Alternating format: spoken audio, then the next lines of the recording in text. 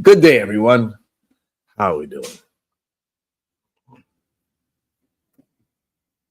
You know how we like to start the show off. When I say good day to you, you make sure you say good day back because I could feel that great, productive energy. Damn it. What's up, young? Good day, Miss Jalen. And welcome to the Wildest Wake Up Show. I'm your host, Sharon Bracey, and every single day we rebel against remedial rhetoric. And today will be no different. We challenge each other's thoughts. We make sure you're not just regurgitating information that you heard from somewhere else. Already, I can't pronounce my words.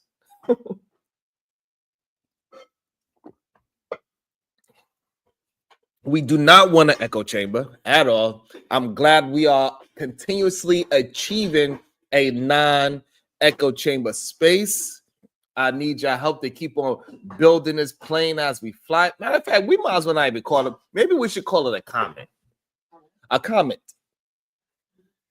Because we don't got no destination. We just flying through the ethos. We just keep on. We're gonna keep on going. We're gonna keep on trucking. What's up, ADS? What's up, Playboy? Salute to y'all. What up, Chris J? And we just gonna keep on moving forward. That's right, Imperious. It is a double standard. Yes, because for some reason, people act as if they can't read stat sheets all of a sudden. They don't want to believe the information that's in front of them all of a sudden. What up, Haitian, the sensational one? Good day to you, sir. For some strange reason, we act like we don't understand what's going on. You know, we don't like to waste no time. We like to get right into it.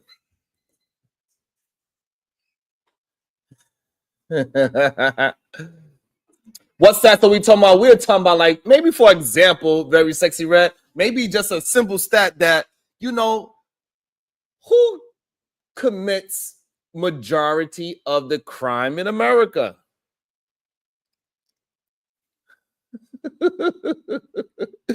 Thank you, Natasha. Damn, I'm stupid too. Damn. I want to know, Imperious, who is committing the majority of the crime in America? We need to be honest about the stats that we read, because for far too long, and that's where the problem lies, Imperious. Yeah, it's okay, very sexy, right? Some people will agree I'm all of the birth. It is all good. What's a guan, boy? How's my accent, boy?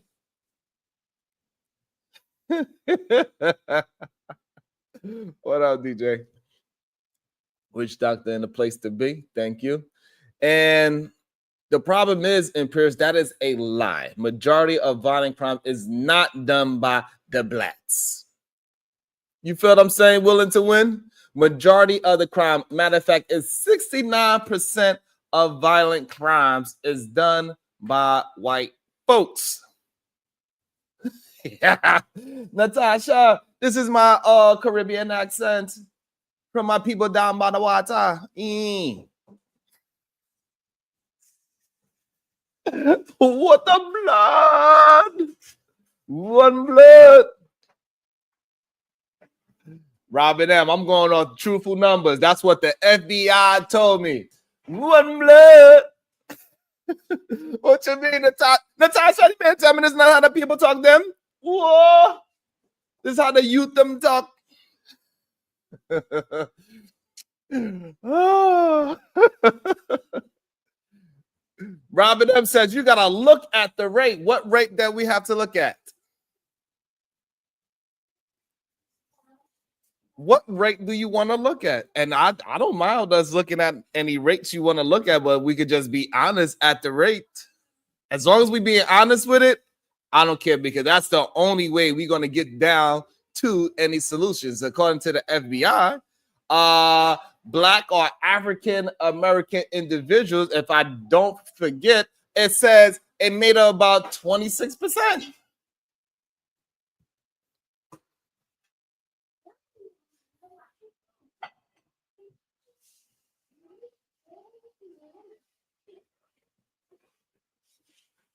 And that's the true stat. But we try to act as if we can't read anymore. I understand the stat of black men reading at they can't read past the 8th grade read level. I understand. I'm willing to deal with that. That is a true stat. Go ahead. Fine.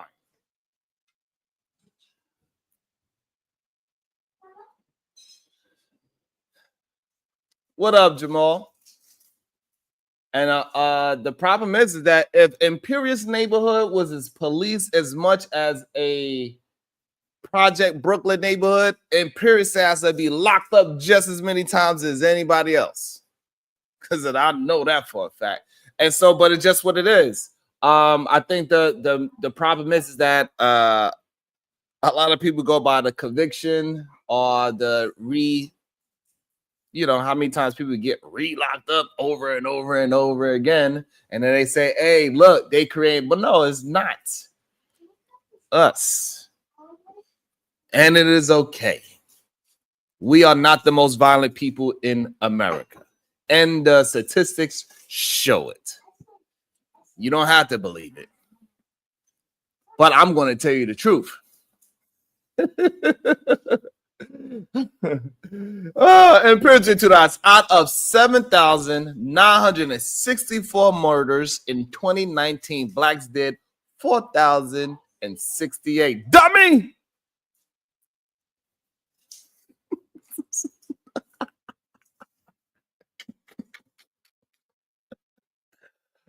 Oh, thank you, Sock by saying re-locked up. I'm re-locked up. They won't let me out. Re-locked up. They won't let me out.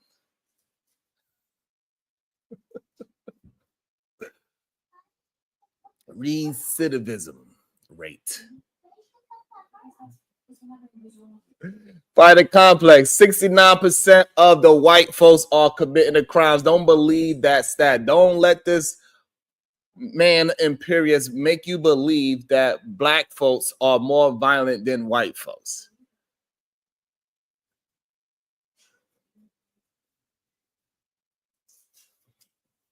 Davey Dix, he said, I don't even know why you even entertain that, silly man. You know what? Maybe he is just in a victimhood state because he gets rejected by his own folks for being not too smart. You know what, Davey? You might be correct. It's a strong possibility. And y'all know how we like to do it. As long as we get the likes up properly, we get to 100 likes, we open it up. Make sure y'all support the show with engagement by hitting the like button, the share button, comment section. Let's keep going. Let's keep it going. We need 50 more likes. Or I'm going to do like, they're going to call me Sharon Sapp. I'm going to close the doors. I'm put on members only. Close the doors. We need that. Hey, Dimples. Good day, beautiful. How have you been, Claudette?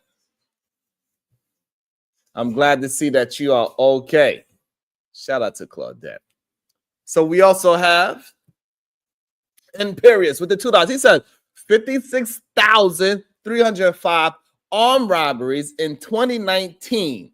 Blacks did 29.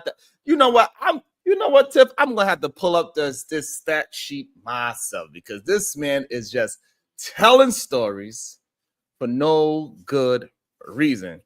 He just be lying to the good folks. I don't know why he be just lying to the good folks like that. He just be telling stories. And I'm sorry, but America is the land of the double standards. It is. So let's talk about America, folks. The land of the free and the home of the free.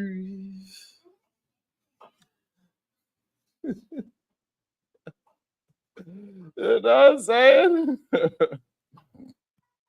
Hey, thank you so much. I got a catch. That says, hey, out in the sun. Enjoy your show. Thank you so much. I'm glad to hear that you are doing well. Thank you so much. I appreciate you. Have your fun in the sun, beautiful. Thank you. Let me play a little song for you. For your little fun in the sun. God damn. About to be a situation. Hey, hey, hey.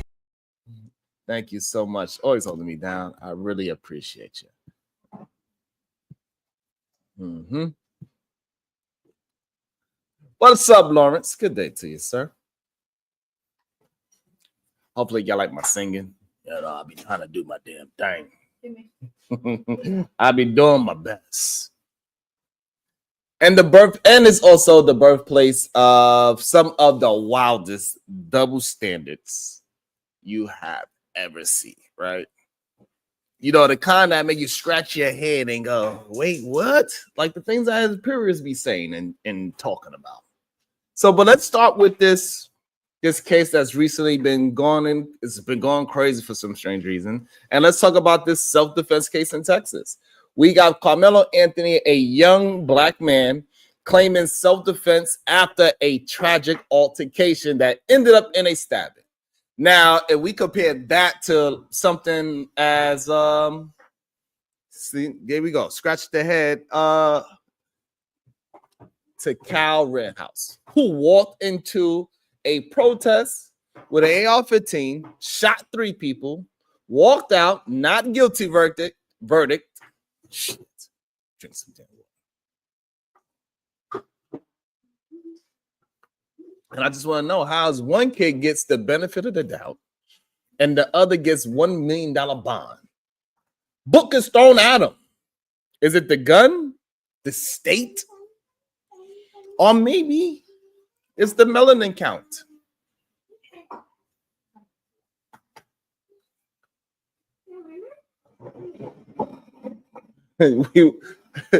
Hey, Dr. G. Good day. Good to see you. And speaking of guns, let's rewind it to all the way back in time. Let's go way back to the Black Panther Party, where back in the day, they walked around with guns, exercising their Second Amendment rights. And what did California do, Imperious? They said, oh no, we can't have none of that. And what did they do? They passed the Milford Act to ban open carry. But let's fast forward to today. And you got folks in Texas walking around in Starbucks with rifles like it's just another accessory. So let me get this straight. So guns are cool as long as you're not.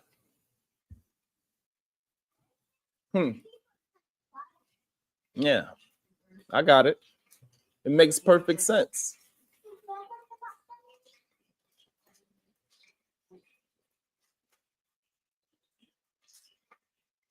It makes perfect sense.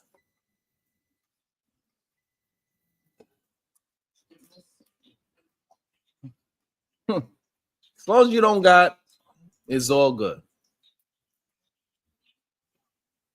So, you know, and it's just weird. Like, it's either we're going to be 4 people standing their ground or we not. And now let's talk about the money, because we know America's like the stock market, right? Because Paris swear he knows everything about the stock market, or anything that we talk about. He is the master teacher, because he loved to call himself a master at some shit. Because nothing says America like the stock market. Under Trump, the market goes up, and it's all like, look at this genius. I told you.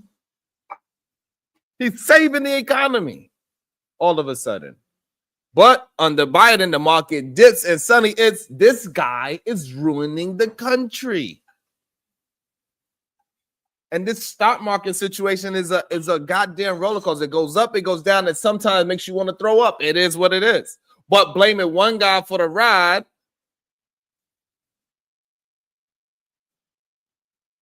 you might as well start blaming your goddamn neighbor for the weather. And so here's the thing that I don't understand, to be honest with you, right? I get it. It even happens in these spaces too, like, which is the weirdest part about it, right? America loves its narratives. It loves to pick and choose who gets to be the hero, who gets to be the villain. But the truth is messy. It's complicated. And it doesn't fit into any of these goddamn boxes that we be trying to shove it into. Just like chaotic truth. Yesterday he came up, he was speaking the truth. Absolutely yesterday.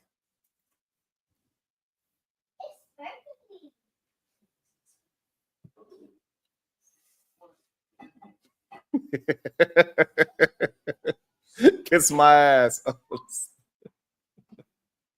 He drink some water.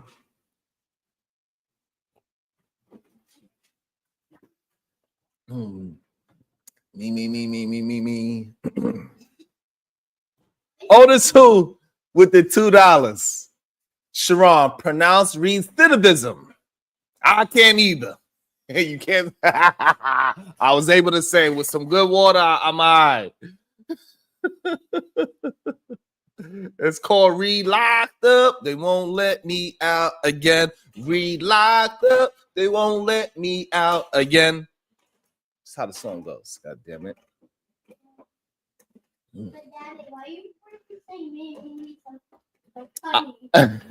I was just having a good time. Because I was working on my singing voice. Do, re, mi, fa, sol, la, ti, do. Me. Oh, academical. Where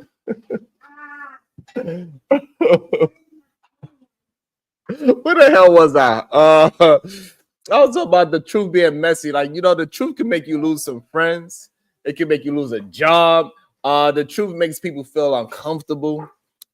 Just like some people, they just can't deal with the goddamn truth, and it's just what it is. What's up, Drake Miller?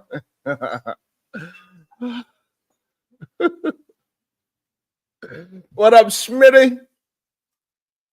You know, I'm just having a good time, man. You know, I enjoy hanging out with my people. Without y'all, I cannot do this without y'all. So I thank y'all every single day. I appreciate every last one of you, especially the ones that actually are not afraid to show that you got some love for me. Whether if I'm right or wrong, you still show me love.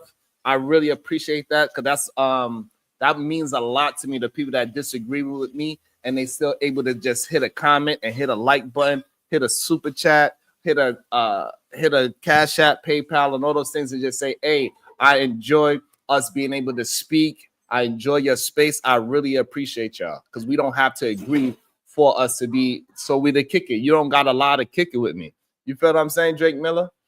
Everybody that's watching, y'all could just hit the like button. Just say, if you never hit a comment, just say where you from. Say what you're doing. Like, hey, I've been listening at work. I'm keeping it moving. I'm in Tennessee. Just keeping it moving. We appreciate y'all.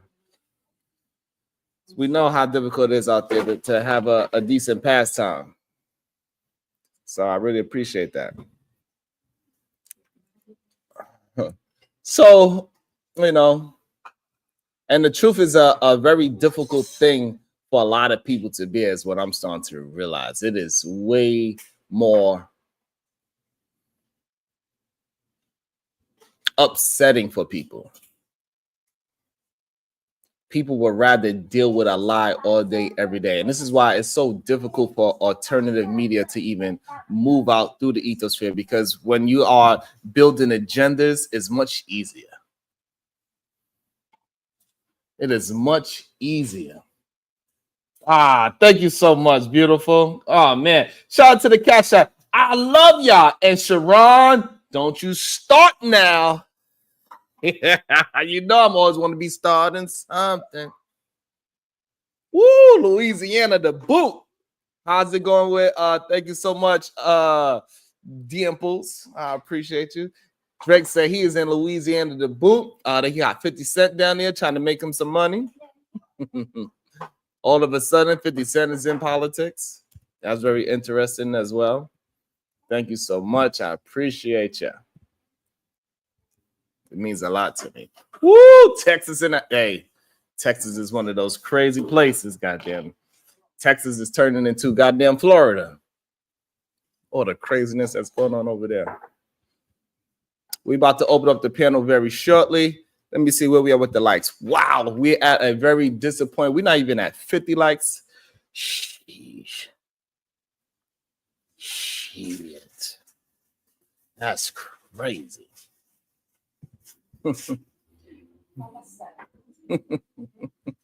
Crazy. Oh, but my last thing about it, like, you know, so what we do, so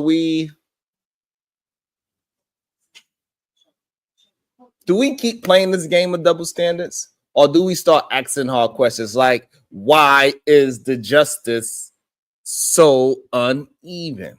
Or why are rights so conditional?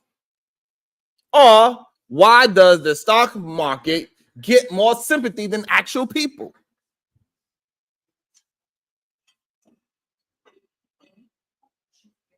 Because in reality, it's not about Carmelo or Kyle Rittenhouse. It's not about Trump or Biden. It's about us, and it's about stories we tell, the truths we ignore, and maybe, just maybe, it's time for us to rewrite the script. Because all of a sudden, I don't see nobody. Thank you.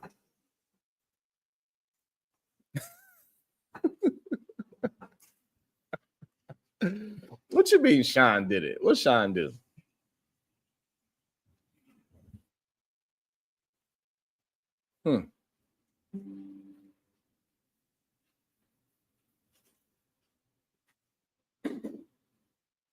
It's about the power.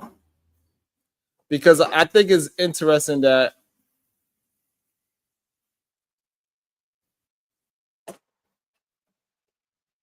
nobody on the MAGA side is saying how Trump is looking weak by keep doing something, re-pulling it back, do something, re-pulling it back. It goes to show that he does not have. God damn it, kid. Maybe stay over there.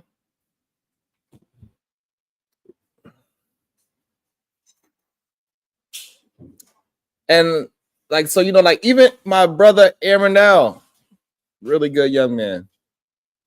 I do not understand how he believes that this thing that Trump is doing, the playing his cards, reneging on his cards, is saying that this is a good thing. But maybe he understands something that I don't see. He said it doesn't make him look weak at all.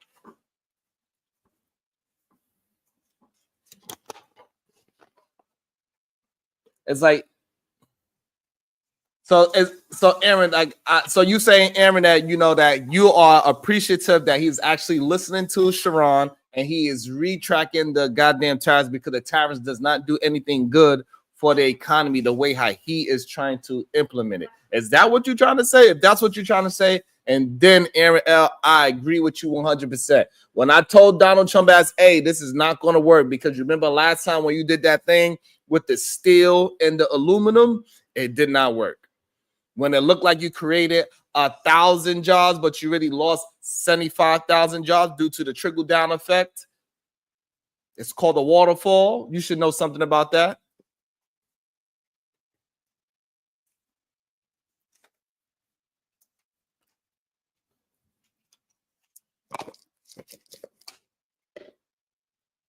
Aaron L saying he actually created a leverage to do what? To retract. What is the leverage that you believe he created?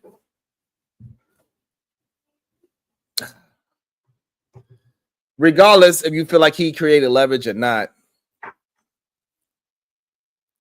the fact of the matter is that he is not moving in the right direction, and he is flip-flopping all over the place. He is not, in my opinion, he's not looking like a strong leader. I'm glad that his cabinet is pushing back and say, hey, you're going to have to revisit the way how you are doing this, because you are not doing it in the correct way. Imperious with the $2. Sharon, you have no money to know what's going on. Well, I just got $2 or $1.70, I should say. And make sure that y'all don't allow Imperius to out bully us and now he's gonna say that he's the only one supporting the show. But still, I appreciate it. It's $1.40 each one. I can't let this white man show out on y'all, goddamn it. Yeah, shout out to my ladies on the Cash App. They kicking your ass, Imperius, like how women are doing in this society, day in and day night. Damn, day in and day night. Can't speak at all, goddamn it.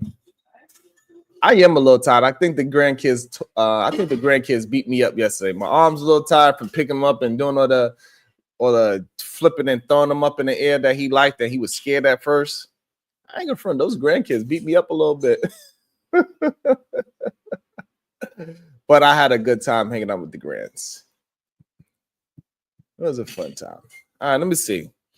So we got some people that they swear they got the answers that I don't have. I would love to hear it. So we're gonna see. We will see. I want to hear it. Hit the link. Explain. Express. Substantiate. Don't just tell me a whole bunch of BS. I did, Davey. You seen it on my face? I don't want to just hear I don't want to hear no BS and say, Sharon, you just don't understand.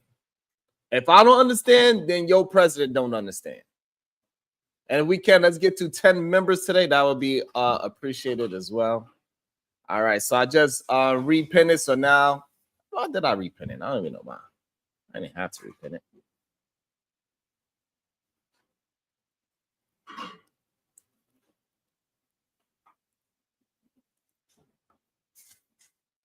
Don't ask me what's my solution. What my solution got to do with what you talking about? Hey, I know that tactic. They be thinking that tactic is slick and smart. So what's your solution then? What you mean, what's my solution?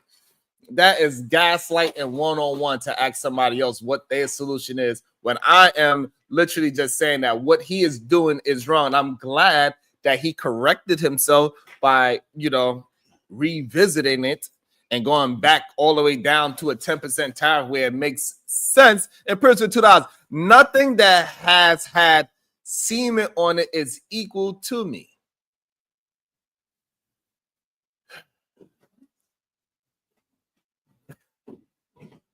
So what about that boy crazy as hell? I don't know how his mind be thinking, but it got a such thing called gay men, and they be having semen on them all the time.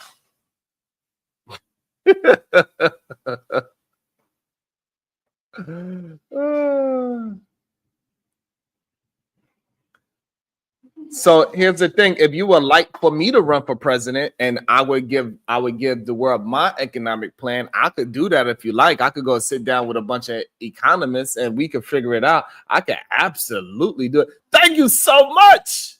I appreciate you, beautiful. Thank you. I really appreciate it. Got to catch up. It says, ah!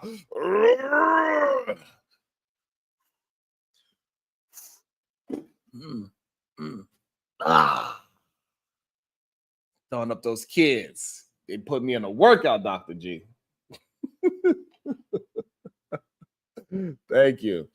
So, but we understand that's how it be going for real. When they don't have nothing to say and they don't want to really criticize they mans in them, which is weird to me. Because it was any other president going back and forth the way how he's doing, hey, they would have been upset. They would have been cursing this man out. If it, you know what's the craziest part about it? If Kamala Harris did the same exact thing, we know for a fact that people like in Paris are saying like she don't know what she's doing. Aaron L would say she don't know what she's doing. Look at what she is doing to the economy. Look at how the stock market is moving. The only reason why Donald Trump is even revisiting the tariff is because the bond market said, hey, the bond market crashed. He had to do something. He had to do something quick, fast, and hurry. And soon as he pulled everything up, guess what happened? Everything was back to a normal understanding of how the world works, because he clearly does not understand it. And it is okay to just tell the truth.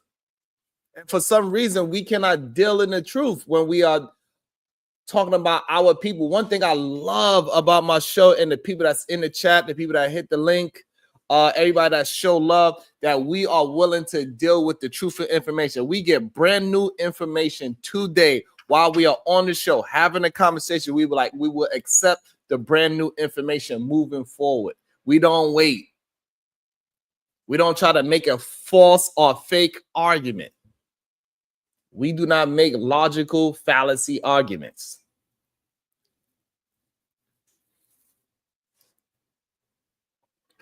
What I know about it is that once Donald Trump realized that the bond market crashed, that he had to lift up all those goddamn tariffs that he did. That's what I know about it. I know the interest rates just went up because of how he is treating the. Come on. It doesn't matter if I know how to do it or not, because I'm not the president. All I'm doing is saying, hey, we need to just pay attention to this thing.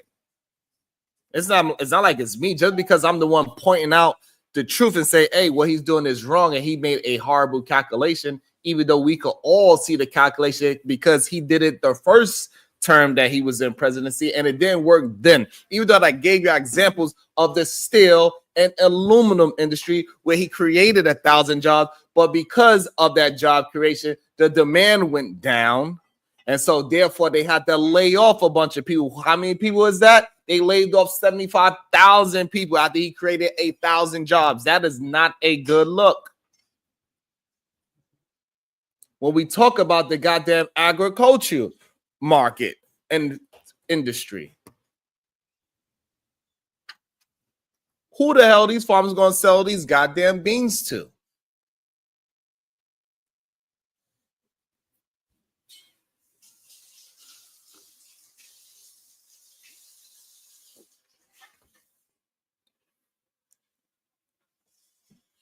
Who?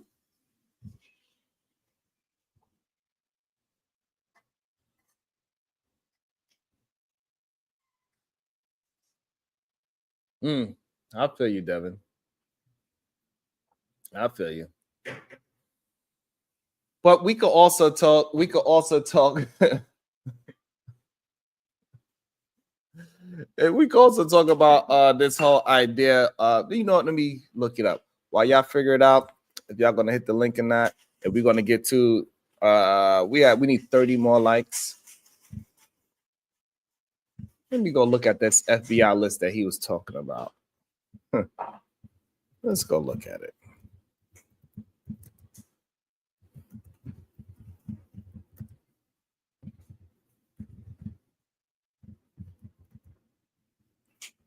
Let's go look that up.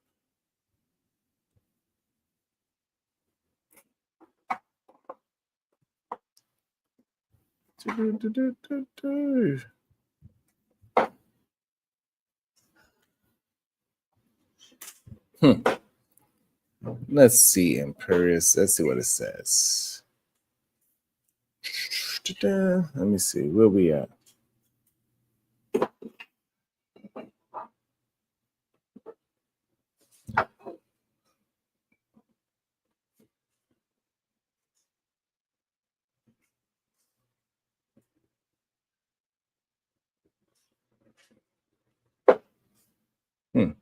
No, that's not the stat we are looking for.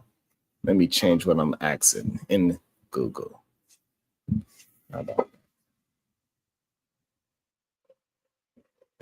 Otis who? And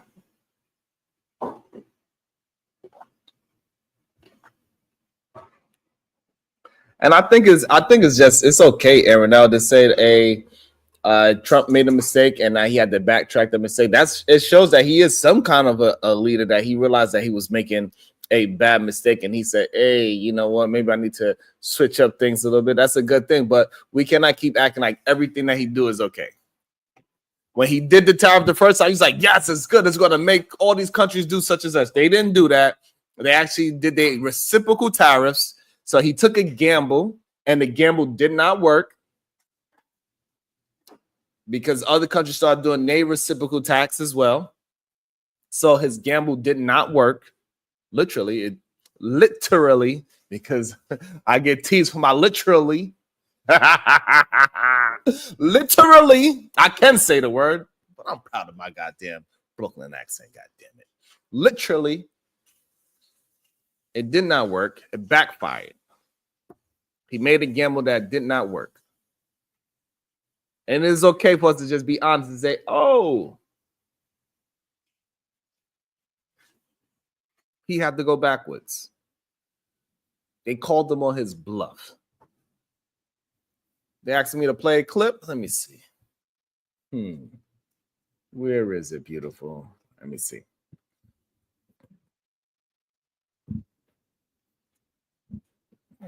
Okay, we can check out this clip.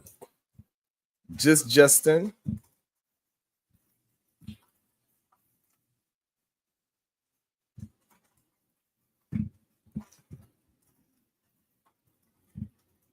Let's see what happened when he lashes out. Let's see what this is all about. Tariffs have been paused? I am, yes. When were you made aware of that? I understood the decision was made a few minutes ago. It's something Sitting here, under discussion. sitting here under discussion. So did you know that that this was under discussion, and why did you not include that as part of your opening remarks? So typically what I don't do is divulge the contents of my discussions. What with are the president. details of the pause?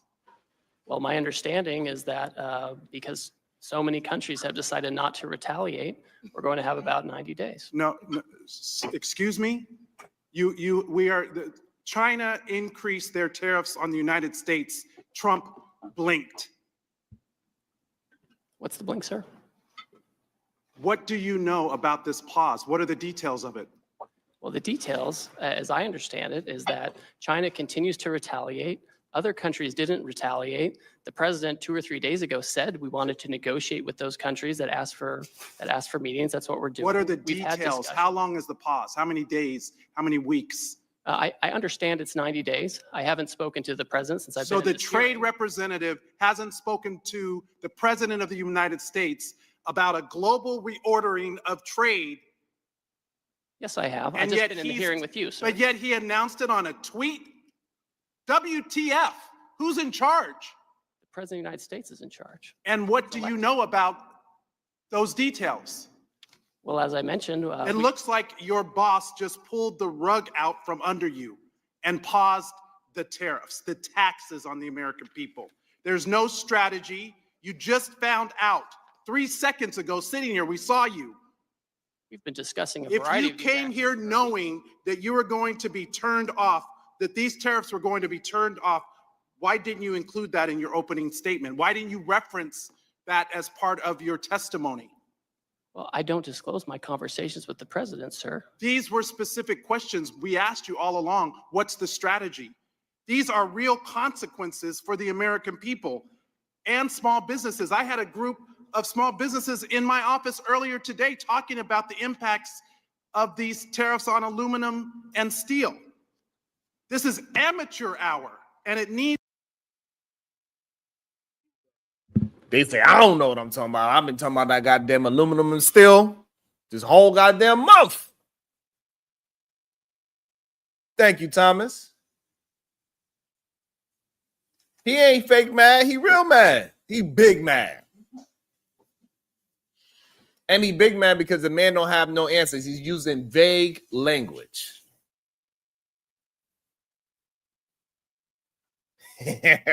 Shout out to Tiff. He big man. He wants some goddamn answers. Why is your president pulling the rug from up? Why is he telling us that he's doing these things from a tweet? Don't let me pull up the goddamn preference, the press conference launch nonsense. That was a debacle, Aaron. You cannot tell me that when he did the Rose Garden conversation recently, somebody pull up that goddamn Rose Garden conversation that he had recently. That was insane. What up, Chuku?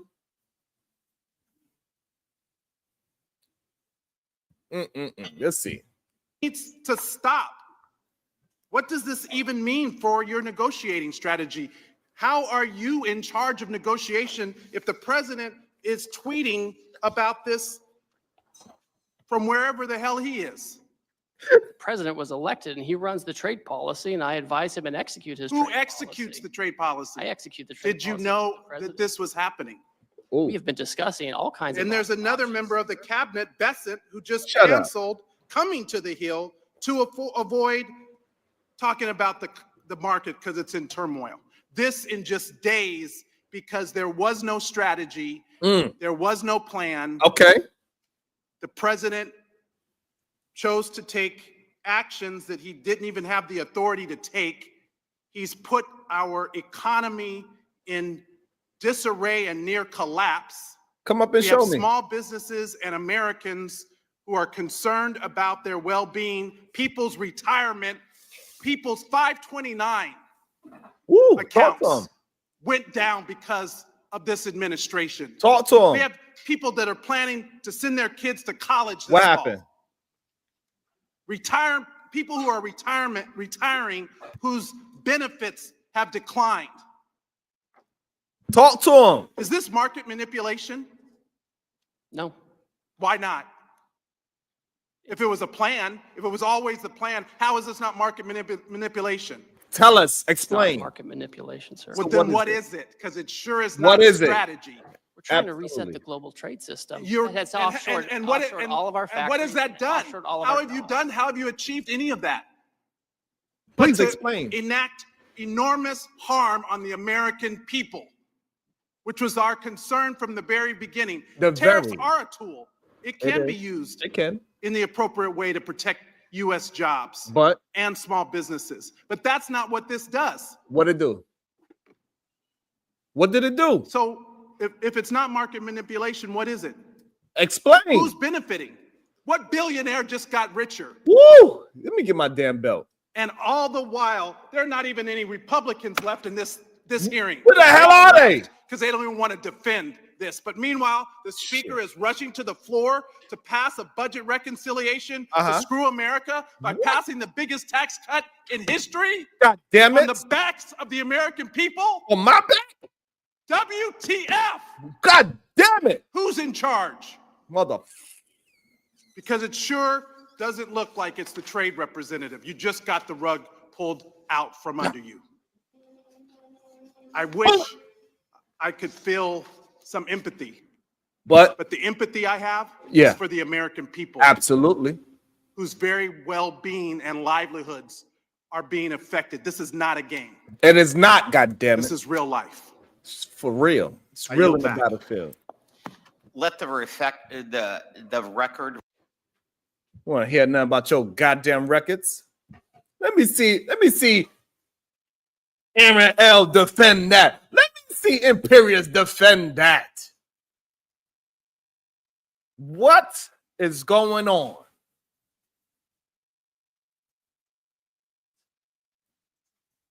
Put that man in a hot seat.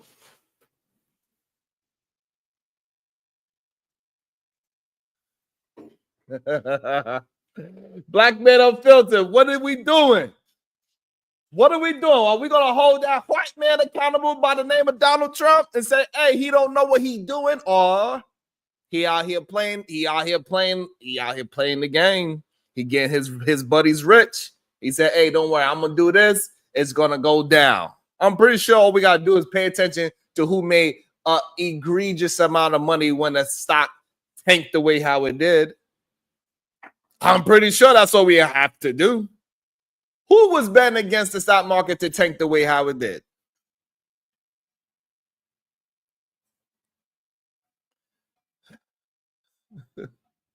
So explain. All right, so that's fine. Y'all saying that everybody else is reactionary and y'all are not. So you saying that to say what?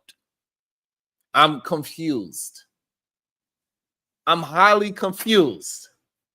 Somebody make it make sense.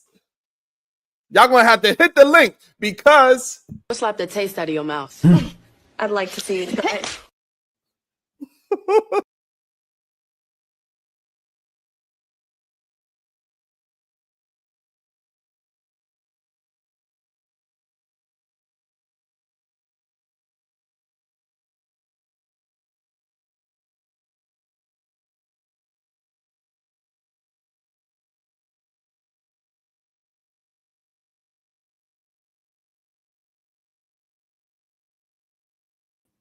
All right, Ms. Jane said you got to double up to kick me, God damn it.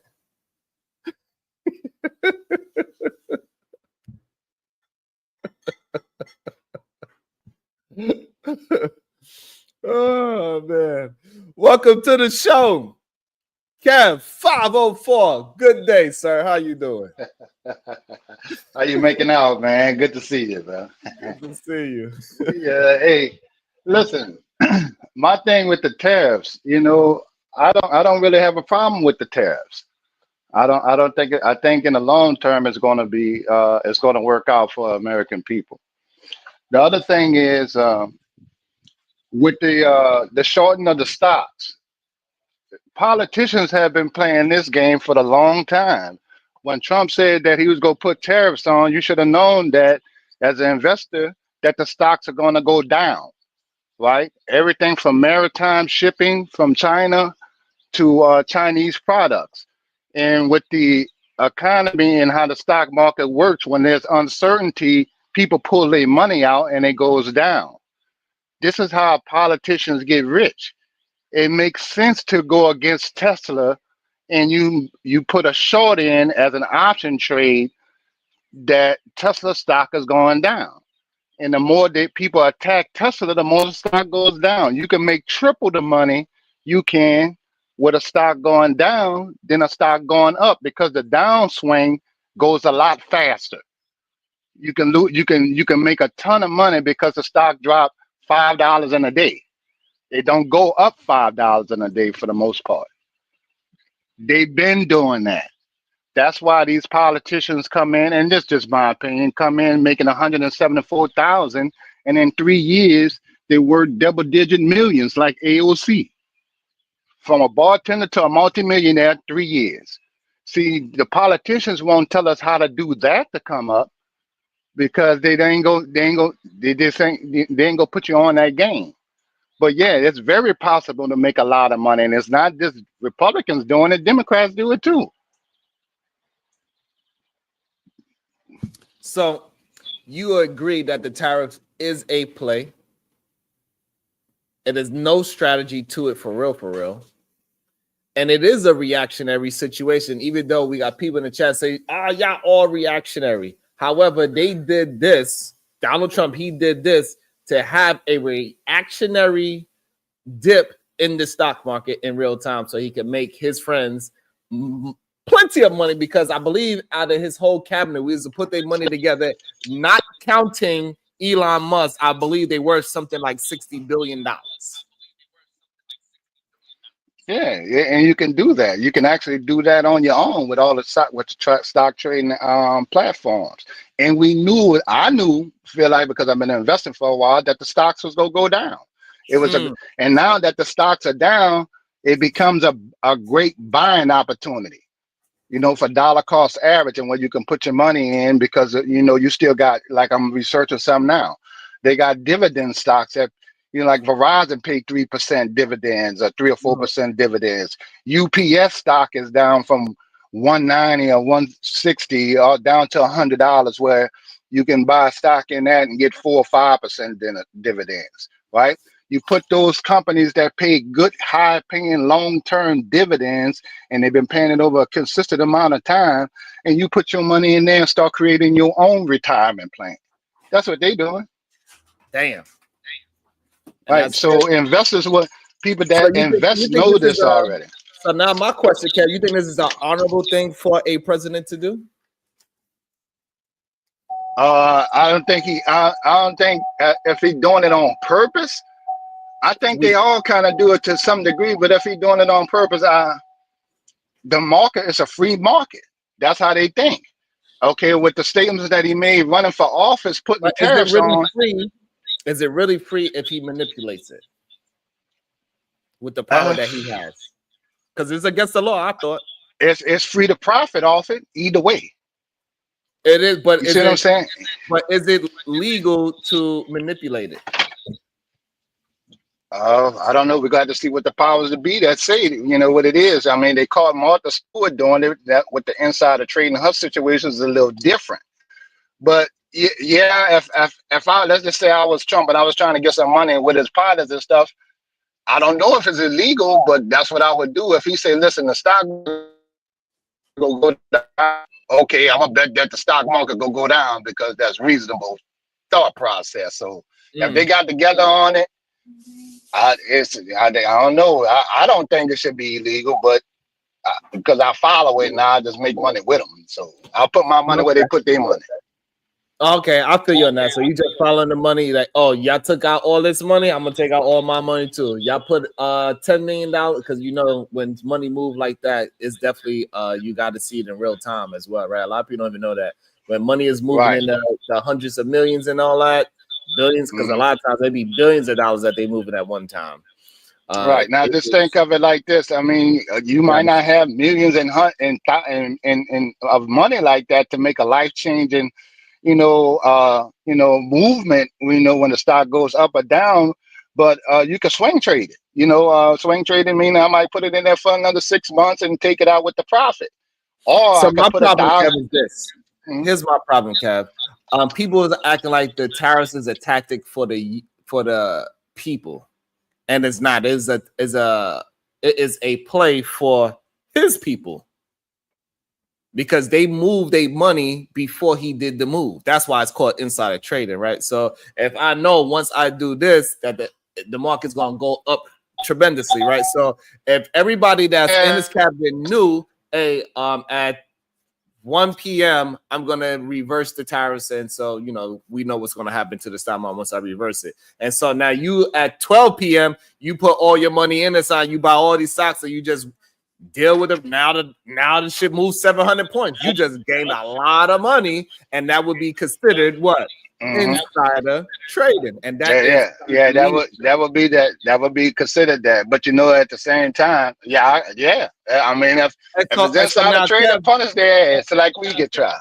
Right. So, and that's the problem, that people like Aaron L acting like he doesn't understand that this man is not doing it for the people. He's doing it for himself. And I don't understand why people would try to act as if Donald Trump doing this play of manipulating the stock market is for the American people, where it's really for his friends. Yeah. Okay, I see how you feel on that one. But it is, get in on it. Put your money where they put their money, man. That's why I keep up with my politics and everything like that. I could tell you some instances where you had Democrats running office and they made moves similar to that, and they profit from it. That's not a new move for politicians. That's why Trump knows this shit already. And don't forget, Trump was one of the Democrats' biggest donors before he ran for office. He donated to Kamala campaign when she was in California. He donated to a bunch of them. He helped out Al Sharpton and all them kind of stuff. Not that I don't got to kiss his ass for that shit, but he know the game. That's like when he was on stage with Hillary Clinton, he said, well, yeah, I did this because I learned it from y'all. Your people do the same shit.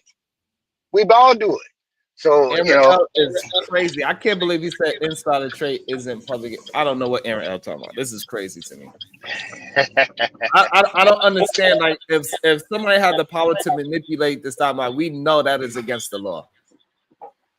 There's a reason why a lot of these goddamn rich men are getting locked up in secret right now. I believe, the guy from American Eagle or something like that. He just recently got locked up. Like, these men are doing some wild things, and they manipulating things, and they trying to act like, oh, I'm doing this for the people. They don't care about the American people. No, they don't. Are the ones that suffer at all. He's not doing it for the American people, because the American people are the ones that are suffering. They cannot afford to put 10 million here and 5 million there and just move it around. Like, they cannot afford that. All these prices, all these jobs that's being affected, this is going to affect the American psyche to make them afraid to spend money. And that's going to affect the economy as well. Well, let me ask you this, and I'm only asking just for just to see where your head at with it. Now, what if, let's just say the Democrats was in and they made moves and would seem like a little insider trading in a particular stock or company goes up that they support. Is that insider trading that they have a particular a set aside? And when I say insider trading, I'm more thinking of politicians or people that know what the inside scoop and they vote on it, and that's a problem.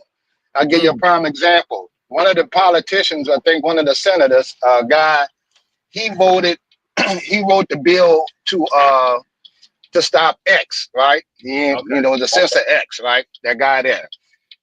But at the same time, he put in almost $2.5 million of his own money into Meta, X competition. You see what I'm saying? Then they pass that bill around and say, well, okay, we need you to sign this bill. Most of the time, the people don't even know what's in the damn bill. Damn. Nancy Pelosi one time said, well, you got to pass the bill for us to know what's in it. Ooh. That kind of shit, right? So that's where you get all that pork and stuff and bills and stuff that frivolous tax money going to places we had no idea that we sending our tax dollars to overseas.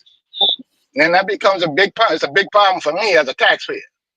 And I want to let Pink know she's absolutely wrong. The stock market is a way to own a piece of a company. So as long as you have a stock, you own more than just podcasts and microphones, ma'am.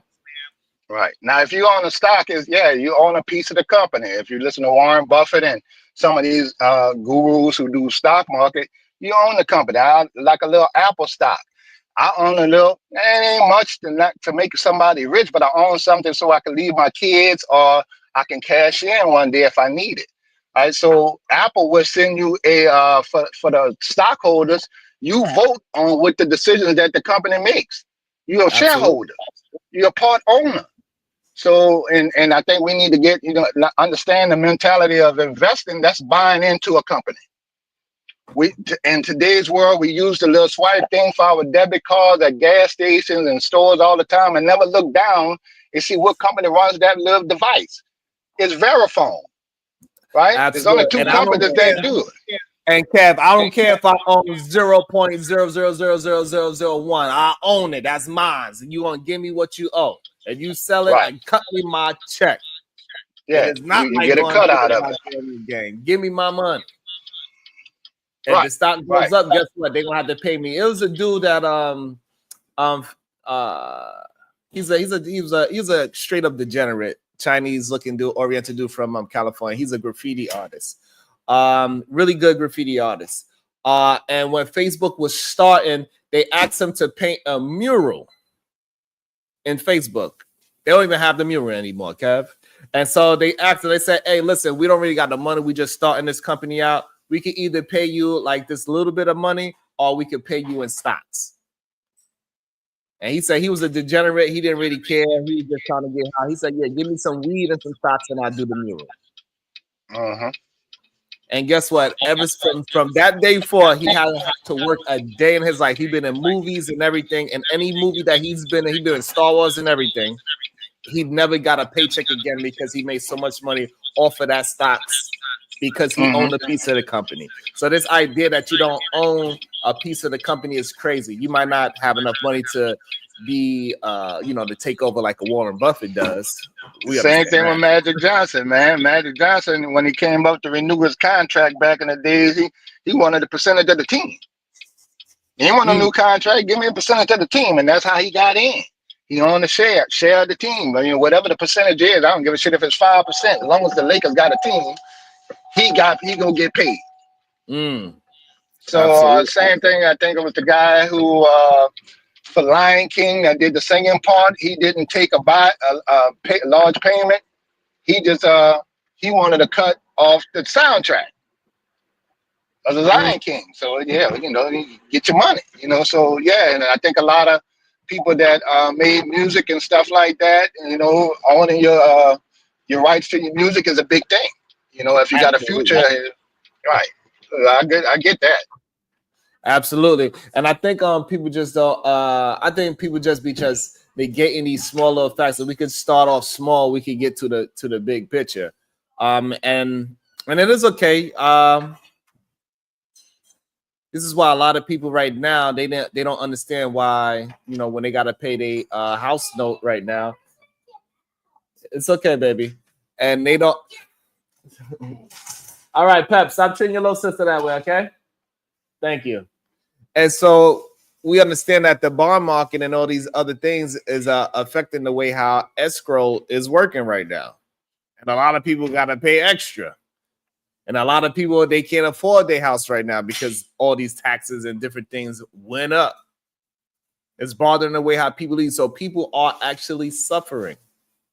People was not expecting they goddamn payments to balloon the way I did. Some people had. Oh yeah, see that's always a problem. Now let me tell you about that, because they took balloon rates, a lot of mortgages, right? People that took mortgages, they should have learned their lesson in 2008 when 1 in every 5 homes was getting evicted, right? So because when the market crashed under Bush, balloon rates were tied into the stock market.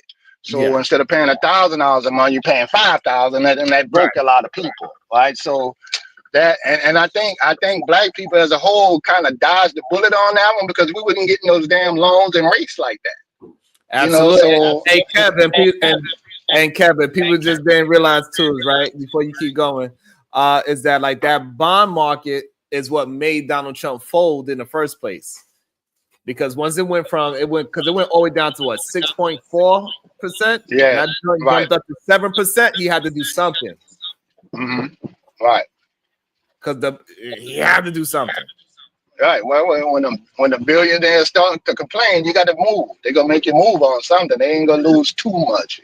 They'll play the market game, but when the bond market does, that's definitely affects. But I don't really buy into the whole doom and gloom thing, because I think the market will rebound. It'll shake back. Eventually, of course, everything's gonna get, but we do gotta pay attention. It's not about doom and gloom, it's about seeing the writing on the wall. So we understand that if he keeps these goddamn tariffs the way how it is. Good day, Fig. And I'm just gonna mute you when I'm talking, okay, because you have a little bit. Let me see if I can fix it myself. Hold on, let me check your mic. Let me see if this works. That's my mic? Yeah. Okay, I think it's better now. So like if Apple wanna keep they production in China, it look like they trying to figure out if they can afford to move or not. But if they was to keep their production in China, and they want to keep their profit margin the same, they just say if they want to keep their profit margin the same, because usually big companies, they don't want to change their profit margin. Hey, that same iPhone, this little thing here, yeah, it's gonna be like $2,000 to $3,000 now. If they keep the same profit margin, they're gonna have to figure it out. Now I think China go cave. I think they go cave with the tariffs. And my reason for thinking that, and I'm only guessing, I don't know. We all kind of sitting in the same game as Americans, but because we sell so many products in China, it doesn't really hurt us. China sells so many products here. It becomes a base of the economy. We the biggest consumers in the country, in the world. Damn near probably the world, probably. We the biggest consumers. China don't sell any of our damn products, little or none. So, well, but Ken, that's a misunderstanding on why they don't. When we say that they don't buy our products, we really talking about like the automotive industry. It's because our roads are set up different than theirs. That's the real reason why our cars do not really go to other countries like that. Our cars is big. They're not good for tight turns. It takes up a lot of the road. It's just a different mentality. That's the real reason, though. Not because they don't make it. You know what I'm saying? It's just a different lifestyle. It's much smaller. Like even they don't even have garbage. You know what I'm saying? Their environment is very controlled. I understand what you're saying. Yeah, so even if you wanted to buy some products or more products and stuff like that, if the government don't let you, don't want to sell the same formula Coca-Cola as we drink, the shit that's killing our ass, they ain't gonna sing fructose corn syrup in a lot of countries. So yeah, I get it. I definitely get that one. But I think the tariffs will work out. And then the other things, like I was looking at this morning, at how the tariffs are affecting Chinese, and then there was some videos of people saying what they was doing, they closing down a couple of warehouses and stuff like that. And that the guy was like, he ships a lot of stuff to the United States, so he gonna have to go to another country, ship to another country, which explains why tariffs are put on everyone. You know, small islands and stuff. You can't move the production even the island with penguins on it. Right. It could be an iceberg. They're gonna say put the taxes on us. So we're gonna have to see how it works out, though. So, but the only problem that I have, the only really problem I have with it, Kev, is that we don't know. It's just a gamble, and I don't like the gamble part. And we just hoping everybody cave because America is such a big. They have such a big consumer because we have 300 million people that's willing to spend some goddamn money. It's a crazy. I don't think it's gonna be a situation like it was in 2008 when the country was broke and we was really under the bucket. You know, I don't think it's gonna be that bad, even with because we didn't even know how the damn economy was gonna shake back. Obama did a decent job, bringing the country back from complete brokenness and failure. He did a great job of that. Absolutely. And no, I don't think it doesn't look like we're heading towards that, but it's definitely on a decline. And I just don't see. Well, actually, I do see it, right? I understand that the tariff thing is just a gamble. It's rolling on the dice. It's banking on that we have so much buying power over here that other companies like, okay, we would change our mind, right? That's what he's banking on. He's gambling on that. However, if everybody else come together and say, hey, we're going to retaliate, that's where the problem is. That's what happened. The bond market responded. The interest rates went up. People started to worry if they're going to be able to keep their house. Nobody wants to buy because the interest rate is too damn high to buy. Nobody want to buy a house with a 7% interest rate or even higher, right? We want to try to get it down to at least 5%. That would make people a little bit more comfortable. Yeah, you get that 7% with a bad loan. You know what I'm saying? Now it's not the time to really purchase a house; it's more the time to save for one. And then so we understand that's the only problem I really have, Kev, is that when people are talking about this stuff, but it's not just that. It affects a lot of things moving forward. I get it, most people are not versed in dealing with escrows or dealing with their property tax and understand why it's going up and down, the left and right. Because they tell you, hey, listen, you pay $2,200.34 and you good. And you pay that exact amount all year, and you come back, you owe $5,000. You're like, excuse me. Yeah, that hurt. you're like, what you mean? I owe you? Did you make a mistake or something when you told me I owe you? I'm supposed to pay $2,234 every month. Yeah, that would hurt, boy. Yo, Kev, and then they tell you, no, I did not make a mistake. You're like, okay. So I paid you the $2,234, and you tell me that I owe money, $5,000. How is that happening? Because you didn't pay enough into the escrow. Like, but you told me to pay you $2,000. Yeah, you told me the payments was just $2,000. Yeah, they don't understand how that's going to hit you at the end of the year. That's what the market has changed. You know who I'm really concerned about? Was definitely who's going to get one of the people that's going to get impacted the most is the farmers, right? Because remember back in the day, a little while back, we had some issues with the soybeans and China, purchase of soybeans. We also have some major issues with the black farmers, right? Black farmers have been trying to get some kind of relief since the 70s. We lost 97% of our black farmers since the 70s. Now you have these same white farmers asking blacks to help them with, with protesting and shit because they're about to take a hit and, that kind of thing, like protest with them. I'm like, but hold on, dude, you just got some nerve. You ain't come help them. So, the farmers and I think the soybean or whatever crops, because China buy a lot of our crops. That's why they're trying to build in Africa so they can grow soybeans and pork farms and things like that. But there's solutions to this. the black farmers have been getting, messed over since the 70s, right? So why not give the black farmers and get, the incentive and stuff like that to get them back afloat. And when we talk about farming, we're not just talking about soybeans and vegetables. There's also chicken farmers. The eggs too high will incentivize some damn farmers to grow some more eggs. Like grow some eggs, ain't that some shit? But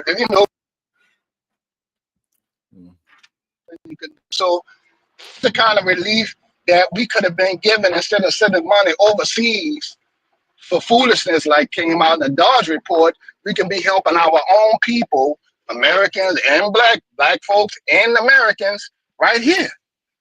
That's my problem with the Democrats. Why are we sending stuff overseas for 300 million here, 200 million there, and stuff like that for LBG and incentives and that kind of dumb shit there to Afghanistan? That's crazy. So, and it was up to 2 trillion. I know surely not all of it is up to 2 trillion. I give them a little break and little wiggle room. But goddamn, all of that went overseas, and you help nobody here. Now the Democrats be hearing us talk about these things and what we need, but they ignore all of that shit and send it overseas. It's a very easy fix. It's an easy fix. Incentivize the people here for the things that's needed here. And can we get some small business loans, some stuff like that? Yeah, and I agree. Both parties need some help, and I think that's the issue that people tend to have. They want to just lean on just one side. We got to hold both parties accountable for when they do something stupid or wrong. And it is okay, but for some reason, especially on the internet, it's okay for us to have the standard of the Democrats is wrong, but it's not okay to have saying that the Republicans did something wrong, even though clearly in the clip that they sent, the Republicans don't even want to answer these goddamn questions at all. This is good. Not too bad. She hooked it up. Yeah, no, they don't want to answer that, and I think it's gonna always be another something that they're gonna try to keep putting in. Nothing, and with the Supreme Court ruling that you can't be held accountable as a president for crimes. It's wide open. We know he was gonna have open season.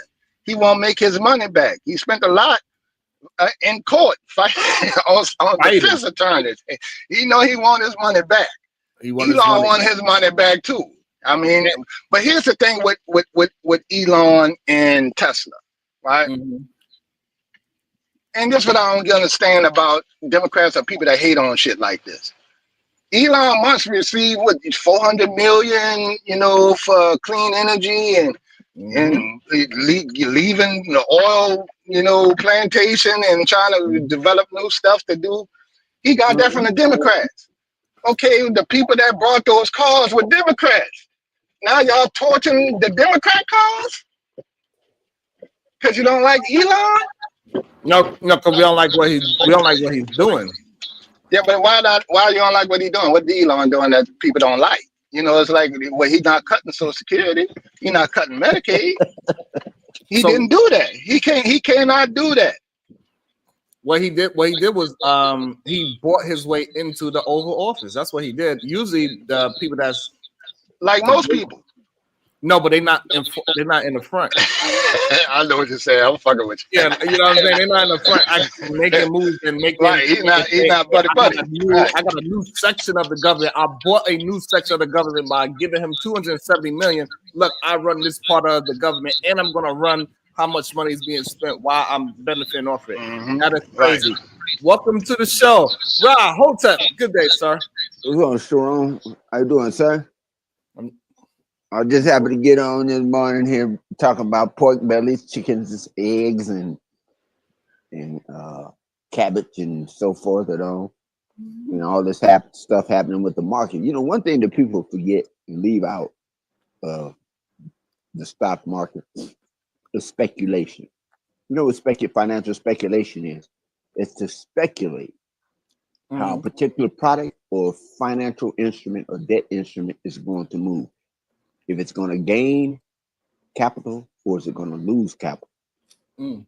And within the stock market, whether it be pork bellies, precious metals, or whatever, if economy begins to contract to a point to where people hold on to their money and don't spend and or invest, it causes instability within all markets. Now, the problem, brother was saying, that what did Elon Musk do? First of all, he has no cabinet position. He hasn't been appointed, has no judicial or executive authority to do any of the damn stuff he's doing with those. That's first of all. Second of all, he was a foreigner. And if you look at the history of his father was a Nazi, and plus they're Boers. They were the same people that helped orchestrate the apartheid in South Africa under P.W. Botha and de Klerk. This is what people don't understand. Now, and I noticed the brother said, at least they can help blacks and Americans. He delineated, and I'm glad he did that, because this is what we don't understand. Blacks and Americans, real Americans, don't have to protest and vote. They don't have to petition the government for anything. All they have to do is show up. And what I mean by that is white Americans. See, you know, there was no constitutional act to give them the right to bear arms, free speech, vote, so forth. They inherently, by birthright, based on racial classification, got that right to do those things, which we had to march and protest and petition the government to get. So that lets you know who the real Americans are. And I'm glad the brother pointed that out. I'm not into gloom and doom, but I'll tell you this. Money is basically created out of nothing, thin air. Money in and of itself does not exist. It is created, coined, and circulated by the treasury, and then it's loaned into circulation for an interest. And they use a method which is called fractional reserve banking, which means for every dollar they loan, they have to keep $10 as backing for the failure or the decline of that note that they. That's what fractional reserve banking is. But another thing people are leaving out is the purchasing power of the U.S. dollar is on the decline. It's been on the decline ever since 1976. It's been on the decline. Now, I'm of the age when I remember when gas was 15 cents a gallon. I remember when a bag of chips cost you 5 cents, and it wasn't air that filled up the rest of the bag. It was all chips, all the way to the top. As soon as you open them, chips start falling out of the bag. But what most Americans don't understand about tariff and the global market of exchange is that the cost is passed on to the consumer of that particular product or that particular item or that technology that is made on cheap labor, then it's marked up and then exported to the consumer country at a higher rate. So when they import it here, we buy it. The person that buys it from the supplier, they pay an extra cost, and then they pass that cost on to us. You know, so people need to keep some of those, either learn how the economy really works and understand how it moves and what a bear market is and all those type of things, and what a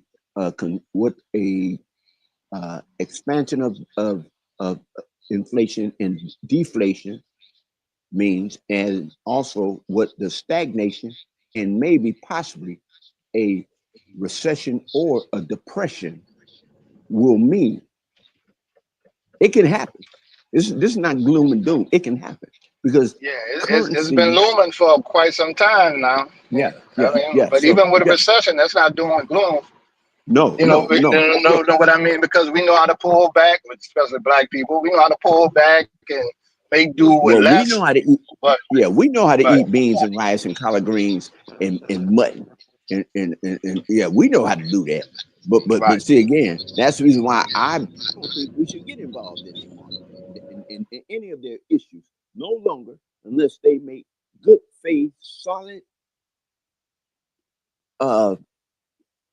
bonds and alliances with us, and show by not talking but by action that they're willing to make and set these things historically that has been imbalanced, incorrect, and unjust against people that are classified as black in America, and pay that check, pay that reparation. They're gonna keep going into this until they pay that reparations.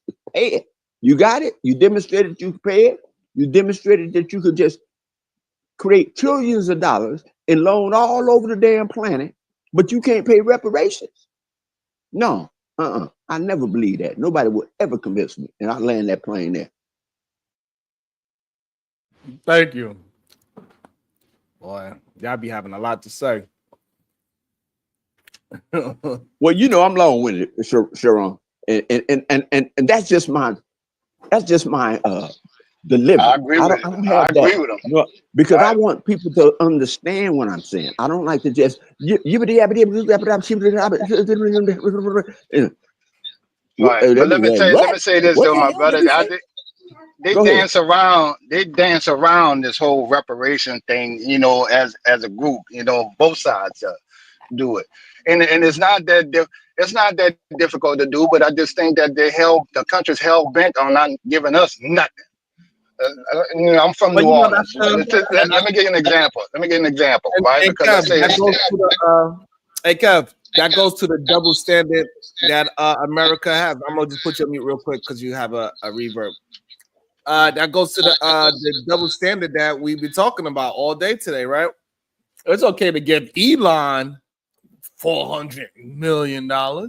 It's okay to give, the small hat community. It's okay to give the Japanese. But as soon as we say, hey, they say, well, how are you going to do that?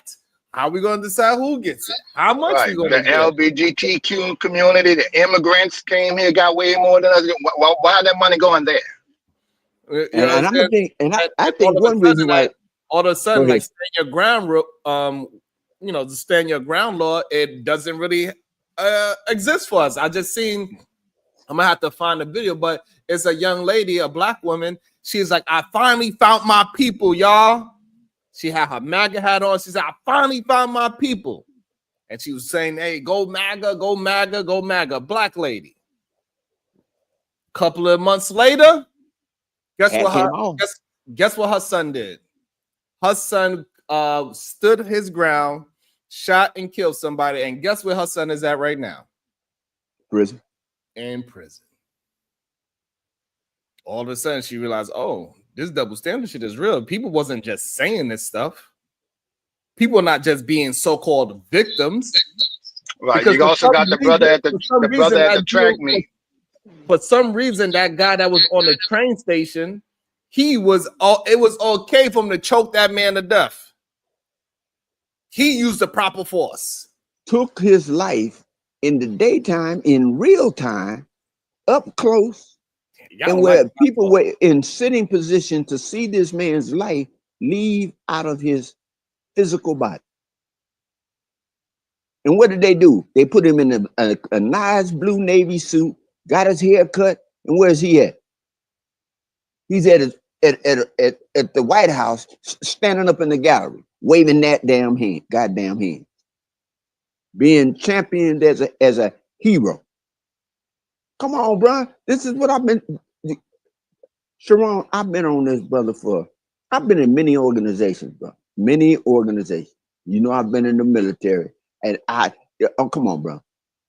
I'm not people say, well, how you been in the military and you talk like, hell, I was brainwashed. I'm not the person that I was. I'm not the person I am now that I was when I was in the military. I was all hip hooray and G.I. Joe, let's go get them and hoorah and hip the roo and just show me the enemy. Just show me the enemy, master. Show me. Is that him right there? I shoot him. No, man. I grew up out of that shit, bro. Because as soon as I got home and got out of that uniform driving down the street, I was right here on one of the main boulevards in Los Angeles. I was on Manchester. Get pulled off, show them and actually I purposely gave them my military ID so they can see that first. And so I also want to say this. Stay on ground doesn't mean to touch me and see what happens. No, it does not. However, we still got to go by what the law is saying that people done did worse. It's either we're gonna go by a moral stand ground or we're gonna go by a lawful stand ground. We cannot play both sides. That's the only issue that I have. Whatever is good for the country is good for all the citizens. It doesn't matter what color they are. Doesn't matter what class they are. Correct. If we're gonna say that somebody can stand their ground at a goddamn traffic light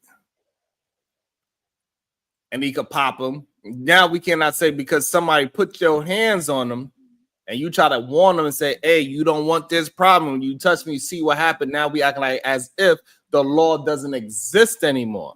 He does not have to back down. And from what I'm understanding, as we keep going through the through the information, all I wanted to be is to be fair. Deal with the information. We go with the information. If the law was good for this person to do it, then it has to be good for that person to do it as well. That's the only problem I have. Now, when we talk about the moral standpoint, that's a whole different conversation. I don't think nobody believes a fist fight should turn into somebody dying from stabs or bullet wounds. I agree. Right? Everybody want a fist fight to stay a fist fight. It shouldn't go into the next level of stabbing somebody just because you are fist fighting somebody. However, that's not how things done in Texas. When I was coming up, that's not how things done in Florida. Yep. When I was coming up, you get in a fight in the gymnasium or in any athletic function on school campus. They always the coaches always had 10-ounce gloves, about 4 pair of them, and you would put those gloves on, go into the gymnasium where the rubber mat is, and you would square up, assistant coach and a coach, and you would shoulder it out, you would fist it out, and then after that they make you take the gloves off and shake hands and say this is over with. This is over, right?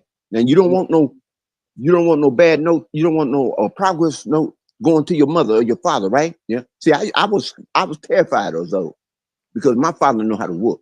He didn't whoop like, because he was a Korean War veteran. He can whoop good, man. If you know what I mean, he can whoop.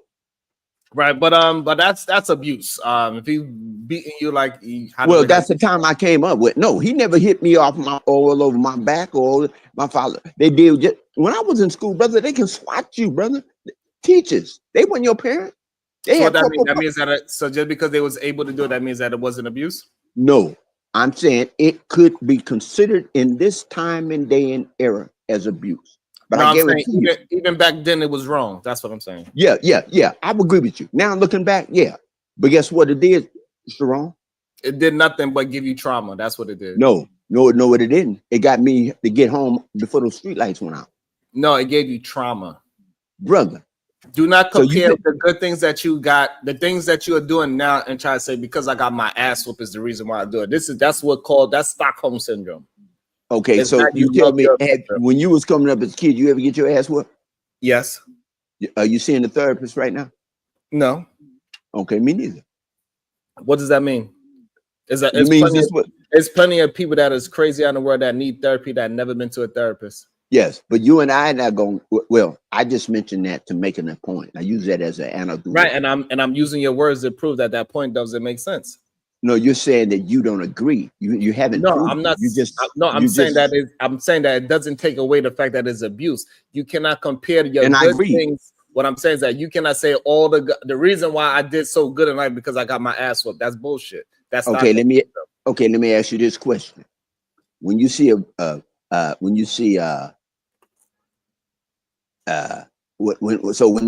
I seen water hoses sprayed on black women and black men, police grabbed black women and children and they father out the car. And I witnessed that as a child. Say it again. I said, growing up in the 60s, when driving home, you see one of your uncles or your parent being pulled over. Mm-hmm.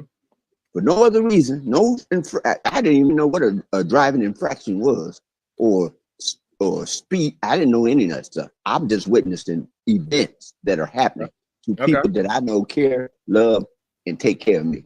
By people that did not look like me, nor did they live in the community that I live in. Okay. They didn't live across the street at Big Mama's house. They didn't live in our house. And if I witness that, is that Stockholm? Or is that a trauma? I should go see a specialist, or I should be able to talk out or deal So you with. asking me, should you go see a specialist because you got pulled over? I'm not No, understanding. because my parents did. I remember the Watts riot. I was living in LA. I'm confused about I'm saying to you. How does that compare to abuse? I'm saying, have you ever gotten to you see, when you put the word abuse, have you ever been bullied? No. Well, not successfully. Okay, but it was attempted bullying on you, which is abuse. It may have been by kids, but it was attempted bullying, right? Uh-huh. Now we've all seen kids bully children. Right. Or have you ever seen a teacher snatch up a student? No. Oh, okay. See, we're just talking about two different areas, bro. No, but I agree with regardless, no, I agree with you. Regardless I agree with of different errors, I don't understand why we're trying to make an excuse for abuse. No, we're not making an excuse for it. You're saying what you're saying, and I accept it. And see, this is agree to disagree. No, ain't no such thing. So it's either what you went through is abuse and you went through trauma, but you cannot not say because I'm happy that I went through all those abuse. And no, I didn't use the word happy. Without being abused, I wouldn't have came home with the streetlights. That's crazy. No, that's your no. You're adding that to that because I didn't say that. See, I notice a lot of times when on the panel on platforms we use what I would call like this word chess or word fencing, and no, in the majority of those words you use. What you said was when I got my ass whooped, that's the reason why I got home at a certain time at night. No, okay, I said that, and I would say this. And it's saying this to a person that feels or has the feelings that you have, or have the perspective that you have on that. Then I'm cool with that. I'm okay with that. This is what people do not want to do and don't understand. They believe the world and society has always been the way it has been for the past 30 years to 40 years. What I'm trying to tell you, I, as a child, do not and did not control the society in which we barely do. I would say we control less of that now than the time of segregation. What you mean? Control less of what? What I mean, economics, education in all the major 9 areas. Black people were more. I remember. So what I'm saying to you, you're saying that abuse and that Stockholm and all that. I'm just saying, looking back on it now, I can classify that as that or say, yeah, that was that. But that's what I went through. I don't have no time machine to go back and reverse that or reverse socialize that. And look at what people and kids are doing now, and look what's being done. I absolutely can say that he was abused because what he's explaining an expression is what we would consider abuse. Okay, let me ask you this question: what does abuse look like without a person saying, "Well, I was spanked as a child, or my parents did spank us," and so forth, They didn't just off the jump, just start. Where's some kids? I need some kids to whoop. It wasn't nothing like that. It wasn't like that. Okay, but it was still abuse. I didn't say that it was any kind of way. I'm talking about the ones that you explained. Let me ask you a question. You should not be putting your hands on no entity. You shouldn't be putting your hands on your dog, your children, your wife, human beings outside. I don't put my hands on none. You should not be putting your hands on none of those things unless that thing is attacking you. I didn't spank my kids. Why not? And I was 5. Because of the very reason that you said. I got older and I matured into and began to understand the world from my perspective as a man. Taking the bad and the good of my parents, or the traditions of my parents, and the best of the traditions of my parents. That's what I'm saying. And I chose. All right, so all I'm saying is that's fine. So All we gotta do, label a thing a thing. Majority of people that got their ass whooped, they not whipping their kids' ass because they know those ass whoopings did not make them better people. It did not make them go to school and get good grades. It did not make them more respectful. What it made them be was fearful. They was afraid to come home at a certain time because they're gonna get an ass whooping. They was afraid to not do good because they're gonna get an ass whooping. Yeah, no, I get all that. I get all of that. It did not make you a better person, and people need to start expressing that so other human beings will stop abusing their children because they think it is okay because they got their ass whooped and they made it through the ass whoopings that now they got to pass on the tradition of whooping their children's ass because that has happened in a lot of for them, and it's not a good thing. We know it's not good. There's studies on it now, and people still want to say it is good to put hands on people. No, I don't agree with that. Literally, this kid got himself deleted because he put hands on somebody. You gonna go stop? No, and I'm saying you might disagree, but hey, hit the link if you disagree. No, what I'm saying to you, Sharon, is we can go on and on about this, but you're missing points that I made. Is that I got to a point to when I had my own kids, I did different. And I think that's a correction in the tradition or in the behavior in which I grew up in. That's what you're missing out on. I'm not missing out. I'm hearing your words. I'm just so at the same time, I'm not saying it's okay that you can accept correction when I'm just saying, hey, don't try to put goodness out of abuse. There's nothing good comes out of abuse. Don't say no. I was just telling you. I did all these good things because I got abused as a kid. No, that's horrible. No, I'm not saying that. You don't realize you said I'm telling you that's what you said, but you act like you didn't realize it. It's okay if you didn't realize it. Then BMU, you're wrong. That scripture is not about whipping no kid's ass. It was about being a shepherd. It didn't have nothing to do with a goddamn human being. Oh, I don't know what that meant. I don't know what that. Somebody talking about scripture because I try to stay out of that book. If you don't know, it's fine. And no, so I know what it is. This is talking about it's okay. So this is talking about a sheep. He who spares the rod, whooping your children's ass. Black man, I feel it, and we know that putting your hands on individuals is not a good thing. And I don't know why we keep trying to fight for the rights to whip our children's ass. Let me ask you this, Sharon. Would you go fight for your country? So will I? See if you was say like they upped the draft age to over your age, and there was a new law or executive order, and it was changed. It was an executive law and also a judiciary and congressional law that changed. But just tell me what you're trying to say. You don't gotta ask me that. But okay, well, I'm just trying to say that. Have you ever been in a fight? Just say what you gotta say. You don't gotta. No, I'm saying what I'm saying it. Right, but what the question doesn't whether if I did or not doesn't mean anything. Oh, okay. Okay, let me ask you this.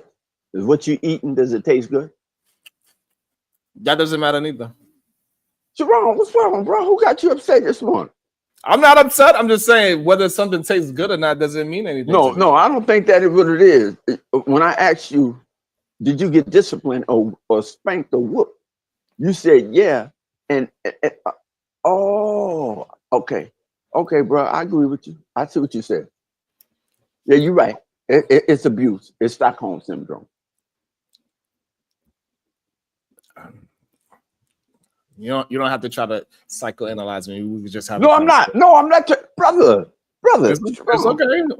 We rock with each other. I'm not trying to psychoanalyze you. I haven't used one word of analytical psychological pathology. I haven't used one word. All right. Welcome to the show. BMU. Good day, sir. Good day now, Sharon. You talk about a lot of things.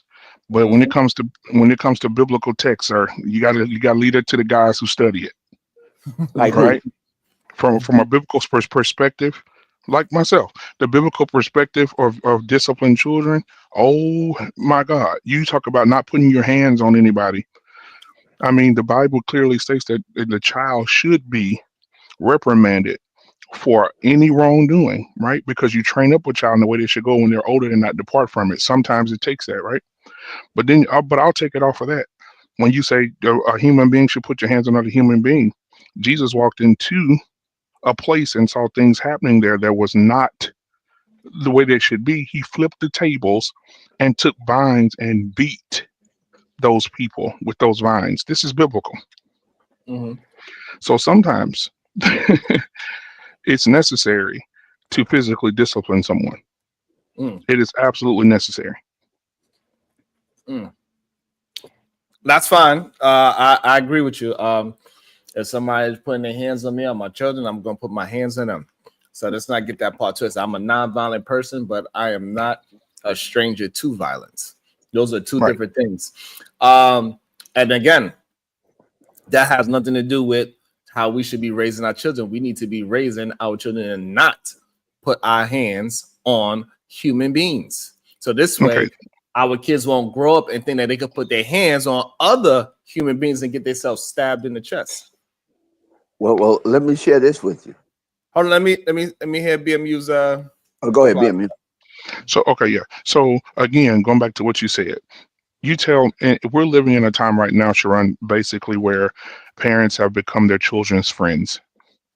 And we all know, as you said on the show yesterday, someone on the show said so eloquently yesterday that, kids fight, friends fight, but now we're in a time where parents have become their children's friends.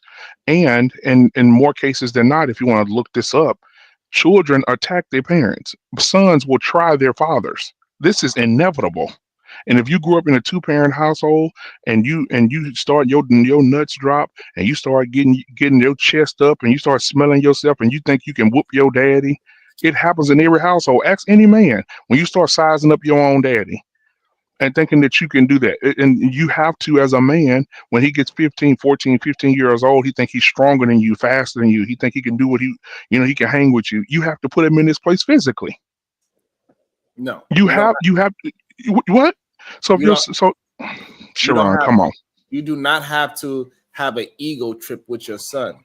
You need to teach your son how to have some conflict resolution and try to understand why you have so much animosity towards your father, somebody that took care of you your whole goddamn life.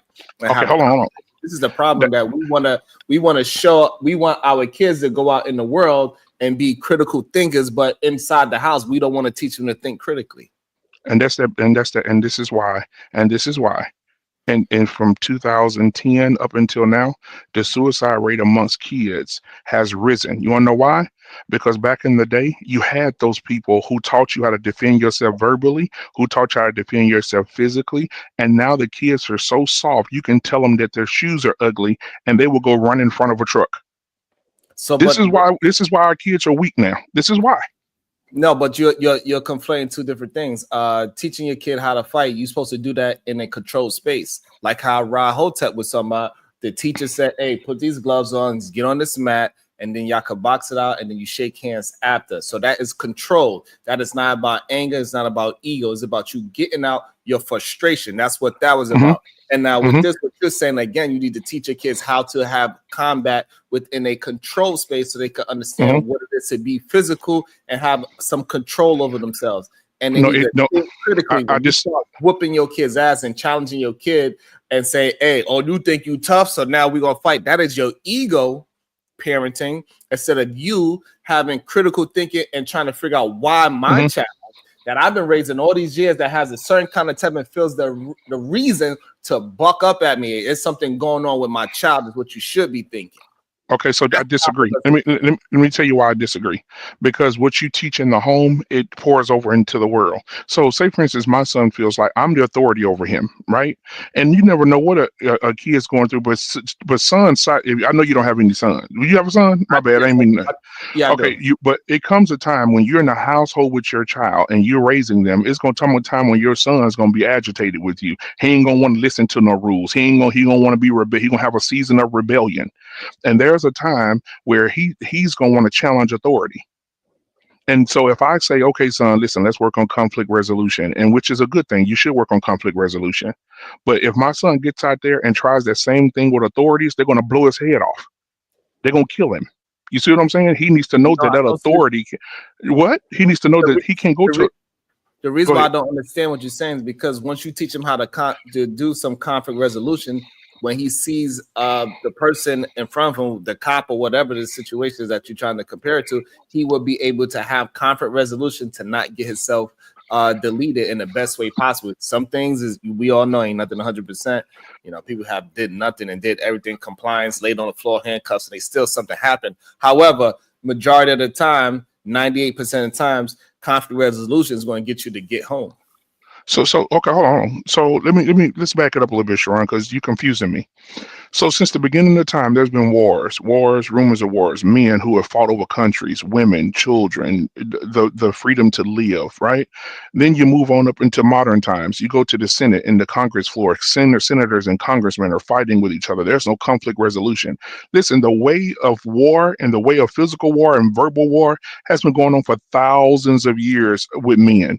And conflict resolution, sometimes it will work, but sometimes not. And if conflict resolution worked, we would not need the military. We would not need the Marines, the Army, the Navy, the National Guard. We wouldn't need them because we'll all be talking and all be hunky-dory. But that's what happens if somebody across the United States and Trump get pissed off. He's the commander-in-chief of all armed forces. He can say, you know what, Marines, go over there and kill everybody. And everybody did. Right, that's because he don't have no conflict resolution, and most of these nations do not have conflict resolution. Most of these nations say, my stick is bigger than yours. You need to shut the F up, and if you don't listen, I'm just going to take it from you anyway. So you should just do that. You should be happy that I even came to you and asked you in the first place, because I could have took it. That is not conflict resolution. You just made my point. You just made my point. I can teach my son conflict resolution. Yeah, I can teach my son conflict resolution every day. But the opposing person won't conflict resolution. He may like, I don't care about your conflict resolution. I'm finna knock your head off. Right, and then that's when you teach your son that. No, I don't see, because if somebody would have taught young Karmelo some conflict resolution, he would have just dealt with the goddamn cold weather, rain, whatever it is, and walked himself to another tent when those two white boys came over there and harassed him, right? He said, you know what, it ain't worth me taking your life, because I don't agree with that either. I'm willing to take your life. And like this little BS ego trip that you're going on, it ain't really worth your life. I'm trying to save you. But the problem is that we do not teach our children conflict resolution, and therefore that's why we have so much young boys dying in the street. Sharon, hold on real quick. Let me respond. Sharon, I have 3 sons, right? 17, 14, and 12.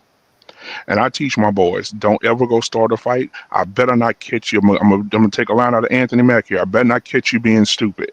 Don't start no fight. Don't be no bullies. That is not for you to do. That is not for you to do. It's not who you are. I teach them, hey, listen, if you can walk away from something, walk away from it. But if someone put their hands on you or verbally or comes at you or try to bully you, bring me back an eyeball. Right. That's what I tell them. That's fine. And I understand majority of the Black community, this is what we teach our kids to do violence. I understand that. I'm not saying that we don't do it. My argument is not if we do it or not. My argument is that we need to teach better conflict resolution so people won't keep dying in the street. This goes from the 2-parent household like yours that's doing a great job as a father, and it also goes down to the kid that is on the street that never learned anything from no dad or his mom. He's raising himself. He has that same conflict resolution to get ahead and put that fire, take an eye for an eye. And so therefore, when that happens, we have more blood spilling in the street because nobody knows how to communicate. But hold on, real quick, Sharon. You can't say you sounding like these private business owners that tells a hardworking man like myself, who is a multi-gun owner, that I cannot come into your establishment with my weapon. I have to leave it in the car. So then when I go in and leave it in the car, that's conflict resolution, right? We ain't gonna have nobody coming in here with no guns. Everything gonna be fine. But the bad guy that don't follow no rules, that want to commit crime, can come in and kill me, my wife, and my children. And I could have protected them, but I'm following the rules. Everybody not gonna follow the rules, and sometimes you have to give violence back to people who don't follow the rules. And this is why your argument is dead right now, because if I can do all the good things and teach conflict resolution, but there's somebody out there that don't like resolution, somebody want me dead or beat my ass or run me over in the car or stab me. So you see what I'm saying? No, I don't, because conflict resolution does not mean that you do not fight or you do not use a weapon. That's not what conflict resolution teaches. It does not teach you to run away. Sharon, I know you are Sharon. Somebody come up in your face today. It teaches you to critically. What I'm saying is this: when we were talking about conflict resolution, we started talking about whooping your children's ass. That's number one. So Yeah. So we got to make sure we understand we went down a rabbit hole, which is good because we was able to attack a couple of different scenarios at the same time. So that's what makes this a great conversation, to be honest with you. And so when we talk about when we go all the way down to the extreme of someone robbing a store, majority of people, even if you had the gun on you, if they come in that store, you should not be trying to be a hero in the first place. That's number one. That's conflict resolution. Assess the situation. If you feel like you're in a situation where, hey, look, it is what it is. Hey, you got to do what you got to do because you feel like you're going to die anyway. So, hey, I might as well take a couple of out or maybe even survive the situation, at least make sure my family survives. Those are all critical thinking and conflict resolutions. Again, we need to teach our children how to fight in a controlled space, not fighting in the street, because once you go start fighting in the street, things like what we have in conversation about, you could go ahead and get yourself stabbed in the chest. That's what's going to happen. You think Yeah, but that's what happens when you're a 6 foot tall football player. It's a 6 foot tall football player bullying, and that's what happens. Listen, you can only kick a dog for so long, and when you kick a dog for so long, the dog coming up, if he get off that chain, he gonna show you. And so you need to leave people alone. Let me ask you a question, bro. Is there conflict resolution taught in schools? Hold on. Absolutely not. You're right. It's definitely not. And also, let me welcome into the show, Tiffocracy. What's up, Tiff? Good day. What's your thoughts? Good day. Good morning. I'm not going to be up here long with you. I had to come up because at 3:30, we are going to start our feelings conversations because you blacks, y'all are sucking at emotions and feelings. It is just over and over. You continue to fail. I'm sorry. Your children should have a language of words and descriptors so then we can find solutions.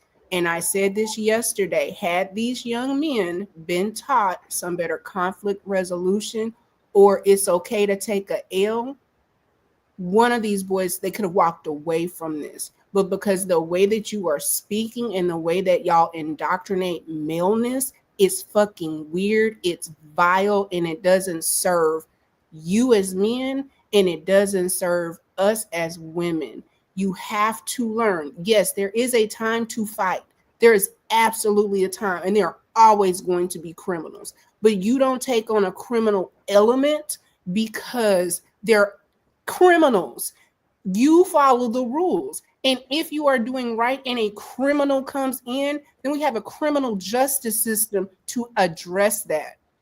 We have got to stop the whole I beat my kids or I got beat, and that's that whole slavery bullshit. I beat you so the white folks won't. And that's not gotten us very far. And because we feel like we can abuse and beat each other, maybe if we valued each other more, we stop attacking each other because we would see the humanity in each other. You would understand that you deserve a fucking conversation before somebody hits you. We have been. Go ahead. I think no, the law you should change the laws. The law should be changed. I'm gonna say this and I'm gonna drop. I'm gonna say what? I'm gonna say this. Maybe you should get a group of women and men together and go to Congress and Senate and change the laws. Because like I'm in a great state of Texas where you don't even have a license. You don't have to have a license anymore to carry a weapon because the crime was going up. People were being robbed. There's a short of police, and they're telling people, this is the rules. If someone gets in your personal space, you can blow their brains out. If someone comes in your personal space, they touch you, you can shoot them. They're telling you, hey, listen, you don't have to put up with criminals. We're the police, but you can shoot as many as you want to shoot. No. I live in Texas as well. And I'm also a licensed carrier. And I'm a smart carrier because my license lets me carry in 13 states. Okay. What? So we're going to talk about amendments and rights. I'm very aware of my rights. And as a person that is a responsible carrier, what I understand is if I don't pull it, I'm going to use it because that's what you get taught. And if I'm pulling it, then I must be thinking I'm about to fucking die. So I don't get a warning shot. I'm supposed to kill you because this weapon that I have, that's what that's for. Because I fear my life. I'm also a fellow marksman, and you're absolutely correct. When you pull it, it's called brandishing if you just waving it around, right? It's supposed to say holstered at all times. When you pull it, you absolutely 100% have to use it. You don't go for the head, you shoot center mass, right? I mean, and we don't have a duty to retreat, correct? exactly. Okay, so again, because our laws are very different, when we get up and talk about certain things, we have to, again, as responsible carriers, ensure that we say different states have different things. But we are talking about the discipline of children. And we can say, when you're raised with guns, one of the things that you are taught is this is a fucking weapon. And you learn how to maneuver around them, right? So we have a lot of people that do not understand the seriousness of what holding a firearms can do. So again, when we get back to teaching about respect, and you both or you three as Black men having the right to defend yourself, it is absolutely, you have the right, but you have to do it within the legal realm, right? We don't get to be criminals. There's always going to be a criminal element. And I want for y'all as Black men to stop even associating yourself with anything that has criminality to go with it. You are a responsible owner. Stop attaching your fucking self to other fucking criminals. Only Okay, Black so people attach themselves to the lowest denominator. You're never going to hear Donald Trump compare himself to white fucking trash. Black Hold people. on. And Tiff, I got one question for Tiff real quick, and I'm finna go. To respond because he got to go. I want you to respond to two things. Also, do you believe, BMU, that the young Black kid was in the right, or do you think he should be going to jail for? No, he should not be going to jail. We could talk about that later. I did want to say, Tiff, you remember in Allen when that man shot up that shopping center in Allen? Yes. Half of those stores said no guns allowed. So most people respected the law and got killed. And you see what I'm saying? And that was a travesty. There's been many situations like that. That's not the point. Right. So I'm not leaving my shit. I'm carrying my shit everywhere I go. I mean, it is what it is. I'm not gonna get on my. I'm with my kids, and a man starts shooting, and I'm just gonna let my. I mean, come on now. And the thing it is with defense, but even in having it, 1 second, Rob. This goes back to what's going on with this young man, right? In the sense of just because you have a right to have it, but you can't have it in certain areas. So if you are defending your family, but you have a gun in an area where it's restricted, then you know you're probably going to get charged, and then you're going to fight it out in court. But again, we have to ensure that we have a legal system. Let the legal system work itself out. We have a way that the law, we can impact it, but how we raise our children and the conversations that we have, this is the biggest impact that we will ever have. And we have to teach our children to value each other. Well, I'll say this. Criminality and being a criminal and self-defense and defense, from my background and in my understanding, are two different things. I don't attach criminality to everyone that uses fight or flight as a resource to defend themselves. Sometimes you can just run away from a situation. Sometimes you can use all this diplomacy and diplomatic talk and conflict resolution, and can probably talk yourself out of a situation based on your experience and your critical thinking skill. But at the same time, most of the people, and particularly, I was born in the state of Texas. I was around guns all the time. And most of the damn people that do carry guns, they're not out there hunting no damn elk, deer, or no possum or no coon or nothing like that. But at the same time, most people that want the right to bear arms are people that, in their mindset, with all the training, have the anticipation that if they are assaulted or crime comes their way, they're going to use that weapon. So I don't really get the whole concept of all this, because America was created and born and birthed out of violence and destruction and warfare, and we'll probably go out that way if it unless all these critical thinking and self-resolution skills and all that is not deployed within the three branches of government, which it seems that that they use no diplomacy when it comes to global affairs, no diplomacy when it comes to warfare. And I am an Army veteran. So all this other stuff in the civil arena versus the federal state and all that, I don't know what people are talking about when they. I understand what they're talking about, but they don't make it make sense to me.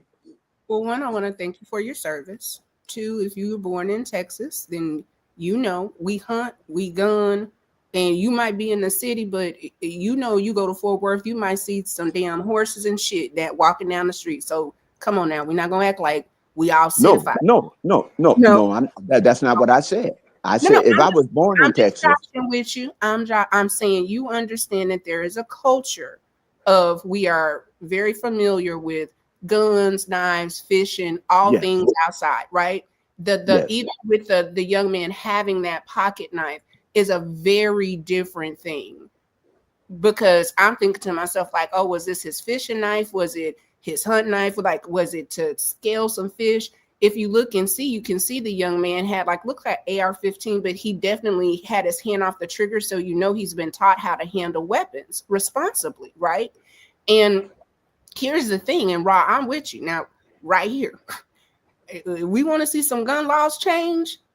Keep letting y'all respond this type of way. That Lincoln Heights is a message.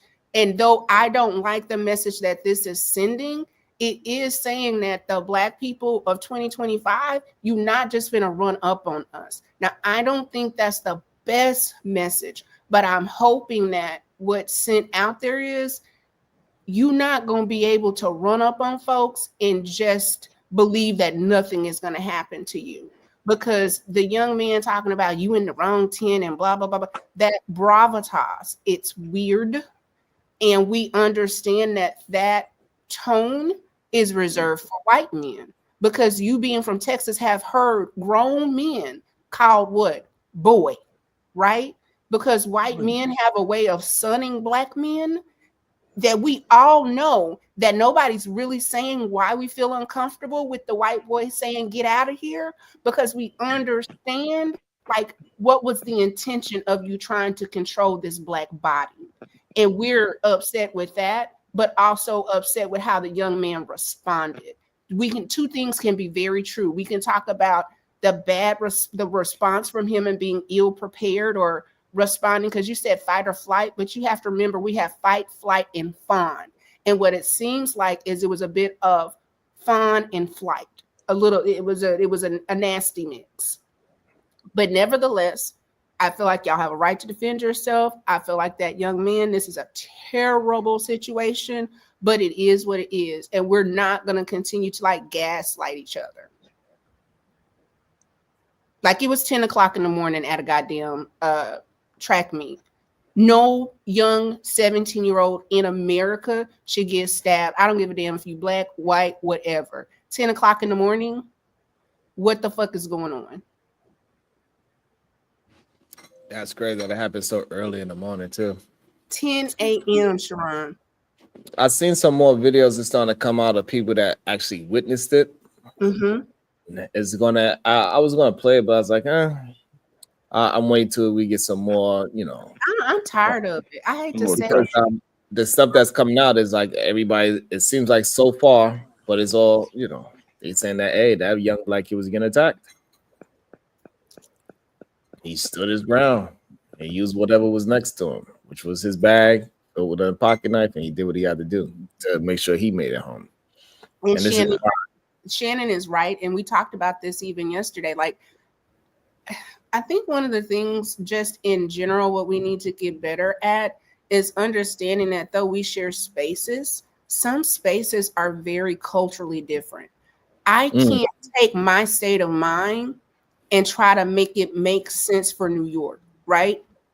Because in my state of mind, when I see whites, Mexicans, Blacks, like I can other them and give a neighborhood to these people. Y'all grow up around them. So the other doesn't happen the same, right? Right. Correct. Culturally different. So in the South, we understand what was happening. But what a lot of us are like is we see what the fuck is going on. You're Black, right? You're African. Oh, okay.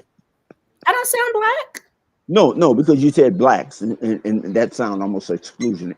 Oh, no. Oh, let me just say this. I am very much a proud FBA, ADOS, East Texas, Smith County till I died, Dallas County kind of girl. I love being from the South. I love being from Texas. Okay, because normally when I hear people say that, I normally would ask them, what is a black? And but that's the other thing. My blackness is different because I grew up in East Texas. I grew up around Jarvis College. I grew up around Texas College. I had a black doctor, and my piano teacher was black. And you know what I mean? I got folks there and in Houston. You know what I'm saying? That segregation is different. So I've always seen black excellence. Always. You know, I have family in Texas, in that part of Texas and Houston, Texas. Yeah, Houston. I don't like them. I don't like them though, but I do have them. What is that? Why you don't like yourself? I don't care to be around. Most you know what? We are behind. I will be very honest and say no. I love them. I love them. But I I know they my uncle's kids and so forth and all. But I don't. Well, you gotta stay about your people and make sure you ain't got no land down here now, because you know that's the no, they have some land. I still don't care. You don't have land. You better care. I don't like their vernacular, and I don't like their way of thinking, just because they're from Texas. But that's another side. All right. So, and Rod, do you believe this young black man was getting bullied in this weird? No, I don't believe that, because belief without evidence or facts to support it, I don't use belief in that way. So I don't know. You think he's justified for stabbing this young man in the chest? If what people are saying and what a few people have shown on their podcast to be the truth, then again, I'm saying fight or flight.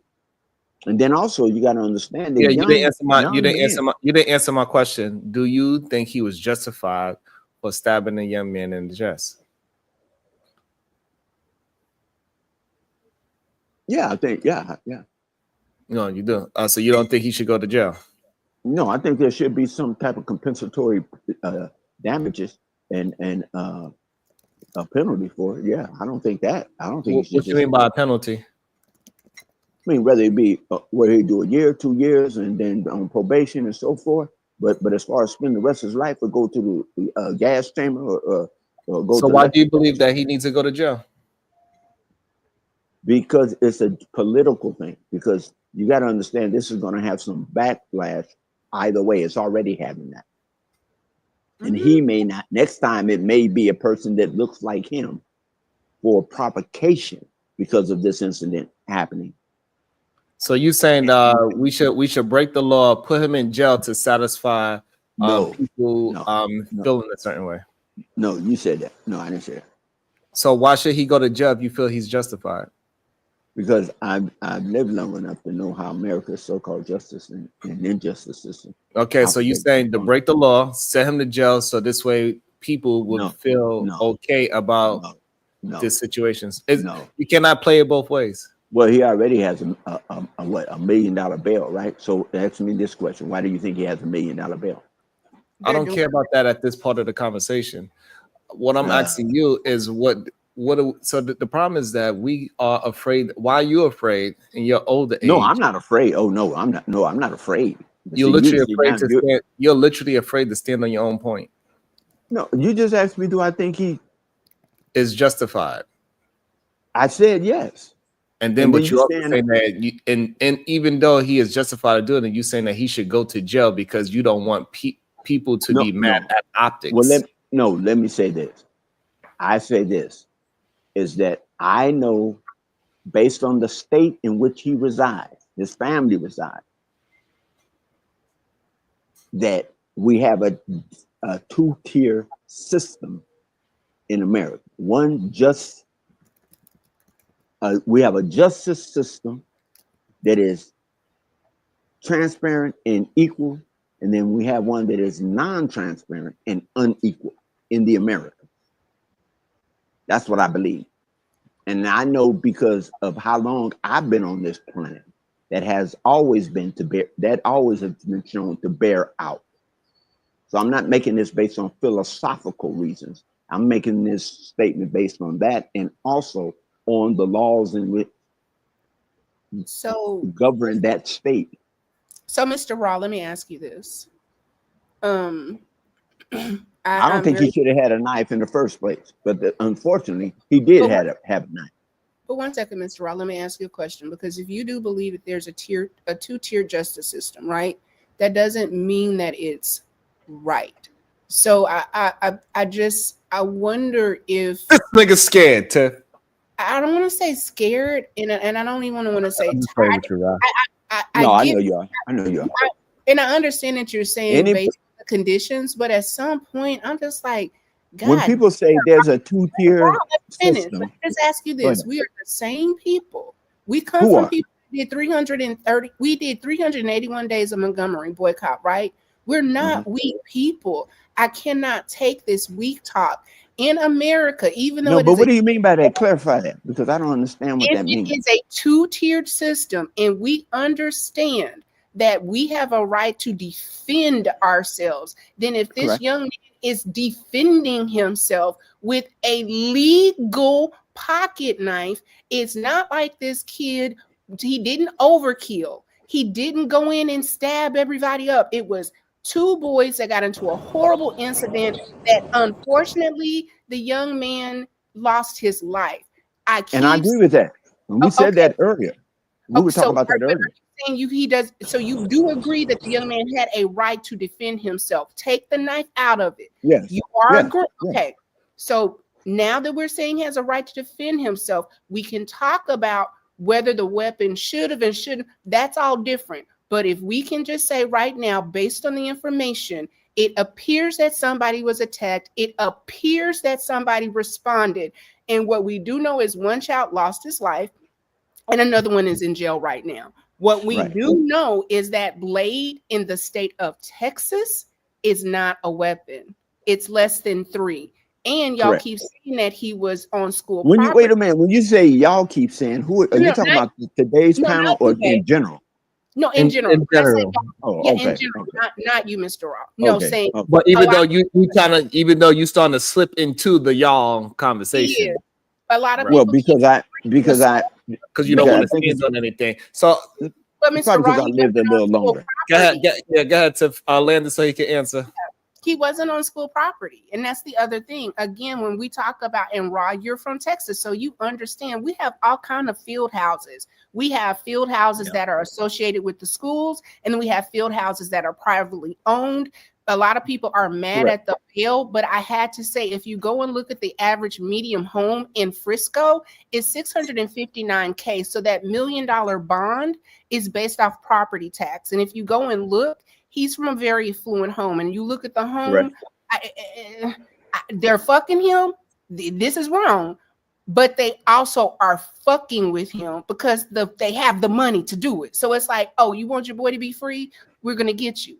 I'm gonna continue to say this on every panel. At this point, if you are upset, keep your eyes open so that we have national and international eyes so that this is fair. You said it better than me. That's the two. You just explained the two-tier system. I agree that it's two-tier. I'm very pro-black. Yeah. Ain't No, nobody- I'm not talking about pro-black or non-pro-black. I'm just saying you're aware and understand, and you've lived long enough to know that Yes, there's a sir. two-tier And system. also we understand that we cannot keep allowing it to happen anymore. We cannot just say, oh, this is what it is, and we can't do nothing about it. Welcome to the show, Devin. Good day, Devin. What's your thoughts? Yeah, can you hear me? Yes, I can hear you well. Doing very good. Hey, how everybody's doing this morning? Doing well. All right. That's good. Which Devin is this? Is this Devin with the dreads or the other Devin? It's a different Devin. Oh, okay. Hey, good morning. How are you? The other Devin is a Doing dumb. well. Doing well. So what's your thoughts, Devin? So the location was not on a school premises or a place owned by a school. It's a field house. So it's like, you know how it's like a standalone stadium. So it's not necessary. It belongs to the district. I'm not quite for sure if it belongs to the city and the school district or just the city. Yeah. Either way it goes, Because I stay in Allen, Texas, so I'm not too far from where it happened. So, okay, Devin. Okay. Now you know, living in Allen, we know Frisco, Allen, Parker, McKinney, right? Yep. Are you not thinking now all of this, hear me when I say this. This is circumstances. This is me creating a narrative. This did not happen. Well, In my- before you create the narrative, Okay. Devin. So, what is your thoughts on the case? You think this young man was justified for stabbing or defending himself with the knife? It depends on the circumstances. If he was in, they were jumping him like some claims state, he has every right to defend himself. What if it's just a one-on-one fight? The dude hit him. Let's just take the jumping out until we get more information. The dude was the aggressor. We know that Austin was the aggressor. He tried to push him. He tried to physically move him out from under the tent. Was the young man justified for defending himself? And like the conversation you had earlier, I'm a person of walk away if you can. I understand. We're not talking about what you are doing. We're talking about what you think about this situation. I think personally, I think he's gonna go for manslaughter. I ain't asked you what you think the police gonna give him. I don't want to. I'm asking what you think as a man that lives in Texas. What do you think? Was he justified for defending himself the way how he did? No. Okay, that's all. All right. So now why? I believe a fist fight should stay a fist fight. You're getting your But we just had a black man come up here and say, "Hey, fight. Take his eyeball. When you have a fight, make sure you come back with an eyeball." Do you believe majority of people are going into fist fights and just trying to fist fight? No, not anymore. No. But that goes back to conflict resolution, emotional control. Everyone's different. Devin, let me ask you a question. Yes. And so, wait, hold on before you go, Tiff. One second, Devin. Before you go, Tiff. So do you think this young man should go to jail? Based on the law, yes. Wow. I don't want him to. You cannot have a knife at a school. Okay, so based on the law, you say yes. Morally, no. I don't want him to go to jail. That's crazy. You don't believe he had a right to defend himself? Yes, he has a right to defend himself, but I'm going based off the law. It's a school function. You cannot have a weapon at a school function. All right, so what you saying he should go to jail for? You talking about what I think he would be charged with? Yeah, what you think he should be going to jail for then? Because the only problem that you have is that he has a weapon. So he should be going to, even though it's not considered a weapon, it's only considered a weapon because he used it. So therefore, because anything can turn into a weapon technically. Okay. However, what are you going to charge him with? A 3.3 inch pocket knife that is not considered a weapon? How is it not a weapon on the school premises? Right, but a 3-inch pocket knife is not necessarily considered a weapon. It's only considered a weapon because he used it. So if he'd have hit him with a hammer, they would have said that was a weapon as well. You understand? So like if he had a hammer, yeah, right. So that's it's not really a weapon, but he used it and they took somebody's life. So now it's considered a weapon, but that's not necessarily a weapon. It's just like the situation in Allen. No, because I was almost there. So just so we clear that, because your premise is that you don't believe that he should have had this weapon on school grounds, but it's not necessarily a weapon. It only became a weapon after he used it. Right. You can carry a pocket knife. You can. It's not new, and not only that, man. Like you said, hold on. I want to. It's okay. What I'm saying is, so Devin, so it's not necessarily a weapon. It wasn't a weapon until he used it. Okay. So therefore, him carrying on him was not illegal on school grounds as of right now, right? Unless it comes out that it was like a goddamn butcher knife or something like that, and then we have to change our count. So far as what we know is a small pocket knife, and technically that is not against the law at this moment. So now, still, he did use it. So he did delete somebody, which that is a different. But if he is justified with defending himself, you cannot backtrack and say he needs to go to jail because of a weapon that is legal to have. Right. Yeah, I agree. If all information continues Right. to be that is What's legal. the weapons This is that- what the information that we kind of have right now, and because this is an unfolded thing, so tomorrow we might get some new information where we have to change our Let me say this, Sharon, because it's a bunch of Well, men. hold on, I want Devin to because it's a bunch of men. It's a bunch. I'm gonna let y'all have it. hold on. I just want Devin to before you go, Tiff. Go ahead, Devin. So now with that information, go ahead. If it is not considered a weapon, then no, he should not go to jail. He should not be charged if it's not considered a weapon.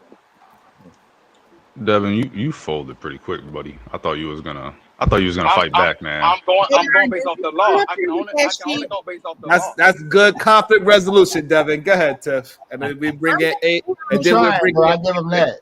I guess and then we bring in AR, Kev 504, and then Mr. 7. Go ahead, Tiff. so. Sharon, for me, I guess the fear, and I'm not saying all.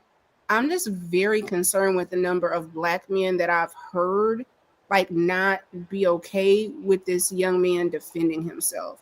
And I'm just like, at what point do y'all like, what are you teaching your sons? Because I get it, conflict, all of the things, critical thinking skills, being able to talk things out, all of those should have happened.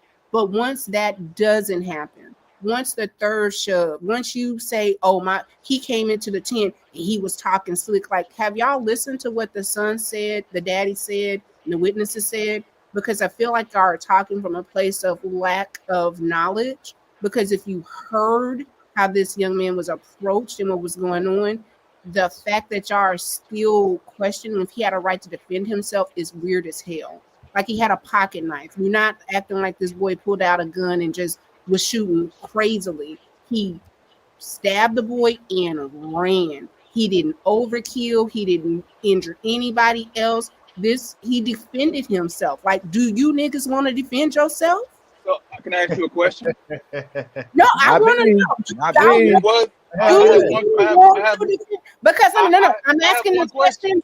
I got one question. Because if you don't, you know what I can do? Stop coming up on these panels and shouting and fighting and windmilling for you niggas to be able to defend yourselves. If y'all want people to be able to take you out and do whatever to you, I will say, okay, as a collective, you have said you don't care. You can be mistreated. You don't want to defend yourself. You just going, whatever happens, what happens. If that's how y'all want to move as men, just let me know so I know how to move. Because I should sound like you want to be a captain of an army or man. That's not us, baby. That's one man. But my thing is when you had situations where with Zimmerman and stuff like that. Okay, he's saying as far as the laws in the South are quite different when it comes to standing your ground and defending yourself. When they tried charging Zimmerman with first-degree murder. That's the wrong charge, right? Because it's a hard thing to prove first-degree murder. That means you had intent. And what it seems like is that this boy got in a fight and he turned around and stabbed him. His charge is first-degree murder. That's the wrong charge. No, right? it's the right charge. It's not the right charge. No. Legally, it's harder to go up a charge than to go down. So if they charge him with manslaughter, it'd be hard for him to go up if they wanted to. So they're charging him with first degree. They charge him with manslaughter or murder? They charge him with first degree. It's easier to go down. Say, okay, wasn't that? Because if you go manslaughter, there's pretty much nothing low you can go. Well, see, the thing is, what you go do with that is you take it to trial. Ain't no going down. I didn't commit that particular crime. I don't want to keep saying the word, and you go get off on it. He'll beat the charge, right? Because it's not by law. He will beat that charge. And if he doesn't beat the charge, I can name, like they had a situation in Louisiana, remember, and also in Florida. You remember the guy went in the store and the white guy got out and started fussing with his girlfriend. The man came out and pushed him, and the dude shot him, right? And he was in charge. They considered that self-defense because he put his hands on him first. And that was two-tier legal system, two-tier justice system. There you go, right there. So hold on. So I want to make sure I understand. That's why so I want to make sure I understand what Devin is saying. Dev, you were saying that we should the state should always overcharge because they could possibly make it less later? I'm not saying that's what they should do. I'm saying from a legal standpoint, that's what they do because the prosecutor's trying to get their job done. And I understand what happened. And I don't think I'm asking you, should they do that? Should they continuously overcharge they should not people do that. so they could see what sticks? This sticks, oh fine. Or should they actually charge people for what they actually done? They said no. should, No. yeah, they should charge people for what they've done. But I'm just saying their reason for doing it. I'm not saying it's right. I'm just saying their reason for why they do that. But you do understand when you argue why they doing something, that is in a sense arguing for why we should keep it going. No. Huh? You do I can understand, like what the lady was saying earlier about. No, I'm talking just talk to what I just asked you. So if my girlfriend cheats, right? Mhm. Does it make sense for me to break up with her or say, why did you cheat? What'd you say? If my girlfriend is cheating on me, Mhm. does it make sense for me to break up with her, or should I sit her down and say, why did you cheat on me? What happened? Let's work this out. Which one? That's up to you, bro. That's up to you. I can understand why you choose either one. I understand. I understand that. No, I need you to pick a position though. Which one are you picking? I'm picking that you should leave. But if you choose to stay, perfect. I can understand fine. Fine. That's okay. That's fine. So now we need men to stand on that. Hey, listen, what you're doing is wrong. He did this. He did manslaughter. If anything, you cannot charge him for first-degree murder. That's simple. I agree. You cannot charge him for something and say, hopefully it sticks, or we'll figure it out later. And now we're going to hold him with $1 million bond and treat him wrong and have him in a position that he cannot handle because we overcharged him. We got to be able to stand on that as a people and as men. Oh, another thing, Let them answer before because I want to get, because we got a full pair, so I want to get AR in there, Kev, Mr. 7. We got to get Marvelous in there, Unlikely, and the beautiful conversation with MJ. Now my day is complete. So go ahead, Devin. Answer that question, please. Oh, so I'm chopped liver. I'm getting the hell. You ain't gonna treat me like Happy then. Motherfucker. You can't treat a fucking girl like that, man. What's wrong with you? What a bullshit. You see how he did that? I named all the people that just got up here, Tiff. Lord. I asked y'all in the back channel. MJ is here, but I did say it's a lot of men up here. So if y'all want to have this conversation just with black men, I do think that there's some. Okay, you don't have to say that. You okay, are perfectly but I'm fine just to asking stay if here, y'all baby girl. want to drop You down. don't have no worries here with me. You are perfectly fine to stay here. This is a black situation. When y'all got black. We are people, right? Yeah, Afro are not up here. You ain't got to worry about that. Overstep. But thank you. I just want to be respectful. That's it. I just want to respect it. Okay.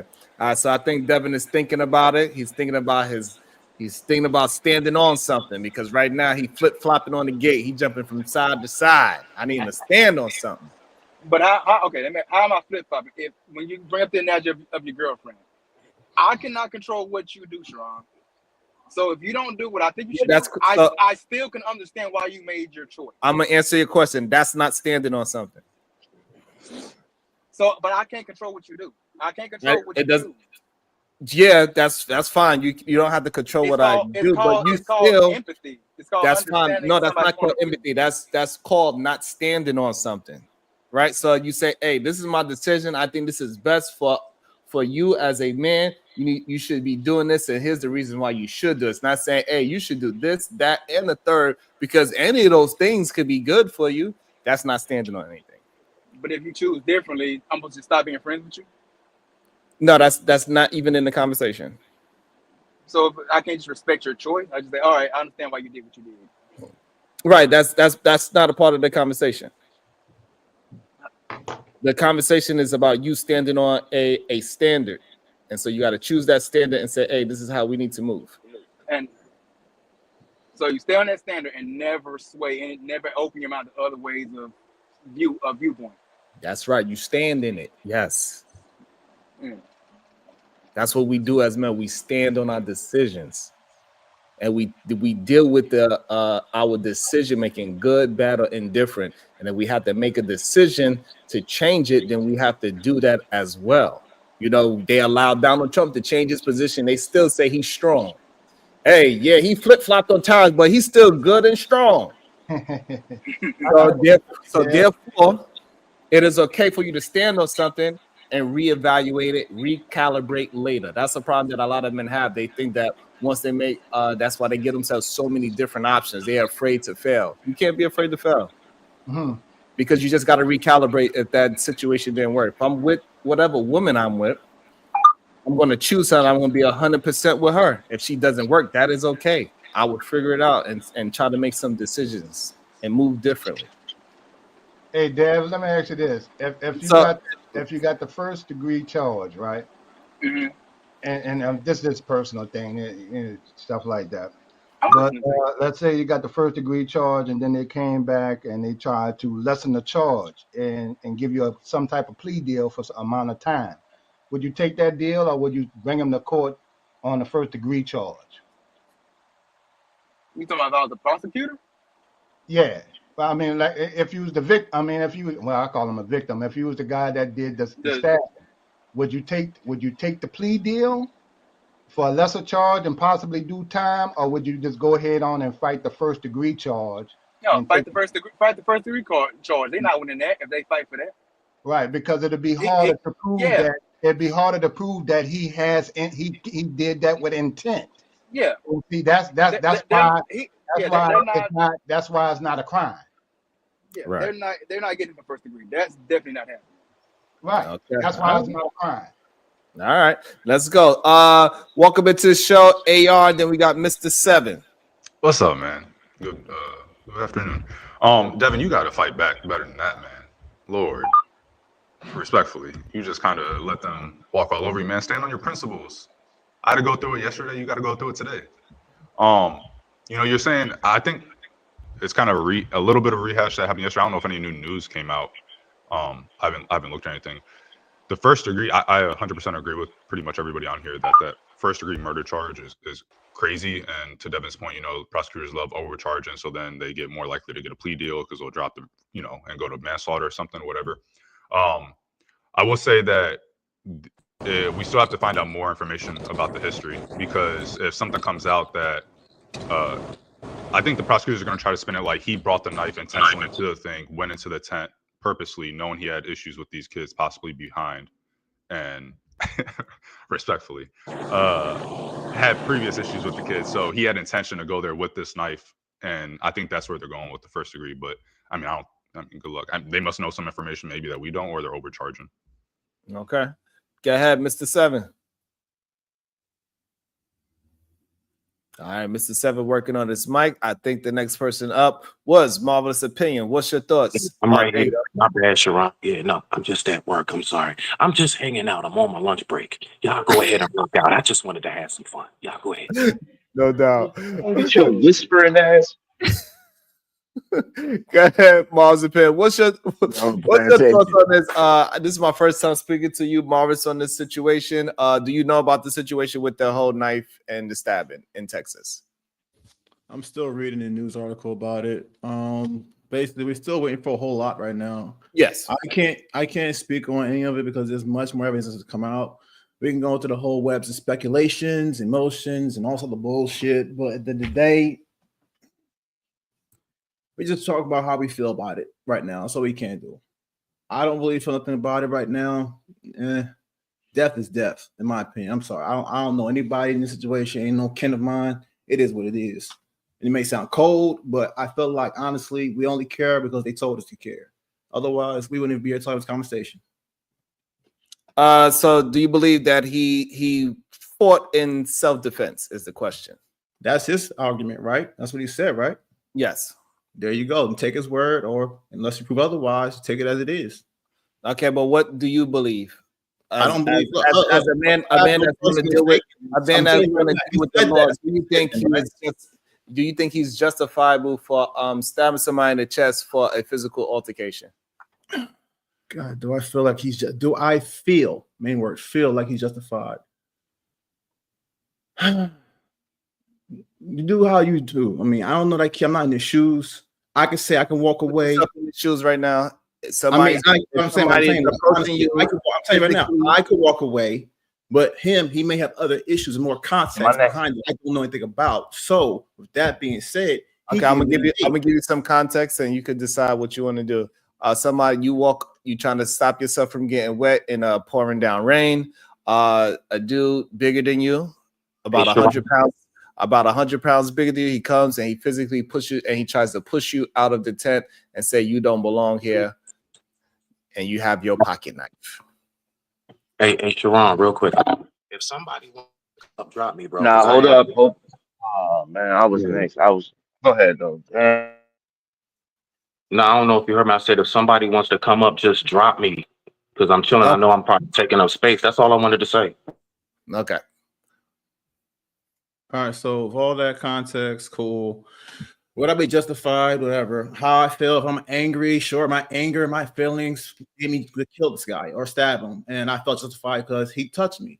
There you, whatever you want to say to justify. Look, when it comes to emotions, man, you can justify anything, bro. You as the person, everyone else has to pretty much feel how you feel, and they'll go along with how you feel. At the end of the day, that's how that's going to play out right now with his story. Unless he, like I said, he could prove otherwise. If he has proof that he did without, self-defense, it is what it is. So you don't care. You don't care about this story at all. Not really. That's crazy. Welcome to the show, MJ. Then we got Unlikely. Go ahead, Hey, MJ. What's your Ron, everybody. I can't believe y'all got me out of my hiatus to talk about this. What's going on? I've been on my hiatus, but my opinion about the story from the details that I got, that boy was 100% justified to use whatever he needed to do in self-defense. Y'all can call it how y'all want to call it. Y'all can say that it was overkill. I don't give a damn. If you're defending yourself, you cannot tell people how to defend themselves. Point blank and period. Now, I don't understand why they're trying to give him first degree. There is no way in hell they could determine that this was intentful. No way in hell. You cannot say that he planned to come to this game, specifically had this quarter pocket knife so he could stab him. You can't even confirm whether or not he was sitting in the area just so the guys can complain and tell him to move. You can't confirm none of that. So that first degree is out the window. If anything, he deserves second degree manslaughter because he didn't even attempt to kill the person. However, the person did lose their life. And whether they're going to go on ahead with that, most likely they are. That is up to the community to defend him completely or back him or help support him when it comes down to lawyers to make sure that his self-defense stays intact. But if we don't get self-defense, he's going to get manslaughter, but definitely not that first degree. I don't believe in that first degree whatsoever. There's no way you can confirm that. Absolutely not. Even if they take back that he had history with these dudes, that does not mean that he had the intent to unalive any one of these dudes. You know what I'm saying? Like, they cannot prove that. So my only issue is that it's very sad when I see a lot of people in our community who is literally dictating how we defend ourselves. So it begs the question, if it comes down to when one of these Nazis and all these other groups or terrorist groups decide that they want to come into our territory, come into our community, are y'all now going to say, well, we got to follow what will be comfortable for other people, how we defend our community? Because literally that's what a lot of people are doing. You're literally telling him how he's supposed to defend himself in that moment. Woo. Are we doing that now? Like, that's what I want to know. Are we doing that now? Because that wasn't the same case with Kyle Rittenhouse, and that motherfucker drove away from his home with the goddamn gun. And when he got himself caught up in something, he was like, well, at this time, I have to defend myself. And just at this point, I have a weapon on me, so I'm going to use it. And nobody better eye with that. Nope. Great point. Unlikely seem like he might have a disagreement. Unlikely. I don't think we ever, because I think the last time you was working out, so we never actually got what's your stance on this. Do you think this young man was justified in defending his in a self-defense case? Ain't no way. You there, Lee?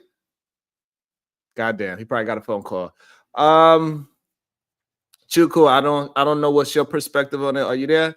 Good. Yeah. So what is your thoughts? Do you think this young man is justified in self-defense? I think that, you know, Yeah, I'm sorry. Could you hear me? Okay, go ahead. Yeah, we get you now. Yeah. Sorry about that. I'm sorry. I think that he wasn't justified in his self-defense. And the way that they're probably going to be able to prove it is we don't know if they were texting each other in a group. Yo, I'm gonna do this to you. I'm gonna do that to you. We don't know. So, you know, them giving him first degree, you know, I watch a lot of cases and investigations online. It has to be a reason. And I think it's the Texas or some type of communication that they had where he was like, yo, you big as hell. You try something, I'm gonna do this. I always tell men to use your hands with another man. It's just a fight.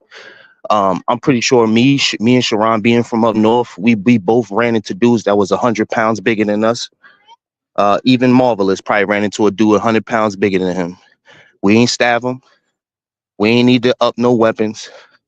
And we all went home, even if we lost. So regardless of how we may feel, you know, I know black people, I feel like in these situations, we get so caught up in thinking that defense means to take a life. And that's what he did. You can't always think that just because you're getting beat up in a fight, you could kill somebody.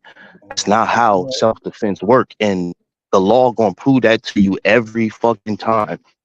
So if, you know, we want to move the goalpost to Kyle Rittenhouse and all that other stuff, that's cool. But right now we talking about two young boys who could have just got into a squabble. Could have duked it out.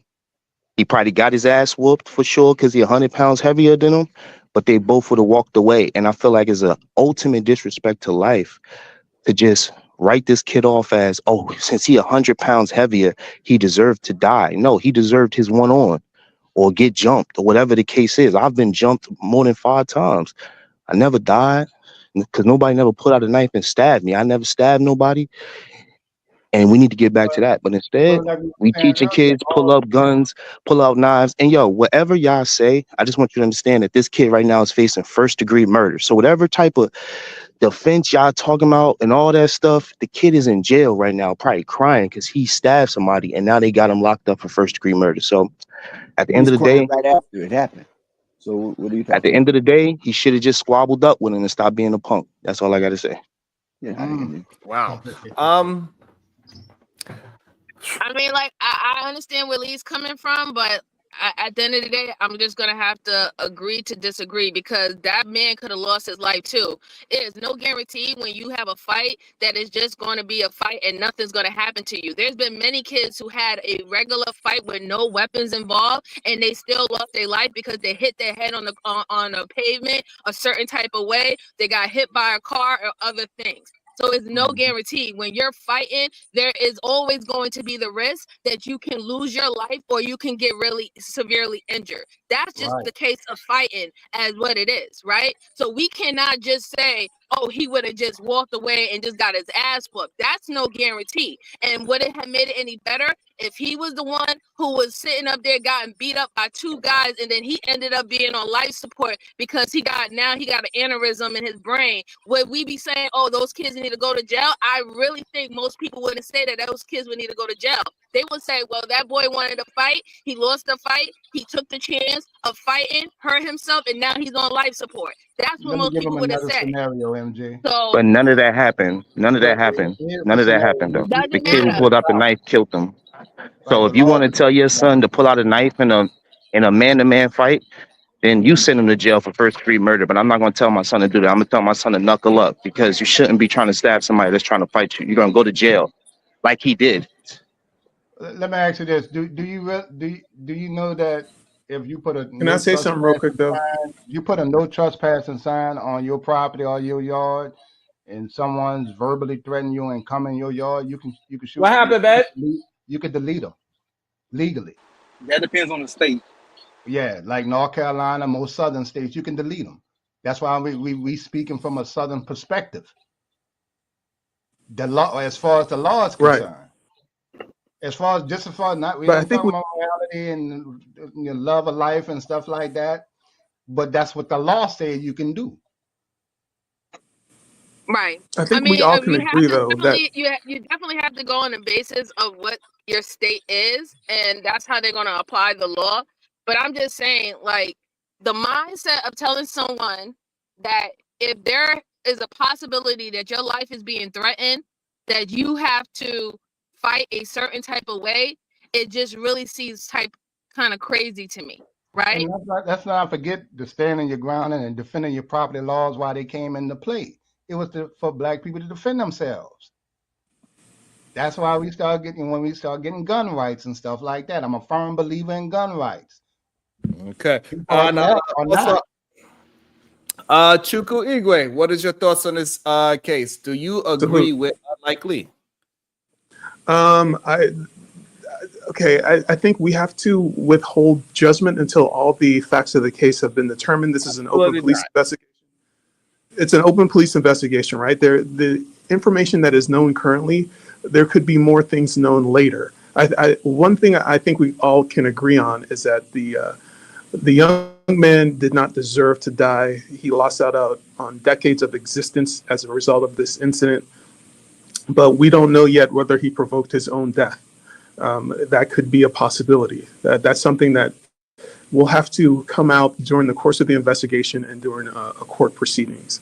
So it's a terrible tragedy, but we don't know all the facts of the case. There could be facts that come to light that change all of our views that we have now. So one thing to understand too is there is a psychology of violence. This is something I learned when I was an undergraduate. The way you look at a violent act depends on which side of the violence triangle you see the act from, whether you're the victim, the aggressor, or the bystander. So the classic example is take a man who is tried and convicted for murdering his wife's lover. From the point of view of the man, he is the victim of adultery, and justice has already been done. From the point of view of the lover's family, their son is the victim, and if the husband gets off on an acquittal or a plea bargain, then justice will have been cheated. And from the point of view of the law sees themselves as a victim. The law is also the bystander. The law is the one who will adjudicate, who is the victim and who is the bystander. So the most dangerous thing is a victim who becomes an aggressor, because the most dangerous aggressors are people who see themselves as victims. That's one key feature in human psychology. Victims make the worst aggressors. They'll do the most because nothing's more dangerous than a victim who wants to get their lick back. So we have to wait for the course of this investigation to play out, for all the relevant facts and evidence to come to light before we can make a clear opinion on who is the victim and who is the aggressor. And So you saying that in all crimes we should not have no judgment until all the facts and somebody is in jail and get convicted? That's what you're saying? I'm saying that it's too early into the investigation to know enough. I don't know enough to be able to say this man should be put in jail forever or he should be exonerated. And even if he's acquitted of any criminal charges, he still may be on the hook for civil charges, for wrongful death, things of that nature. So a criminal case is just the first step. There's more to come. So I think it's going to take months before. So we shouldn't have a conversation about anything until we get all facts. You saying? No, it's so an interesting. You saying we should have all conversations 5 months to 2 years after it happens? I'm saying all we're doing is speculating. There's key information I'm sure that is not known to the public. I think there's a lot of information. I don't even know how the police report got leaked to the public when the investigation is ongoing. That was a terrible act of malfeasance. Okay, right. So I'm saying, so for now on, we should only have conversations 2 months. That's not what I'm saying at all. That's what you're saying. I'm just saying there's not. I'm not saying that you saying that, because you're saying that we cannot have a conversation because we are speculating. I didn't say we can't have a conversation. I just said it's premature. I'm saying it's premature. It's not premature because we are dealing with the information that we have at the moment. So we can literally have a conversation today and say, off the information I have, I see this way. And then if tomorrow we get some new information, now that I got new information, I see it this way. or I Right. continuously to see it this way. So it's not speculation off the It is information speculation. we have that is available to Information me. This is is how limited. it is. Well, we can change our It's opinion. not. Hold on, please. It is not limited. It is limited. We don't know only everything limited because you believe that something else is going to come out that you don't know about. Right. Have you seen the eyewitness testimony? Have you seen any video tape evidence that they may have? You don't know all the extent of the evidence that exists. All we know is whatever is leaked to the press, which is always less than what is actually known. All right. So what does that mean? Why That you means that cannot- you're off the making a decision information that based you on have- limited Okay, information. I'm asking. So off the information that you have, why you cannot make a decision off the information you have now? Because there is more information. There's too many unknowns for me to make a decision. So Okay, I'm going to withhold my no. judgment. You can do what you want to. You're free to do whatever you want. I'm withholding judgment. But I will say that Black Lives Matter, and I'll leave it at that. But why can't you just say, based off of what you do know, this is what you think so far? I think that's what Sharon was trying to say when he said, I you know, did that based with on Sharon. information Sharon today. didn't accept that. I That's did that what with they're doing Sharon. for. He said you didn't care. He said your feelings were involved in it. So it's not just about going along with the facts. Because I wouldn't want the facts. I said, yeah, if that's what he said, that's what we go with right now. I ain't add nothing more to it. Because at that point, that is speculation. I'm No, only it's going not. with term. If It's I not add something speculation. wait. If I add something that was not there at all, was not presented, no evidence, it's just me just coming off my imagination, that is called speculation. But we not asked you to come up to no imagination. I've heard a few imaginary things happen on this panel. Yeah, You didn't- well, for example, when you gave Marvelous the scenario, you said it was raining, he went under the tent for cover. That was nowhere that I read that he went under the tent for cover. That was just something you said because to you it's common sense. But there was plenty of people on the bleachers that weren't trying to get to the tent. But what my point is everything is speculation at this point. And there's another key feature here. If you are in favor of this young man being exonerated, let me say this and mute up. If you're in favor of this young man being, I need to, me personally, right? If you can, I need to have something that we actually having a conversation about, not a conversation about nothing. We cannot do anything. Hey, we don't know, so we might as well not talk about anything. I don't know if the stock market is going to go up or down. We shouldn't talk about it because I don't have enough information. So we shouldn't do tariffs because I don't know if I should talk about tariffs or not talk about tariffs because I don't know what's going to happen. We should wait until after it happens. I don't know if Donald Trump is going to be a good president or bad president by the things that he's doing. I got to wait till his 4 years is up, but then I can make a decision. Therefore, nothing in America can actually get done. We have to have common sense when we having conversation. You got to be a man and stand on something. This is not speculation where we are literally dealing with information in real time. This is how people move forward in society. We got to deal in real time. Hey, I'm going to go over this land. And then they started shooting back. We had to come back. Oh, shit. We can't take it over that way. We got to change our plan. I do not understand why when it comes to a black young man, all of a sudden we can't defend him. We got to wait. It's okay. What I'm saying is this. And once you choose your side, if you want new information, you could change your side after you get new information. We will allow you to change your mind once you get new information. It is okay. But don't tell somebody else that you shouldn't have no speculation off the information that you currently have. And we could decipher if it was raining or not. And we can have a conversation about that because that is a part of the information that it was severe weather. The fact of the matter is this: first-degree murder conviction requires beyond the shadow of a doubt, right? And there's not enough information known at this point. Okay, but hang on. There's not enough information. That means that you don't know the information. Hold on. Hang on. Just let me say. Just let me talk for two seconds. The problem is, right? Y'all be talking about things that we are not talking about. This tends to happen a lot. We are not trying to convict them. What we're saying is that from the information that we have, he's justified for defending himself. Whatever information that you have right now, today, until we get later, right now, today, do you think he was justified for defending himself? Is all we are asking so we can have a conversation about what young people should be doing to move forward, not making it right. A disingenuous conversation to say, hey, we cannot make I don't know what to tell. because we have young Well, people I'll just say in my this. chat that never say anything in comments. So Okay, you are doing a disservice by saying we cannot make no decision. So you can help somebody okay, you're doing a right now disservice as today well. with the information that you have and say, hey, this is how we need to be moving. I don't know what is the issue. Just with Here's the the issue. information that you have. Here's the issue, Sharon. If you Can you say, hold on, please, with the information that you do have, don't worry about the future. The information that you do have as of right now, can you say he was justified for defending himself or not? Here's the issue. If I agree with you that he is justified in killing himself, I'm also agreeing that Trayvon Martin should have died in those circumstances, and any black man who was killed in a stand your ground, I was in fear for my death situation, should also be killed. We're encouraging more of these events. So are you saying you don't support? Are you saying that you don't feel like he had the right to stab him? You can say that would be your position. That's what I said. I said that. Listen, it's conditional. If he was in fear of his life, then yes, he had a right to use lethal force.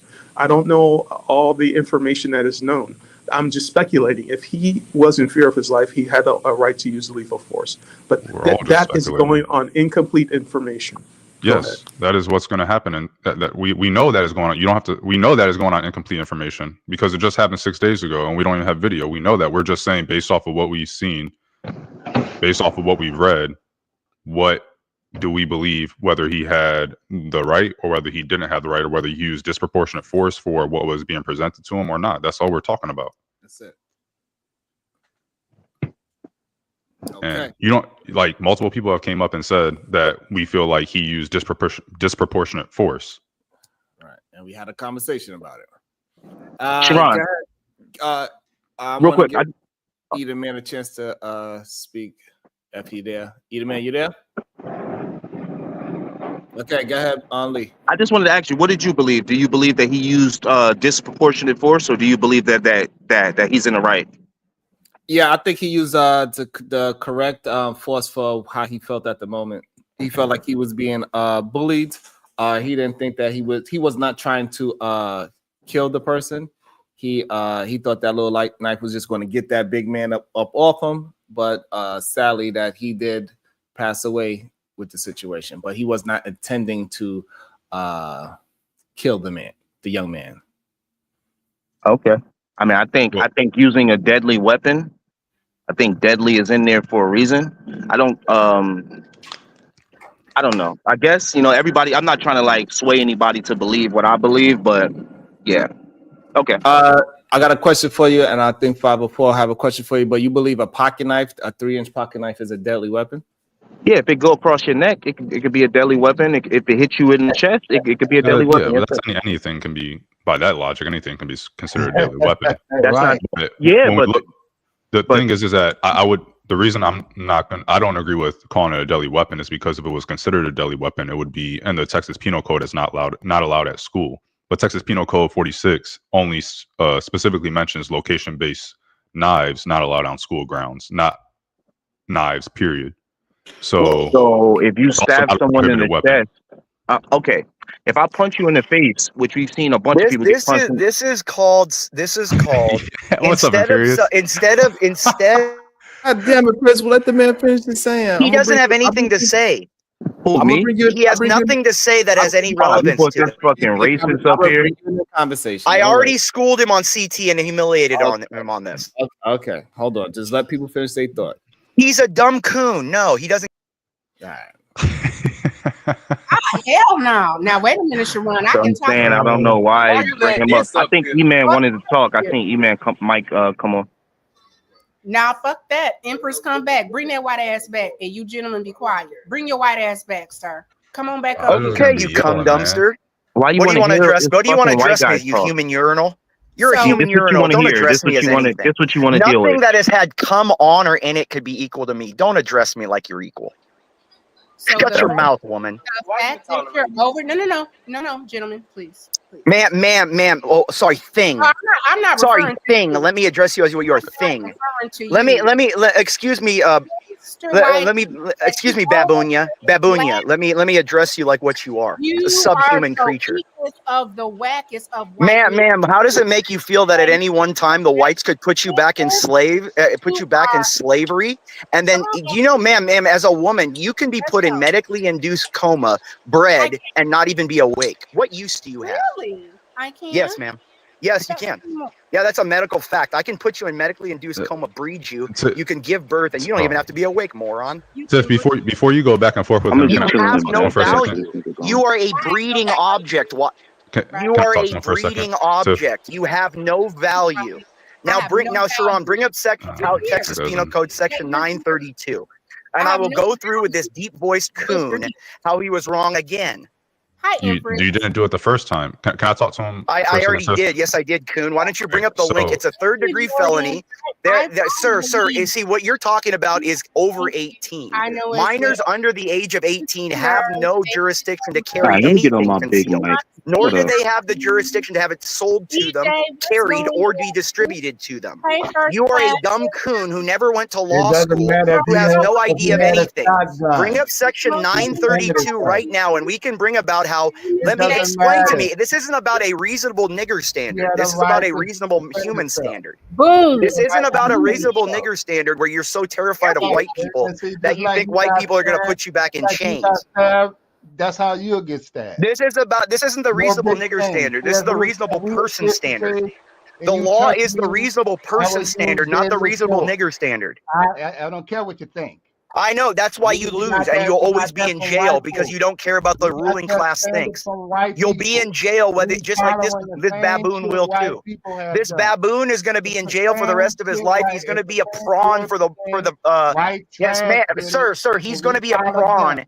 He is going to be a prawn for the Peckerwoods for the next 50 years. Okay. See, Y'all all right, so and this is what it is. These baboons get so mad over words. You can say anything you want to me, and it ain't gonna change the fact that I why rule you you. letting him rile y'all up, man? Imperious, you said No, that. Coon, you're already wrong Imperious, again. said You that. haven't said. Coon, I already showed this to I'm you. gonna talk. No, you A minor didn't. a minor is not allowed to Can you carry link on that? school property. Can you link A that? minor is not Can allowed you to link carry that? any knife concealed Imperious, in the can state you of link Texas. it? Can you link Yes, it? I already did. It's in the back. Where? Look up I Texas looked knife at. rights. It's in the looked back that and up. it's at the I bottom read of the it. page. I already did, you Okay. stupid coon. Thank you. Texas at the bottom of the page. The bottom of it says if you are if you are carrying on school property is a third-degree felony. Scroll down the page to the bottom, you stupid fucking coon. This is why I only want to argue with someone who's ready to put It's a not. pistol up to their brain and pull the trigger if they're I don't wrong. think you linked the right So website. hold on. So the Tiff, right that source. you wanted to talk to him? That's who she wanted to talk to. No. It doesn't matter if he English, had but she only talked to men, not males. Hold on. Thank you, Sharon. So, Sharon, one of the things that happens, and it happens again with Black women, is we're able, what bothers me is y'all let these white men in these spaces and they're not safe. So what I can do, and what y'all didn't have to do, was get upset because he was willing to attack me. And in him attacking me, you know what you got to do? Defend me without having to defend your manhood because it was out of fucking pocket. So what we have to do is learn to let these people root In our themselves space. out. I didn't let him up here. That's Sharon. You told Sharon to bring him What back. I Let's not can put it all on do is Gracie. I can allow and shine a light when white people are dangerous. Now, you multiple times will defend whiteness. So at this point, When have I fucking defended whiteness? Stop trying to attack me. You just let a racist white man up here and you're gonna say I defend whiteness? Are you fucking joking? Yo, stop talking to me, B. Like, why you just attack me when you just brought a white racist back up here? Get the fuck out of here. So It's again, fucking ridiculous. That's crazy that you attack me and say I defend whiteness, but Sharon dropped him and then you told him to come back. so are you done? Oh my god, his face is fucking retarded. hypocrisy. Just use it to me. They ain't nothing but entertainment. Yeah. Let's around with some views off their dumb ass. That's all. Right. They ain't gonna. But Reese, that's the Abused other by hearing motherfuckers call each other coons. We have to allow each other like all folk, and I understand you have a lot of different values with the ADOS, and I get it, but I do believe that you can see when Black Now people we just talking about a white man. Now we are just being talking about him now. Conversation not even about what we was talking about no more. is about him. When the Fuck person him. is Anyway, what were we talking about? being Jesus Christ, disrespected. bro. So again, in talking, it's not played out. It's okay. All people should be able to have voices. All people should be able to be heard. We're not a monolith. We're not always going to agree. When people come for me, yes, I am one that I'm going to say, I deal with men, not males. Bertha, you can kiss my bloody pussy. You can come up or shut the fuck up and still be blocking me.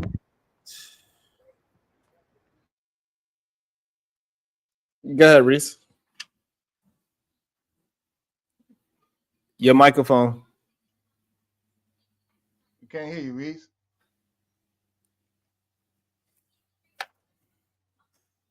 All right. So Reese got to get his microphone situated. I think Imperius, he's just upset that that he's starting to look a little like, you know, they starting to look a little crazy with they remedial rhetoric. That's the problem that they are having now. They say one thing when it was for them. And then when it comes flip it to them to hold that line and hold that standard, they don't want the same rights for us. They want to change it. Right. That's the whole thing with equality. You know what I'm saying? Don't give us that shit. That's always an ongoing fight. And that's what's really going on. Let me see if Reese's microphone is good. Go ahead, Reese. Yo, you can hear me? I can hear you now. Go ahead, Reese.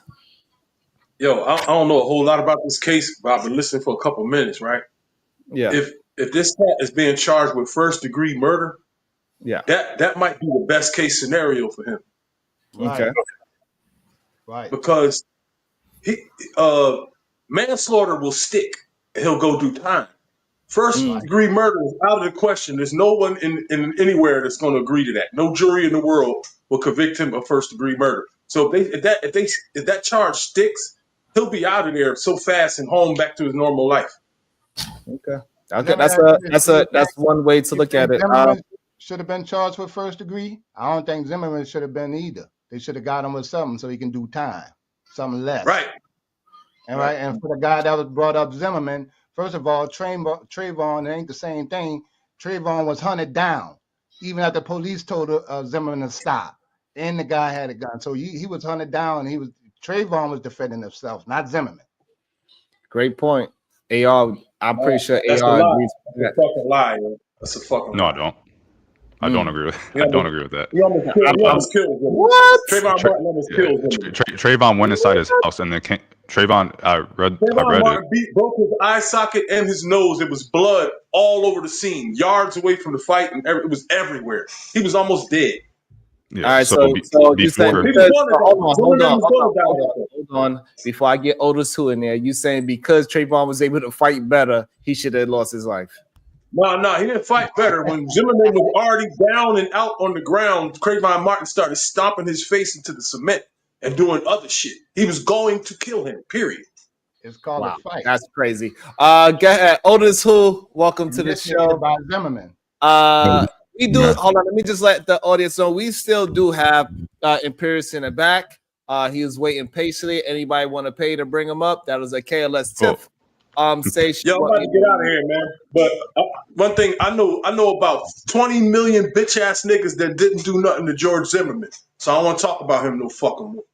Good point. I'm out. What you want to say, AR? You want to talk to him? Here. Oh, to who? To him? Oh no. The Trayvon thing. Yeah. So what I had read about. I was just bothering you about that. Oh, okay. All right. No, Imperius is getting lit up in the back chat, and he still doesn't understand. Okay, all right. It seems like. Okay, so y'all good in the back chat? He's just gonna yell. You know, he's not actually gonna talk.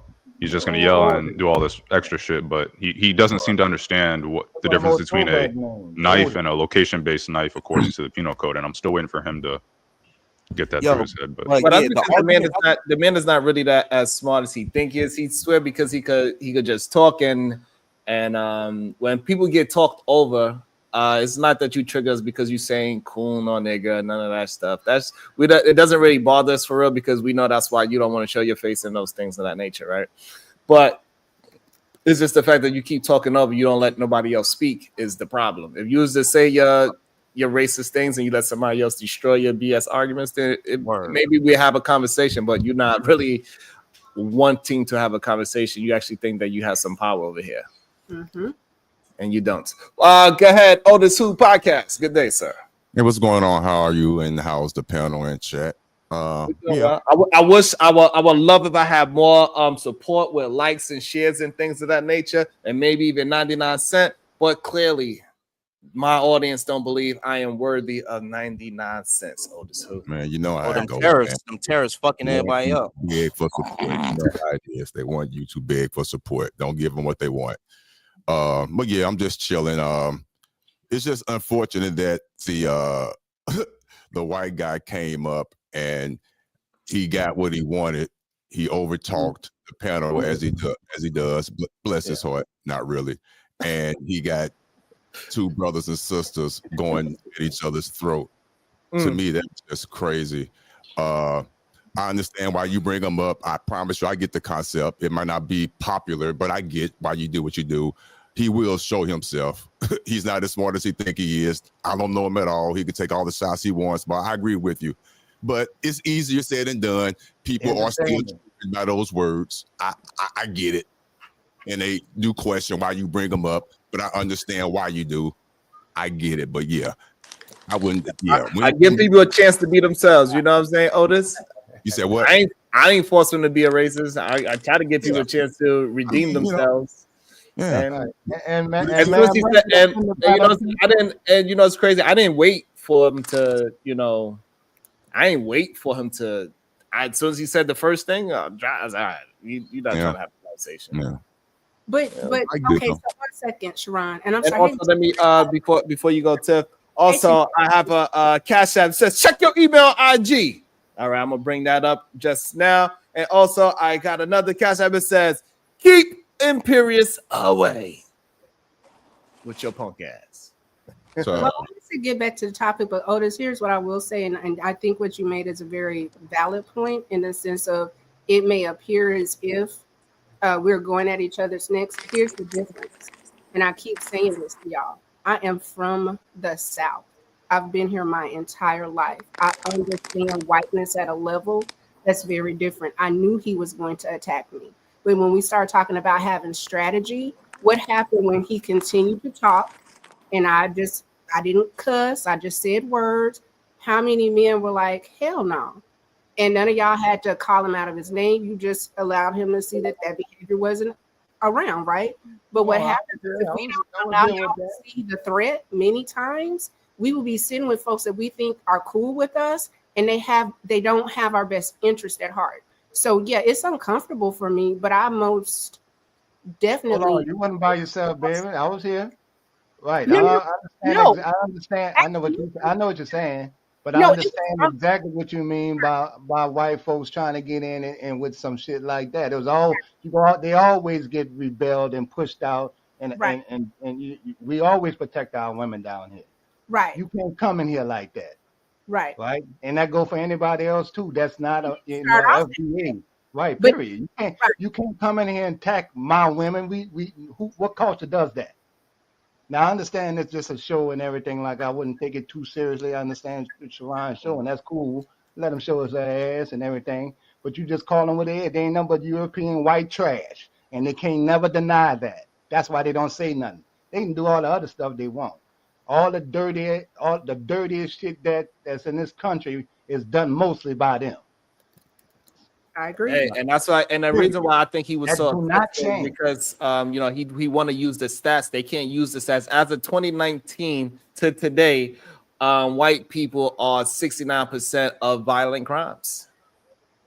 They cannot use the fact that we are the minority in this country and we doing majority of the crimes anymore. It ain't us. We doing crimes at 20% clip.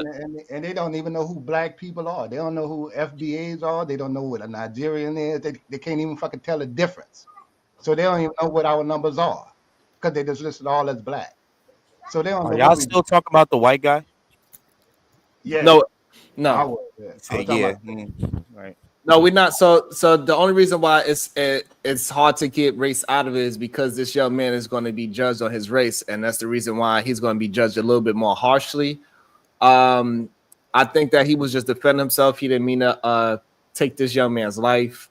I don't think we could say the pocket knife. There's no way he could say a pocket knife was considered a weapon. It was a tool, and then once you turn the tool into you kill somebody with it, then yes, you could call it a weapon. Then so a hammer normally it's not a tool, right?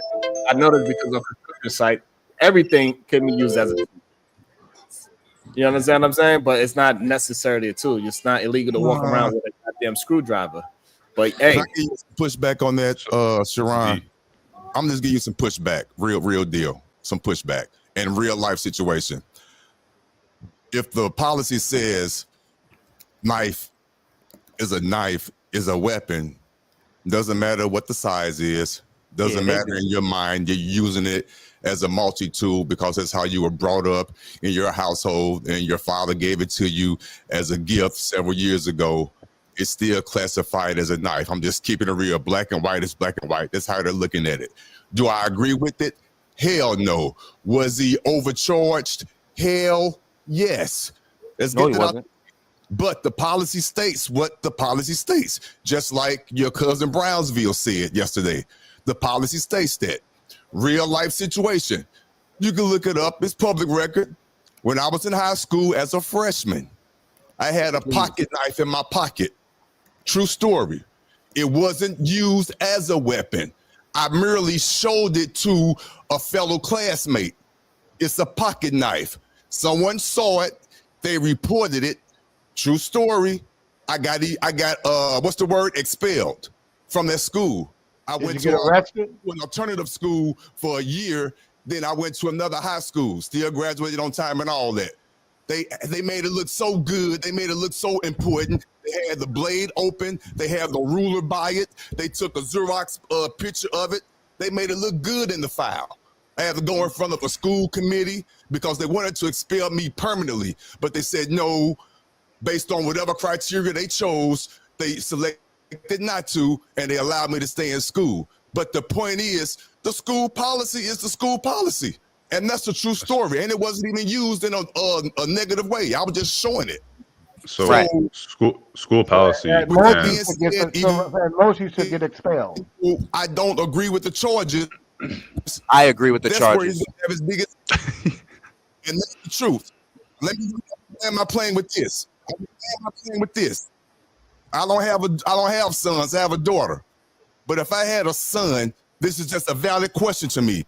At a high school age, I don't think I'm teaching my son to use a weapon to defend himself at a high school age. I'm thinking I'm teaching my son how to use hand-to-hand combat or something like that. I've been jumped on several times. Woo! That's manhood. I'm still here to talk about it. Now, after you graduate from high school and you come into the man world and you paying your own bills and all that, then you do how you see fit. That's just my frame of mind. That's just me. I land my plane. Yeah, but nobody. Otis, I agree with you. I agree with you. That his daddy told him to use weapons. That's not even a question. That's not it. What he had when his dad told him, or he just had one on his own. Kids do that too. So the fact is, it's the charge, and he shouldn't be in jail. He should be in jail. He killed another kid. What's wrong with you? They got a lot of people. They got a lot of people that deleted other people that are not in jail. Okay, now you're gonna use that. So what? You think those people should be free? A lot of people that do it. Those people should be free. What does that mean? Are you saying that you think those people should be free? I'm saying those people should go to jail too. Just because they got away with it makes it right. What are you saying? What I'm saying is there's self-defense cases What's wrong with y'all? where the person was never even arrested and should not go to jail. Bro, I don't care about that. We're not talking about that. We're talking about right now. A kid had his life taken over a fight. He should be in jail, period. For what? For disproportionate force. Get away with it, bro. He stole like 50 years or 80 years. How many years this kid would have lived? Like, not treat life like it's shit, bro. What should he be in jail for? For taking the life of another human. Manslaughter, probably. Okay, see that? What charge? Hey, so this is Hey, look, I don't know how true. Hold Is on. there a charge of Hold third on. degree Hold on 1 murder? second now. Because he Hold definitely on. murdered Hold on. you. I don't want us screaming over each other. We just gotta mind our thoughts, right? People It's cut me okay. off every time I talk, so I Right. don't know. So we gotta just attempt to stop cutting each other off. This is supposedly as of right now, this is Austin Metcalf Instagram. One of his posts with 600 likes, over 600 likes. It says, I dare one of you monkeys to show up to the track meet today. Get it back in blood, homie. Get it back in blood, homie. Was that the day of the meet? I don't know. This is I'd just have pulled somebody up on sent it that to me. same energy if I was a white man and y'all trying to tell me this kid don't deserve to be in jail because of what? I'd be like, man, fuck y'all monkey ass niggas. Let's get it So back in by the blood. way, Lee, this is Austin, so that he did this when he was alive. Oh, he did this when he was alive? Yeah, this is Austin. Yeah. This is Oh, the then dude. that's a different story then. If it stands to be true, hold on. Let me make sure I'm saying it clear, right? If it stands to be true, right? Because anybody could do it. You know, technology is powerful nowadays. But Yeah, as that's of what right I'm now, saying. you know, Probably cat though. Like this shit be okay. But cat. regardless of that, right? So this is a possibility that this might be his. It is Texas. So, Sharon, did I not say yesterday, based on just the information and what it was giving, and nobody's being honest about the subtleties, but we all understand that what it sounded like is it was very much a boy situation. Get from up under this tent, boy. You know where the fuck you belong, boy. And the boy was like, oh, So word. you stab him. And scary people do scary Dummy. things. And what this person has learned is what one, my grandparents always say, you don't fight scary people because they will kill you. It's very clear based on that young man's behavior. Like I'm saying, like he stabbed him once, he ran. It's not overkill. He didn't stab him, his twin, his teammates. He wasn't in a violent rage. We understand that per some of the notes, per his own father, he took the boy's bag and tried to get him to get out of the tent. You don't have the right as another 17-year-old to talk to another child like that. And if you felt like it was this much of an issue, where was your coach to then say, young man, regardless of the rain, you do not belong in this tent. We're going to need for you to exit. So I'm going to continue to ask, where were the adults in this situation? Because based on what we've seen, there were plenty of adults at that place. And they counted, what, 3 scrapples? Three. But all right, hold on. Let me read the few. Teach my son a weak motherfucking nigga. I'm always going to hold on. Let me read the few. Hold on, Tiff. Let me read the few supporters that I do have today. Thank you so much. And always, I just want to let everybody know that's people that's always support. I'm never talking about you when I say, can we show some love and support? There's plenty of people that's watching the show. We got over 190 people, and out of that, we 180 of them never supported, and it is okay, but that's just the truth of the matter. Aaron L with the $5. Abuse or not, it stopped me from doing some detrimental things as a child, and no words or punishment was going to stop that. Hard head, soft behind. That is a horrible saying. Marcus Antonio, consider with the $2. If he gets 10 to 15 years in fair trial, that's just. That's crazy. Imperious Sharon lacks, what word is this? Ontology to prescribe anything. Okay. Miss Jana with the $5 says, woo, woo, because you know the money makes the vagina go, woo, woo. Wow. Thank y'all so much for ontology is the study of being, the being of humans. But look, let me just say this. that post is fake. Yo, reportedly, you didn't the just hear post me that you talk, pulled up. AR? You didn't just hear me okay. talk. I'd be crazy how like people just cut you off. That shit is miraculous. I just want to say this. At the end of the day, the kid is in jail. You know, so all the people that saying this is right, he should have did that. And then the fact that it was a tent and kids was there shows more proof that the kid should have just fought him, and he would have probably never got stomped out or any of those things of getting killed, because there were grown men there and probably grown women there to break up a fight. Now, again, you up the ante when you take a life. And I just feel like it's so sad, but predictable that I'm around a bunch of black people and we're treating life like it's nothing. A teen So lost his I think life, Lee, and that Lee, right there, somebody Lee, should be punished. Oh, go ahead. Yeah, I don't want to. Go Lee, ahead. I think the only issue that I have the way how you be framing it is as if the young man attempt to take this young kid's life. That's the only problem I have with the way how you framing it. He stabbed him, Bracy. Mm-hmm. That's what I'm saying, my boy. Like, that's what I'm saying. You from up north, you from New York, you got into fights, right? You fought niggas way bigger than you, probably won them. So this whole 100-pound shit is crap, is bullshit. But now we've made these kids so weak that they think, oh, 100 pounds, he could win. Nigga, I hit you on that button, you going to sleep if you 200 pounds. So it doesn't matter. And then the fact that adults was there, Sharon, means that he would have definitely never got jumped. I remember when I was getting jumped and there was this black woman security guard jumped in the middle of it and broke it all up.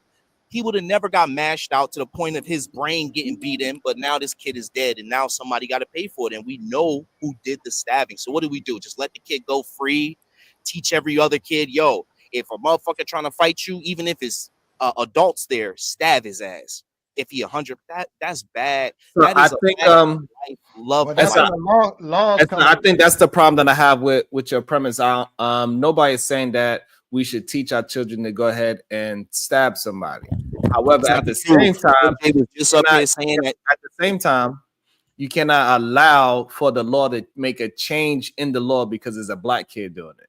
So if Rittenhouse is able to go across state lines and protect himself and shoot 3 people, and they said, hey, you know what? Everything was legal. He protected himself. He felt that his life was in danger and he got off. Hey, you're going to have to let this kid off too, because as long as he could say that he was in danger, and I'm pretty sure AR-15 is way more dangerous than a goddamn pocket knife. All I want us to do is keep that same energy. So the moral part, that's a whole different conversation. Bracy, it happens out here all the time in Florida. Oh, go ahead, Otis. You want to talk? I don't want to hog up the conversation. Go ahead. Yeah, I appreciate it. Listen, this is a touchy situation, and we're just hypothetically speaking. Great conversation. I understand what Lee is talking about. 99% of the part that we definitely agree. I'm telling you, he had the pocket knife in his pocket. There was, in my opinion, but let me say this.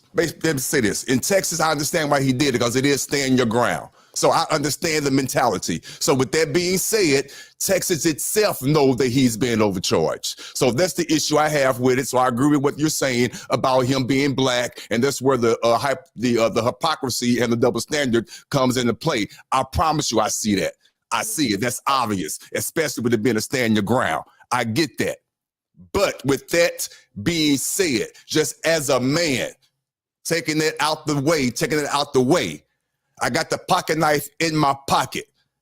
I'm a 17-year-old. Is it really my first instinct to take that pocket knife out my pocket because I feel threatened by other teenagers in this high school? Yes, one's bigger than me. I'm going to take that ass whipping and come back the next day with my boys. That's just my mentality. That's just me. But I understand Texas and their mind frame of stand your ground, like Florida has that same stand your ground. I get the mentality, but that's just me. We're having a conversation. We're just me. I wouldn't pull it up at that time. Hey, I would tell you this. That is not the thought of young men nowadays. No. I know a young man right now. He is 17 and he already got 2 stab cases in New York. Who? Somebody that I know. Okay. But can I ask you a question? And I'm not even trying to be funny. And that's a big thing in New York. I think all you have is daughters, correct, Sharon? Or do you have a son? You do have a son. Okay. Well, I'm not trying to start nothing. Please don't take this the wrong way.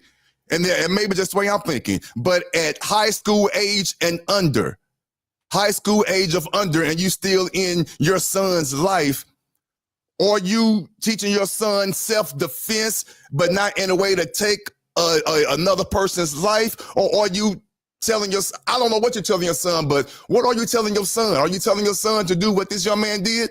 So if he feels outnumbered for whatever reason, that's his thought process, to pull that knife out in that situation? That's a genuine question, because I don't think I would tell my son to do that in that situation in high school, being 17. To me, that 17 age says a lot to me. I think majority of people telling their kid to come home, you figure out a way to get home. I don't care what you do to get home. You better make sure you get home. That's so right there. Can I jump in right there, Bracy? Will you say that get home? What if they get home and then the cops come take them right from their home? Right after you just told them, yo, do whatever you got to do, stab a motherfucker. They come home with blood on them, then the cops pull them right back out there, take them for 25 years. You cool with that? Catch me if you can. Catch me if you can. I'm the gingerbread man. I'll be on my way to Miami. Hey Lee, how we sell these scooters again?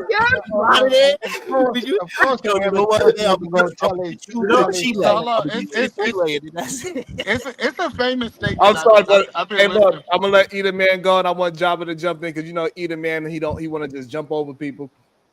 Yeah, hey, Lee, but that's for real. Like, I'm like, hey, this is what my son had to do. This is what I'm gonna have to figure it out, and I'm gonna go find how I can make money without using my Social Security. It's that simple. Go ahead. That's why I fuck with you, because you say shit like that and you stand on what you're saying. Other people gonna be like, well, you know, I'm gonna turn my son in. You know they will. But go ahead, Either Man.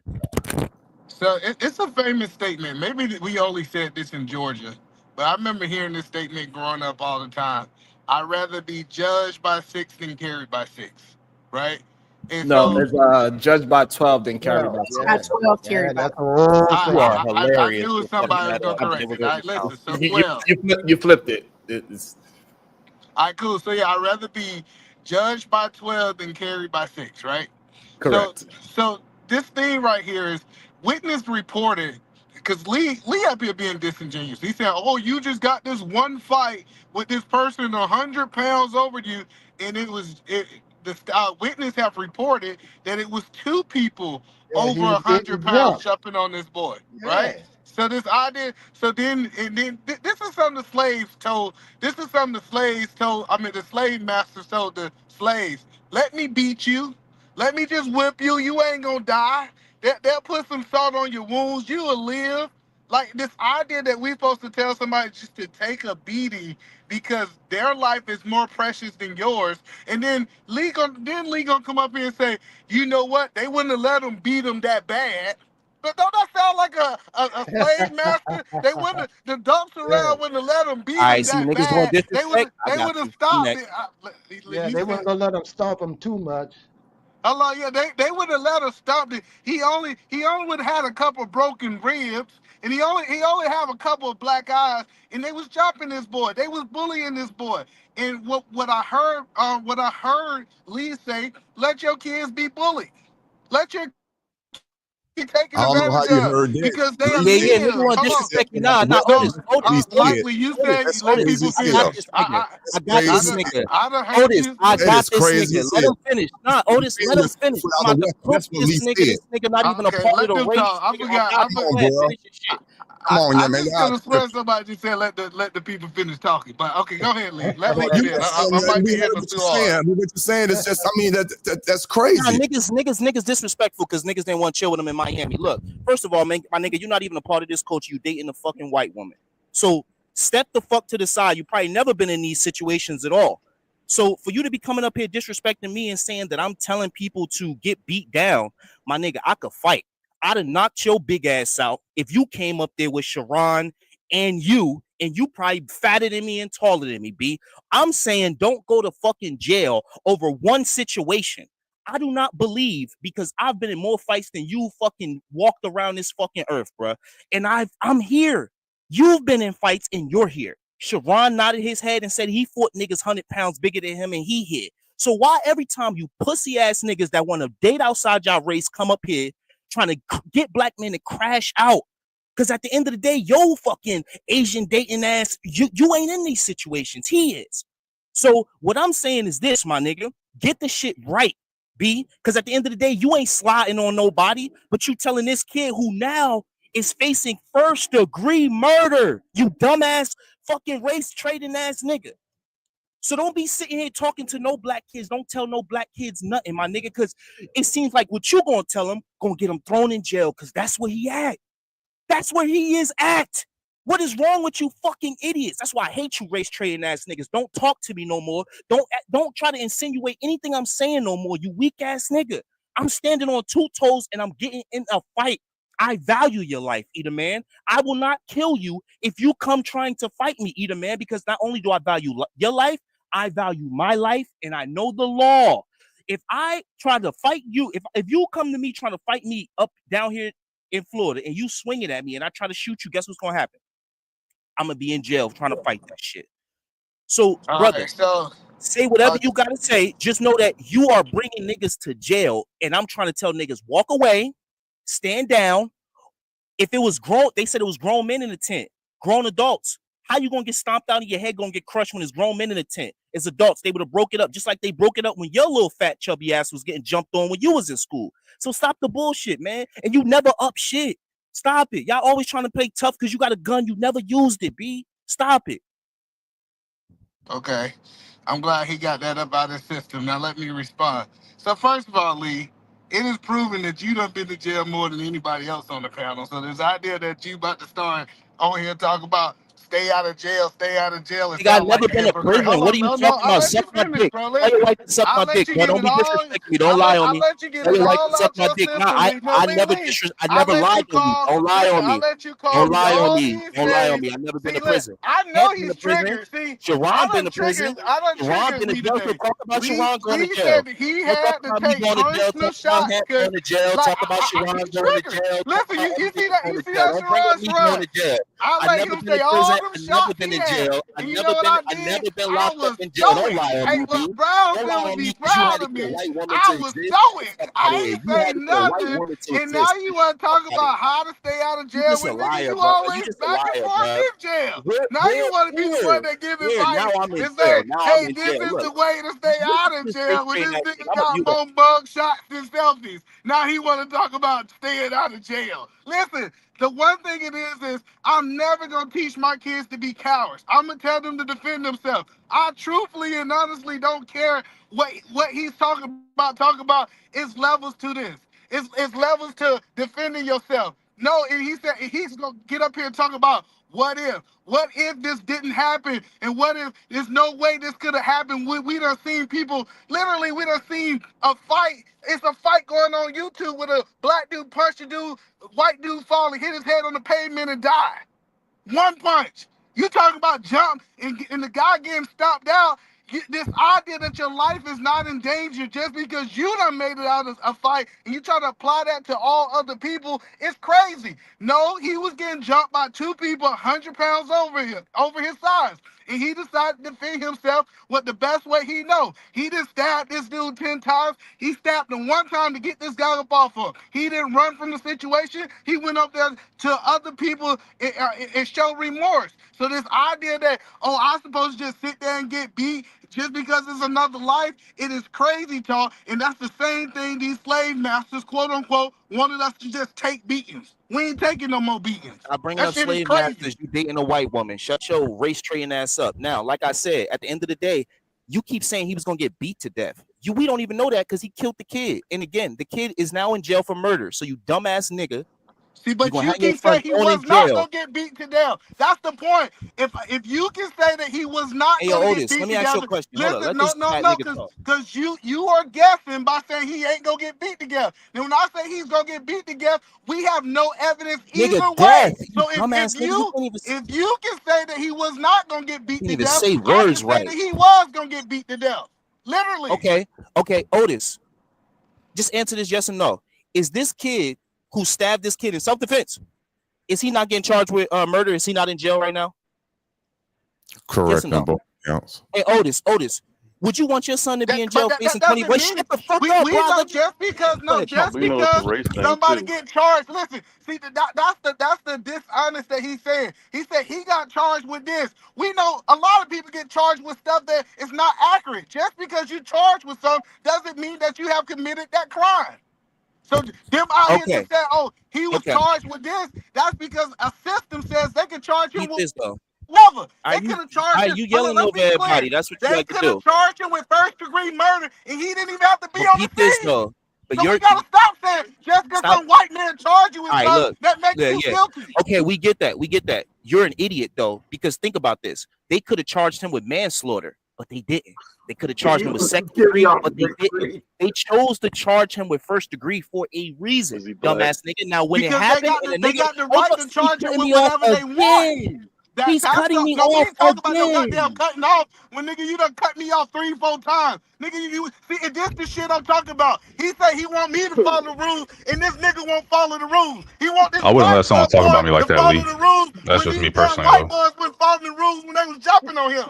Shut that shit up. That shit sounds stupid. No, you First don't of all, gotta you follow are a no race rules. trader. I ain't gotta Those follow white no boys are rules. your You ain't people. gonna put Those me in no white boys are goddamn your box. people. You're a race trader. Those white boys are your people. So fuck you. Second of all, like I said, at the end of the day, at the end of the day, the kid is in jail for murder, one, and then they could have charged him with a bunch of other things lower to make sure it stick. But for some reason, they got murder one up there. You know why? Because watch when the case, because this is what niggas like him always do, the race traders. They always play hard with the black shit, right?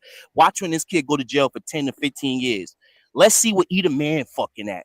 Let's see where he at. Let's see if he drops some commissary off to this kid. Nope. But he gonna sit up here and be like, yeah, man, he should have stabbed him. Wait till you get 10 to 15. I got $50. I'm holla at that. Other than I ain't talking about that. I got money on it that he don't get convicted. All right, hold on. Go ahead, Jabba. So from what I'm hearing, that there were adults present when this was going down. Yes. So instead of being adults and saying, "Hey, let me just see if we can find you somewhere else to stay," or hey, y'all back off, they just let this happen. Mm-hmm.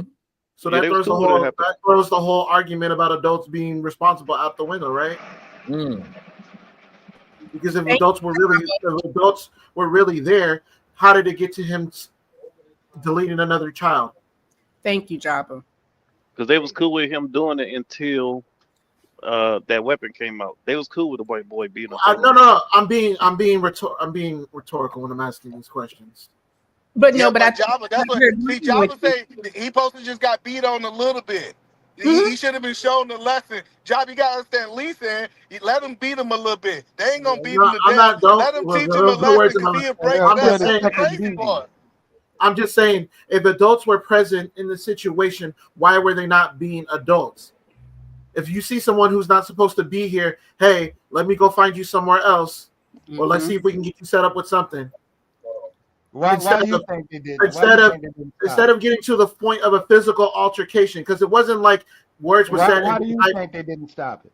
Because they were getting a rise out of it. Because the big boy was beating. Because it got to that point. It got to the point. You just ask yourself. It got to the point where this child had to feel he had to pull out something to defend himself. If adults were present and being adults, they would have stopped it before it even got to that point. Words would have been exchanged, and they would have told, and they would have said, "Let me see if we can get you set up somewhere else, because this is not where you're supposed to be." That part. That's what a responsible adult would do. That's my only children.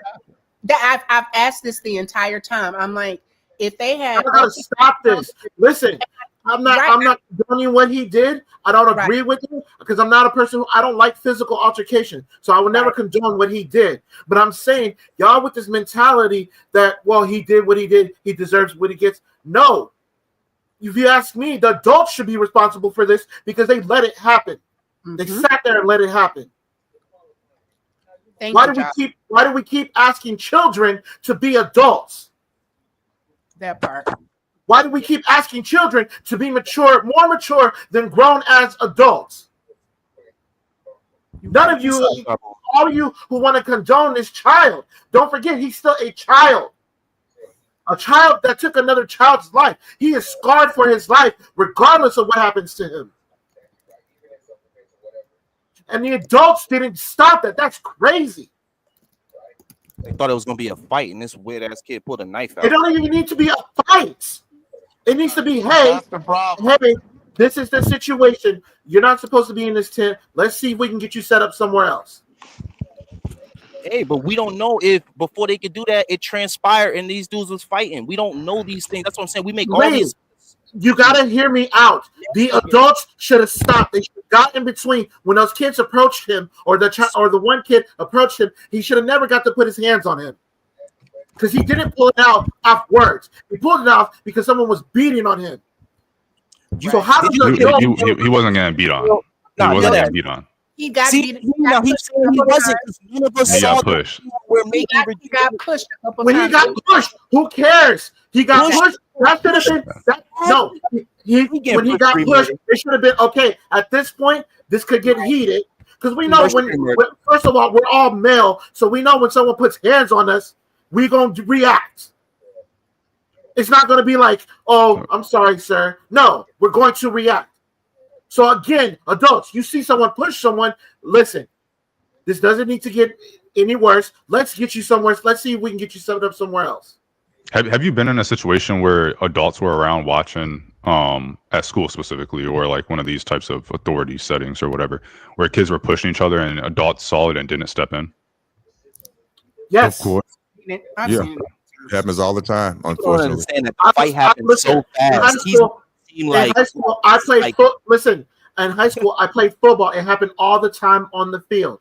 And they just thought it was what it was. Until someone got a concussion, and then that's when they were like, okay, maybe we need to start intervening a little bit more. So adults, be adults. That is what we're here for, to protect children from doing stupid shit like this. Did any of those kids die or get stabbed for what they went through when you were on the You football just heard field? me say someone got a concussion.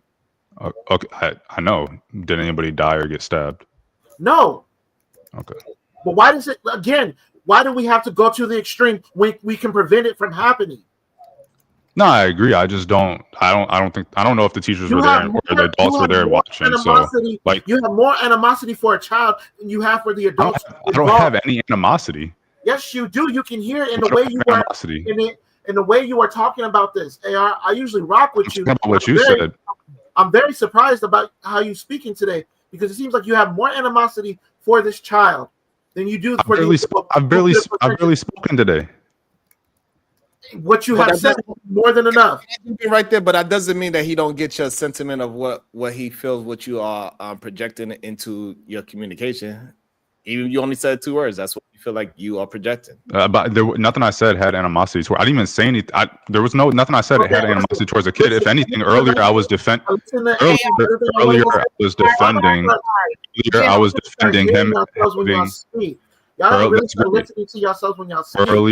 Earlier, I was defending his right to have the knife. So why is that? So if I'm defending his right to legally have the knife on school grounds, why is that animosity towards a kid?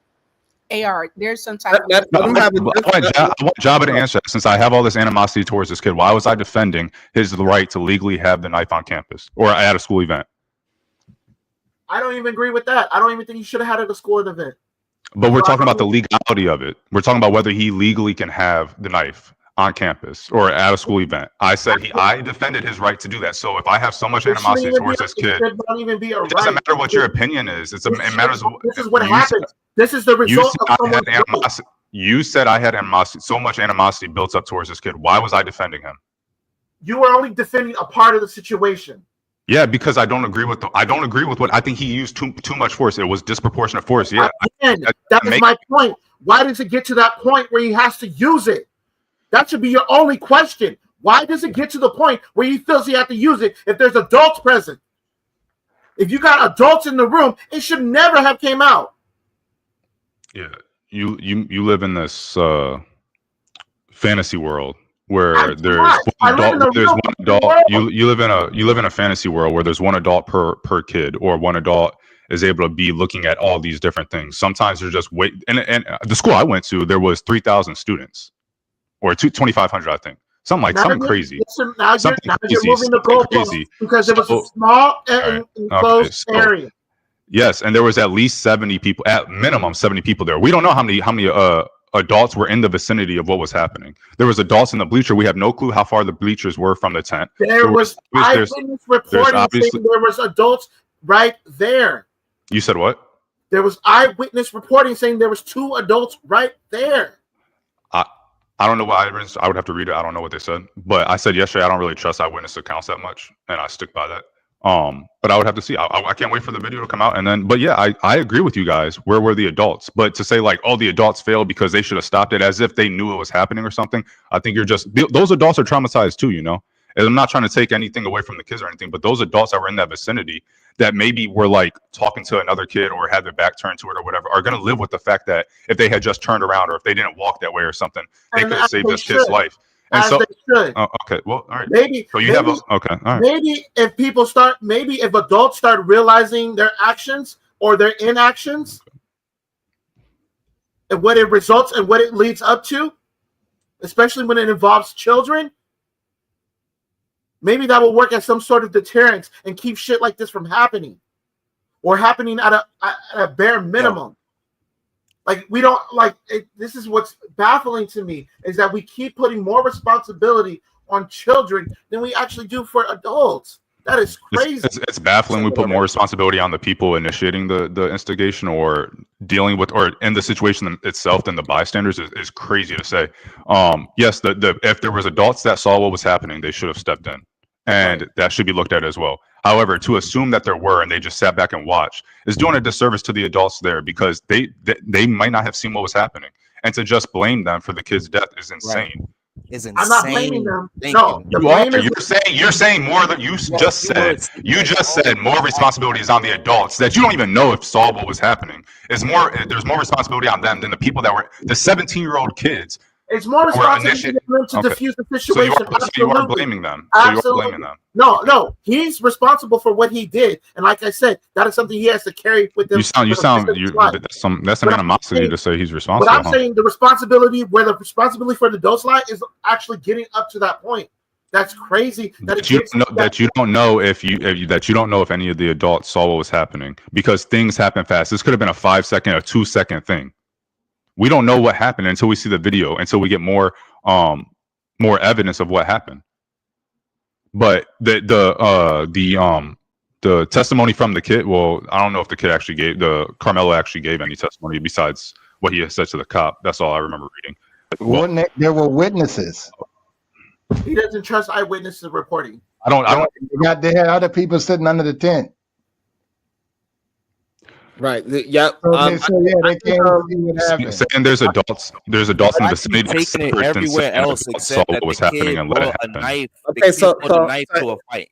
I don't get. He didn't bring a knife to a fight. He didn't bring a knife to a fight. It's not like they said they were going to fight. You don't know that. Hold on. You can't assume it. Hold on. Yes, I can, because they charged him with first-degree murder, which means that they think it was premeditated, which means that they probably have texts or some group where they were talking shit to each other. That's why they gave him first-degree murder. Think about it. That's not what it. Hold on. So that's not what. So no. Why, Sharon, detective? Why? They'll upcharge on purpose just to try to get a plea deal or something. Just because they upcharge you doesn't mean they have evidence that you committed this crime. Man, that's true. That's not true. It is true. What are you talking about? Okay, hold on. That charge. They have to have some type of circumstantial evidence. They don't have to have circumstances. They don't. But it took 30 people's in phones. Texas. They took all the kids' phones before they. Okay, hold on. We gotta make sure we put this in proper context, right? It is at a place where it's parents at. It's at a place where its coaches are there. We cannot try to act as if it was no adults around witnessing or hearing anything, and they just oblivious to everything that has happened. That's crazy to say. Why is that crazy to say when fights can happen in 5 seconds? That's fine. So the problem is what job it says that they saying they was okay with the fights, just like in football, they be okay with the fighting. He has not. He does not know these. He was not there. He doesn't know these adults. It's fine that we don't know it for a fact, but we do know. Asking in general, it's proper. Tiff was up here asking. Please, what we do know in general, that at these events, they allow the young boys to get ahead and push and shove and possibly get into fights. We know that. Why do they allow that? Because no one dies. It's okay. What I'm saying is that let's not act as if we don't know that's a general thing that happens at these places, please. No, I'm not going to act like that. I said it. I'm saying that they do that and they allow that because no one dies. Okay, that's the whole argument. Kids get into fights and they walk away. That's Lee's thing. I'm not necessarily going with that. Tiff is up here asking, "Hey, where were the adults? I want to know where the adults were." Blah blah blah. That is a proper question to ask. Job is up here going, "Oh, it's the adults' fault. They could have stopped it. They were right there. They just let it happen because X, Y, and Z." As if he knows. You're putting words in my mouth. All right.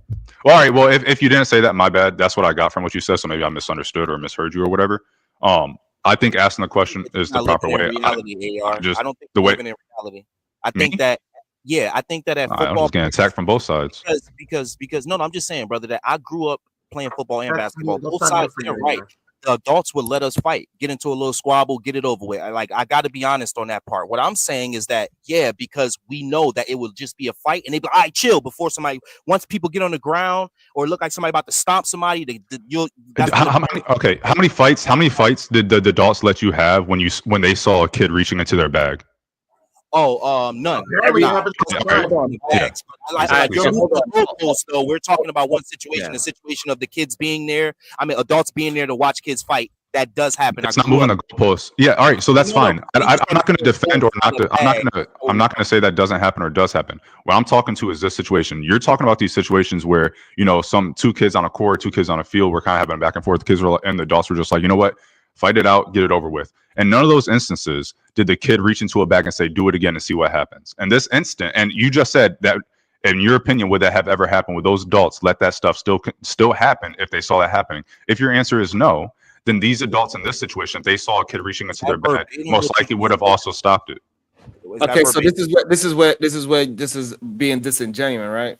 Because once adults allow kids to escalate it to talking to each other and allow it to be a pushing and shoving until somebody hit the floor, nobody believed that the kid probably had a weapon or he was willing to use a weapon because they was in the public. This is what Jabba and Lee is commenting with. Nobody believed that it was to the height of it's going to be death. And so that's why they allow it to happen. They allow the scuffles to happen because they think it's healthy. Is what Jabba and Lee is trying to I explain. understand Now, that. And in none of their scenarios was anybody reaching into a bag.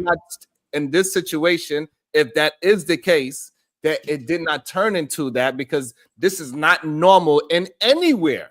That 3.7 GPA kids is out there fighting and stabbing each other, and one of them is a bully, and one of them is 6'1" and 220 pounds, for God's sakes, at 17. That's not normal. None of this shit is normal.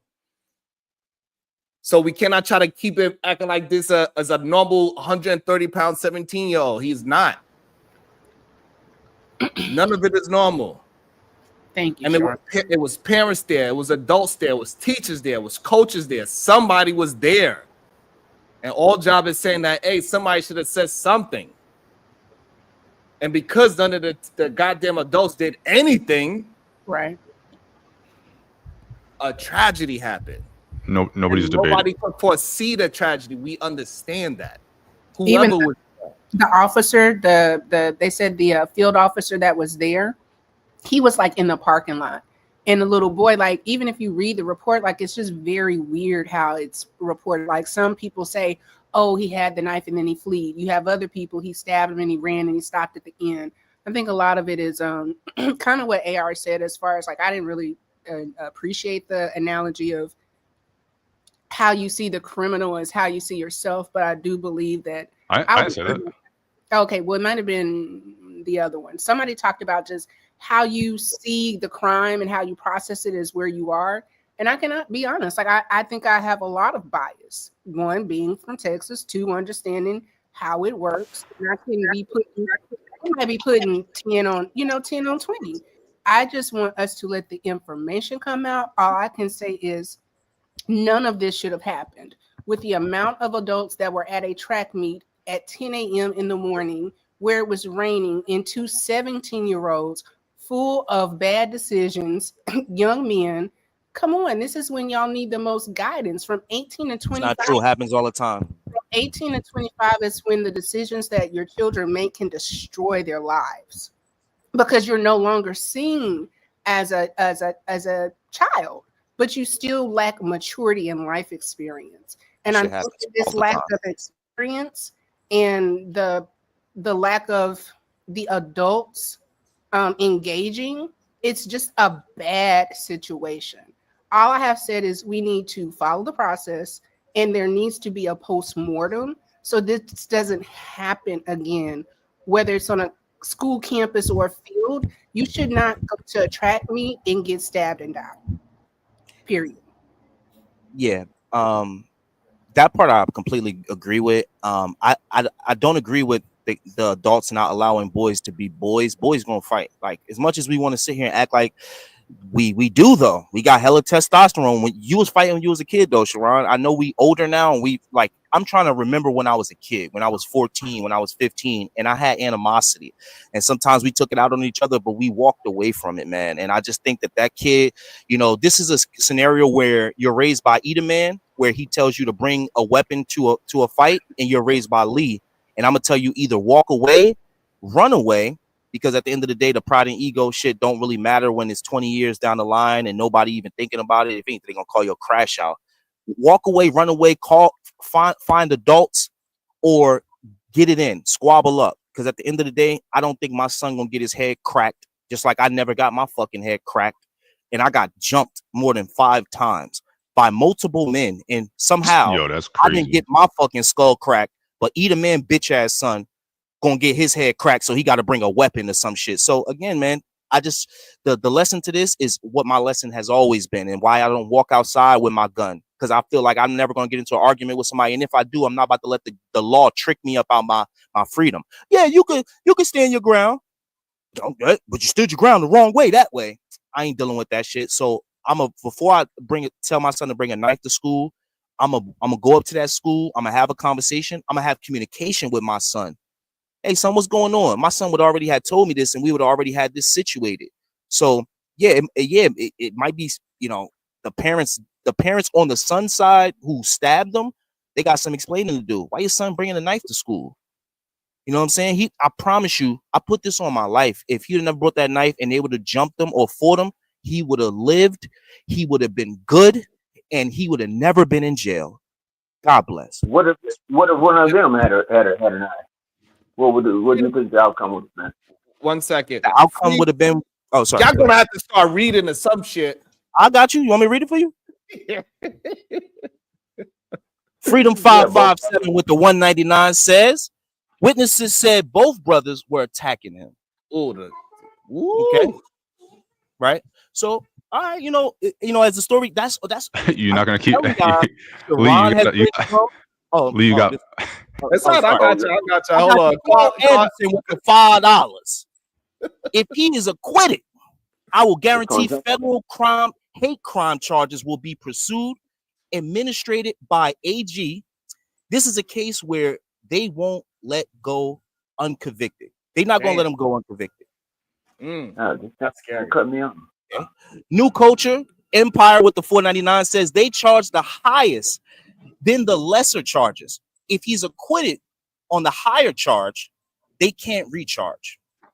That's fair. That's the only good thing about that charge. Okay, whatever this motherfucking name is. Rod, you better send me a cash app, because you keep trying to interrupt the few that I do get. I only get like 2 every 5-10 days. What? Shit. I wasn't at my screen, man. I didn't know you read no cash. Chihuahua Gawiwi with the 499 says, caution. Anyone saying the suspect must be acquitted because he was in fear for his life must keep the same energy when the victim is an unarmed black man. I don't know. The way how he worded that, I don't know.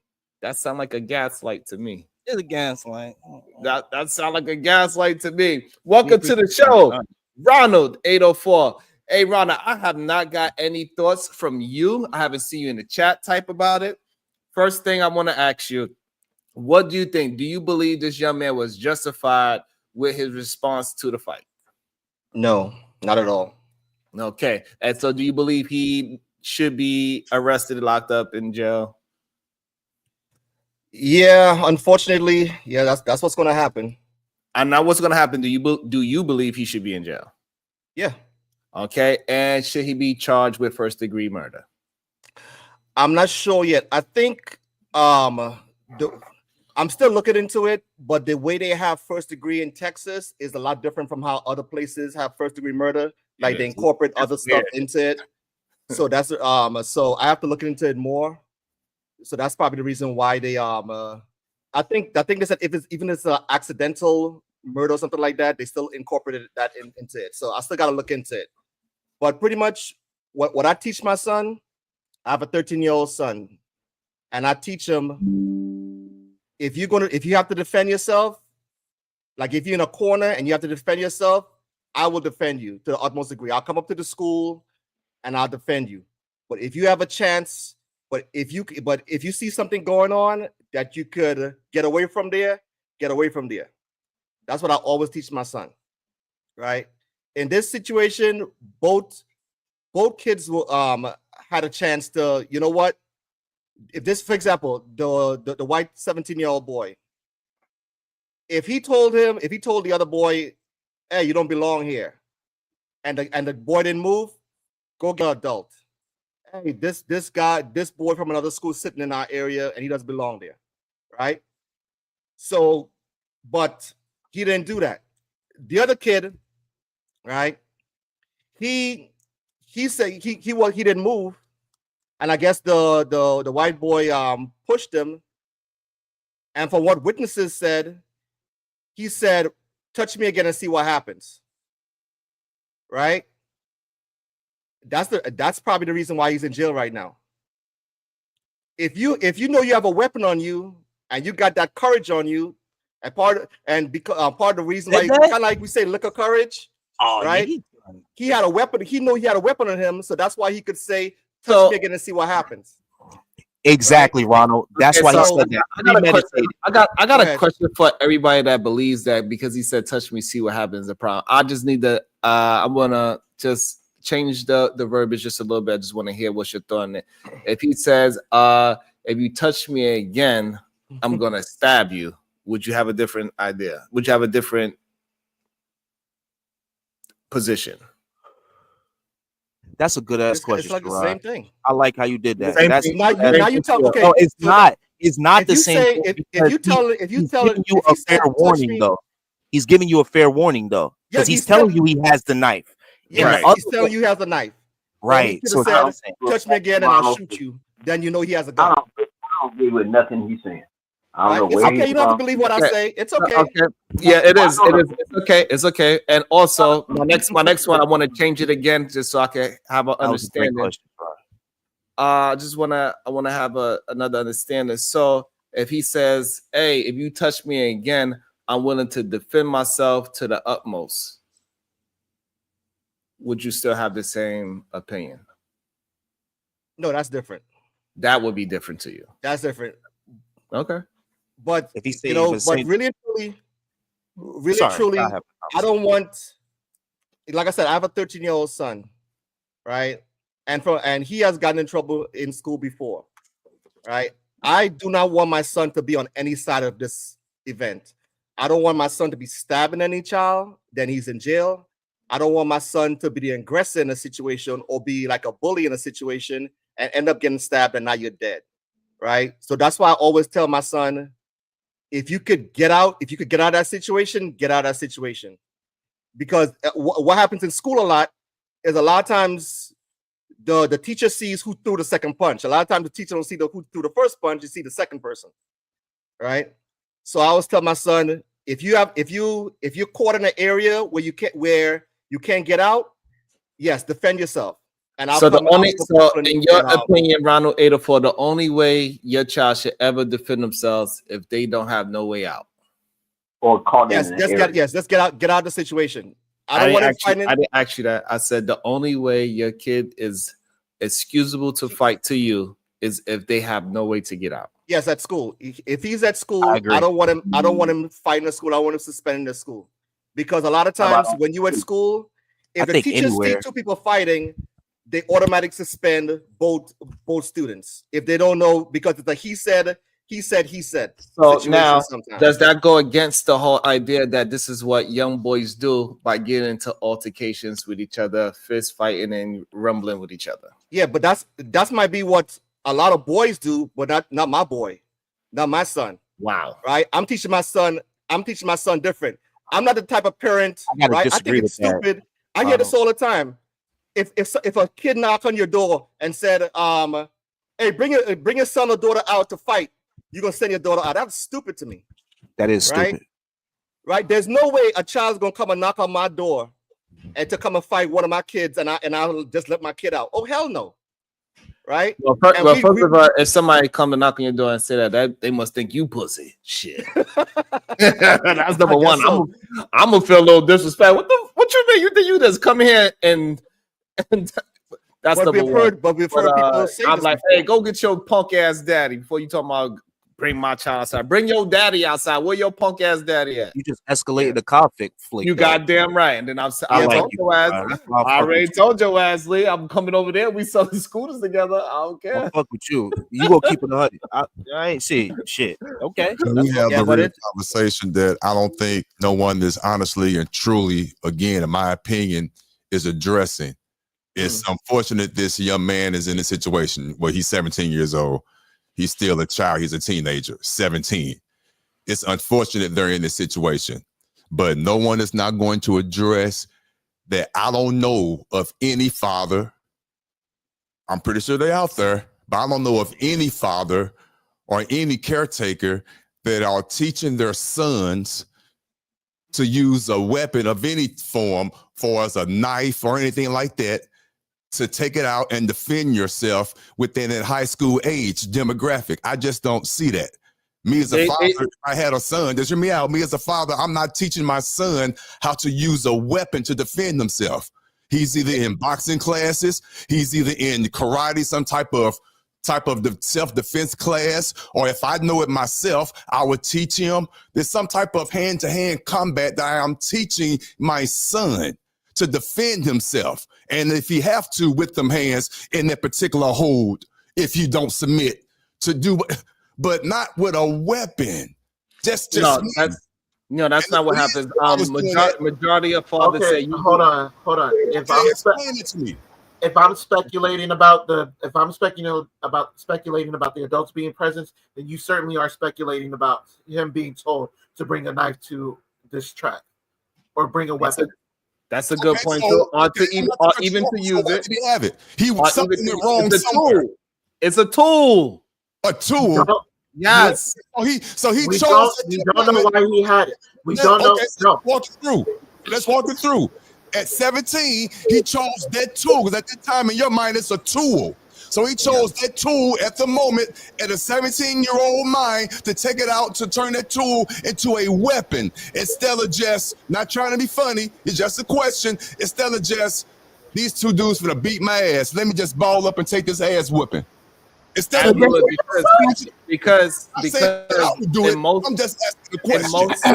in most houses they say, hey, use anything around you, kick him in the balls, use a brick, you see a garbage can, anything around you is fair in a fight. That's what most parents that teach their children about fighting, everything is legal in a fight. Fight them, scratch them.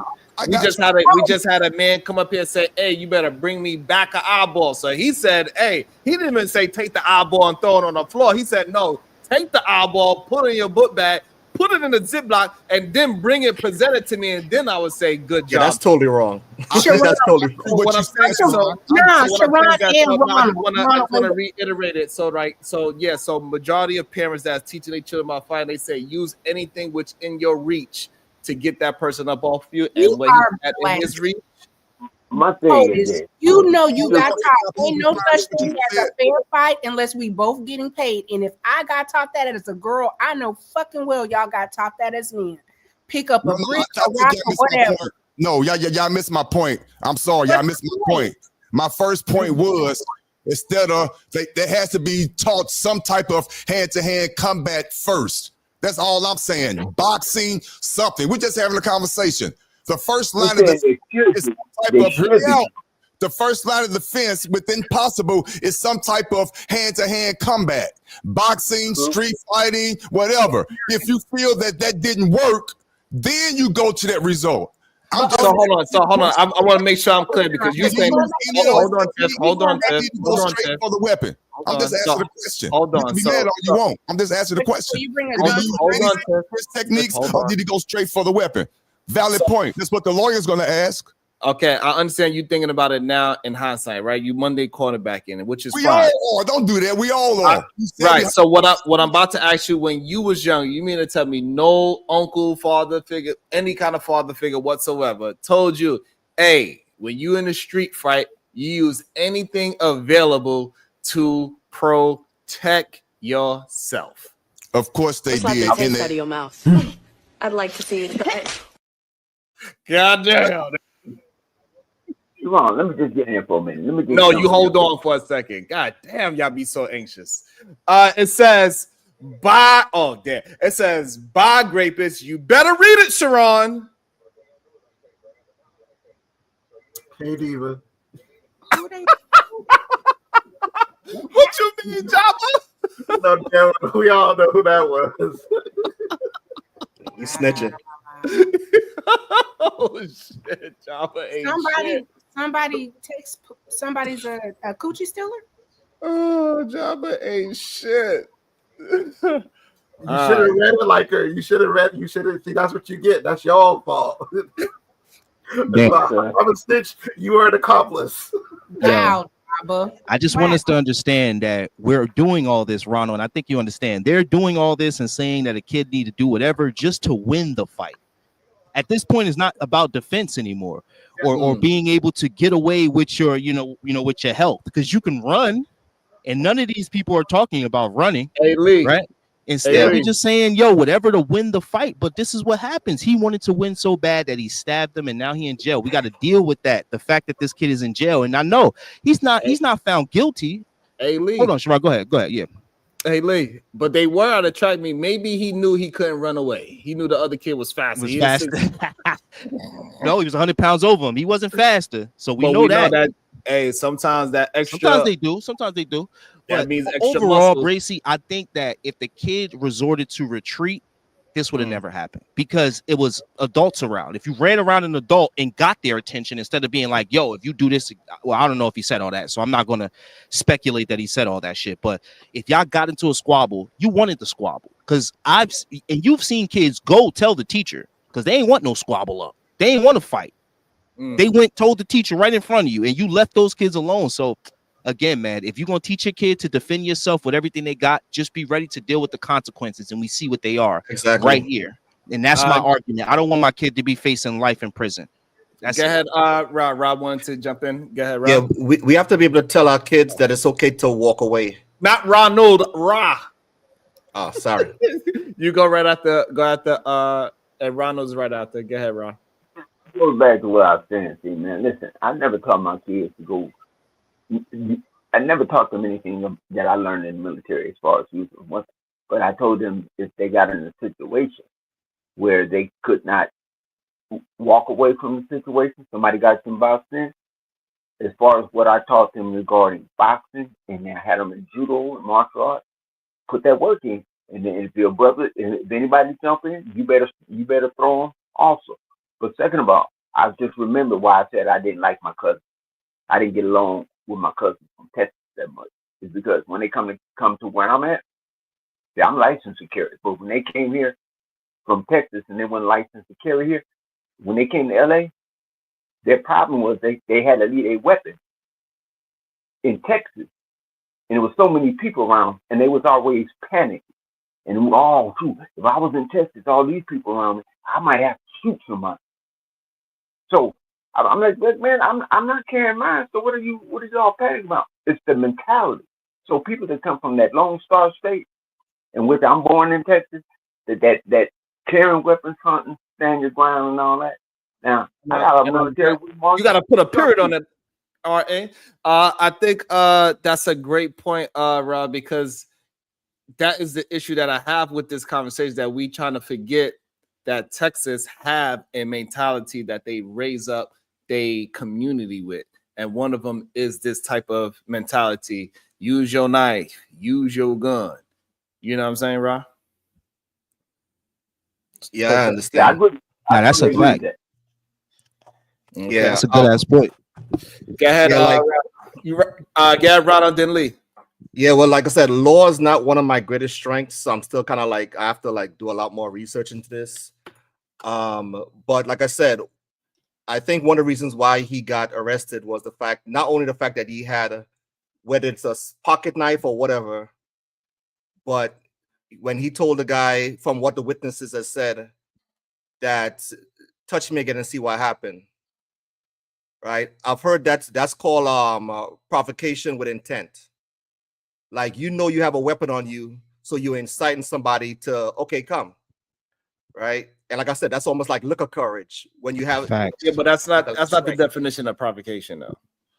Come on, Sharon, stop. What you talking about? Real quick, sorry, Ronald. To your point, I was talking to my girl about this yesterday because when she got home from school, and she looked up the law and the self-defense statute or whatever in Texas, and she also brought up that exact point where one of the elements that needs to, I guess, not be met or whatever is that you didn't provoke. And the person, exactly. Yeah, we didn't look at case law to see what the courts have established as what can be defined or what can be considered provoked. But Ronald, if you want to look at case law in Texas about what they've defined as provoked, because it's not always going to be the literal definition in the dictionary. Case law is what judges have determined throughout, court cases of But what think can be about it, determined AR. as provocation. He I got agree with first degree murder. He got first degree murder for a reason. And I know people think that you could just go to a judge and be like, hey, it's a black kid. Let's just give him first degree murder and hike it up. These are niggas talking to you. They don't be understanding shit. The thing is, they had to bring evidence. That's why they took all the kids' phone. They got that evidence of what you said of the witnesses saying that he said, do it and see what happened to you. That's evidence doesn't have to be, but evidence doesn't have to be concrete. And I'm not saying whether No. I'm not saying it has to be concrete for you to get charged with it, but they have to have some. That's why it's called circumstantial. So they still have to prove it later on to find you guilty. You can go back into the. Actually, I cut off Ronald. My bad, Ronald. Go ahead. It's okay. And I heard people kept on saying that he was jumped. He wasn't jumped. He wasn't. You got to remember. You got to remember that there was a lot of false information that came out first, right, to incite either one side or the other side. Yep. Right. So I think Sharon, I believe you looked at the police report yesterday. Yeah. I don't know. I think in the police report they even interviewed some witnesses. And from what I understand, the witnesses didn't say that he was being jumped or something like that. So it was a one-on-one situation, right? So we need to stop saying that. But we cannot say it's a one-on-one situation. Why can't you? Because the brother was there? The brother and his team. The other person didn't have a team? The other player didn't have a team over there with him? Himself. Yeah, but he was by himself under the tent. Okay, but yeah, and that's the reason why I'm saying, if you by yourself, right, just walk away. Yeah, I know it might hurt you. We gotta stop that. Was that. my All right, that's fine. That, like we all agree with conflict resolution, right? I don't think nobody here believes that the young man should have said, you know what? Yeah, it might be raining, but it's not worth me trying to be fighting in the rain or whatever in this severe weather. We all agree with conflict resolution. That is fine.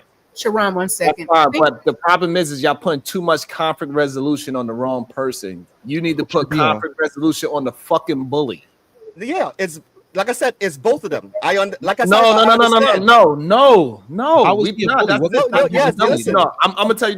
gonna be honest with you. I'm done with blaming the victim. This is very similar to she shouldn't have wore that skirt. She knew she looked sexy. Why she outside looking sexy for? No, that motherfucker should have kept his hands to his goddamn self. Stop trying to find a way to blame the black person. Sharon, the victim is the person who's dead, man. Get it out, crazy. Do you understand that? Ronald, where are you from? The victim is the person who's dead. Huh? The victim is the person who's dead. No, it's not. Oh my God. What? See, that's that bullshit. That's that bullshit. Please hold on. That's that. I just want to make sure I understand this. Somebody breaks into my house. I delete that person that broke into my house. Who's the victim? You done changed the whole. I know. Yeah, that's a totally different understanding. situation. I want to have an understanding of the mentality. There's no somebody victim breaks in that into my situation. house and I delete them.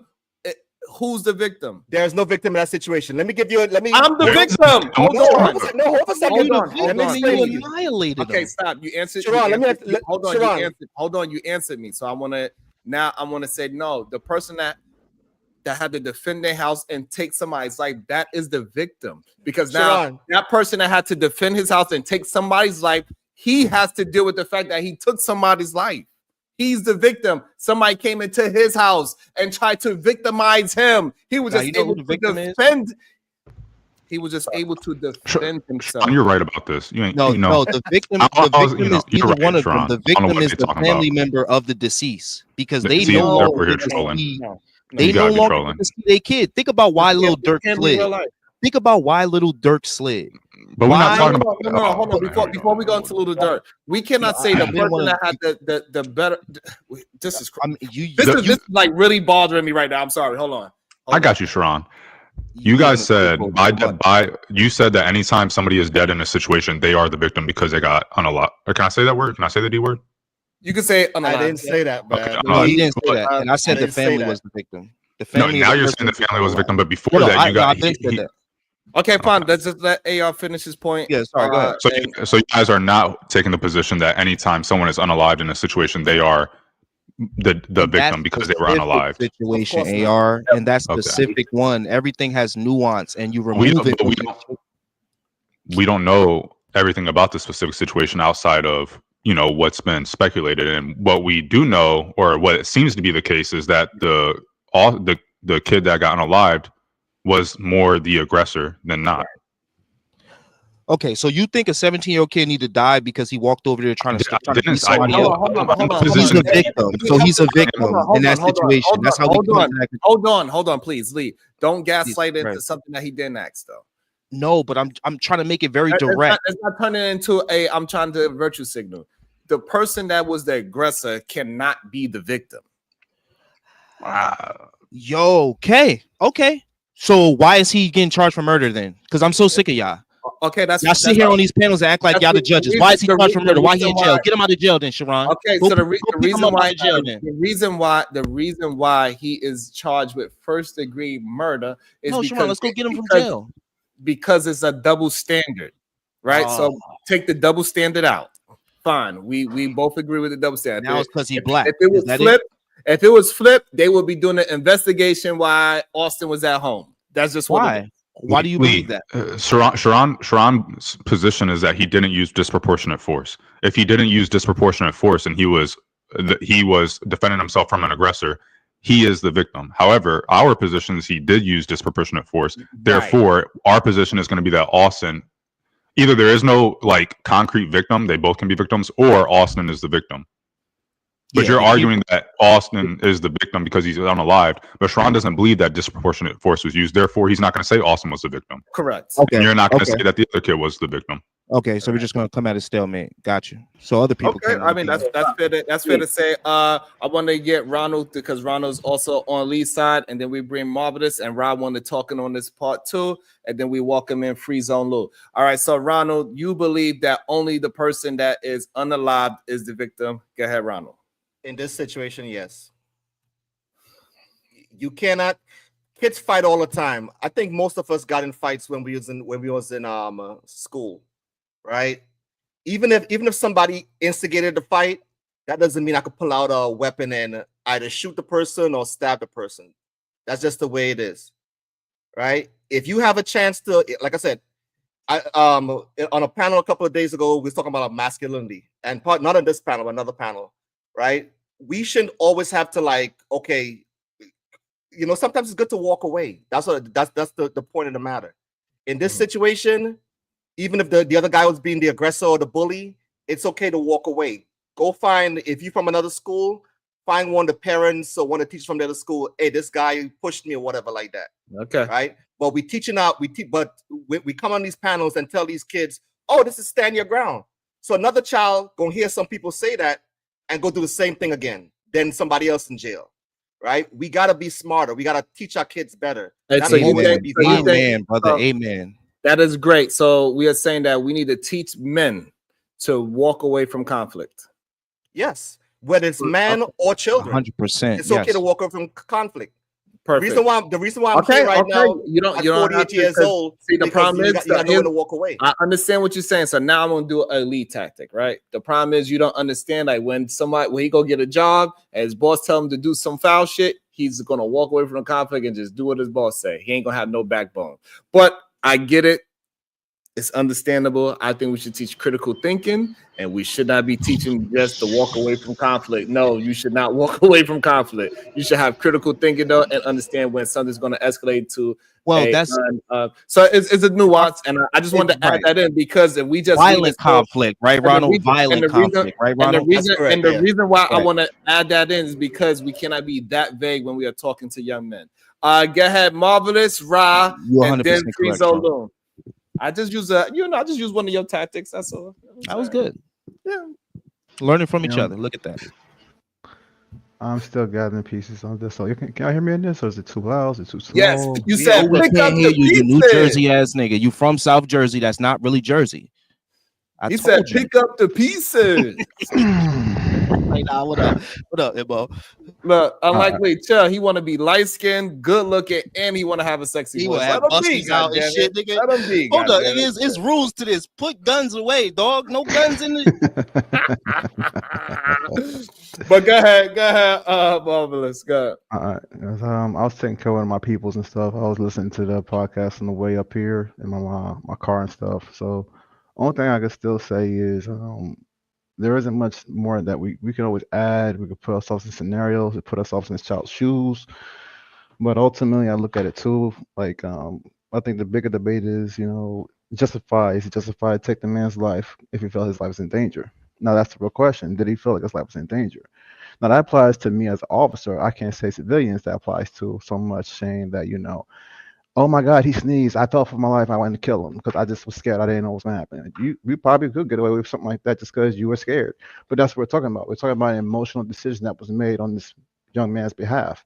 And is it feeling strong enough for us to all get on the side of him because we feel like he feels being in his shoes, or we speculate to the most point to where we would feel like we're justified to do what he did if I was in his shoes. Again, we pretty much are putting together a lot of different scenarios to put ourselves in the shoes that we're not in. I could never be in this man's shoes. I can try, but it'd be insane. All I can do is allow my feelings to take over and allow me to be guided by whatever the other guy's trying to convince me of, for the most part. I would rather personally just stand on the lines of truth and be like, okay, let's see what happens.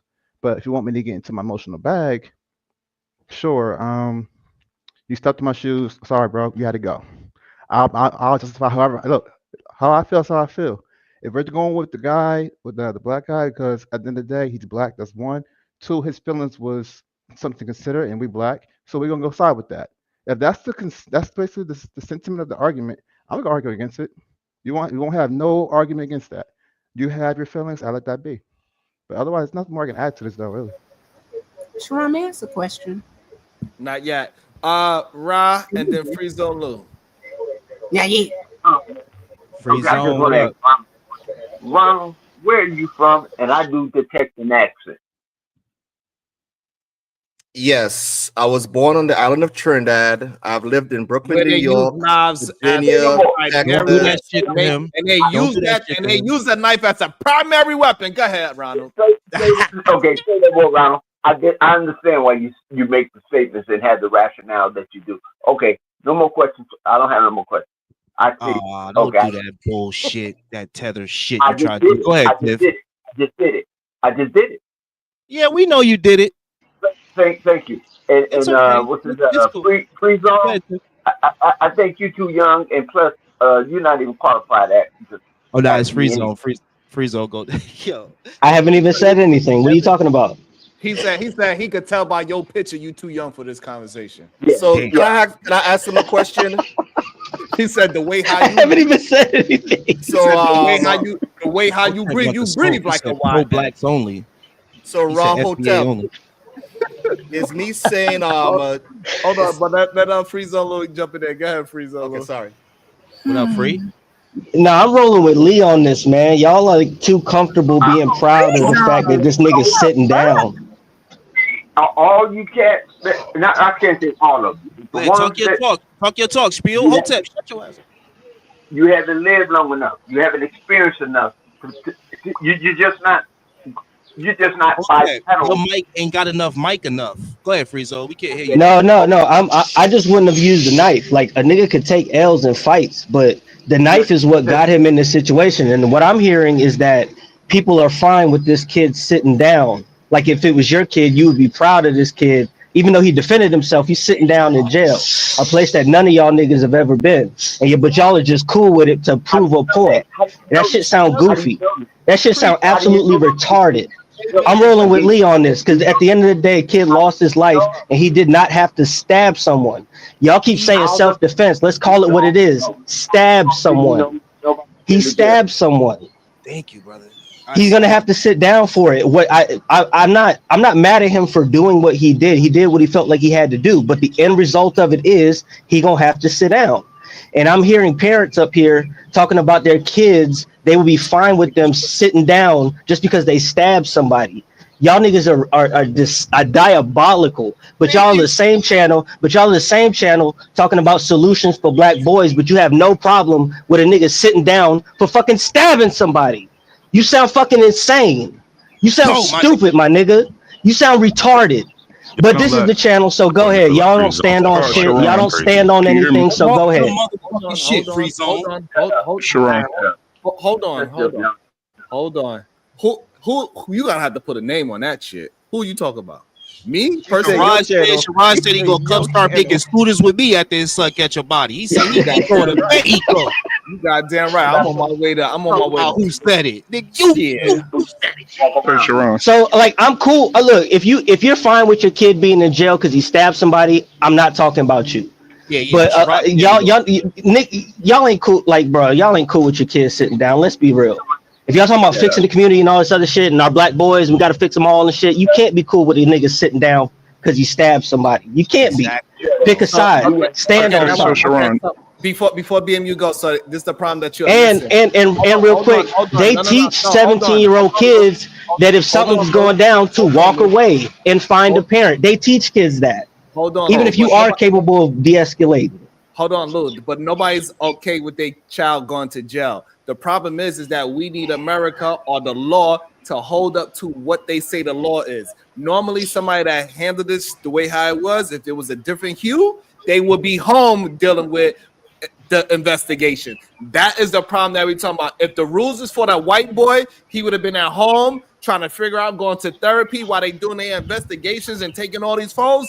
Do it for the black boy too. That's what the conversation about. The conversations are not about that. The situation is that he is. Yeah, and that's all rhetoric. That doesn't deal with the reality of the boy sitting down. Hold on. Let him get his shit off. Let him get his shit off. The conversation go ahead. About us as black people need to stop allowing them to dictate what we can and cannot do according to the damn law. Hold them to the law. Go ahead, BMU. So I want to say this. I want to say this real quick. I'm here in Dallas, and people and some people may have heard the story in Dallas of the white kid driving his dad's F-150, 15 years old, drunk, and he ran into a van full of church people, and he killed all of them. And guess what they gave him? Affluenza. Affluenza meaning that he doesn't know right from wrong. And guess what? He got probation and got sent home. Now, I remember fast forward a year in Dallas. There was a black boy and a white boy. The white boy was bullying the black boy. All right, so this is for unlikely. The black boy said, "I'm tired of this shit. We finna fight." They both put their dukes up. They both start fist fighting. There was no weapons involved. The black boy hit him and knocked him. The boy head fell back, hit the corner of the desk. The white boy died. The same judge that gave the boy in the F-150 affluenza and gave him probation, he gave the black boy 22 years, 17 years old, 22 years in prison for murder, for a fist fight because the white boy was losing. He fell and hit his head on the corner of a fucking desk and died. So that's what the real conversation is, that they are not holding our people to the same standard as they people. And even though we're supposed to be going towards the law, that's what the conversation is about. It's really not about him being in jail, because the only reason why he's in the jail is for those facts that BMU just beautifully brought It up. wasn't no facts. Those He left a lot of nuance out of it. Because look, I'll tell you this right here. If you telling me right now that if this was a white kid and it was reversed and the white kid said, "Touch me again and see what happened," and they got the evidence of him saying that, they got the video, they took all the phones, they see maybe some type of altercation happen, they see the kid get run, they see the kid get stabbed. You telling me that the white kid will go home? Yes. Yes. I do not believe that. Well, that's what Unlikely. I just gave it to you. Unlikely. I just said the white boy. You didn't I give don't know it. what You the gave two nuance And black is. people completely be different marching and situations. protesting. That's like I got some nuance in I this. So I I was seen it able happen on both sides, man. I ain't gonna hold you on that one. I've seen white folks sit down because they done stabbed it. Like, come on, Yeah, man. me. Let's not do I've that. seen no, this you shit. did not. Like, hey, yo, Storytelling. bro. Let's not do I'm trying that. to tell y'all, I just told you the white boy got an yo, F-150. Hold on. So we can't under that he lives in the state, and he gave 2 exams that happened in his state. No, I'm not knocking his examples. I'm not knocking it. I'm not saying that it don't happen. I'm So saying those in this examples are specific nothing situation compared where to we this. have some nuance, right? Where we have a situation where maybe throughout the text they were going back and forth because he got throughout the text he was going back and forth. The kid allowed him to walk up. No, well, they saying that the witnesses said that he said, "Touch me again and see what happened." The kid knows he has a knife when he says those words. He knows this. It's in his pocket. Hold on. He knows that it's there. He shouldn't have touched him in the beginning. Okay, hold on. Let's never make touched sure we him. having the proper conversation, right? So the misunderstanding is that he did what is normal in Texas. And what's normal in Texas that this situation, that young kid would be at home while they doing the investigation. The problem is that he is in jail while they doing the investigation. That is the issue that we as black men should be having. Yeah, We 1 million baht understand is that, we insane. understand the other nuances of conflict resolution, Okay. walk away, and Ronald with this whole kumbaya that the white boy should have said, damn it, he won't leave my tent. Let me go get an adult. That's what he said. Okay, I see what you mean there. Now, if you telling me, do I believe? Okay, do he have a bond? Does he have a bond? Yeah, $1 million. Oh Yeah. shit. Okay, Yeah. that's wrong. That's bullshit. Okay, so if you asking me those type of questions, I thought we were talking about something else. So if we talking about that, yeah, they're fucking him over. They're gonna fuck him over because black people talk about each other all the time, which is what I was saying yesterday. We talk so much shit about each other. Of course they're gonna fuck us over because we say the shit all day. Shit, come on. I was saying when it comes, the bail gonna fuck us over because all you hear online is black women talking about black men. Black men this, black men ain't this, black men ain't that, black men ain't this, black men ain't that. That's why they do. That's why they gonna do them like that. So the $1 million bond is based off of taxes, based off of the area that those children live in.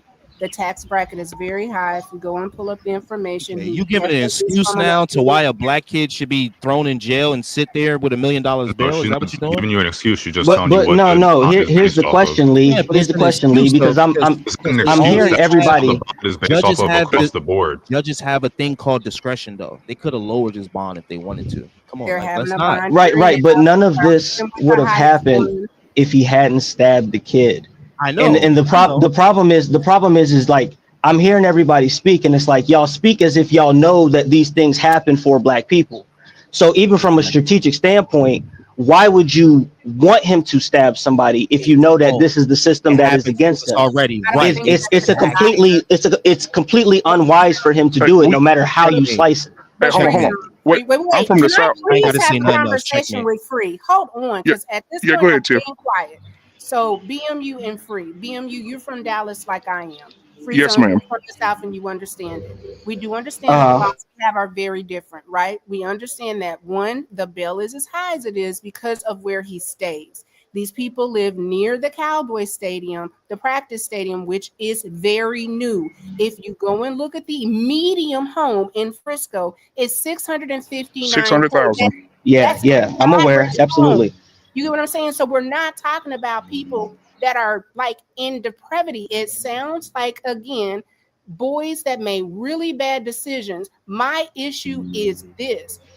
Please help me to understand, do y'all feel as if you should not defend yourself? Because if not, specifically if y'all are saying that black women are quote unquote raising the boys, if we need to teach them to retreat, because that's what y'all are going to teach them, just put that shit out there. Because I'm hearing a whole bunch of he should have did, like y'all do not feel like this young man should have defended himself. That's what we're saying.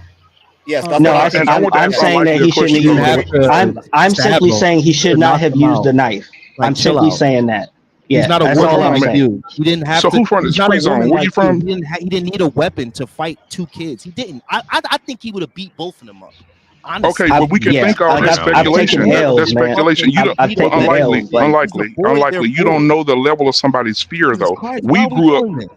I'm saying we grew up in a rugged. We grew up with hard fathers and telling us how to fight and protect ourselves. Today, some of these kids don't have that. You don't know the level of that young boy's fear when he's around people who are trying to stomp him out. Jail, but, Are you saying he was brother, he feminine? fell for the trap and now he in jail, brother. Okay. So hold on. Listen. Hold on. Listen though. Trying to get to. So unlikely. Let me ask you a question. Or do you think he's I want to ask unlikely a question. Unlikely. This is for you.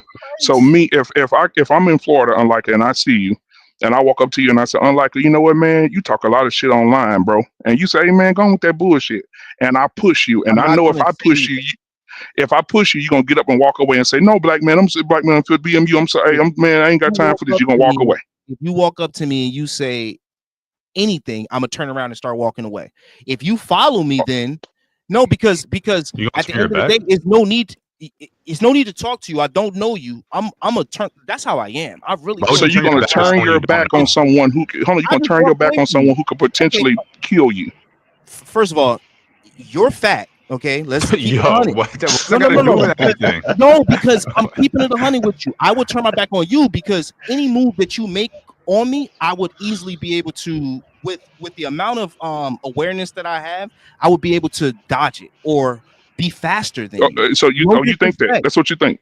I know that. What, you gonna just shoot me? I know you're not. No. I'm just unlikely. I'm trying to get to the point. Unlikely. I'm trying to get to the point. I seen a little dude drop Suge Knight. You can't tell me. That's what I'm saying. Like, you never know what situation you in. I may catch you first and put you to sleep for an eternity. I can hit you and probably put you to sleep for eternity. But listen to what I'm saying. Brother, listen to what I'm saying, though. I am walking away from you. I have seen the nigga moment happen. Hold up. Countless times again. And I have been in, and listen to me, brother. I lived in Atlanta for a whole year. I was in about 5 nigga moments where nigga just was tripping. Yo, nigga, what you doing cutting me in line? You know what I did? I looked at him and I walked away. And guess what he did? Hold up. I prompt, because y'all make it seem like niggas are animals. Guess what he did as soon as I did that? He calmed the fuck down. And I did it because y'all always make it seem like y'all just gonna escalate it. You're gonna walk away as soon as you did that when you were an adult? Yes, I was. Okay, so hold on. All right, so that's the point I'm making. That's the point I'm making, brother. Unlikely. It's the point I'm making. So you want this child to behave. Somebody on the panel just said it 20 minutes ago. So you want this child to behave as an adult. No, I want this child to behave like a child and not bring a weapon to a fist fight. That's the shit. It's not a weapon. I'm in the state of Texas, sir. The state of Texas says a pocket knife is a tool, not a weapon. So that's not, you can't even use that. I'm in Texas, sir. First degree murder, but brother, he got first degree murder though, brother. He got murdered, but that weapon, it's not considered a weapon. We got to use the right words. It's not a weapon. It's a tool. Well, go talk to them. Get him out of jail, then, brother. Help him get out, then, because he's in jail right now for first degree murder, brother. Okay, so let me ask you this. Then we can go back to the panel. So then, I just told you in Texas that a white boy he used a Ford F-150 4-wheel drive, 4 crew cab diesel truck and ran over 6 people and killed them, and they sent him home. He didn't go to jail. They sent him home. Why did they send him home? What was the reason?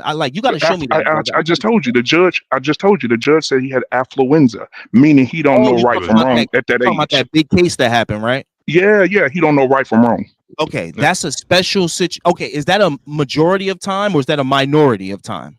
Because hold on. The same judge sentenced a black boy 22 years. The same judge, 22 years for punching a white boy and hit his head on the desk. But brother, I already agree with y'all that the racism should exist because we do the shit to each other. So I already understand that they smoking him because he black. I already agree with you. At the end of the day, if he understands, and we understand this, why are you then still telling black boys to defend themselves, i.e., get thrown in jail for first degree murder? Because that's hold on. Unlikely. Even at my hold on. My kids are in school. Hold on. Let me finish. Let me just finish this, right? Okay. If go ahead. You just told me these scenarios about where these where a white person got away with something and a black boy didn't? Why are we not telling our kids, hey, you got to be able to look at this from a different way? Why are you trying to stab somebody, right, when you could have just been a fist fight? Now, you think if he knocked one of them out and broke their neck, you think he would have still got that same charge that the other kid did? I don't believe that, right? Okay, so At the end of the day. So it is what it is, man.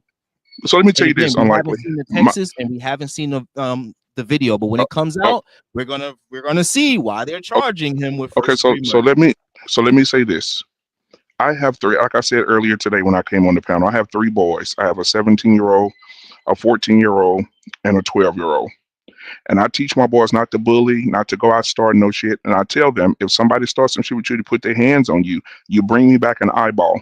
Because if you don't, they're going to continue. People are going to continue to do things to you. This is the policy of the school, though. And so I would this tell is that you to your bullshit. face that you're dangerous to society. Hold on, but here go but Tiff probably knows this. This is the policy of the school. If a kid beats you up, you are not to defend yourself. After they beat your ass, you're supposed to come and tell an adult or a teacher. And these are the policies. You come tell an adult or the teacher. And I asked them, so you mean tell me you want my son to sit here and get pounded out, and when he get done, he can come to y'all leaking and say, hey, y'all, he beat me up, and y'all expel or suspend this person. Because the policies are, if you defend yourself, both people get suspended or expelled, depending on how vicious it is.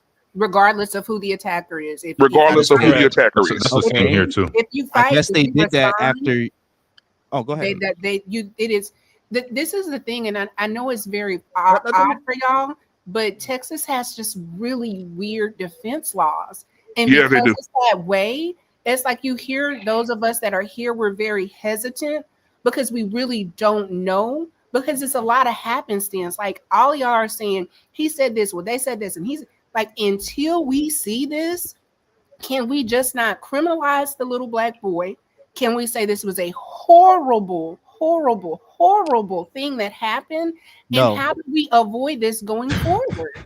We can't say that Well, because Sharon's a teenage asking us boy to died make and his dad was crying on the TV. Like, Oh you got my to think goodness, man! I'm This just saying, emotional plea is crazy, dude. I'm just saying, you got to think of the fact that a kid died. A kid died. Okay, Y'all Emotional have part, more a kid died. humanity for white people and being treated badly. I'm not but thinking y'all about get white up and here black. Y'all always and make it talk about that. big It's about time. Like, it's to about me, life, Sharon, man. the shit that drives me nuts is these the same niggas that will cuss us out. Look, But when it you the comes to first- white men, it's But a white man won't call me nigga. A black woman like you would, don't though. do this. That's what's so crazy. You should Is respond that with y'all grace. are the problem, you not should no do white this. man that I'm never in his you should community do and I that. never see. It's you. No one called nobody a name, and you the first one to downgrade a person and call them a nigga. You know what? Women Who like did you I were in the downgrade? neighborhoods. Women like you Who were did in. I downgrade? You just call me a You nigga. like That's to fight that's with women. I downgrading. didn't call you nigga. You I said just some niggas. You about don't listen because Alright, you watch this. always I don't want to listen. fight because I don't I engage don't with you listen. because Watch you this. show yourself to be a bitch. Oh, that was crazy. Now, Tiff, let me say this. Hold on. Let me say this, and I'm finna drop off the panel. I gotta go back to work. Let me say this, and I'm gonna go. I got flame for everybody. I got flame for everybody today. I'm a bitch, right? But you are a married woman that sit up here with a bunch of men. Like, girl, stop. You always want to fight over like some black shit. Leave me alone. Like, go away. You came to me. Christ, like, I did not come for you. You I'm like about to to fight, and when I did not somebody come for punch you. you in your motherfucking face, you don't know how to You respond. will never punch me in my face. What are you talking I about? promise you, the way that you respond, You will which is why punch me I in my don't face, engage yeah, with because you, you're an evil because ass you're person. bitch-made. And look, You're a this is bitch. Ronald. This is exactly what we're talking married about. bitch. That's what She's the he is. one Somebody about to telling pull out her a knife. kids, right? She's the comes one the telling knife. her kids to pull a knife. She's an evil fucking person. She gets black boys locked up daily with her mentality. She's telling those kids, go fight out there in the street. You know what she told a woman in the chat? She said she could lick her bloody pussy. That's what this is the woman. I did say that. Look, I did say that. This the woman that we telling You don't she scare bring me. a knife. Here's the I will thing. never I would agree to never teach anything that any she black agrees woman to. that you are the standard. Nor I would I never say I'm agree the to standard, anything that because a woman unlike that you, would I don't tell group somebody. She up here telling women, what? I'm You're telling disgusting. you, you're weak as You're fuck. You're a bitch. disgusting. You That's okay. I flip-flop and you don't a care hoe. what you think. I don't care what you think. Good. Then don't Your talk to me. ideology does not matter. You're the same woman up here telling women to and I lick. won't talk to you. You Keep it said moving. lick the bloody punani. You're disgusting. No one cares what you Don't think. talk to me. Go away. Nigga, Anyway, like we were take talking your about. hat What were Sharon, we Sharon, talking about? hold No on, one Sharon. cares I what know you they talking done. about. Let No me one ask you talking this: about. What how you many talking of about? y'all have? How many of y'all have fathers when y'all were children that told y'all, if that big boy, and you go to your daddy and say, "Hey man, daddy, that's a big old boy." I know I'm from the South, so it may be different. But I know fathers used to tell their sons, if that boy start beating you, pick up something and knock the fuck out of him. No, That's yeah, what I they used tell to you to hear. do that. I wasn't taught that personally. I was Shit. taught I've heard them around. tell me to I'll do give you. that, but Listen, my I'll give you. Wait, I'll give you context. what was you I was taught? taught to. I was either Marvelous. taught you're gonna fight. You don't come back to this house. If you got Yeah, problems, you that's what I solve out was in the taught. streets. You gonna fight. You It you wasn't fight about it weapons. out and don't come at home. Don't bring it to my porch step. You take Okay, it and leave it out hold there. on, But as hold on right far as there, Not you, yet, what you Marvelous. Hold use, on. you I want to wasn't ask. taught to Hold on, necessarily use a hold on. weapon or anything like that. I want you to hold it right there. Unlikely. You believe that Marvelous advice they was telling him to go to jail? They was telling him to go to jail with that. Nah, off the fighting. Nah, I was taught the same shit. What the? So what? I wasn't going to jail off of fights. I'm pretty sure if I stabbed one of those kids, out of all hundred fights that I had growing up What as is a kid, going on right from now? the age of 8 to 18, had probably 100 fights. If I stabbed one of them, I'd be in jail. My mom told me. Literally, My mom pulled me unlikely. outside one time and was like, Unlikely. "What? You want to fight my son? Hold Come on, on." Lee. Hold That's on. Lee, what it they're was. saying It that wasn't no motherfucking grab a weapon. I ain't no pussy. Hold on, Lee. I wasn't raised by Tiff. What the Lee. fuck y'all talking about? Lee, they're saying that the fighting was, regardless, it was against the law, and you weren't de-escalating the situation. You were either keeping the same or escalating with your fist, which, in their eyes, Yeah, is no but that's different what than I'm using a saying. That was weapon. the So culture back if you were then. being taught, yeah, but they're saying that if you were being taught that, and you still hold that to this day, you're not No, I actually don't hold that. I de-escalating. never said I hold that to this day. I tell you to Okay. retreat. Let's get that right. I would Yeah, tell you to run away. And most people would say that's being a bitch though. Now, I don't care about what people say. I don't give a fuck about what dirty ass niggas and dirty ass bitches say that be online with husbands and wives and can't show their face because they wear wigs and they cut all their fucking hair off and they gotta wear makeup Unlikely. every time they go on a nigga show. I don't give a fuck about Unlikely. what y'all I would never let That someone is talk not to me my like that. thought or process. Let me care about what Unlikely. people Hold think. on. People think I'm Hold pussy. I on. don't Lee, give a hold fuck, on. bro. Grow up. Lee. What the fuck is wrong with y'all? Who So, cares what so other hold people on, Lee. think? So you Jesus think Christ. so what about your verbal situation? Why you don't do the same thing with your verbal when it's time to, why you don't back down with verbal confrontation? Because we're in boxes. And in reality, am I really talking to people like this? No, it's no need to. No one is ever coming up to somebody, you a pussy ass nigga, like how she just did me. No one's doing that. And if they are, I'm still retreating because in reality, Lee, real I'm shit trying to hold on, Yeah, Lee. sorry. Shit. So you should change your screen name to Retreat. y'all What be you say, stressing Hotel? me out. Why you acting? You should change your to Y'all Nigga, if somebody run up on you, you gonna retreat. Y'all all act like y'all tough till emotion happens. Stop it. It's crazy that you're asking for self-control, but you're not showing it. Because you got to remember, right. It ain't just you talking to Tiff or BMU or me, because when you see me, you're gonna hold me accountable for everything Venus ever did in her life to you, and you're gonna whoop my ass. And I already told you I was gonna run because I don't think you could keep up with me personally. However, as young people watching the show, so they gonna think that it is the proper response is to react like you, and if they do that, it's gonna eventually spill out into the real world, and then they're gonna have to go to fisticuffs or even knife to chest.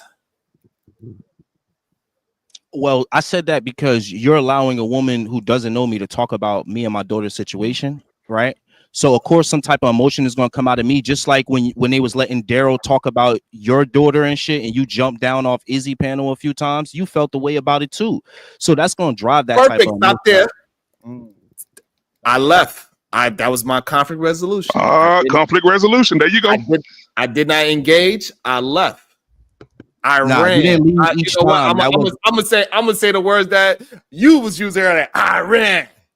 Okay, and yeah, you took the right. You did the right thing. But every time, I don't think every time someone's going to run. And did I say I'm going to stab you? Did I say I'm going to shoot you? Did I say I'm going to kill you? Did I say any of those things? Or did I just say I'm going to throw you in the water when I see you? No, unlikely. I won't unlikely. Hold on. How you know I don't know how to swim? That's the Well, same. Yeah, I that go was a get you. that was a given. I go get you though. If you can't swim, I know how to swim. I ain't one of those. I ain't one of those blacks.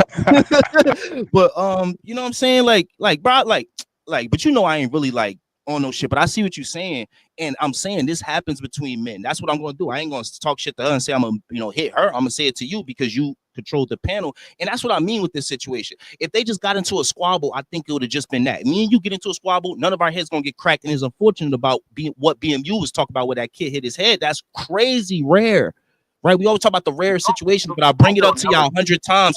All of us here accumulated probably had 500 fights together, and we all still here, and all those kids are still here. So a fight, man, we can't stop. You can't stop. You gotta stop letting these. You gotta stop. I'm gonna end it here. Sorry, we gotta stop letting the government trick black people out their lives by telling y'all you can go ahead and defend yourself with these weapons, and then later on you locked up for first-degree murder, Bracy. I don't know, bro.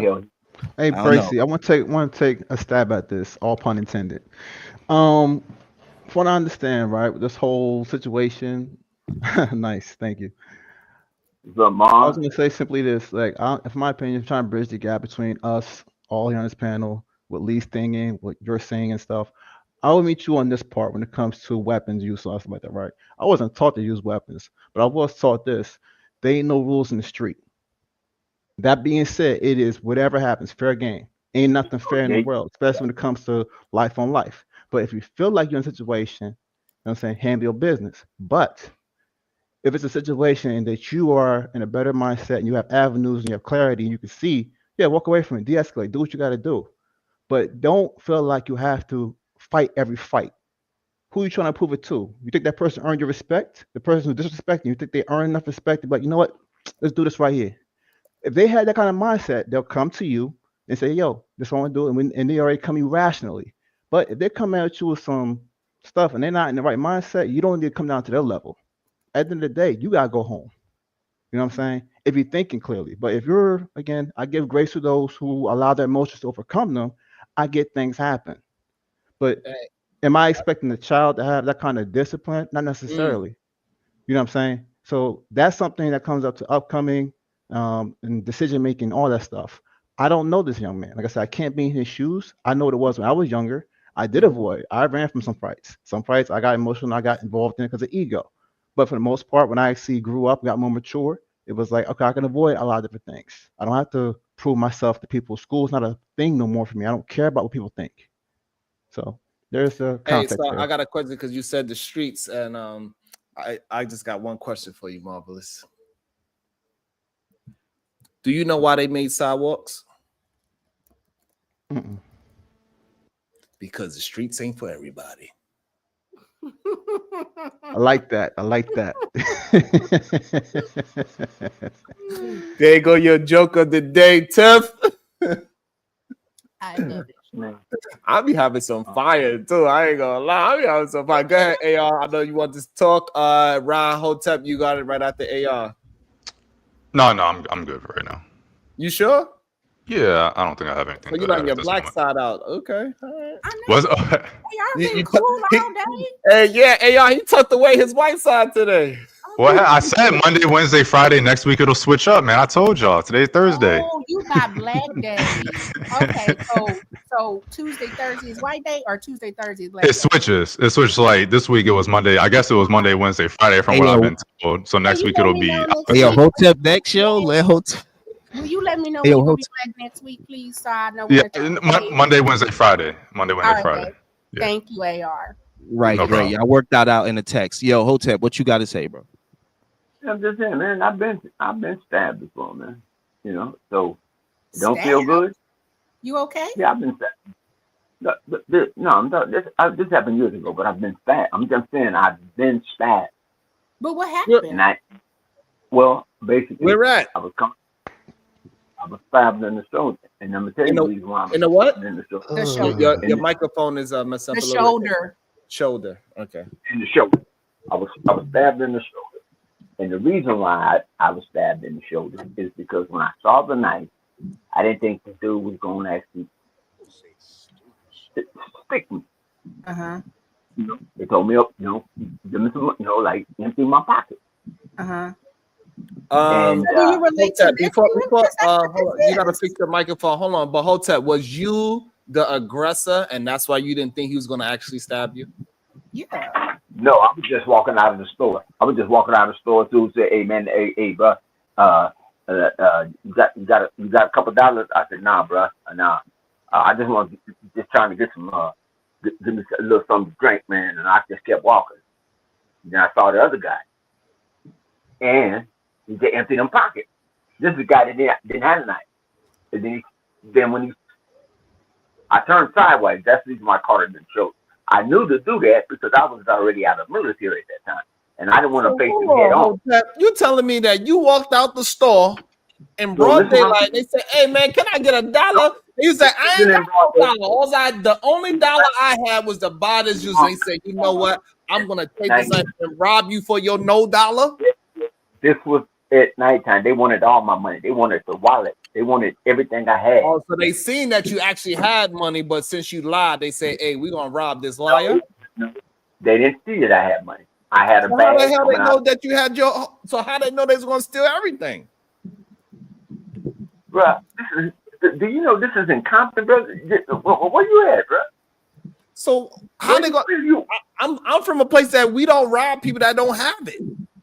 That's what I'm trying to. I'm glad you brought that up. Different situations, different states, and different neighborhoods bring about different type of way people move.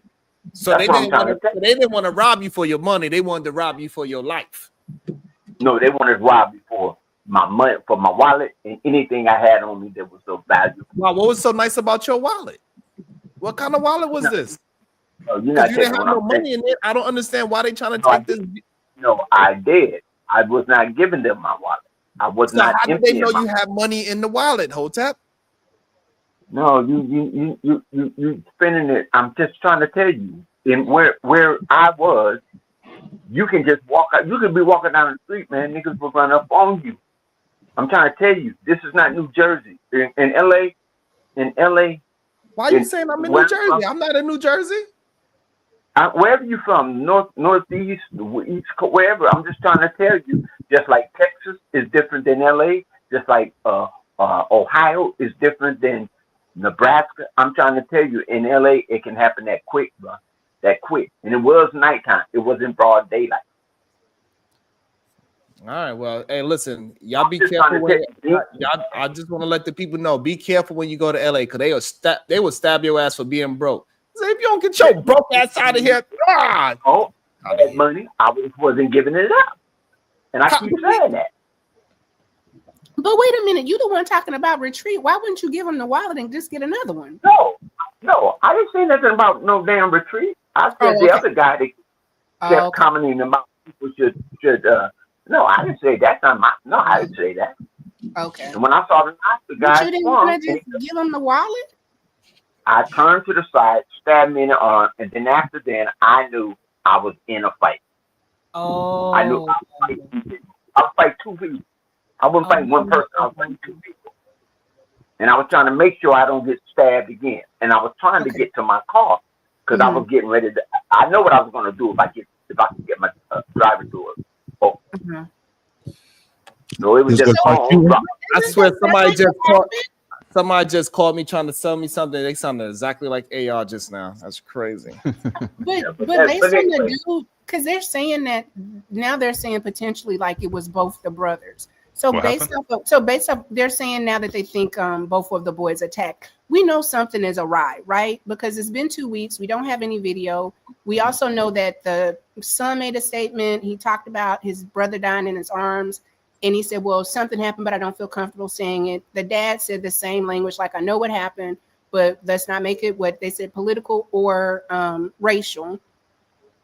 But the lack of transparency, I think when this comes out, I have a really bad feeling that this delay in these tapes is because we're going to see something that we really don't want to see. And I'm starting to really get concerned now.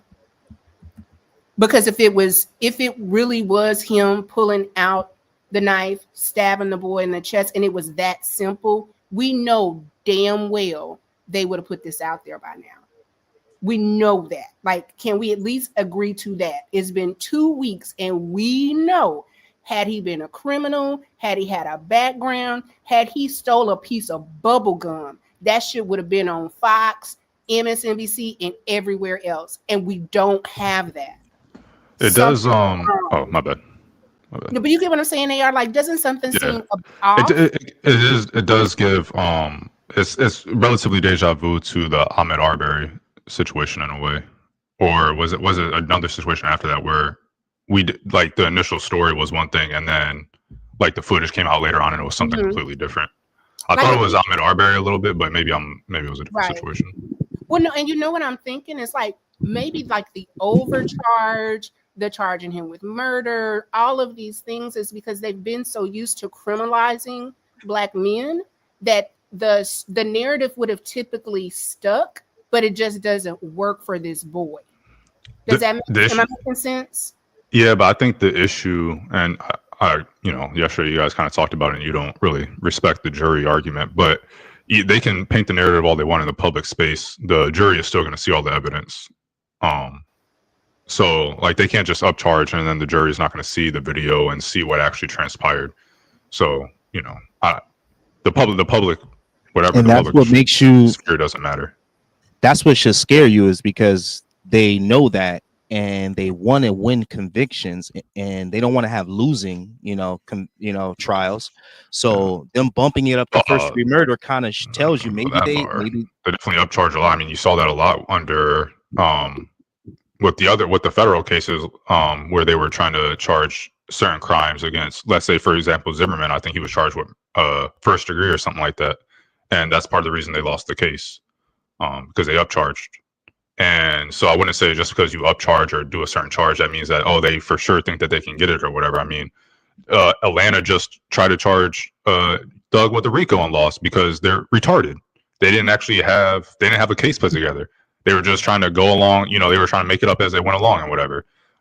So I definitely don't agree with that. But with Ahmed Arbery, is the difference between here, I guess, in the Ahmed Arbery situation was that was a situation where the prosecutors or the locality was able to lie and say, this X and Y transpired because there was no video, so they didn't have to charge. But when you charge, now the evidence is going to be presented in the court of law, versus if you don't charge, nobody would know about it unless it was, that dude, their friend, decided to post online for whatever dumb reason, being emboldened probably because of historical reasons. And this one, the prosecutors actually charged, so now the evidence is going to be brought up in court.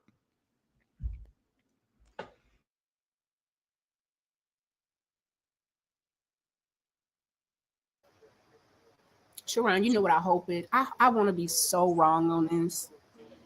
I really do. But you know what is given? Them being in high school.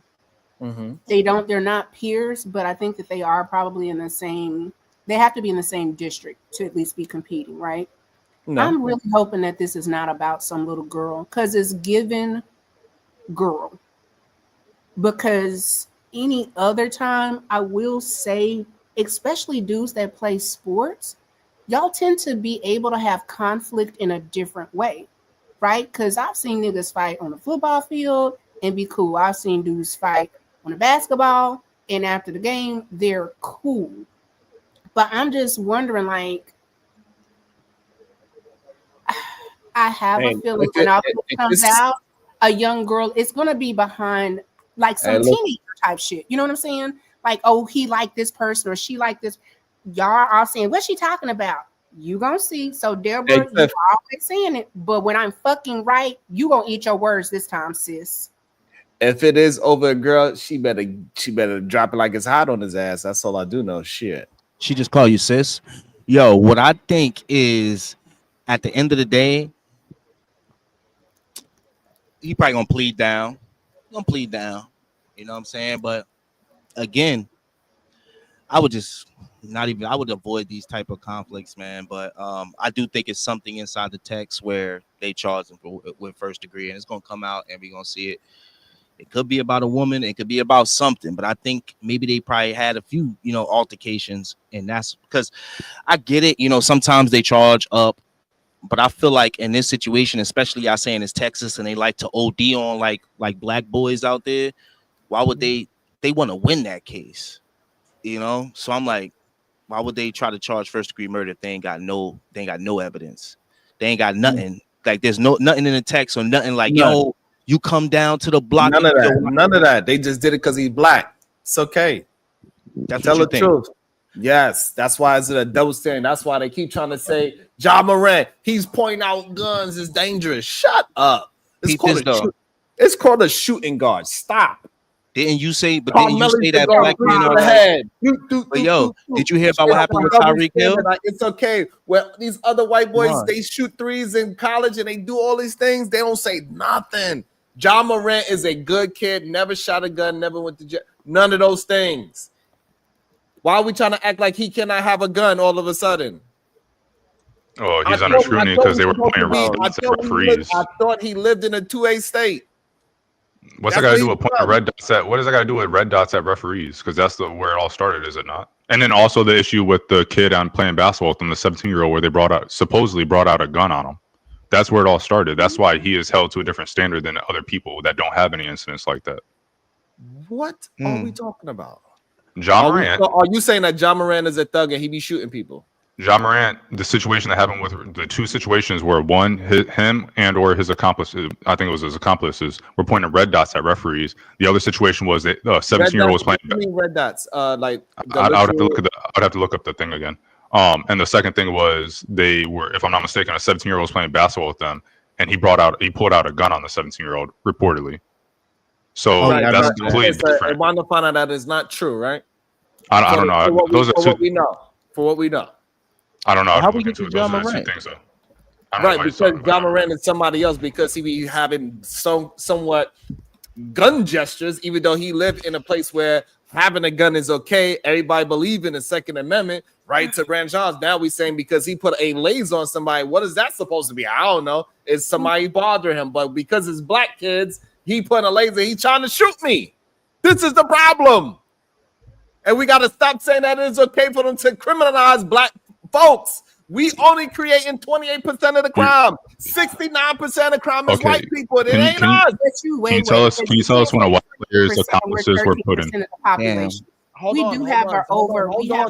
on. Let me have a conversation. Hold on. What'd you say, AR? Well, what was she about to say? I don't know. Can you tell us when a white player had his or his accomplices were putting red dot beams or any other colored beams on referees? Yes, they do it all the time. They do it to airplanes and all that type of shit. Just what is it?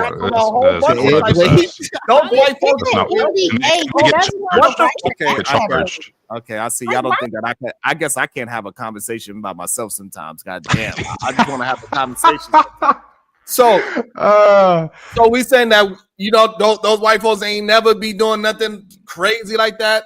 Shooting people with goddamn paintball pellets, using lasers to try to blind airplane coach. Like, come on.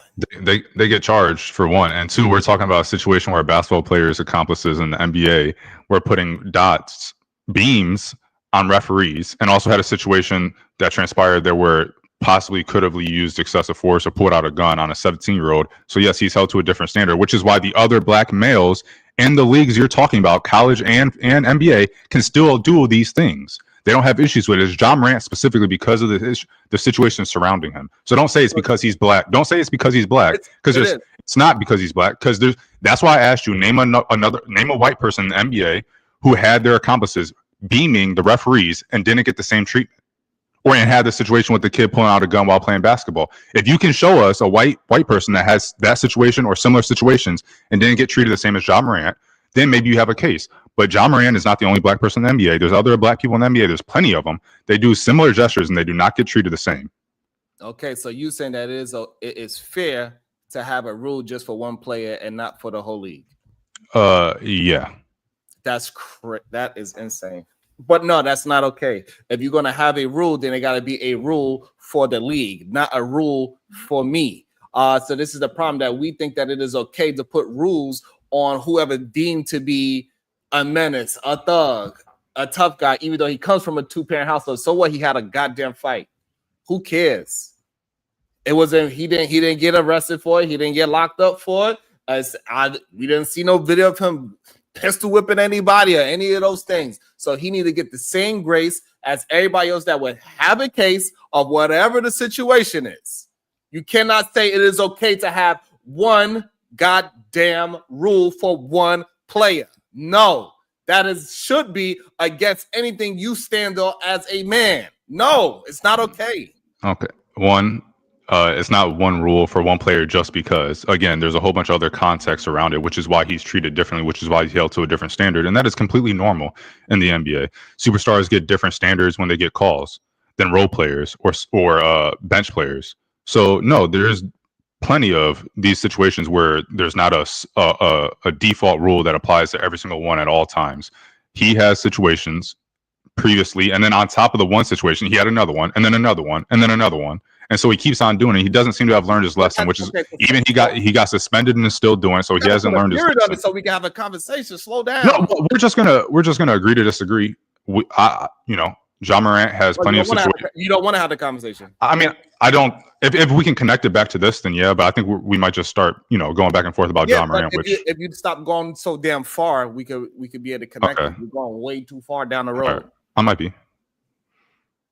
The court is comfortable, so when you get in it, you kind of just want to drive a little bit. But go ahead. So the problem is that once you make a rule, it needs to apply to the players in the league. And so therefore, the way how we connect it. So since the law is saying this for I can do this, therefore it should apply to everybody that is a citizen in that state. That is just all I'm saying. So we cannot say, oh, the rules apply for John Morant, but it don't apply for everybody. Now we bring it to this. The rules apply to lock up this boy, but if it was a different person, he would be at home while they doing the investigation. That is the problem. We got to stop allowing the powers that be to give rules for us and none for them. Again, it's not because he's black, and you still haven't refuted anything I've said about, is there a white person that had similar circumstances and wasn't treated the same, and why are no other black people in the NBA treated the same? There's plenty of rules. There's plenty of rules. Hold on. So you're missing what I'm saying. Okay, well, let me say this part, and then let's see if I'm hitting it. No, because I don't want you to argue something that I'm not talking. I'm arguing the rules. You cannot make a rule. I'm about to talk about that. I got you.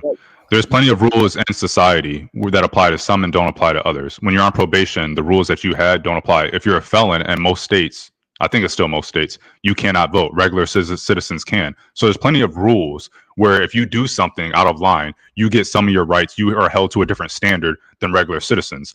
John Morant had the same standards as everybody else when he first entered the league. He did multiple things to have his standards changed. Same thing as someone that gets locked up and becomes a felon. They have different standards they are held to when they're on probation or when they get out. They cannot vote anymore. They cannot hold. They cannot carry, possess a firearm, whatever they may be. They have different rules. They have different standards than the average citizen. John Morant had the same rules same standards as average NBA player. Did some shit. Doesn't have those same standards anymore. This is normal. It's not normal because what did he do that makes it different from any NBA player? When he points a gun, a fake gun, even though we live in America where you're supposed to be able to have it everything is legal. Everybody's supposed to want guns. That's your right. That's your amendment. It's literally called a shooting guard. Why is that different? Again, because of the context around John Morant. John Morant had other things that were the issue.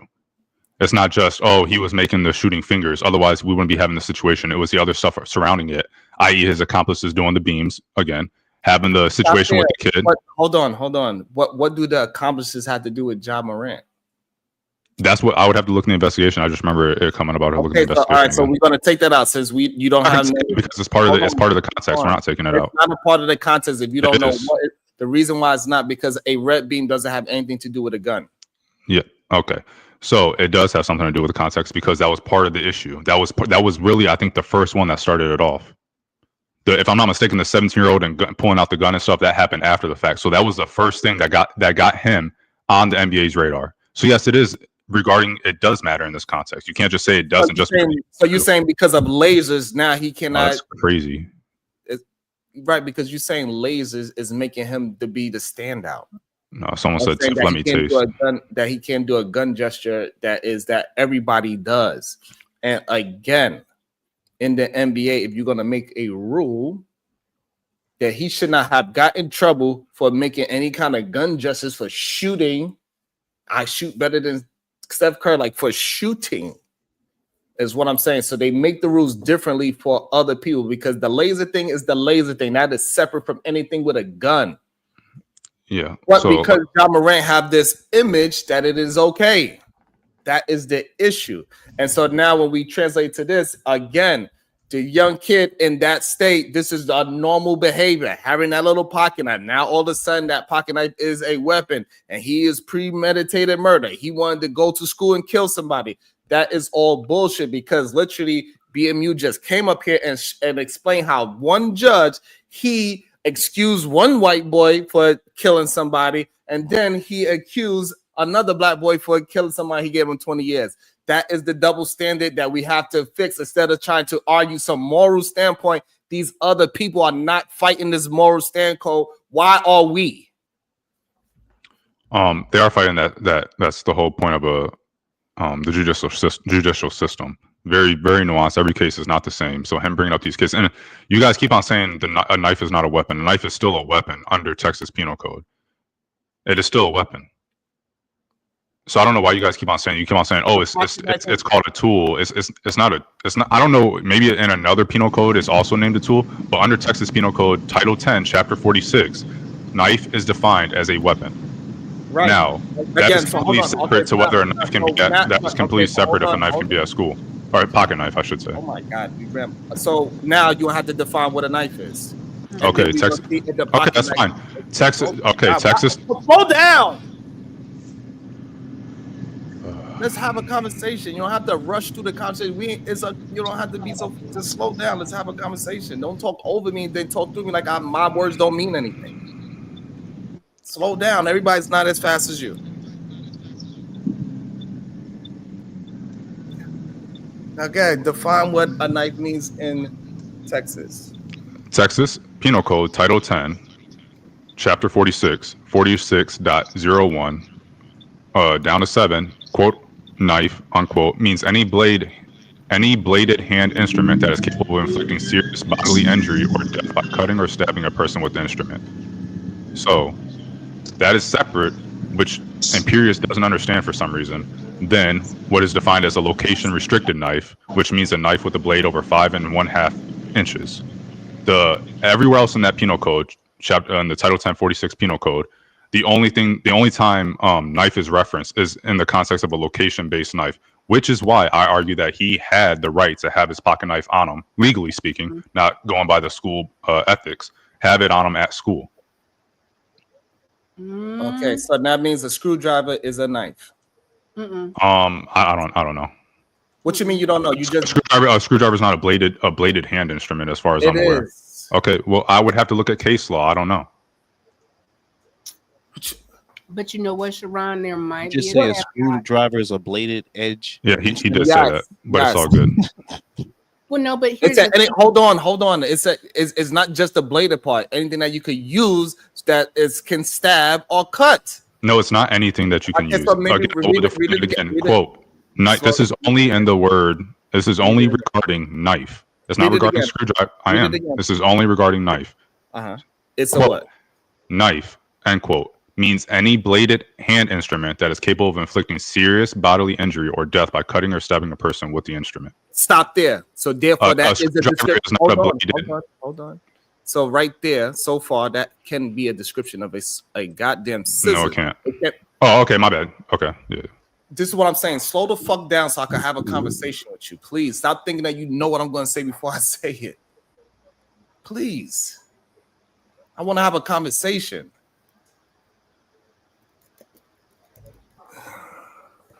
So that means scissors is a goddamn knife.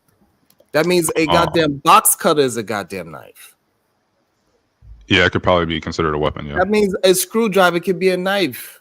No, a screwdriver is not bladed. But that's not what it says, though. It says a blade that's longer than 5.5 can be carried. And what I was saying is caveat might be the fact that he is 17. It does say under the age of 18, minors can't carry blades that are longer than 5.5 unless it's but it does say on their property. So that backpack was his property, and he wasn't like brandishing it. I'm not art. I'm my position is that he legally had the right to have the pocket, if it was a pocket knife, to have the pocket knife on him. Okay, we fine with that. We understand that, but this whole idea that a screwdriver is not a knife and is not sharp enough to cut or stab somebody is insane. Nobody But said what whether we're it's sharp typically enough to stab arguing someone. It's is about whether it's a bladed hand screwdriver instrument, and a screwdriver is not. or instrument like that can be used as a deadly weapon. Because if you had the It's know-how, bladed. What are you talking about? It's not bladed. no, he's So saying that. hold on. I know that's why I want y'all to stop always just trying to interject when somebody's having a conversation. Stop moving the conversations all over the place.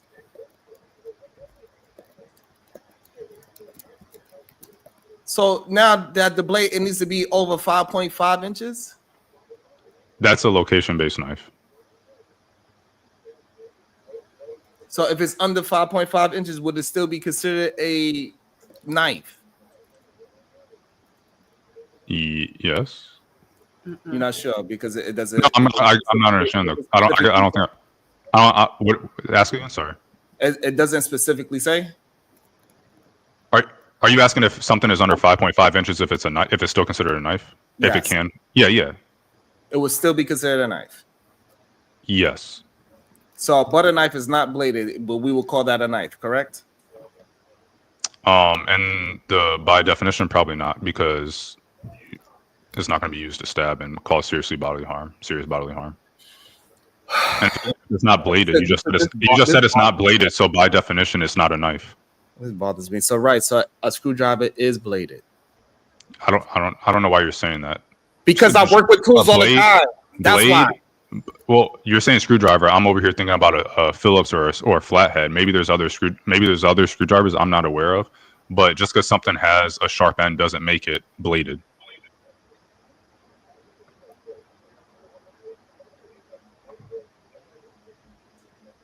So now I'm confused. it's okay. It's okay because that's what they like to do. All right. So anyway, welcome to the show, the beautiful Dr. G. How you doing? Hey y'all. Hey everybody. You're sun-kissed. Come on, brown skin girl. Thank you, love. So Sharon, I just wanted to add something that I haven't heard. I've been channel surfing, listening to the commentary on this situation. And the one thing I just want to add, parents, those of you all who have children in public schools, right? You have every right to go into the school and face the principal, face this board, and question the supervision that is happening in these different instances. Where was the supervision? Those folks that were supposed to be on duty at this track meet.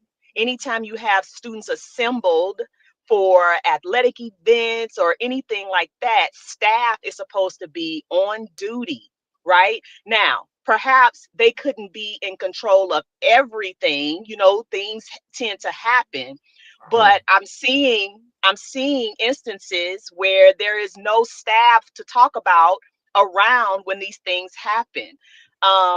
We're doing some work in the district where the little girl was beat up by the boy in the classroom not too long ago. I think we've talked about that on some panels too.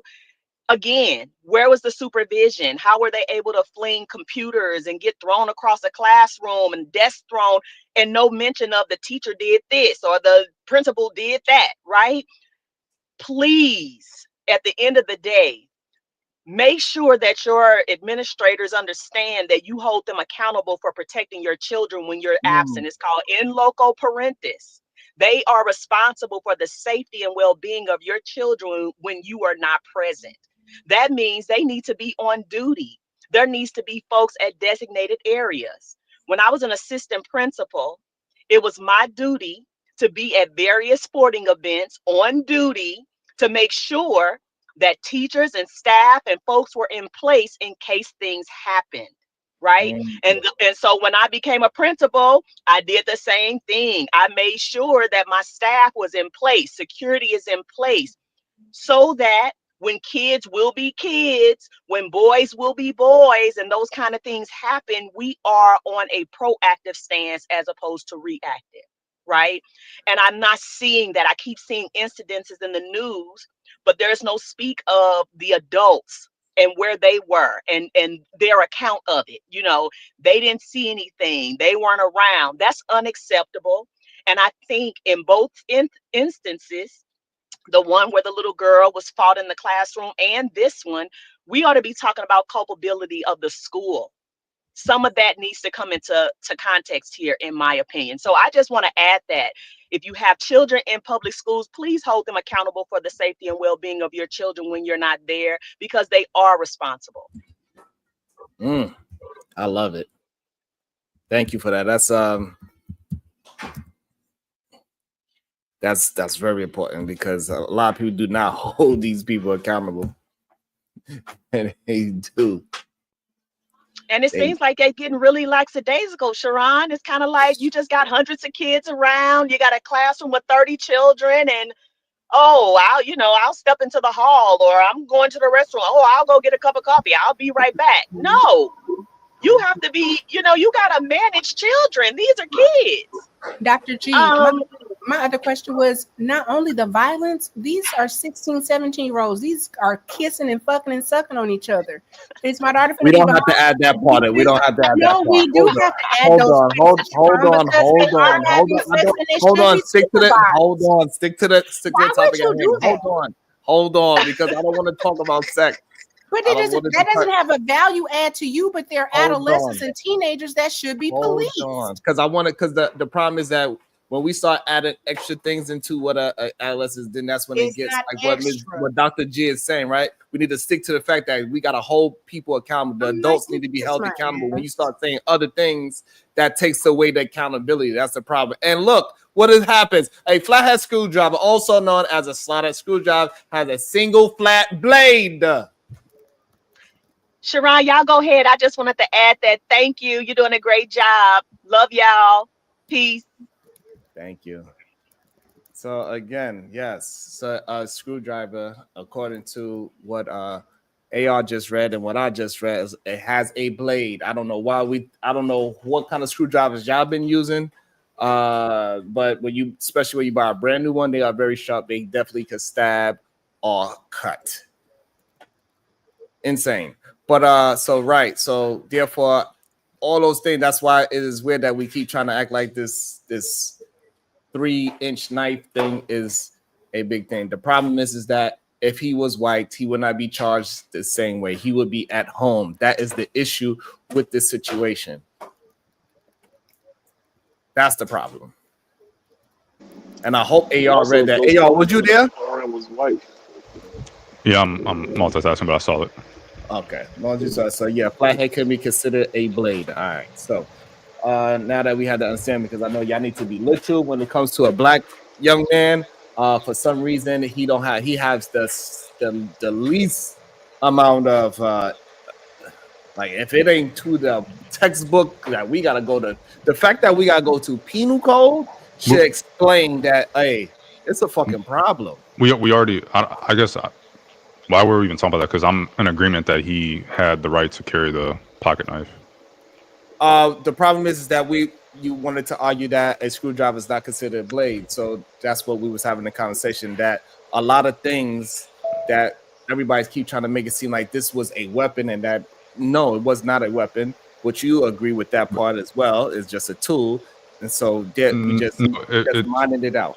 It still falls under the definition of a weapon for Texas Penal Code, which is what prosecution is going to talk about when they're in the courtroom. I still believe, because it's not legally speaking, you can't have anything that can be quote unquote defined as a weapon. It's specifically location based knife, not any knife.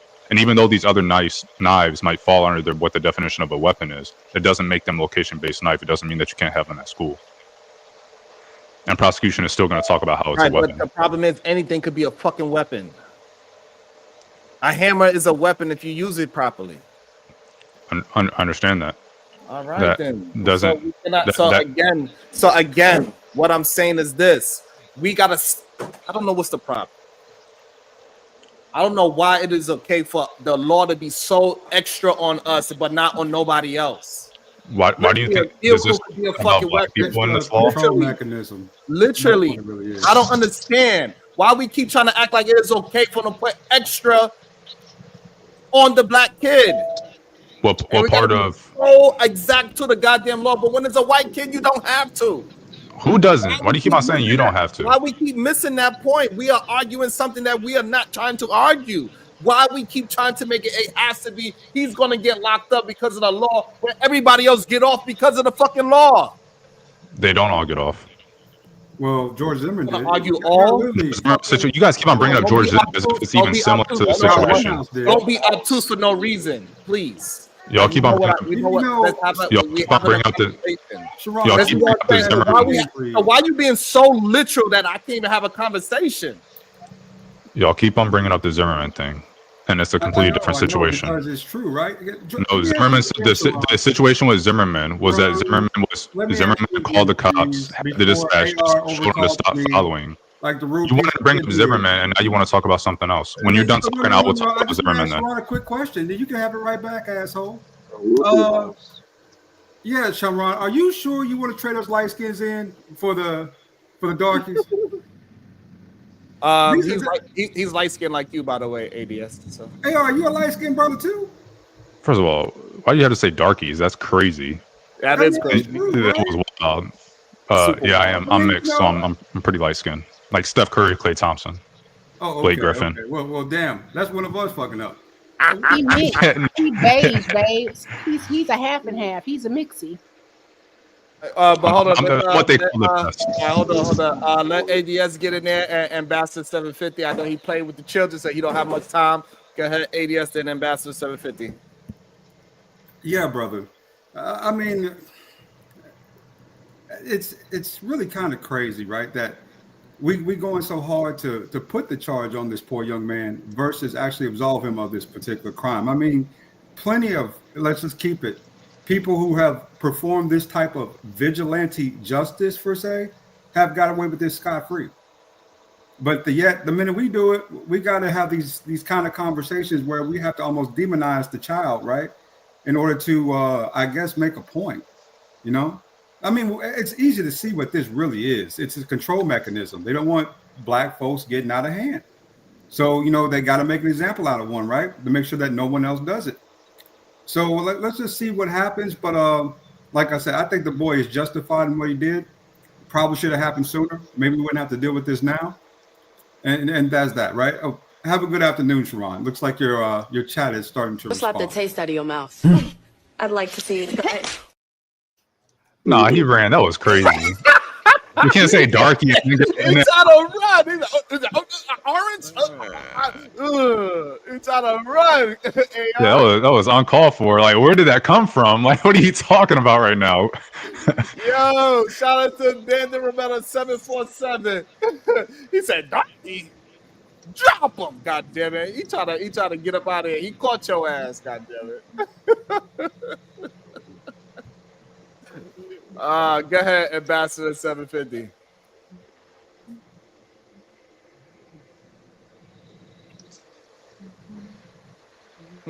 Ambassador, you there?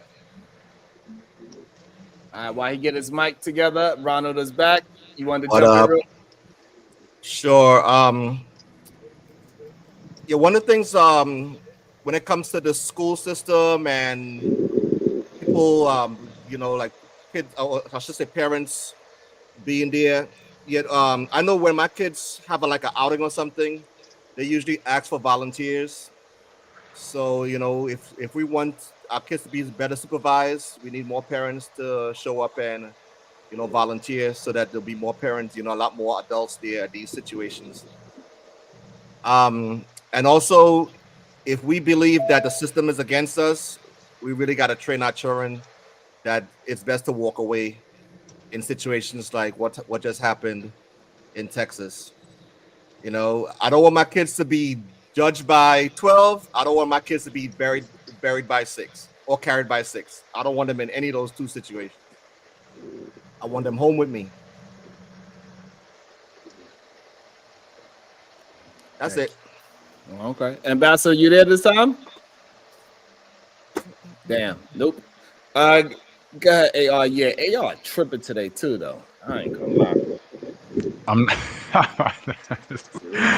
I'm not tripping. I'm just And Mayo Monkey. That's a crazy name, Mayo Monkey. Did someone call me Mayo Monkey? No, somebody in the chat name is Mayo Monkey. You are more than you can hit the link if you like. I'll drop it just in case I can't find it for some strange reason. I don't know why people act like they're afraid. Did he say something? I don't even see the. I don't even see the chat. So you know, you can hit the. You can hit soft shit right now. But man. Oh man, Lee earlier. Oh, Lee's not here anymore.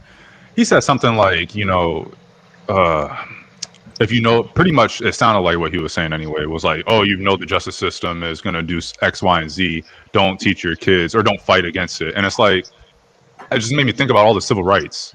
And I'm like, you realize we got those civil rights because we fought, or, you know, our ancestors fought against the system. Our grandparents fought against the system. And I'm not saying, you know, obviously put up a kid to do it. But if there's something, and if the system has injustice to it, the only way to get around that or to defeat that is to fight against it. So I thought it was, I wish he was here because I meant to bring it up when he was here, but yeah, yes, AR, yes, it's one thing to fight against it. It's another thing to have your child as a sacrificial lamb.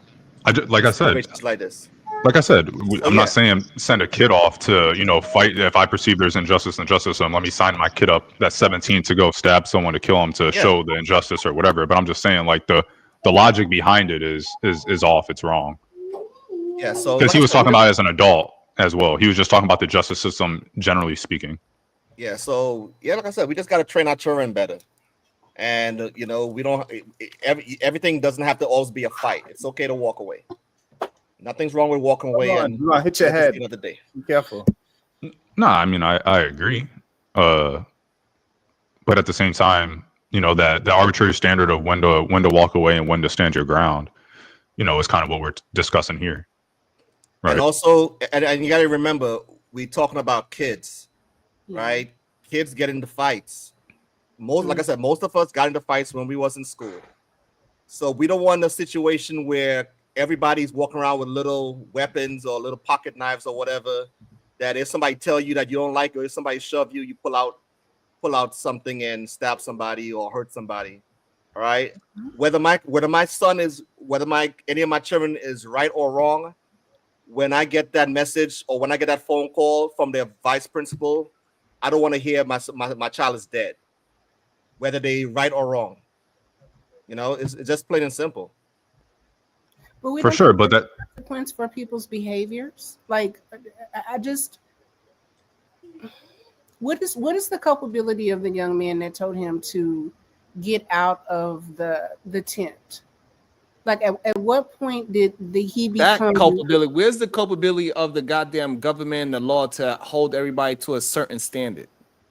That's what we need to be talking about. Hold the goddamn standard. The law says this. Right. Why are you treating this young black kid differently than when you would treat somebody else? Oh, absolutely. No, I'm absolutely there with you. No, absolutely. I'm just like, where you know how we keep saying that the black boy had a duty to like retreat or run? Why are we not saying that the young white guy that once he said you're not supposed to be here, and even if the black guy was belligerent, like, why didn't he need to walk away? Why didn't he need to be more responsible? Why are they both 17? They're both 17. I said that. And so the crime is not him leaving the space. The crime is when he put his hands on them in a confrontational way. That's the crime. Right. Keep your hands to your goddamn self. Right.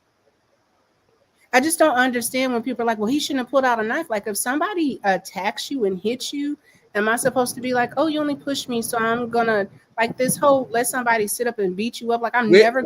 And where's the crime of this young man sitting in somebody else's school tent? Is a crime for that? I didn't know that was a crime. I didn't know that you was not allowed. Can I just ask you one question real quick, Gracie? Is the kid getting charged with first-degree murder? Yes. Is the kid in jail? Yes. Okay, guys, I gotta go. Okay. Hey, welcome back. Oh, he came back man. I just got back. I stepped away and like just to troll. Yeah. Yeah. So. Like that. You got 750. You good? Try it again. No, we still can't hear you. If you're talking, we still can't hear you. But yeah, this idea of somebody saying, "If you touch me, you gonna find out," is insane to me. That's insane that that's even an argument, to be honest with you. Why? That's going to be the argument in court. Yeah. That's 100%. There's a That's difference gonna be between part of the saying, case. don't touch me, and versus touch me and see what happens. Yeah. So like that, when you're in the court of law and you're sitting before a judge, all those technicalities, those nuances matter, especially in front of a jury.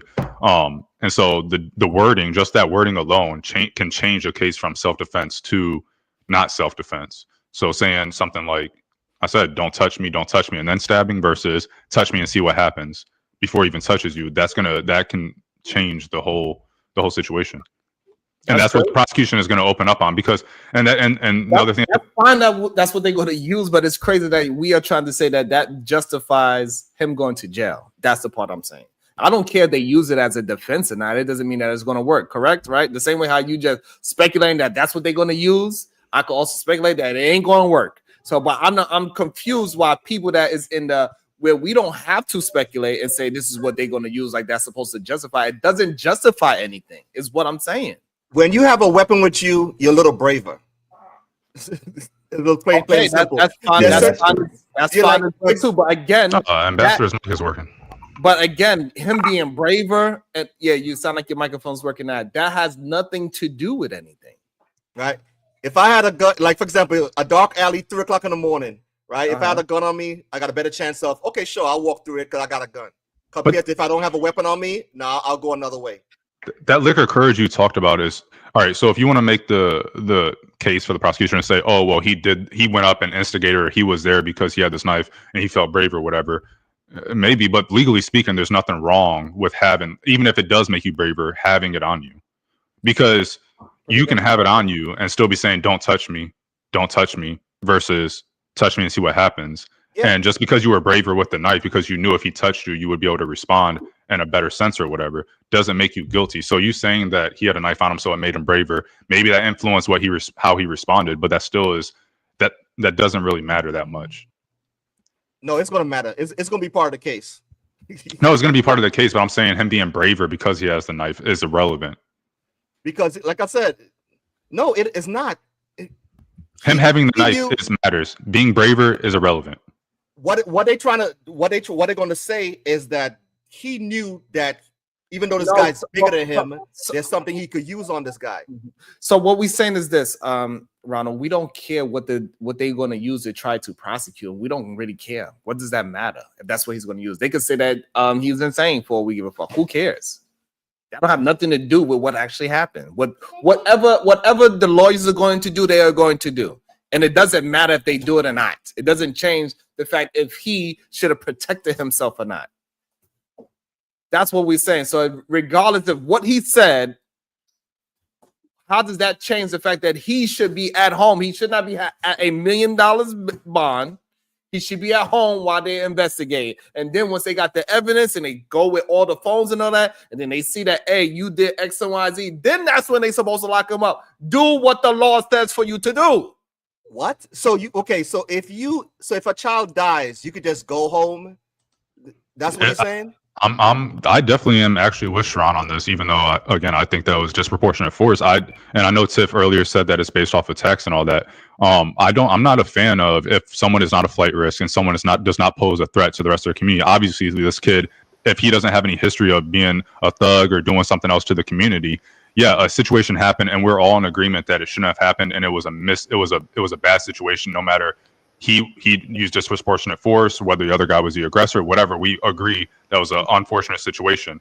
If we are in agreement about that, we agree that he is not a thug, he is not a danger to the community, and he most likely does not pose a flight risk. So why should he be sitting in jail on $1 million bond? I understand Tiff said the tax situation. I don't agree with that. Okay, so the only time we should use bond is if somebody's a flight risk or a danger to the community. A danger, yeah, for the most part, yeah. Yes, usually that's how. Yeah, why would I want my tax dollars locking a kid up when they're not a danger to anybody? And that's the whole reason why you are innocent to proving guilty. Yeah, and I was going to say, this is the law. Okay, so hold on. I want Ronald to understand and other people to understand this as well. We are talking about the law, not our emotions, not our feelings. The law says this. All I want is the kid to be held to the same standard as the other people that is under the law. Y'all keep trying to make this moral fucking argument which is going to switch between whoever lives in Texas, who lives in New York, who lives in this places, because other places they believe in other things. In Texas, they believe shoot first, ask questions last. So him being dead in Texas, that's a part of their fucking culture. For God's sakes, let's act like we understand what we talking about. Ronald, you think he should stay locked up? Do you think he should? First, do you think he should have a bond at all? And two, do you think that it should be $1 million? Listen, So man. before y'all start talking, because I'm a woman and my voice doesn't matter, what I'm going to say is this. I hope that once this case is over with, we do come back to this and revisit how many Black people are in jail because they don't have the bond because they're overcharged. And this is a bit egregious. I know because of the taxes is why I can understand it, but the bail is a bit much. And people should not be sitting in jail for years and years before they come to trial. They've not been arrested, right? They've not been convicted yet. Our criminal system it's trash, y'all, and we know it's trash. And why are we lying like this? Like we're saying it, but we're not saying it. So what do you think should be the bond? I agree. None. He shouldn't have any. Jesus Christ. And they charge him for murder. Do you think he would, if he didn't have a bond and he was at home, do you think he would go to his court trial? Do you think he would go to trial? Like, do you think he would actually physically make his way there? Is what I'm asking. Yeah, like, I don't think. Why are you trying to change it up for? This makes no sense. It's not changing anything. Yeah. Hold on. No. It's good. It's good. Hold on 750. He didn't change anything. No. This is literally what the law is. Maybe you just understand the law. In what what situation? The situation? reason why they hold your ass in jail because they think you are a threat that you're going to do the crime again, that you're going to go run amok and go kill somebody else because he's talking about murder. So you either believe that he's going to murder somebody or you believe he's going to fly to Dubai or wherever's the extradition, Bali, and hang out with Russell Simmons now because there's no extradition there. If you don't believe he's going to do one of those two things, then why is he in jail? So let me ask a question. Is there another case where somebody was charged with first-degree murder and they didn't give him a bond? They just let them out. All right, before you ask that question, can you please answer ours? What was your question again? do you think that there should be a bond at all, or should he have no bond and stay locked up? Okay, There should and be a bond because that's the way it always was. It's not the way it always was, but you're talking about for his specific situation. Yeah, if first-degree murder, yeah, you have to. Okay, so if we again, we are in agreement. Everybody on this panel seems to be in agreement that this was an unfortunate situation that neither would really wanted it to happen. So we agree that he doesn't have a background, he doesn't have a history, so he's not a thug. He hasn't been locked up 3 other times, killed someone else on probation or anything like that. Right. And he's not a flight risk. Right. So why should he have a bond that's $1 million? And without saying it's first degree, he's being charged, quote unquote, charged with first degree murder, because again, it's innocent until proven guilty. Listen, man, there's been cases where we get upset if the roles were reversed, right? And the white boy got a $1 million bond. We'll be upset that he's actually getting a bond in the first place. He shouldn't even get a bond. He should just be in jail. Who's we? We know this. That's fine, right? but So don't make up. Hold on. But Ronald, don't make up a fake argument that we are not having yet. Because right? you know this was going to happen. But what I'm trying to say, that's fine. That might even be true. But regardless, you still didn't answer his question. No, how many times have we been upset that a white person got a bond in the first place? That's fine. They didn't stay in jail until the case. That's fine. But now y'all upset that this guy got a bond. Were you upset? Were you upset? Hold on. That's fine that we was upset. But that does not change the question. Can you please answer the question? I believe, like I said before, I believe that he should be paid. Let's pay your bond. You're supposed to pay 10% to get out, right? So that's $100,000. Hold on. Do you understand? Hold on. Do you understand how it works? The reason why the bonds is that you can set at different lenses because you believe, like, let's take it off of murder. The reason why drug dealers get so many bonds because they feel like once they get out, they're going to sell more drugs. So you put a bond on him because you feel like he's a threat to society or flight risk. So again, if you don't believe that this young kid that has awesome grades, possibly going to college on academic and partially academical, right? All these things, what is the danger of him going back into society because he is innocent until proven guilty, why is he having a bond in the first place? And then why is it $1 million? Because he's not a flight risk. I'm pretty sure we all in agreement that he's not a. Do you believe he's a flight risk? Most likely, no. All right. Do you believe that he's going to commit another deletion of a human being? Probably not. So why are you holding him if he's innocent? Because this is the way it always He's is. innocent. Don't forget. No, it's not.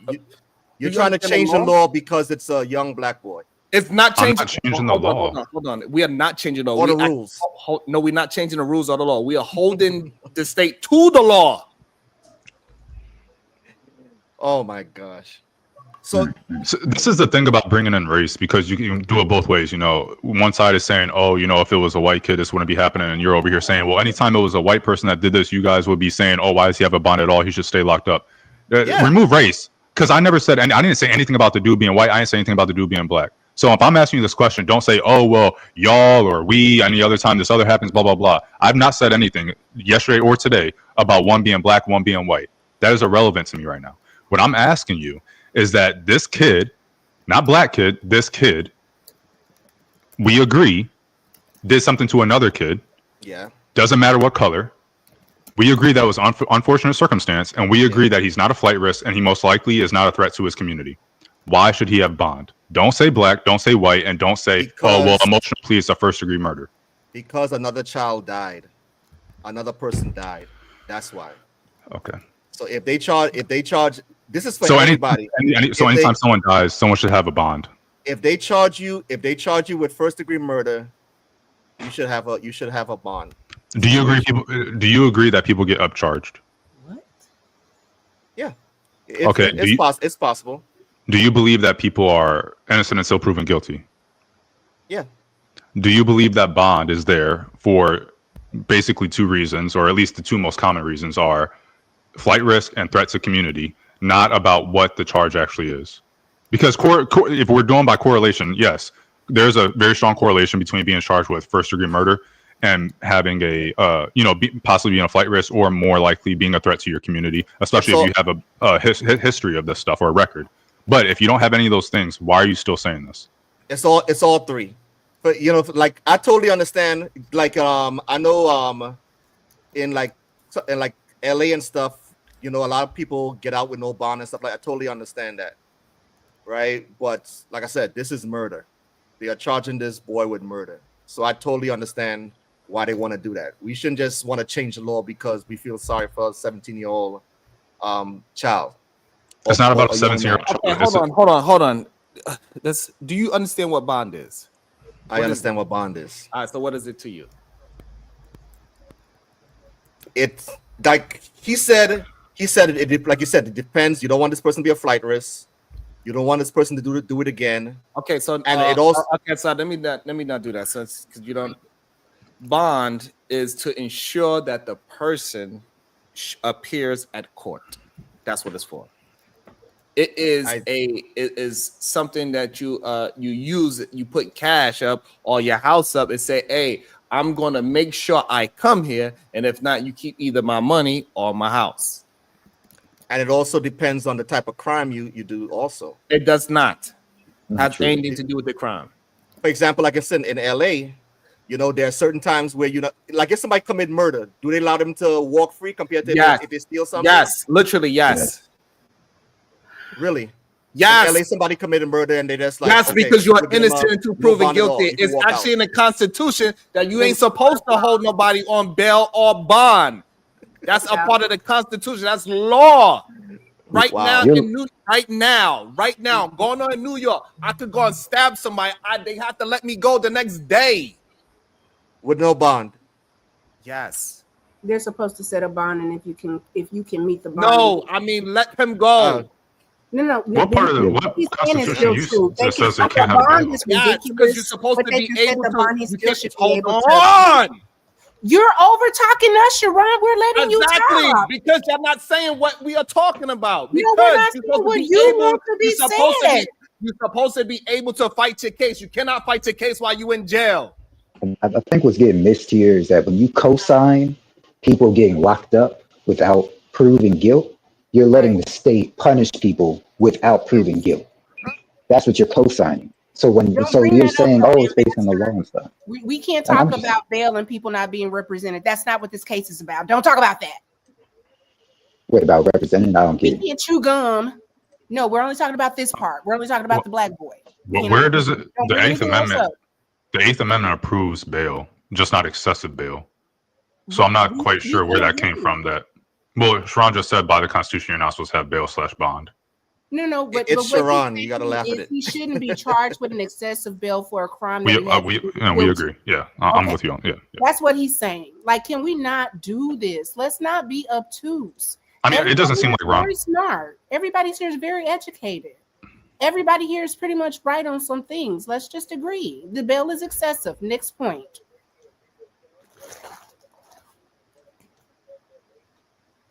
Do you agree with that, Ronald? All he needs is $100,000 to get out. All you need. They That's don't a lot of money. Like we said, like we was talking about the houses, right? You could put your house up Oh my if they have a So house. collateral. Yeah, you could, but most houses gonna cost. I don't know what the area they live. I Let think me Tiff guess, said it was like around 600,000. Wasn't $300,000. no 600. Yeah, 659 is the average. So most houses cost around $600,000. You trying to tell me they can't put up $100,000? Oh, you're talking about that depends on cash if or they you have a talking about house. collateral? It has to be cash. It's a cash bond. Yeah, you think someone because someone has a It's a $650,000 house, they have bond, 100,000? Ronald. Meaning if out of $1 million, they have to have $100,000 cash. And that would mean right now in the market that just took a severe hit, the house that was probably worth 659, they can't even fuck with their equity because the market is not stable. So even if they had the money in a good time, right now, they can't even fuck with it. Their kid is fucked. I totally understand what you're saying, and that's why we keep on. That's why we gotta tell our children it's okay to walk away. Okay, so you don't agree that it's an excessive amount of money for what transpired for the situation, for this specific situation. I will have to see other situations in that area or in that county and see what happened.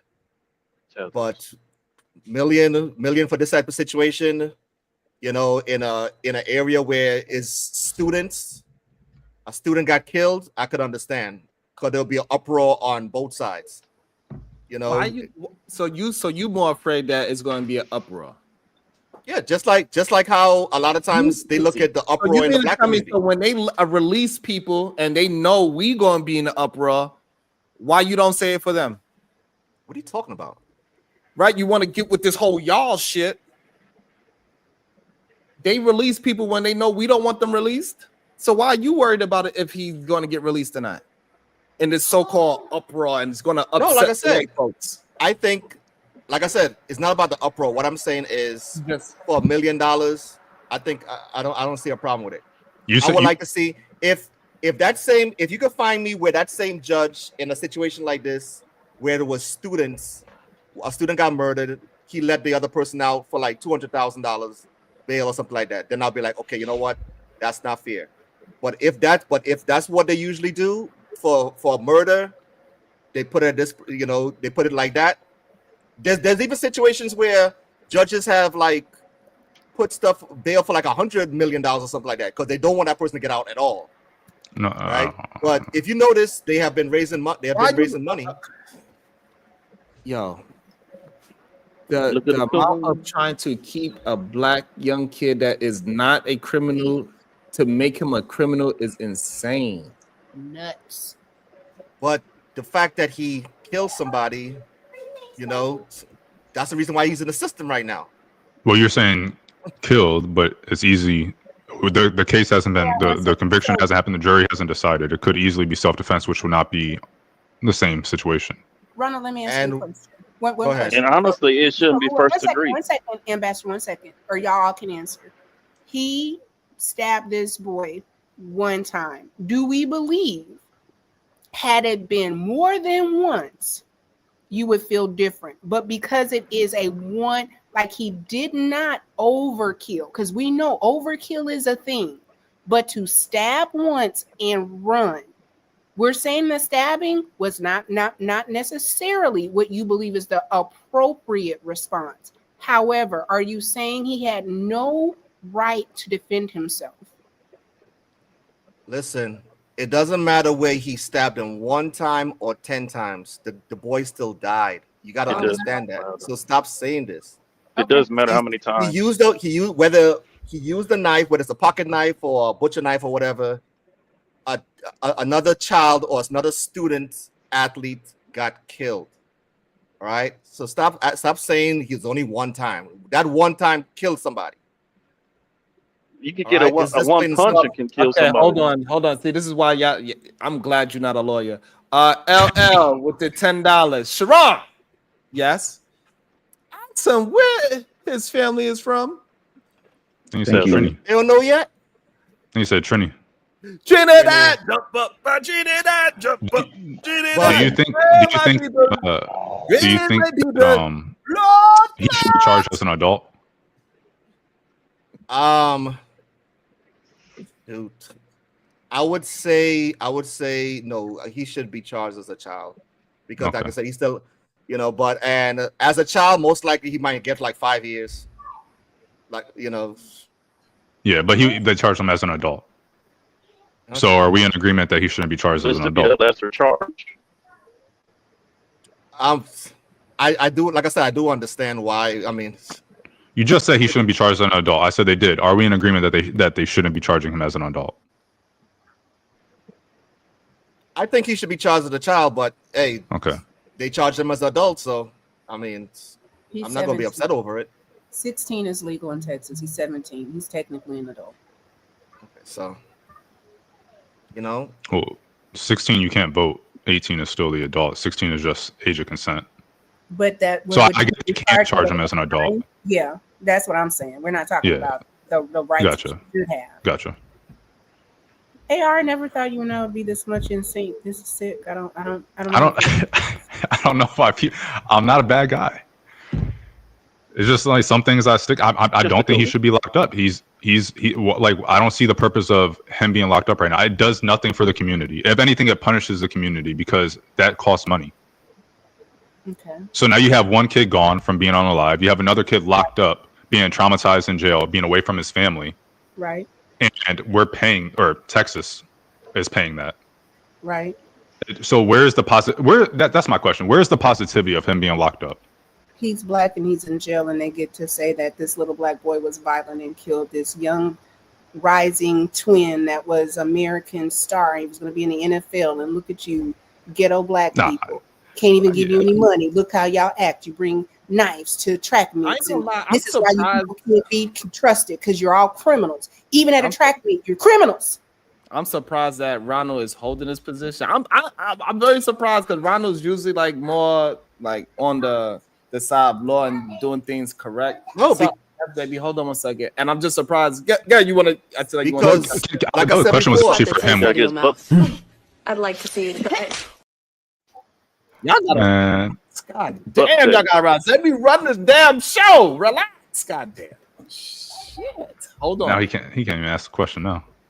Bandit Ramel, son of us says bank guy with the 10. I says Ronald.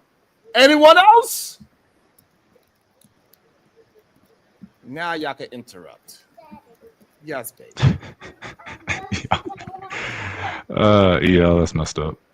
Yeah, I don't know. I think there's I don't know. I'm interested in seeing the video so that we can kind of get a better gauge of what actions actually happened and who walked up to who and all that stuff. Have you seen the dad talk and the brother? I saw. I think you guys put up the Fox News dad thing yesterday, and I saw that. I think I saw the younger brothers. I don't know if he talked multiple times. I feel like I saw something about him on the news talking, but I wouldn't remember what he said. I don't really remember. He talked about his brother dying in his arms, and not trying to kind of understand what was going on. And that's the other thing. It's just like it just seems like everything must have happened at a really rapid pace. That I just don't. I think it's like a death by 1,000 paper cuts. This is just a horrible situation. And I don't want anybody to think that we're just trying to be like, oh, the little boy's white, he doesn't deserve anything. It's not that. There is just, for me, and I will acknowledge, I have a bias to not trust the system and not believe when they tend to criminalize young men. And I want to see the facts, and I want to know what happened. And if he did something wrong, then you're wrong. But I just can't immediately jump on the side. I just can't do it. I've seen too many of y'all be done too much. Go ahead and read the damn super chat, because you see I'm trying to read the super chat. Go ahead and read the super chat. EL, $20. Get DJ Academics older brother out of here. Get your Yo. Cold as ice. Tevin ass on. What's the next one? Oh, that's Imperious. Oh, was that Sent us. 804? Did they get rid of the Jamaican, the Trini guy? Oh. Yeah. So, and I don't know. I gave the invitation to this guy. I will hold the bounty for you, because you probably feel like you would get bounty. Maybe that's why you're a little afraid. I don't know. You can always fight back with your own money too, but maybe you're a little afraid to have a conversation. I don't know. But no, we are actually, you are the one that excusing behavior based on race. You're excusing how they are treating this young man based on his race, literally. Because I'm attempting to have a conversation on about how the bond is too crazy. That is ridiculous. He should not be on something like that. Welcome to the show. I will say that, maybe Texas has a minimum. At any time someone is charged with first-degree murder, they have a minimum of. It's just based on property taxes. It's the property taxes, and it's the fact that they live in a very high income area. Now, again, Gotcha. they are going. Yesterday, they were trying to get with the judge into. Hold on, let me see. Hold on, God damn it, because y'all be trying to. I don't know what the hell be going on. Silent. Welcome to the show, Mayo Monkey. Good day. What is your position? What's up, Sharon? Good day. I think we should leave emotions out of it and base it on fact. Because right now, with this argument specifically, I see emotions. I see very little factual talk.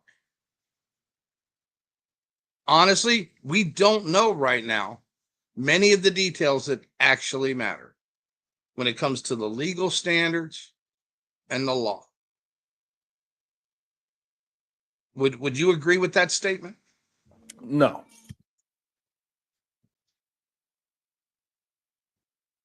And the reason why I say no is because he should not have $1 million bond. That's number one. That's the first problem I have. But that's an opinion. That's not a fact.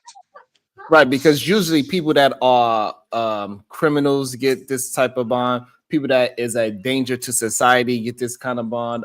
People that is going to be made possibly even a flight risk, they get that kind of bond. Not a good kid that is not a thug, that is not in the street. As far as we understand it from the information that we have at this moment, neither one of them is part of any kind of gang. They both have good grades. They both are decent athletes. So, like, you holding $1 million bond on this kid is not lawful, in my opinion. All right, how much has to be put up for a surety bond in that county in Texas? It doesn't matter. Yes, it does. The reason why it doesn't matter, because I'm talking about the law, not what. That is the law. It is part of the law. Right. So you saying that the judge could have said he doesn't need a bond? Yes, because the judge could have absolutely said that. Yes, he could. Because he could have said this kid, right? So he could have said this kid. So what I'm saying is that the judge could have said this kid don't pose no threat to society. He's no flight risk. He's a good kid. He's a kid that possibly just got into something that young kids get, and it's an unfortunate tragedy. And so I'm going to release him till we get more information, and we're going to let him do his due process. That's what a judge could have did. All right. Do you know those statements to be fact? Which part?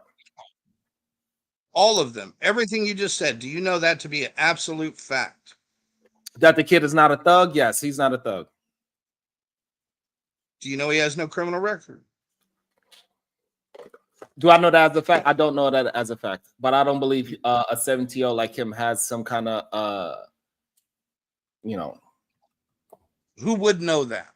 Who would know the statements, the true answers to the statements? I'm pretty sure if he was a kid that was, A criminal, it would have been out by now. No, because that's not public record. It would have been public record by now because he would it's be not. charged. All right, so you know that for a fact that he's a criminal? No, I don't.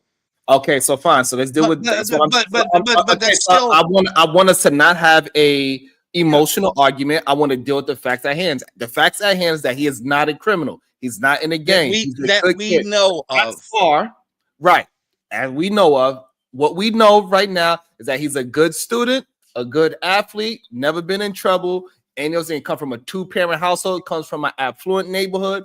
All the great things that we say is good for young children to be with, right? So therefore, we cannot now say maybe he's this and that. No, let's deal with emotional less conversation. He should not be at $1 million bond. That is your opinion based on your emotion without the knowledge of the actual facts. And so why should he be held at $1 million bond? Can you show me a case, a similar case, where the person charged with homicide because a homicide was committed. We can agree on that. It's right now the discussion is the level of homicide that was committed. I want you to answer my question before you ask me a different question that I got to give you some burden of proof.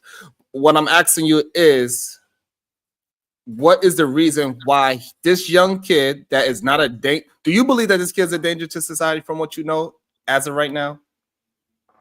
I don't know.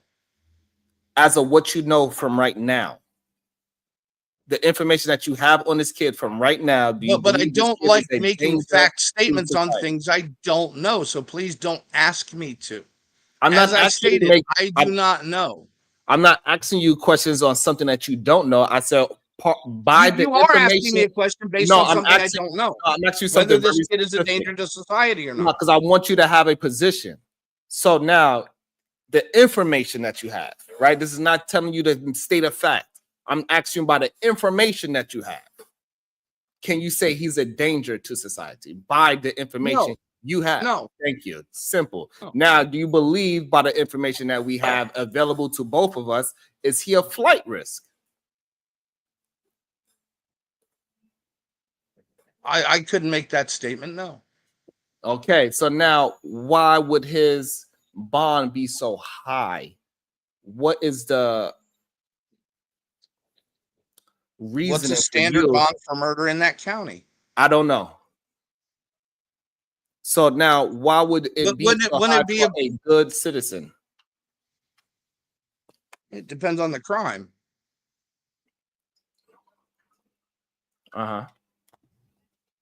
It depends on what's known to the judge who set the bond, not the opinion of people who do not know. Okay, fine. You don't want to stand on no position. So now, you don't believe that the knife was legally, the tool that he had, the 3-inch knife, the pocket knife. You don't think that he had the right to have this tool? The school states he was not allowed to have that there in their policy. What? Yeah, that knife on no, it was property. It was considered a tool before he used it. No, sir, it's a weapon. It's considered a weapon by Texas statute. It actually we ran through the Texas statute. It's not and a knife, a bladed weapon a bladed instrument is considered a weapon in the state of Texas. No, it's considered a knife. So, but it also needs to be 5.5. A knife is considered a weapon. So, right or wrong, we going by the law, right? AR went through it, and that's where the whole screwdriver conversation came up. Correct. So, therefore, you saying the screwdriver is a weapon? A screwdriver could be used as one. Exactly, but is it a weapon? It could be. It depends on how it's used. I understand. It depends on how it's used. No, it does not. Yes, it does. Yes, it does. It does not. So a hammer is a weapon? It could be used as one. No. Is it a weapon? Not how it could could be be used. used Anything, as one. a broom could be used as a weapon as well, but we would not call a Yes, broom a weapon. exactly. Exactly, Because the way it is hold on. used, I need you to because pause the because I way it need is you. used I matters. understand, but I want us to have a conversation, right? So now we will both say that a broom is not a weapon, correct? A broom sitting there in the corner by itself, no, it is not a weapon. Okay, a hammer is not a weapon. Sitting there by itself, no. Okay, screwdriver, is that a weapon? Sitting there by itself, no. Okay, a pocket knife, is that a weapon? Yes. Wow. Substantiate how a pocket knife is a weapon. By Texas statute. But by Texas statute, therefore, a screwdriver would be a knife, as we went through it, because it's bladed. No. What's the nuance there? No, sir. It's a knife is considered a bladed object with a handle, and that is a screwdriver. Okay. So it's either so you got to be able to hold the guess position. what, Sharon, Yes. follow me here. Would a lawnmower be considered a weapon in Texas? No, Why? It's bladed. it's not. But it got to be handheld. I can handhold a lawnmower. You cannot. Yes, I can. No, Can you're you not confusing- handhold you're a weed confusing putting whacker? You're confused of putting your hands on something as something being handheld.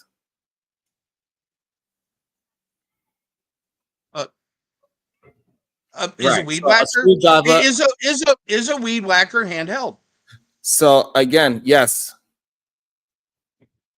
but it's not bladed. So it's a weapon? No, because it has to be. Then what is the bladed. difference between a screwdriver Uh-huh. and a weed whacker?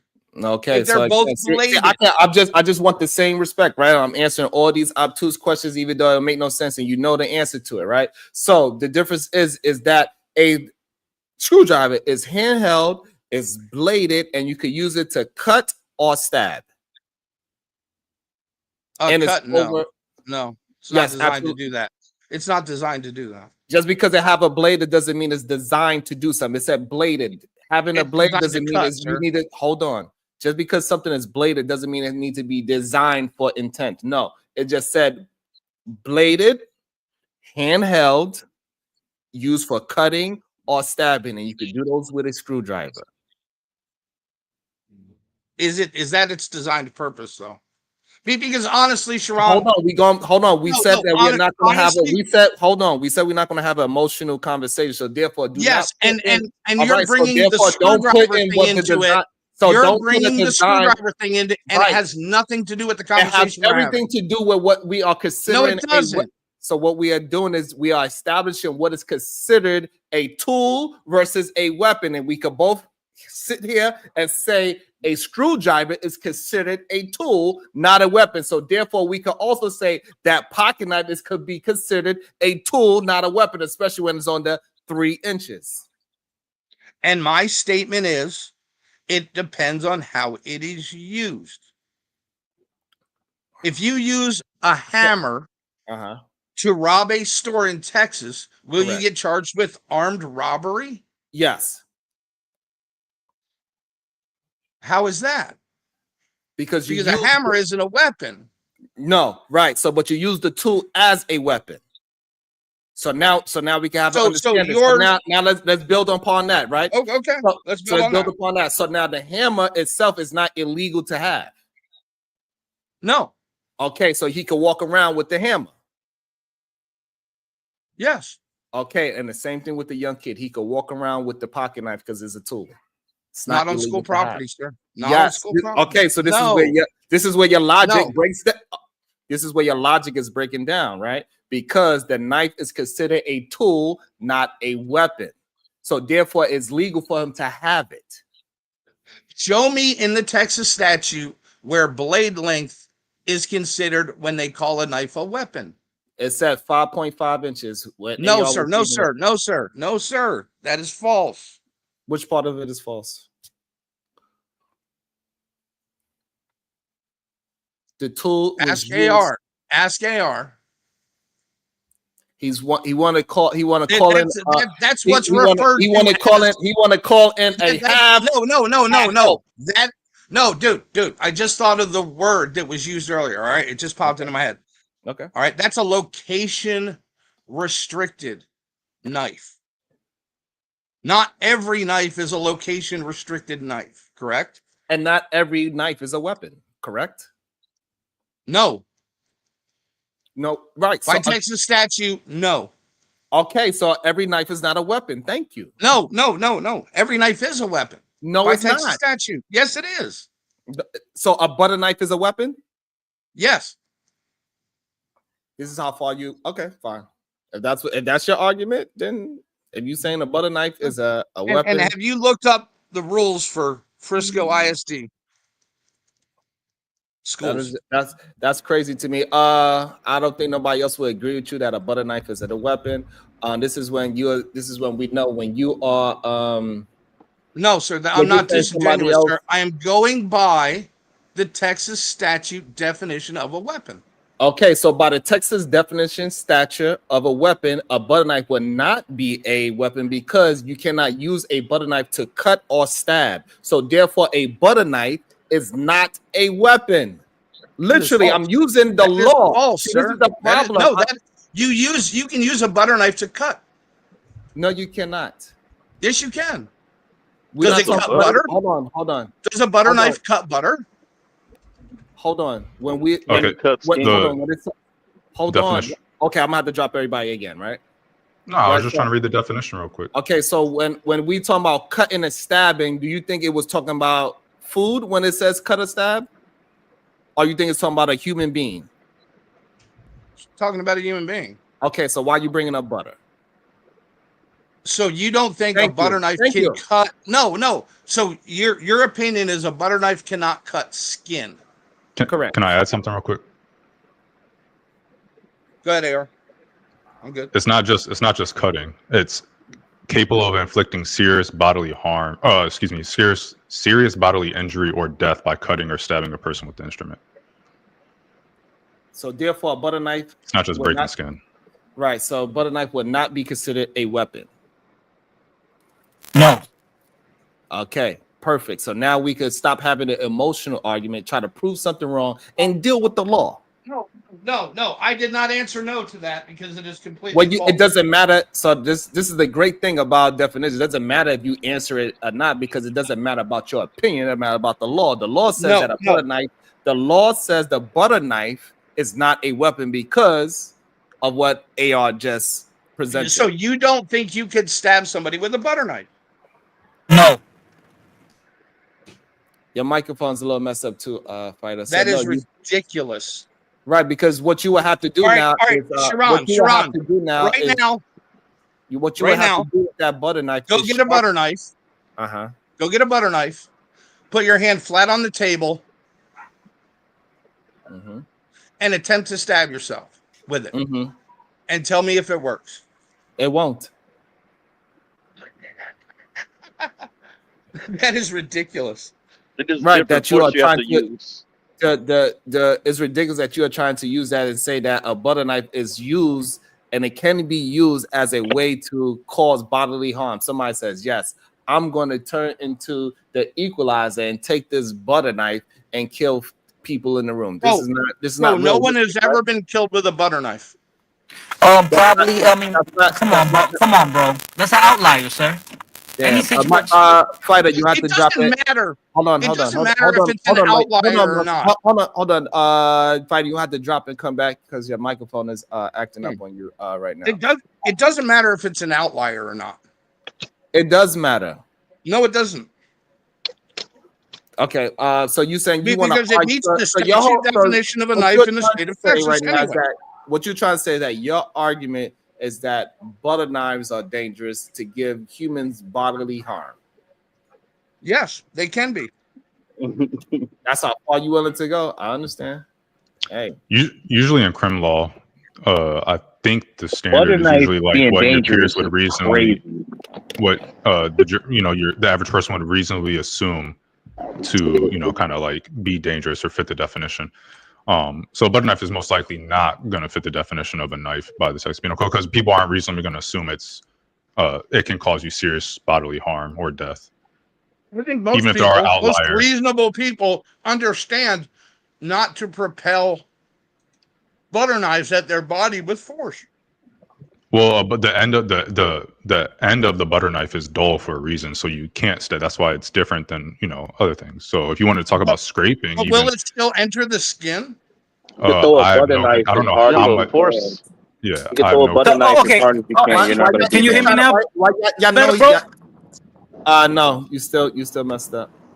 You still sound like a machine or some shit like that. I don't know what's What you going were on. saying, Sharon? Like Hey, we don't even need to argue something like that. We know that this got to be either trolling or he just want to be obtuse. Like this is him actually being emotional about the conversation. Tried to get instead of away from being- the butter knife instead of argument being to get honest back about to the real conversation. the Where real we- discussion.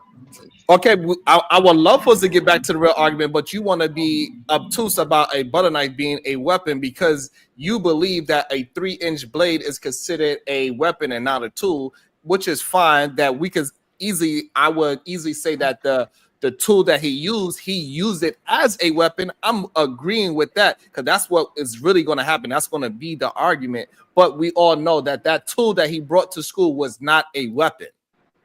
It was by the Texas statute. Oh, that was nice. Okay. Well, you guys were having a discussion about the bond. I don't know if I didn't know if there was a conclusion of that, but that was a good discussion. I felt like. I don't know if you had asked him like, do you think? Because I remember you had brought up like the history. He was talking about who would be able to see this past criminal history will be the judge or whatever. But based off of the information we know, not what we think that maybe the judge saw that we didn't get to see. Do you think that this dude is a flight risk or that he's a threat to his No, community? and I or already whatnot? answered And I thought those you questions. said no. I already answered those questions. I'm trying to make sure that I remember what everything was. And I thought you had said no, but I don't remember the conclusion if you agree that he shouldn't have $1 million bond or if you were still for it. No, I don't know. But the judge does. He was the one that set the bond. My opinion about his bond, the end of the day, does not matter. We're just nothing we say up here matters. We're not on the jury, and we're not the judge. We're not the prosecution. We're not the defense, and we're not no witness. We're just up here stating our opinion. So obviously, nothing we say actually matters in the grand scheme of things. But we're just giving our perspective on it and whatnot. So, like saying what I say doesn't matter is irrelevant. I think it's a reasonable bond for a murder suspect. Oh, you also said we all agree it's homicide. Especially one. Yes, homicide was committed. Correct. No, you said we all Or agree. not. No, homicide is murder. No, sir. Homicide is death. Okay. It is the death. Can homicide be in self-defense? I've never really heard homicide. Look up the definition of that's homicide. fine. I'm just saying, colloquially speaking, I've never heard anybody Yeah. refer to a homicide as anything but murder. So it is what it is. Maybe that's by strict definition, it is considered a quote unquote homicide. I've just never heard it in a positive connotation. It's just the legal. It's the legal by term. strict definition, it is a legal term for a human causing another human's death. So do you believe that this kid was killed with malice and forethought? Now, going off of what I know right now, if it comes out to be true, yes. So where is the malice and forethought? Okay. Have you read their police report? I asked you a question. We did it yesterday. Okay. Yes, and I'm about to explain why, Sharon. Right? Because you asked me why. All right. When the incident is described, Get the glizzy out your mouth. Austin Metcalf. Sorry, I'm eating breakfast too. He really is trying to eat. Yes. Snacking. I'm multitask. I can do both things at once. Please don't get caught up in Now let's get on with the story. Okay. When Austin Metcalf confronted him, right, which is not a crime, all agree? Asking someone to leave a tent is not a crime. Confronted? It's harassment. Y'all can't be serious. Y'all can't be No, serious. it is not. It's harassment. Can you just read what you're saying? Stop do not major in minor shit, y'all. Please. So now, can you please prove where is the malice and forethought in this When he young was man? asked to leave the tent, what was his next action? According to the police report and what we know right now. I'm waiting for I'm you to asking explain. I'm asking you. You read the report. No, hold on. I need you to understand.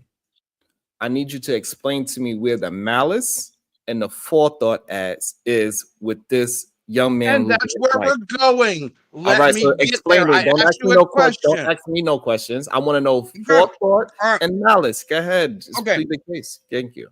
According to the report, he was asked to leave the tent.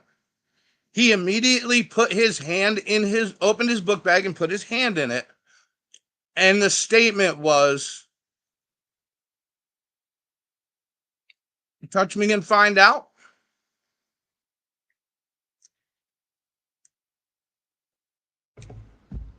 Is that a question or are you going to finish? No, that's literally why I believe malice and forethought goes into it.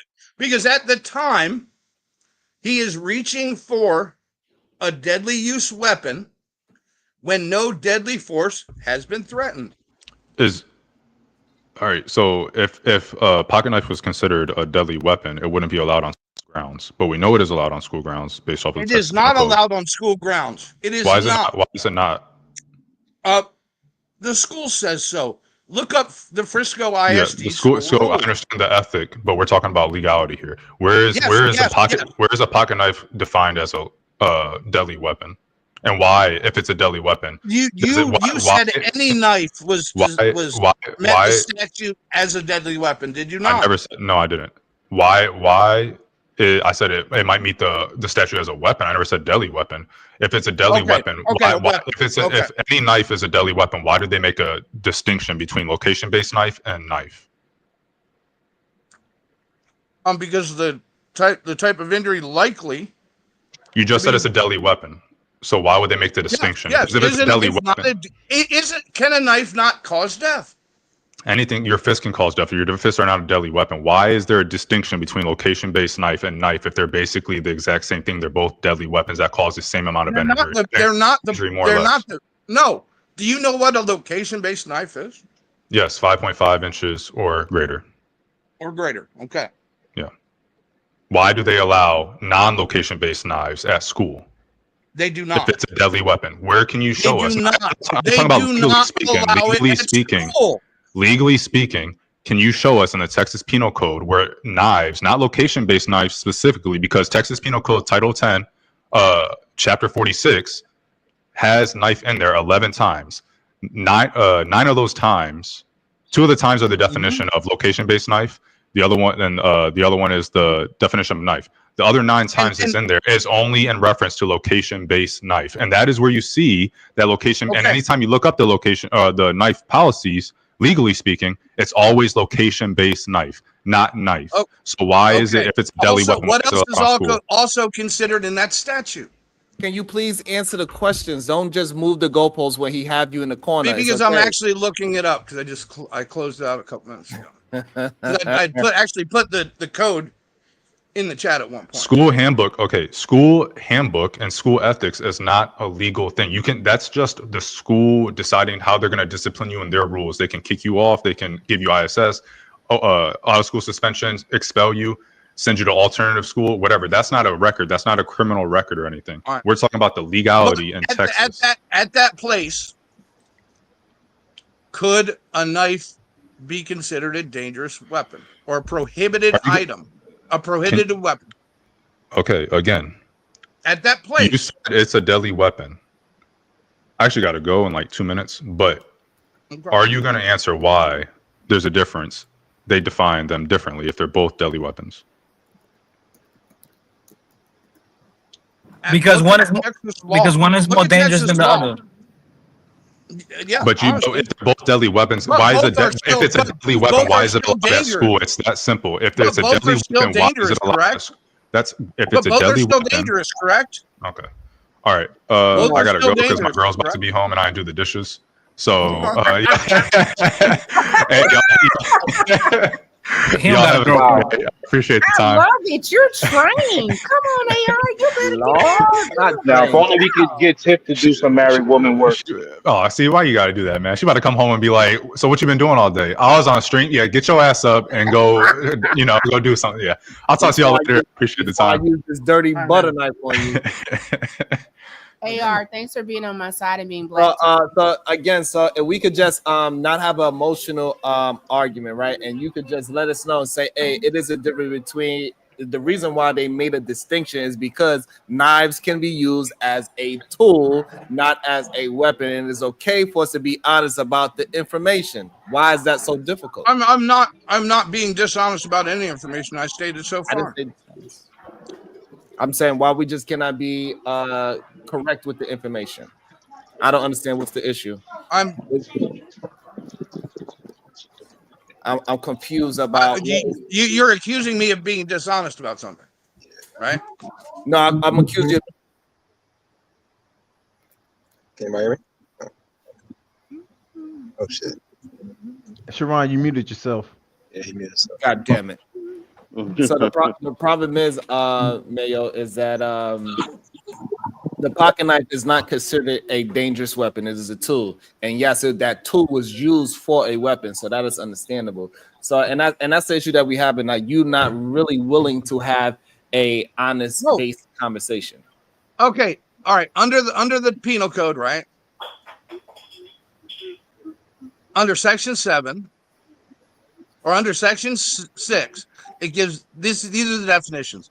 A location restricted knife means a knife with a blade over 5 1/2 inches. Under 7, knife means any bladed hand instrument which is capable of inflicting seriously bodily injury or death by cutting, stabbing a person with the instrument. So there is a difference, but there is a difference between knife and location restricted knife, correct? In the statute. But are you inferring that, yes, a distinction, but the distinction is that it's less than 5 or more than 5, and he had something that was lower than the 5.5. So I don't think you may not want to make this argument. It's not. It's not given. It's not given. Also, is a pocket knife capable of inflicting seriously bodily injury or death by cutting, stabbing? Yes. A person. But Okay. also, y'all acting like the boy know penal code or something. You think these kids fuck know that. penal code? That's not major, nothing minor. Yes, that is a positive. So can a pair of scissors. What is your point? Yes. A scissors which is also not restricted. Okay, which so is also scissors, a restricted item by the school. It is. It's not. You're lying. Yes, You're lying. Really? You can bring scissors Really? to school? Hold on. A pair of scissors is not something that depends on what so kind you of saying scissors. that in the school. So you saying in the school nobody has a pair of scissors? No, sir. Have you ever heard of safety scissors, sir? I'm asking you a question.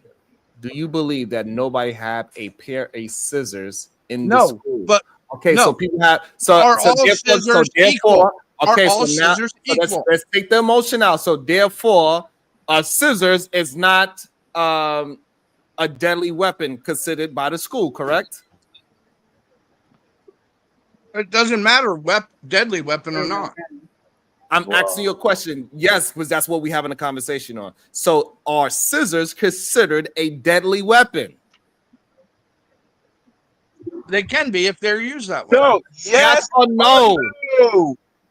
It's okay. It's okay that you are. It's okay. Just No, be, no, I thought I'm you not wanted to have wrong an honest- either. I I'm thought- not wrong. Okay, I thought you wanted to I have. am not wrong. Conversation. Hey, I thought you Sharon. wanted to have an honest conversation. Sharon, can I have a stab at this guy real quick?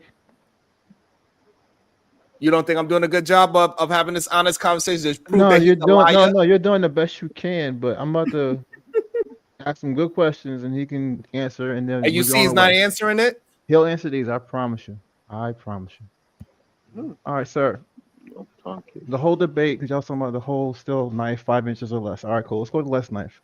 When the manufacturers made that particular knife, what do you think the intent of that knife purpose was? I think by Texas statute, it doesn't matter. No, not Texas statute. I said the manufacturer. 'Cause we I talking about honestly don't know what kind of a knife it was. Do you? no, I heard it was under 5 inches for You may any have manufacturer. heard but you may have heard that, but Yeah. that is not a fact. It is a right? fact.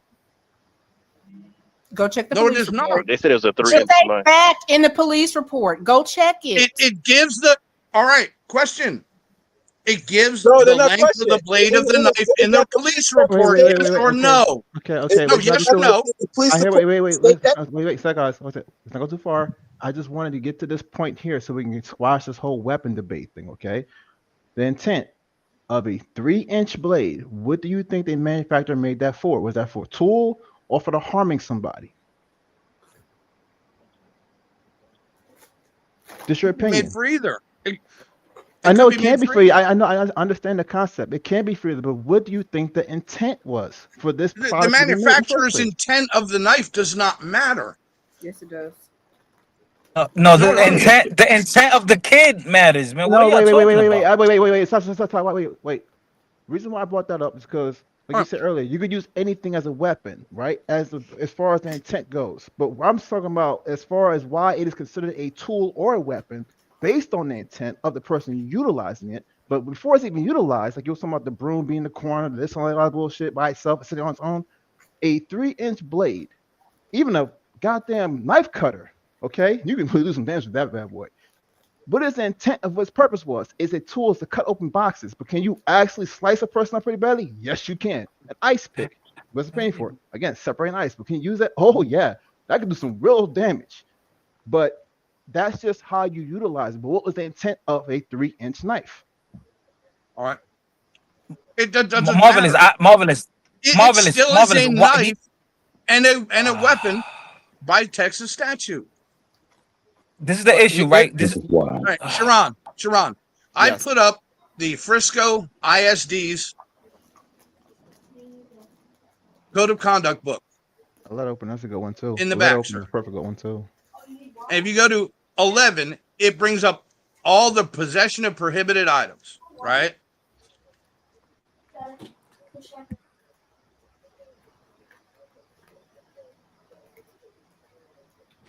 Yeah, y'all can talk while I'm gonna look. All right, so let me say this real Oh. quick, right? Let me say this real quick, right? So he didn't bring that pocket knife to cut apples, right? That's not why he had it in his backpack, right? Like baseball bats are not created for hitting humans with it, right? It's created to hit baseballs, right? So if you take a baseball bat to school and you hit someone with it, it's about your intent. So that's why he had it in his backpack to use it on someone, not to cut apples. Fighter.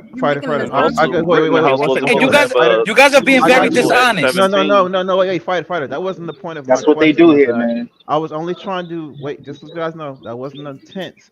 I wasn't trying to prove whether the boy did something good or bad or his intentions. It wasn't about that. We were just trying to just mine out the whole definition of the weapon itself, of a knife, just to get that off the table, stop talking about it. That's all I was trying to talk about. As far as intent, I want to go to the part where get your hands off me. Now, why did he say get your hands off? Don't touch me.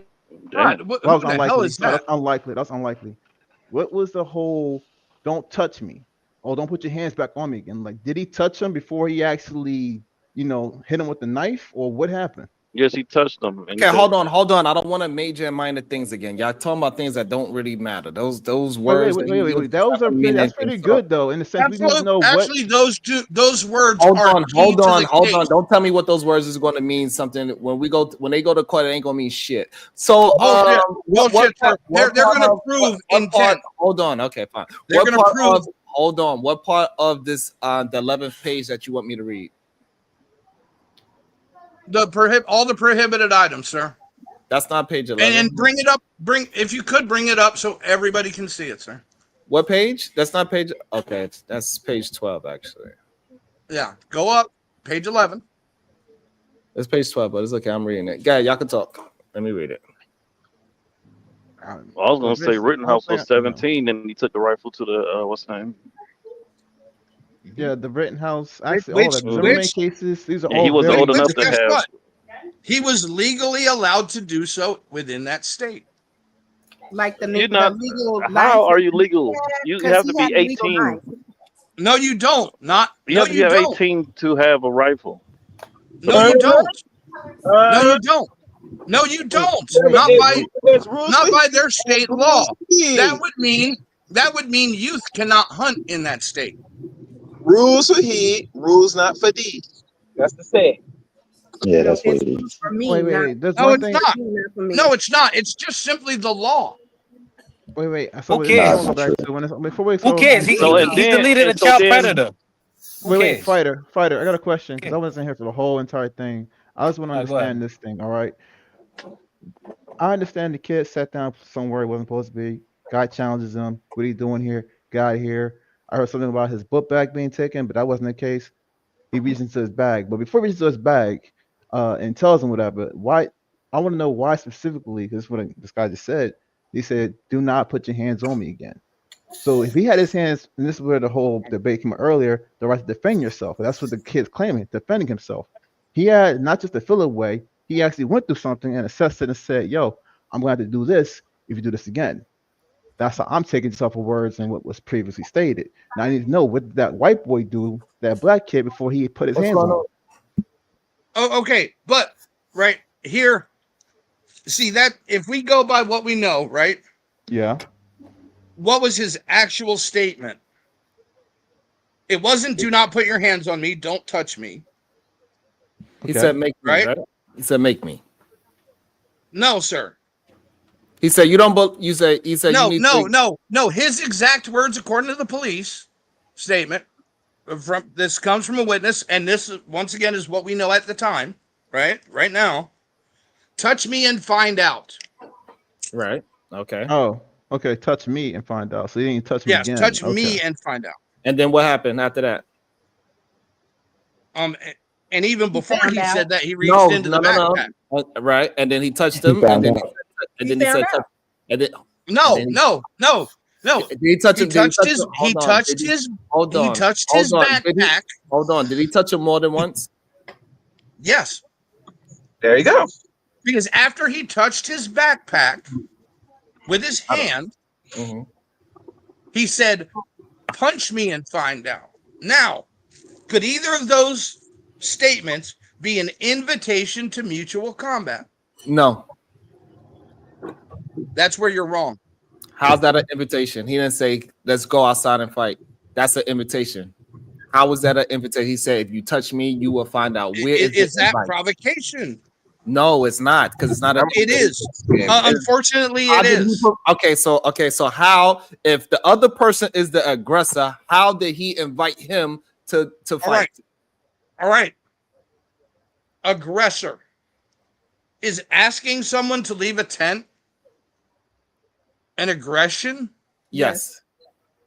It's Yes. not. It is. It's not. It's not. That's school property. He had no right to tell him to move. He doesn't own that property. That wasn't his Nor does he private have the ability to physically So move you them. can make Hold on. request of anybody on school property. Hold on. So when you tell me I'm sitting in a public place and you say you need to leave here, this place is not for you, and I say I don't need to leave, you don't have no legal right to make me leave. And then what's the next thing happens is what? If the person is persistent that I still leave, who's being aggressive? But that's in the persistence. I'm just asking you a question. Right? But that's also in the. Don't get emotional. Just answer the question. If you are asking me, if you are asking me to leave, and I say no, I don't have to leave. Please let me talk, and I will let you know everything you expound to want to know. Answer the question, please. The aggression is in the continued action, right? But under Texas law, has any deadly force been threatened? Once he put his hands on him, yes. That's not true, sir. It is. This may be your no, and this is the difference, right? Let me understand what you're trying to say. You're saying that human beings can put their hands on other human beings and physically move them out their space. That's a simple That's assault. murky. No, that's by Texas statute, that's a simple assault. In a simple assault, can you use deadly force? So what? In a simple assault, can you use deadly force? He didn't use deadly force. Yes, he did. No, he just happened to die from the force that he used. No, sir, he used deadly force. No. If I punch someone is deadly force, dude. No, just because somebody passed away doesn't mean he used deadly force. Sharon, you kind of got this one wrong. Let's let you know. I do not have it wrong because I know the definition of deadly force. Sharon, you literally have this I need wrong. you to fucking answer questions. If I punch you in the face and you die, did I use that? Dude, Hold I'm on. You I'm not aggravated here. me because you're not answering questions. If I punch you in the face and you die, did I use deadly force? When you died, yes. I would define it for you verbatim. I noticed. I'm saying it verbatim. Deadly force is the force that person uses, causing a person knows or should know, what creates substantial risk of causing death, serious bodily harm, or injury. That is what deadly force is. Verbatim. Yes. So stabbing somebody is deadly force. Only if he dies, clearly. Yes. No, Can sir. cause. No, That's sir. the thing. It's deadly cause. force because they're also, it's not just death. Serious bodily harm or injury. Yes. This is insane. Let me look this up. This is You insane. can. I know that. As a law enforcement, I have to know that shit. I know that. This is crazy because you're not answering Yeah, no that's questions. that's You think common that sense, you bro. What the? Shut up. You think that you actually could, but you're not. Shut the fuck. You shut the fuck up. Oh, whoa. What the fuck is this dude? Whoa. And who was the law enforcement guy That was on here me. that just answered? Okay, hey Marvelous, what's up, man? How you doing? And see, This is the problem is the problem. Deadly force is also known as lethal force, right? It's defined as the use of force that is likely to cause seriously bodily injury or death to a person. Yes. Yes. That's Can a what I 3-inch knife cause serious injury to a person? That's not what it said. Jesus Christ. Yes, it does. It says serious bodily injury. Did it not? You just read it. You know,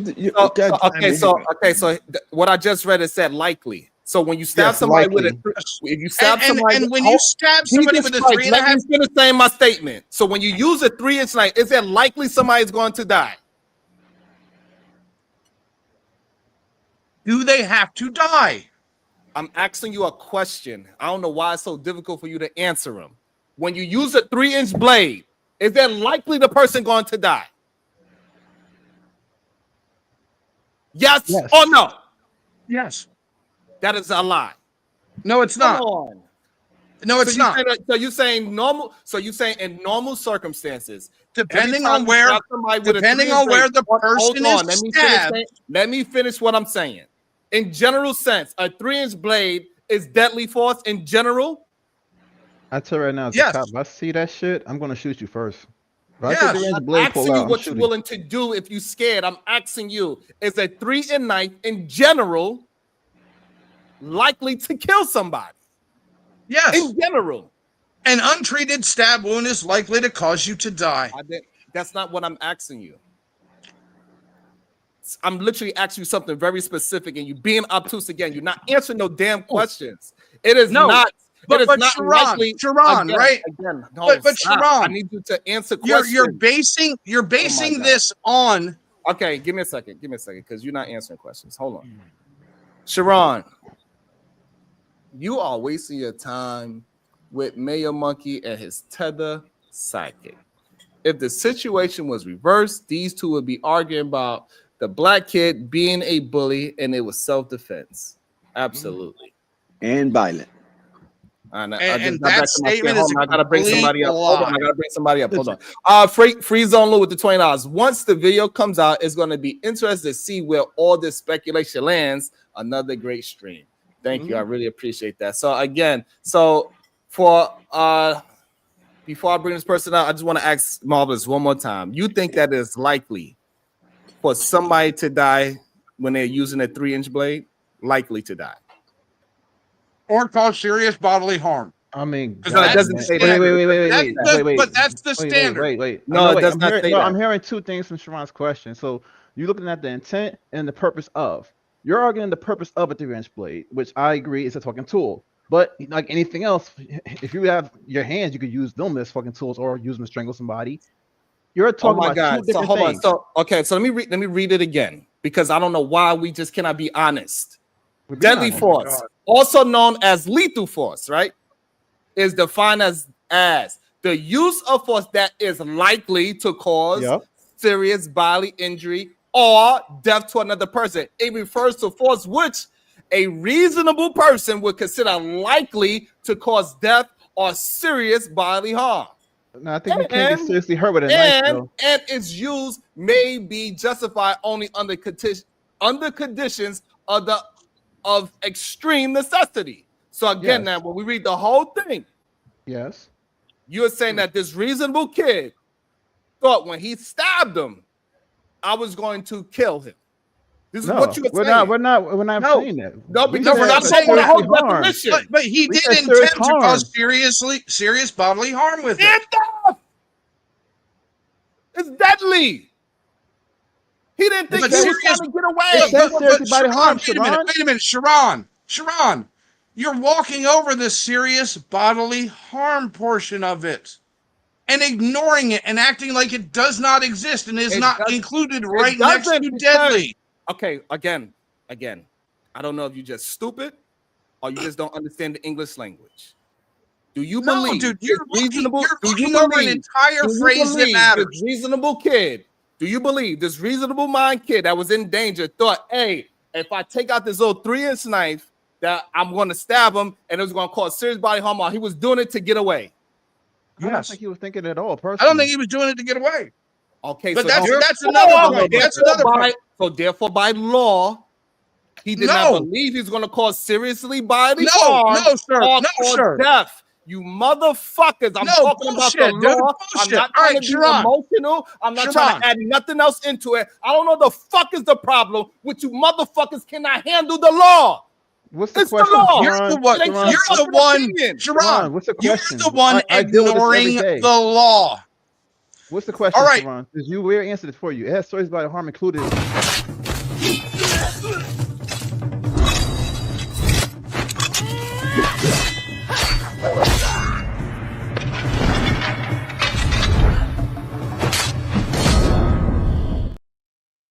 Yes, that was me. Thank you for showing that version.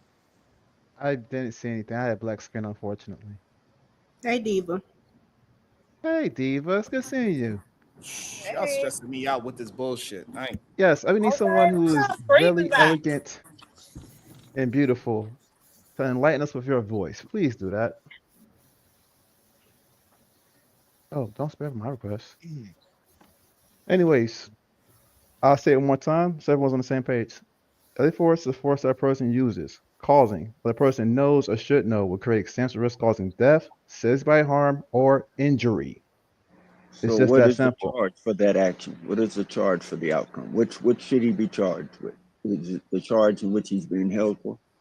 Honestly, the only thing I can look at was so we said he's claiming self-defense. If that's the case, then he's good. Because even officers have to use deadly force, whether it's baton or anything else that may cause serious injury or anything like that. We use deadly force all the time.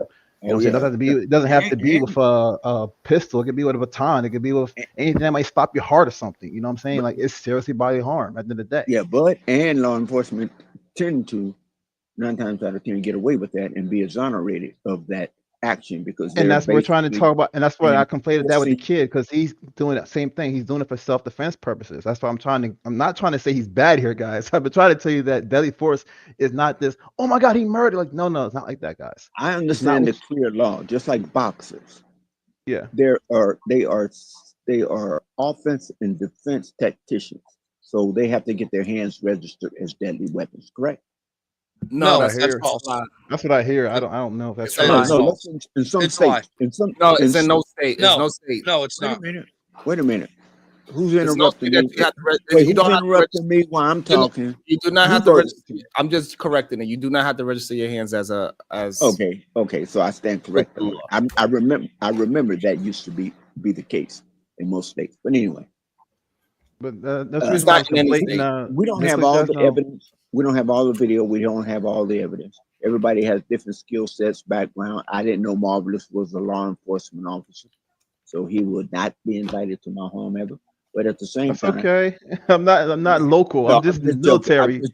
I'm just joking with you. But I'm just joking with you. But I have family members of my family that are law enforcement, but they can't come to my house. But anyway, uh, All right, so there's a that's lot of all there's right. a, All right. I hold don't on, want to there's talk a lot about. of I don't want to just talk about no just to no. be talking. All right. There's So we again, so need we are no. saying that Hold on, Sharon, most let me make likely the when point. somebody pull out a 3-inch knife, that is a very deadly weapon, right? That's what The we're saying. act thereof, but it was self-defense in my eyes. I'm gonna keep Thank you saying for that the until they thank give you. me So, but any evidence to I'm prove asking otherwise. very direct questions. I don't want to just talk to be Is talking. it I, depends on I've this? been Wait, doing. wait, wait, I've been, wait. I've been Sure, here I'll for tell you right 7 now. I'll tell you hours. the answer. I don't want to have just conversations just to be talking, just to be Okay. talking, right? I want to I get you. direct it somewhere. So, are we Okay. saying that a 3-inch blade is most likely is a likely weapon to cause death and bodily harm?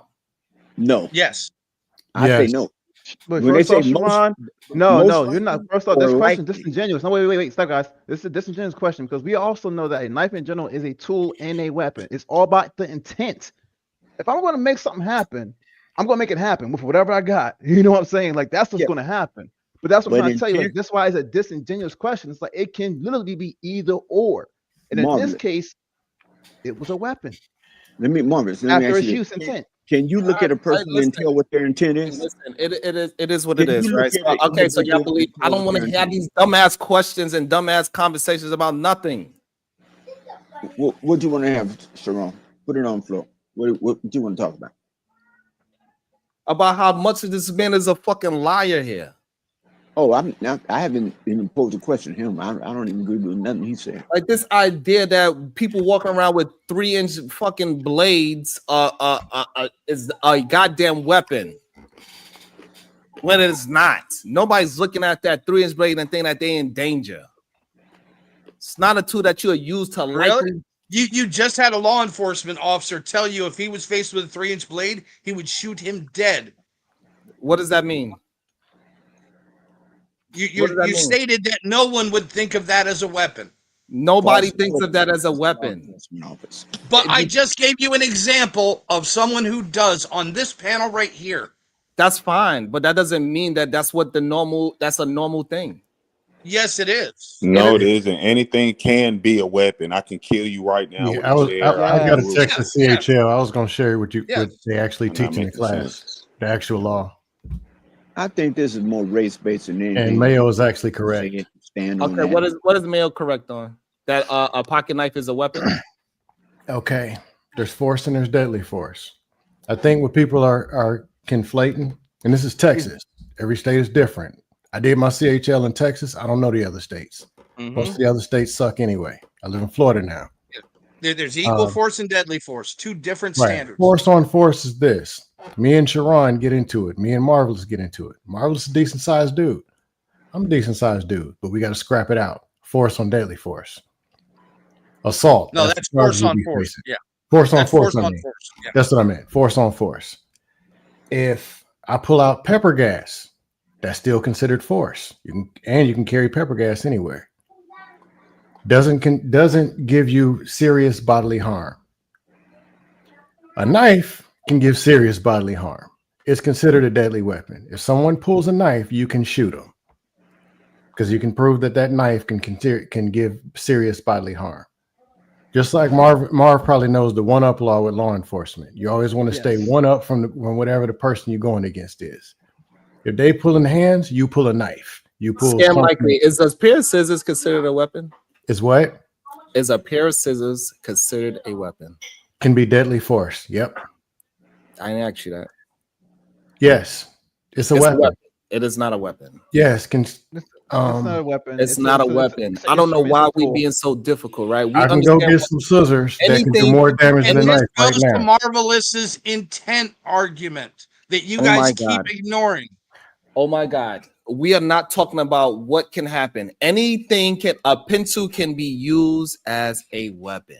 That's probably not going to be that. And the other thing is, it's okay. What I'm saying is what that you think and what you don't still got to go to So what court. I'm saying is this: if a scissors which is bigger than that pocket knife that the young man had, is not considered a weapon. You cannot say that this pocket knife was considered a weapon. It's a tool that he used as a weapon. That's fine. We could say he used a tool that is not designed as a weapon, but he turned it into a weapon. That's the problem that we're having. I don't know why we can't be honest. Same thing with the small No, knife. I'll give you a The different same scenario. thing applies for the small knife. I'll give you Michigan when the Okay, deaf so guy you had know the what? rake So, in his this hand. way, I want to understand what Scam Likey's point is. Do you believe that the kid was defending himself? I don't know the story. I was just speaking on force, deadly force, and pulling a knife. I just got here. A knife is deadly force in the state of Texas. A knife is considered deadly force. A baseball bat can be considered deadly force. Now, if you're at the baseball game, Having with y'all, I don't want to hear about the what else. We know this that these. okay. These If you have a baseball bat used, we and you're understand attacking that we don't somebody, need they to- can we don't shoot need you to- and kill you. We're in talking Texas. about a very specific case. Force, right? deadly force. We're talking about a very specific case, Scam Likely. It was in Texas. No, hold on. That specific case I don't was in want Texas. to muddy the water with all these possibilities. No, Right? dude, that's not muddying the water. It It's is, giving because clarification to it. It's not clarification because we know Texas, these deadly force. Oh my God. Texas You equals cannot knife have equals deadly force. That is a fact. You cannot have a conversation without defining the terms used in that conversation. All right, perfect. So now we know that a 3-inch knife, most people do not look at that as that likely to kill or cause bodily harm. That is not a likely definition. That's not true. Or at So, least in Texas. every grown person that carries a 3-inch blade, they're like, yeah, I'm gonna use this to kill somebody. That's not what the law. That's not what That's what it says. It says likely to cause. Yeah, but no. But you're going to intent. You're going to the intent of the person carrying it, not the item. You are moving that goalpost. Yes. It's defined as the use. Use means you're using it. The use. Mm-hmm. You're proving our point. Of force that is likely. So that word, that sentence changes it. It ain't no intent. The use of force that is likely. The word use proves our point. So what I'm saying is that no rational human being is walking around with a 3-inch blade saying, yes, this thing right here, I'm going to use this to protect myself and I'm going to it could kill somebody. And that is not likely. Sharon, you just proved our point. When you said use, I'm not. So this is when you use the word use, you prove our why point. the pocket knife is not considered anyway. If the pocket knife is in your pocket, don't make a difference. But when you intend to use it, Fine. use. Okay, you know is what? now deadly force. I will leave it. I will leave it alone. I don't know why we even. I don't even know why I let him get me stuck on this bullshit ass point that doesn't even mean anything. So again, the person was being aggressive towards him, correct? That's where I wanted to go with it. That's exactly Aggression where I wanted can to go. still be considered force.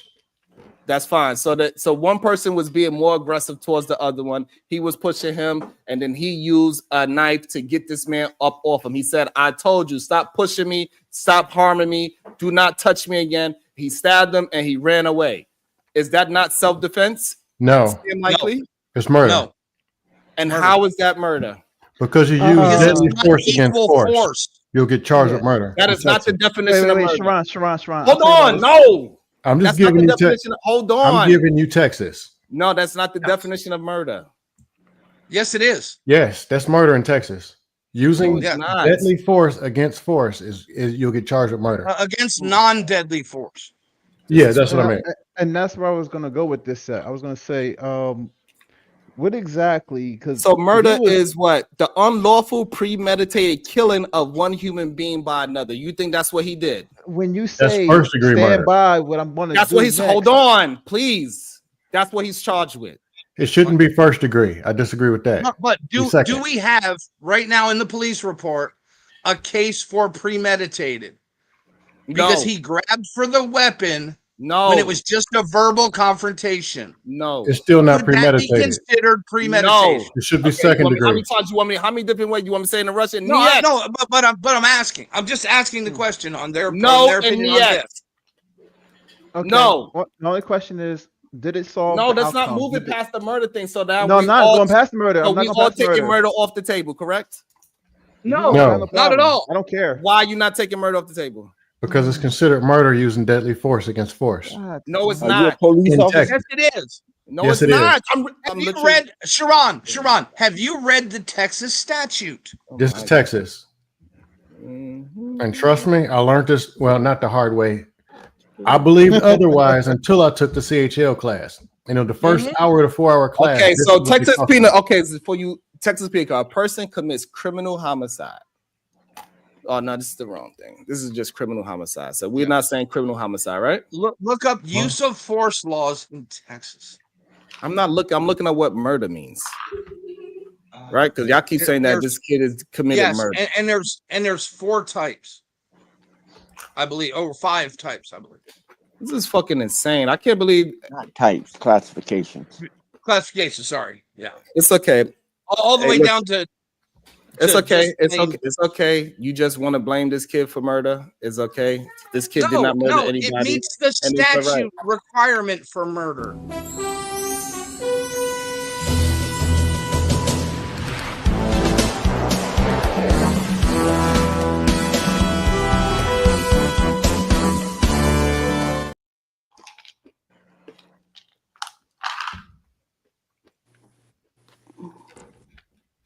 Can I say Welcome something? to the show, Brownsville, Oh. New York. I have one more thing to add too. I don't want to hear Also in Texas, it. have I to don't want to hear it. I complete don't a want to scene. hear it. This is bullshit. I don't All wanna right, hear cool. All right. I'm out. You're wrong. Just admit it. You have Wrong to. about- okay, hold on. You have to cannot have attempt a to flee the reasonable scene and conversation take with an other unreasonable option. people. Hold on. Consider Hold on. self-defense. Have a nice Hold day. on. Hold on. Hold on. Wrong about what? The other thing in Texas, before you use deadly force, you have to prove that there was no other option. You couldn't flee the scene. When he says, "Touch me and see what happens," that's going to be hard to prove. Yeah. I'll let y'all argue it out. Y'all But have that's it. not, again, that's not true. You don't have, in Texas, you don't have to flee. Right. You don't have to what? You don't have to flee. You have to prove that there was no other option than using deadly force That's not true. Oh my in God. Texas. Okay, so I'll tell you, when I lived in Texas, there was a man breaking into a home with some girls in there. Their parents wasn't there. Breaking in a home is different. Okay. The That's man, different. but if you let me finish, honey, you'll Go see ahead. that. Okay, that's not the point. He broke in the house with the girls. When he came back out, the neighbor had been alerted. The across the street neighbor figured out something was going on, ran across the street with his gun, shot the nigga in the front yard, and got off. They didn't even charge him with murder, with anything. He The should have man been never charged. even went right. No, That happened in Houston a month before I moved there. And Okay, they should have been charged with murder. but they weren't. And so what I'm saying Now, getting off is different. No. That's He a whole wasn't nother charged thing. with anything. And first off, please just let me speak. Right? Go ahead. Thank you, sir, for your permission. So the man wasn't charged with anything. You can get off. And so we doing all of this speculating when we don't really know the details and the facts. And ultimately, the most important thing is going to be who ends up on that jury and who they able to keep off that jury, and who can make the most compelling story surrounding race, right? For the jury. That's what it's agree gonna with you. boil down to. And so y'all up here fighting over shit that y'all don't even know for hours, and it's absolutely asinine and absurd to me. Damn, I said something like that the very beginning when I first came on. That's crazy. No, you're actually correct. And it's the very thing they taught us in class too. I'm always correct. Yeah, it could be force, deadly force, could be wrong. At the end of the day, you're still gonna have to go to court. One, when you use that weapon or whatever, you're gonna have to defend yourself. And that's a whole nother game where if you win or lose. Then if you win the criminal court, you still might have to defend yourself in civil court. You can win one and lose the other one. Money messed up, go to jail, or go to jail, money messed up. One or two of the both. That's different. I was just talking about, can you, and by the law, is this legal? Force on deadly force on force is illegal and is considered murder in Texas. Just because you can conceal a weapon or can bring a certain thing in a certain place doesn't mean. But like when Sharon was saying the word use, a baseball bat laying on the floor in the baseball field is not deadly force. It's just sitting there. But when you go to use it, it's now deadly force. Swinging a baseball bat, it's going to cause some serious bodily harm. And in court, they're going to say, yeah, you swinging a baseball bat at Marvelous, serious bodily harm. He shot you, justified. That baseball bat, that knife could have done seriously bodily harm, and the intent was probably to do bodily harm. So when somebody punch you, that's not considered bodily That's harm. considered force. The other thing with force is this. Now, if you punch me, I'm a decent sized dude, force on force. I can punch you back. You against an 8-year-old, you against a 95-pound woman, they have to prove it, sizable advantage. You at your size or Marv's size, that sizable advantage can be considered deadly force because she has no way of defending her force against yours, no way of defending herself. But still, she got but we have conversations, and this shit turns into something that we're not having a conversation about. That should be bothering me. I cannot hold my patience for this shit sometimes. Yo, peace and love. Can you hear me, cousin? Well, better questions. What do you want to hear? Do you want us to tell you what this, or do you want us to tell you what you want to hear?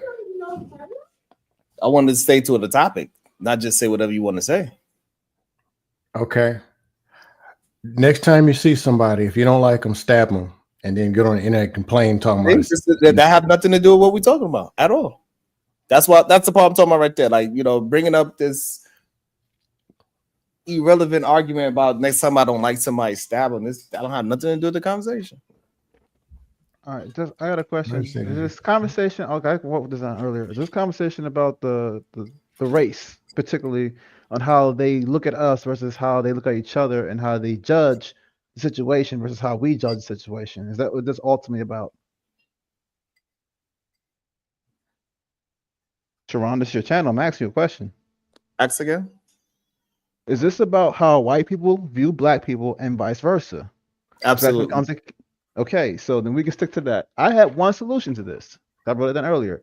Ultimately, I don't think there's ever going to become a time of peace. We need to go back to segregation. There you go. I done said it. Segregation is the best thing for us, in my opinion.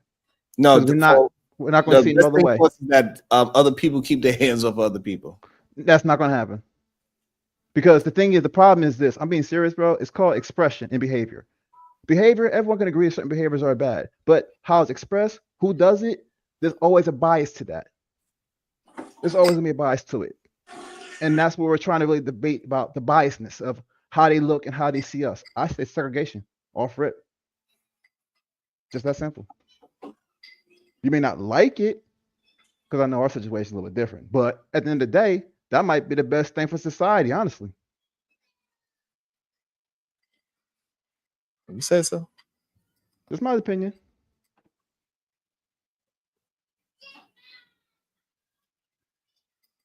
In Brownsville, welcome to the panel.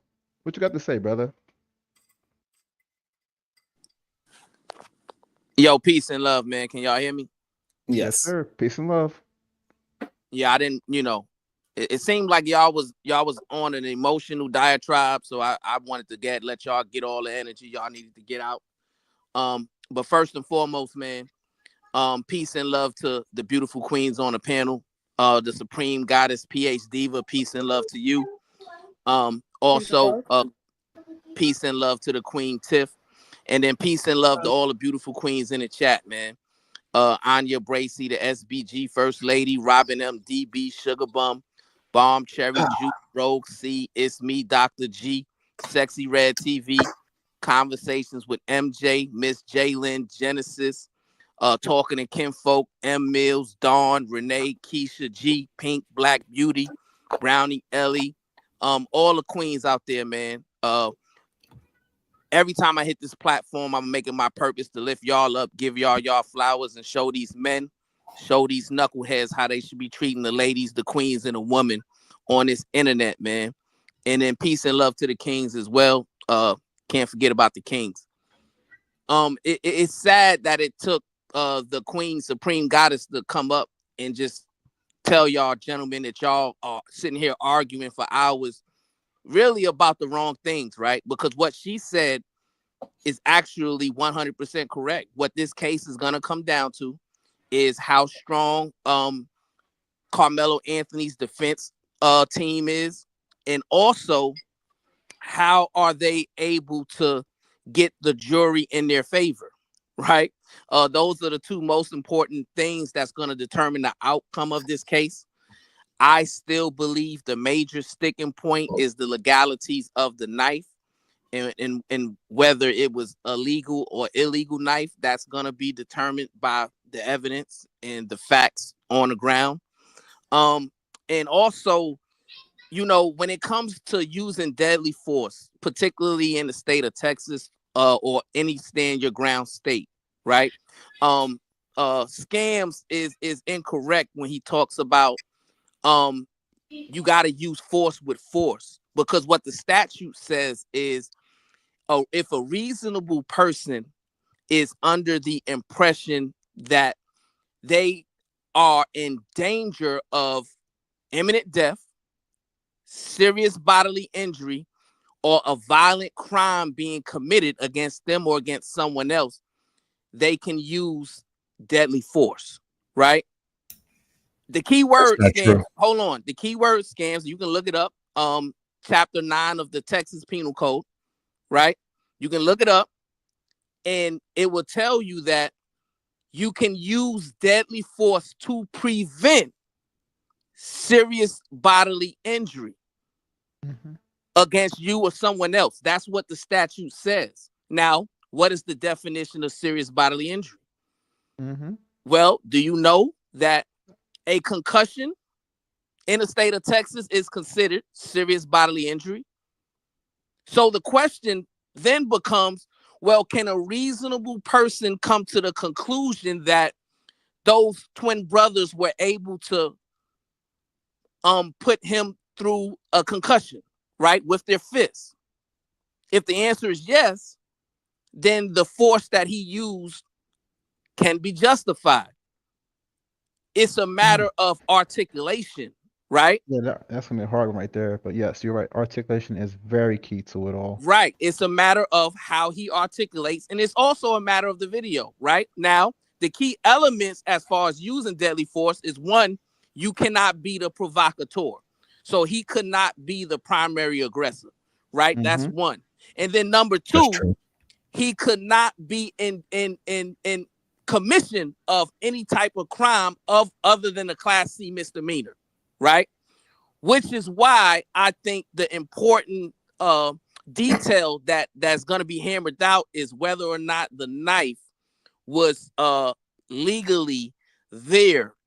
And I think that's going to be the major sticking point in this case. But as far as him being able to articulate that he was in fear of serious bodily injury, I think a good attorney is going to be able to articulate that and articulate it well, and able to sway a jury into believing, yes, a reasonable person under Karmelo Anthony's situation could possibly believe that he was in jeopardy of getting a concussion, which is a serious bodily injury. I'm about to respond. Real quick, Hey, real quick, hey, Scam. can I Let me say something real respond? quick. Hold on. I'm not finished. Listen, I just came up here. When you finish, can I respond? Because you directed it towards me. But go ahead. Right. You know, and I just came up here. I know everybody want to speak. I hear that. But what I'm saying is, if they're able to sway the jury and say, under Karmelo Anthony's circumstance, a reasonable person could believe that those two brothers, because remember, now it's 2 against 1. If the video shows that it wasn't just the one brother who was attempting to physically assault him, but the other brother had his back, can a reasonable person believe that he's under threat of serious bodily injury, a concussion? And if the answer is yes, then that means that he was in his right to use deadly force at that time. So it wasn't if it wasn't, so what you're talking about, Scams, is under mutual affray, right? Which is both of us agreeing to go to fisticuffs, right? Now, if me and you agree, we're going to go to fisticuffs, and then I use deadly force against you because I'm losing a fight, then no, I'm not justified. Because I kind of helped you provoke the situation. But if that's not the case in this particular situation, and we don't know, and it's a lot of information we don't know, so it's going to be very difficult for us to come to a conclusion as to what happened and what's going to be the outcome without all of the facts. That's why we need to see if there's any video. We need to hear from the eyewitnesses, and we need to hear the opening statements from the prosecution and the defense. And then that's when we'll get a clearer picture of what actually transpired. But when you were talking about force versus force, and you can't use deadly force against force, what you failed to mention is the person that's using force against force, both parties has to agree that they're going to be using force. If one party is not under the agreement that we're using force, and then now he's in fear that you can inflict serious bodily injury against him, then no, he doesn't have to use force. He can use deadly force to prevent serious bodily injury. So that's where you were incorrect at. But peace Okay, and can I love. add some scam real quick before you go? Because I want to let y'all go back before I got to go. Yeah, you can. Hold on, just a second. I want to add some. Sharon, they was doing a lot of storytelling up here a few minutes ago. But in Texas, we have to stay in the state of Texas when we're talking about this specifically, because there are situations in Brownsville and whoever else is law enforcement on the panel. I would love to hear your take on it. But there was also a case in Brownsville in Texas where there was a man who solicited prostitution. He went to the hotel with the young lady. He took a shower. While he was in the shower, the lady robbed him. She ran outside with his wallet and everything else that he had of value and jumped in the truck with her brother. Her and the brother took off in the truck.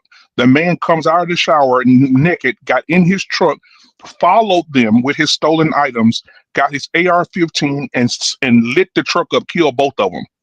He is at home right now. He's at home right now, sleep. He didn't go to jail. He didn't spend a day in jail. A black Not a day in jail. That's murder. What You state can is use this? force to Texas? retrieve you. If someone robs Texas. you and takes your stuff, you can In the use state of force Texas, you can go You can only use retrieve force. stolen goods. Go look it up right now. You can up to 3 only use blocks. force to get your stolen goods. You can't can use go deadly- get your stolen shit from somebody if they steal from you. Yes, but you can't use deadly force. How he Well, got this off, man- I don't know. But Okay, you can Google use this stuff. force. Google it. You'll see it. Google it. And he got off. He's at home. No, He did not spend a man. day in jail. Just like PhD with her scenario, people who can get off and win in court, that's a whole nother monster. Like who can win and what you can prove and can't prove. I'm just talking about like what you can and can't do or aren't supposed to do, should I say? No, he didn't go to court. That's what I'm saying. He didn't go How to the court. hell They he said pulled off that? I don't know. he didn't go. That's what I'm trying to tell you. He did Who not needs go to be court. representing this dude? He said That's straight up homicide. he went to retrieve. I thought they was going to arrest him for the soliciting prostitution, but they didn't get him for And he that. was in the commence of a crime. How the hell he do that? Dude, he got off. I'm telling you, bro. He got. Well, I'm gonna do a show on this shit so I can have all the information so we can look at it. He got off. He got off. He But no, sprayed black their man, ass up.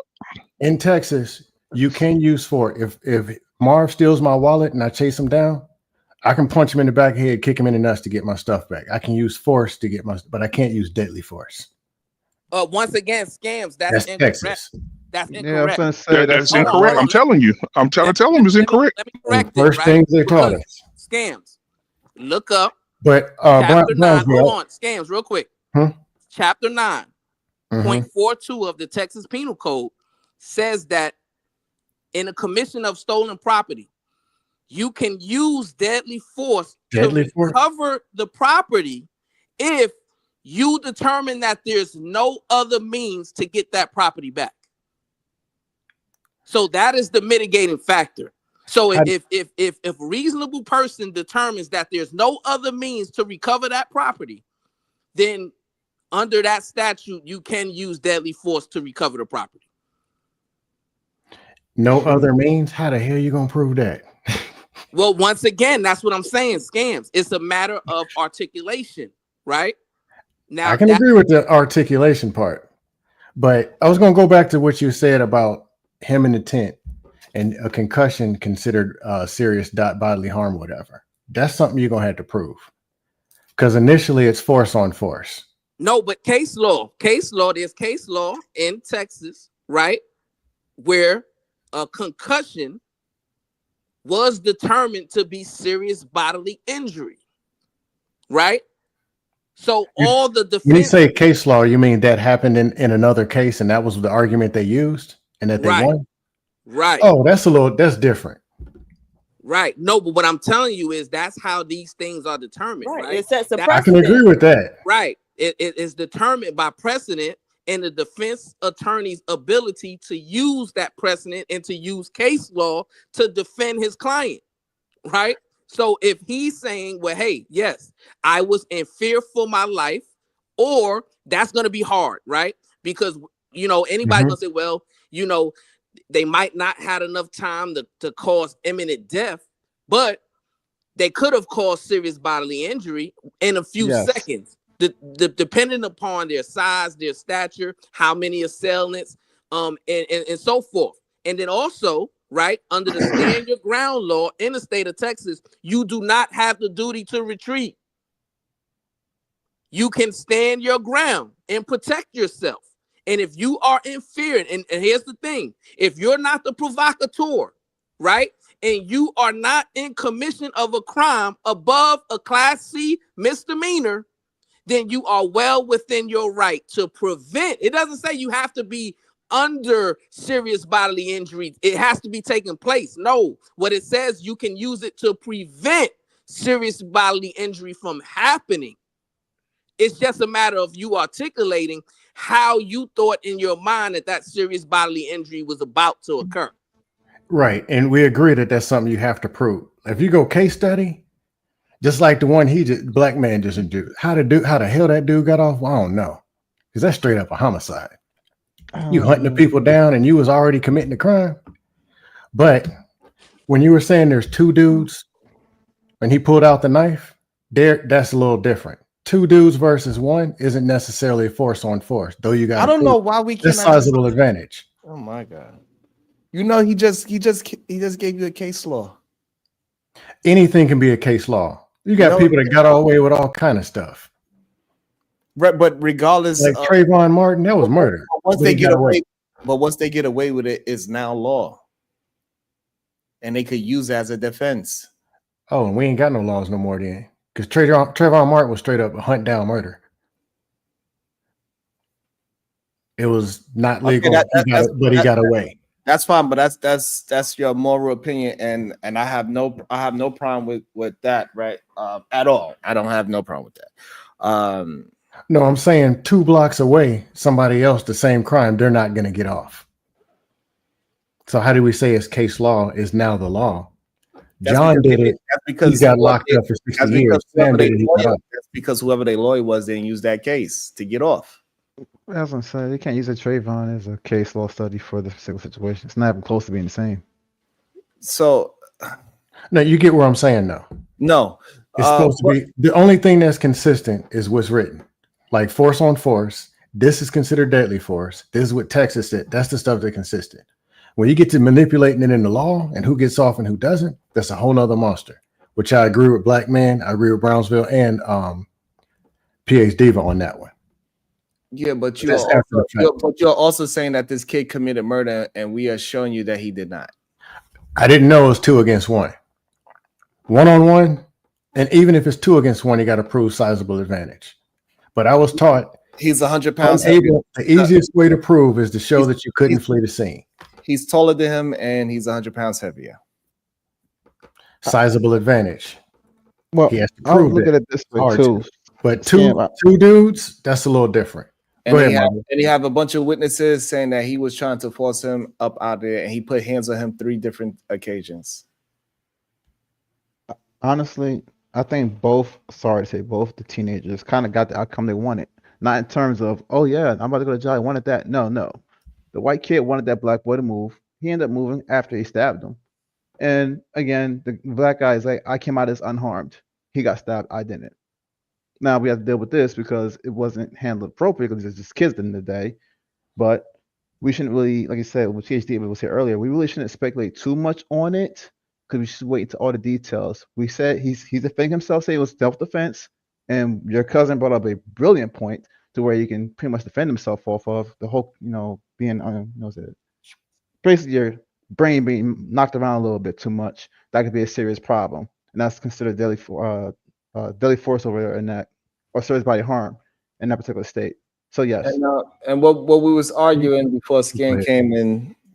Scan, you think that this young kid should have $1 million bond set I don't know. for the situation that we just said? I don't know enough. I'll just be honest. He's a good kid, 3.7 GPA. Now, Cuzzo, so I respect your position on that, right? And I would tend to agree that the bail was too harsh for the circumstance. However, that is a political situation because a judge in Texas, a district court judge, they have what's called discretion, right? So they have a minimum requirement and a maximum requirement, right? The prosecution is going to argue for the maximum amount of bail, and the defense is going to argue for the minimum amount of bail. But at the end of the day, it comes down to that district court judge and his assessment of, what he wants to put into the bail situation, right? So now we need to have a discussion about us getting out there to vote because, we vote on those kind of things. We vote on those positions, not just congressmen and the president, but you vote on your local officials. You vote on your state officials. You vote on your court officials, right? So once a judge gets put in place, they have the discretion to determine the bail, and there's no recourse, right? You can appeal it, but it comes down to his decision. And if his decision is, well, I'm going to put the max on it, then there's nothing you can do. Hey, Brownsville, I had a question. With the force on deadly force thing, are you talking about what you can prove, what you may get away with, or what is actually, because could get a concussion? Any two people involved in an altercation can say, well, I could have got a concussion. So I decided to just pull out a gun and smoke him. Well, you're correct. But remember, what I said was, right? I'm just what trying you to were see talking where the about, bar is. Go ahead. When you're talking about force on force, right? Basically, what you're talking about is mutual combat or a mutual affray. And what I'm saying is, if that's not the situation, right? So if you're threatening violence against me, and I don't want to be violent, I'm backing away from the situation. I'm saying, hey, I don't want to fight.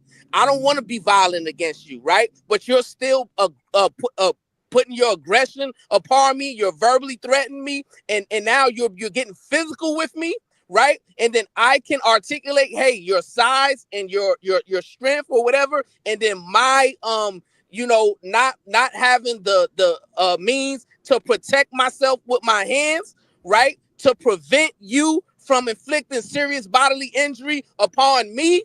Then if I'm in the state of Texas or if I'm in the state of Florida or any other state that has a stand your ground law, right? I'm not subjugated to that force on force determiner that you're talking about. No, all I have to do is articulate, hey, he was using force against me and I was in fear that he was going to inflict serious bodily injury upon me, and I decided to use deadly force to defend myself. That's legal. I'm telling you, you're going to have to prove it because you can use force against everything force, you not gotta deadly prove. force. You got to prove everything. Right. When you inflict deadly force on force, you're going to have to prove why, because it's illegal. I'll just leave it at that.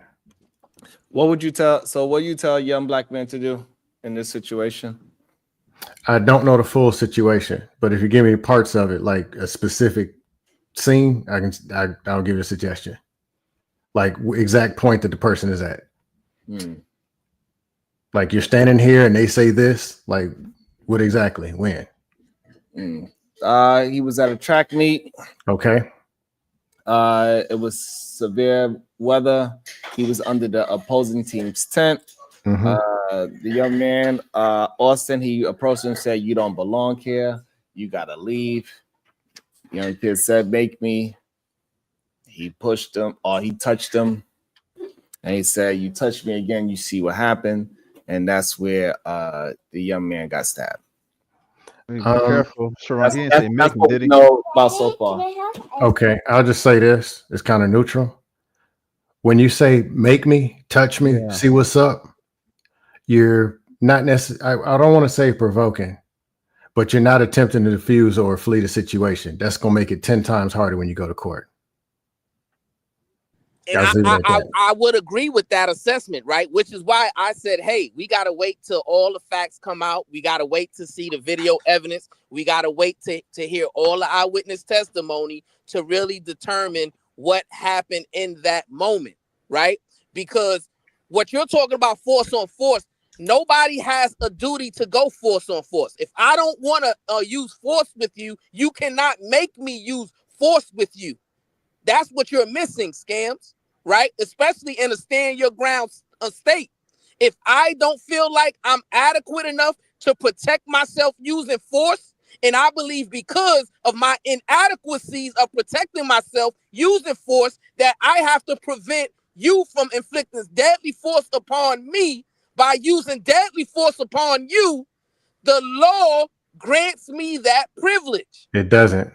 It does. Look it up. And That's you're what gonna I'm have to telling prove you. it. If you look up, I'm telling you, look it up, chapter 9 of the Texas Penal Code. And I'll give you the Florida Penal Code, and it'll tell you the exact same thing of what I'm telling you. The only thing that you're caveat saying is to the it, serious Sam, bodily harm. the only caveat to it is the person utilizing deadly force cannot be the provocateur. So they, like you said, I cannot be provoking you to use force against me. So if it's determined that Karmelo used, he provoked them to use force, then that's a completely different situation. But if I'm not provoking you to use force against me, and I'm not in commission of a crime already, then I have the right to stand my ground and protect myself how I see fit to prevent serious bodily injury.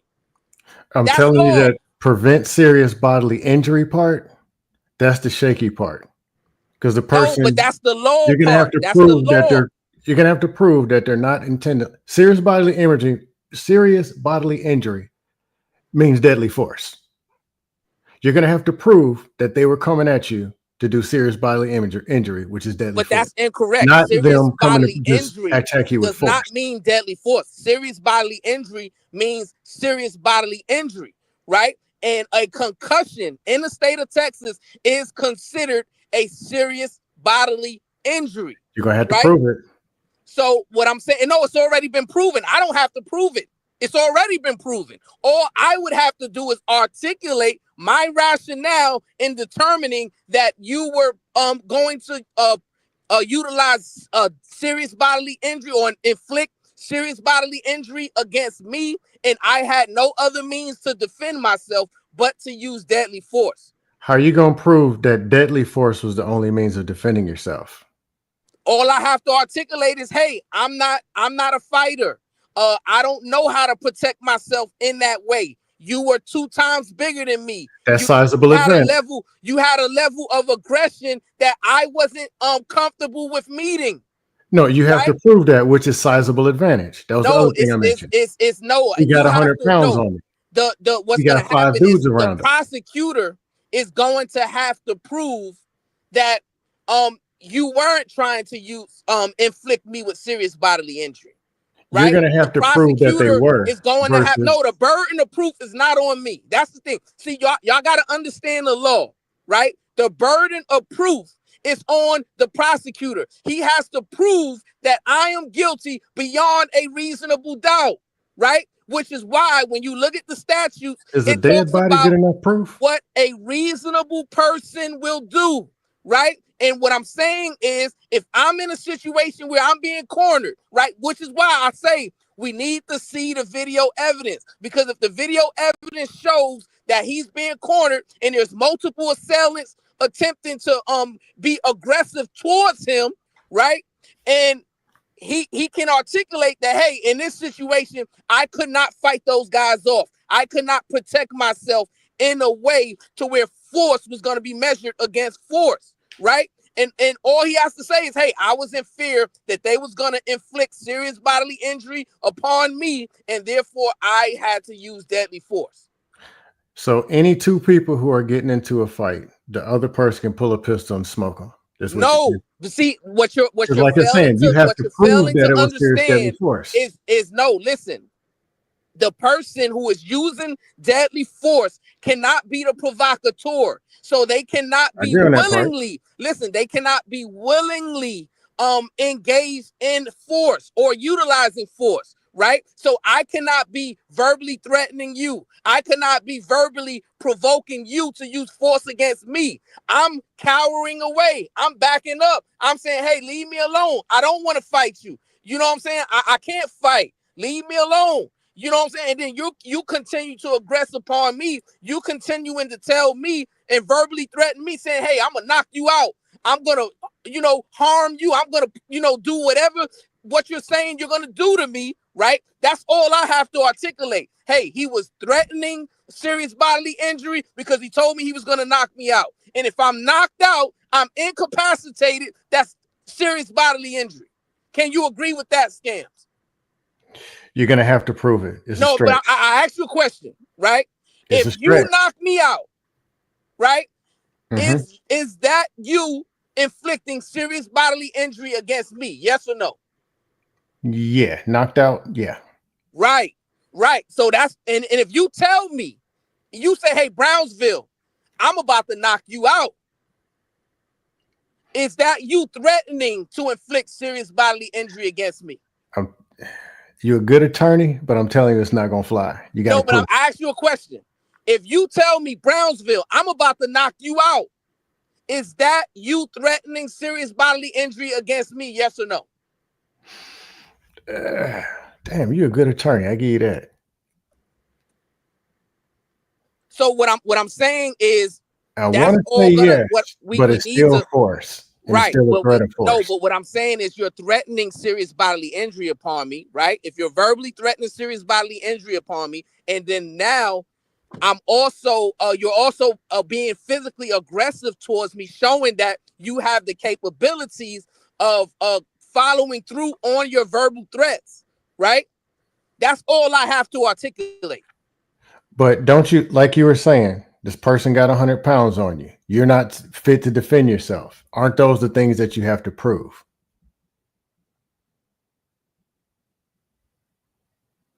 You're on mute, Brownsville. Or he might be handling something. I think he's handling something. You know what, man? This situation reminds me of the situation when it was it's our childhood in high school. Same exact situation. We was sharing this one class together. I sat in one seat that was assigned to another person, but he didn't understand the time, like we're joining classes, so I had to sit somewhere. But he didn't want the fact that I took his seat. So what ended up happening was, long story short, he punched me in my mouth. I stood up. The moment I stood up, I got accused for fighting. We both got in fighting. The school policy side is. It is what it is. Y'all both get charged for the shit. The moral of the story is this. He was the aggressor. He would have been the white boy in that situation, but he put his on me first. And all I was doing was sitting in my spot, mind my fucking business. Now, would I have been wrong to hit him first? Well, according to school, it didn't even matter because you're involved in a situation, altercation, and just because it's a situation, altercation, and you're involved, even though I was the victim, I still got suspended. So it really didn't matter in a situation. Me trying to articulate to the teacher that I didn't do anything wrong. I got hit in my face for sitting in the chair. But here we are, and I'm suspended for a couple of days. My dad came to school at fault for me, but it didn't. Like I think I took one day off, and they said you can come back the next day. But I shouldn't have been punished. I already got punched in the mouth, so I shouldn't have had to take any more beyond that. But even in this guy's case of the kid coming to him, telling him to move, whatever, you're not supposed to be here, which is again similar situation. What did he do to the black kid? Like I said, I'm waiting to see all the evidence because I don't think he would just go off the rail and just say, I'm gonna go and stab somebody today or whatever. I think no one here believes his intent was murder. I don't think anyone thinks he was like, oh no, I can't wait to catch a body today or something like that. I'm gonna do something to this white dude, whatever. I don't think any of that was even looked into view in that situation. I think for the most part, it was ego versus ego. Someone said something. We don't know what it was because it's all vague right now. Still got to wait for it to come out. And whatever was said made that boy feel like, oh, I bet, try me. And that's what happened, in my opinion. Yeah, I don't fully know the details, I hopped in the middle of this when y'all was talking about pulling knives and whatever. But there's a difference in what you may be doing that's illegal versus when it gets to court, which you can actually prove is illegal. Those are two different things. Yes, there's a dude over in Texas, Memphis, Arizona that got away with something. And yes, there's one who got wrongfully accused. Those both things can happen, and we can't just pick one and try to make that the actual bar.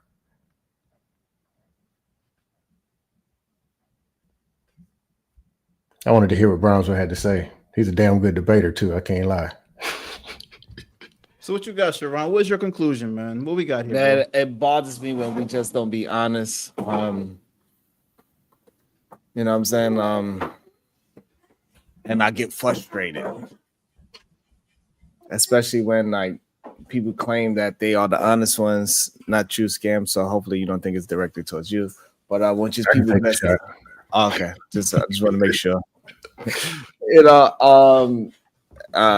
You was just at the end of my frustration, and then you were saying things that was not relevant to the conversation of the argument at hand.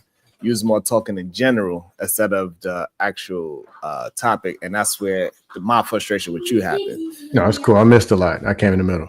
Yeah, and it's just weird sometimes, and we know that if this kid had a different hue, he'd be at home while they figuring things out, whether they wanted to arrest him for under murder or not.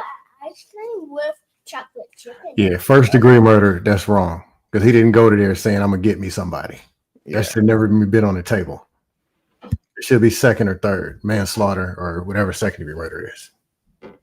But you also, there's one more part to this, Sharon, that I'll leave with. I'm not going to argue with it, but one thing. You also got to look at to what the media is also invested in perpetuating in the sense of what it finds newsworthy.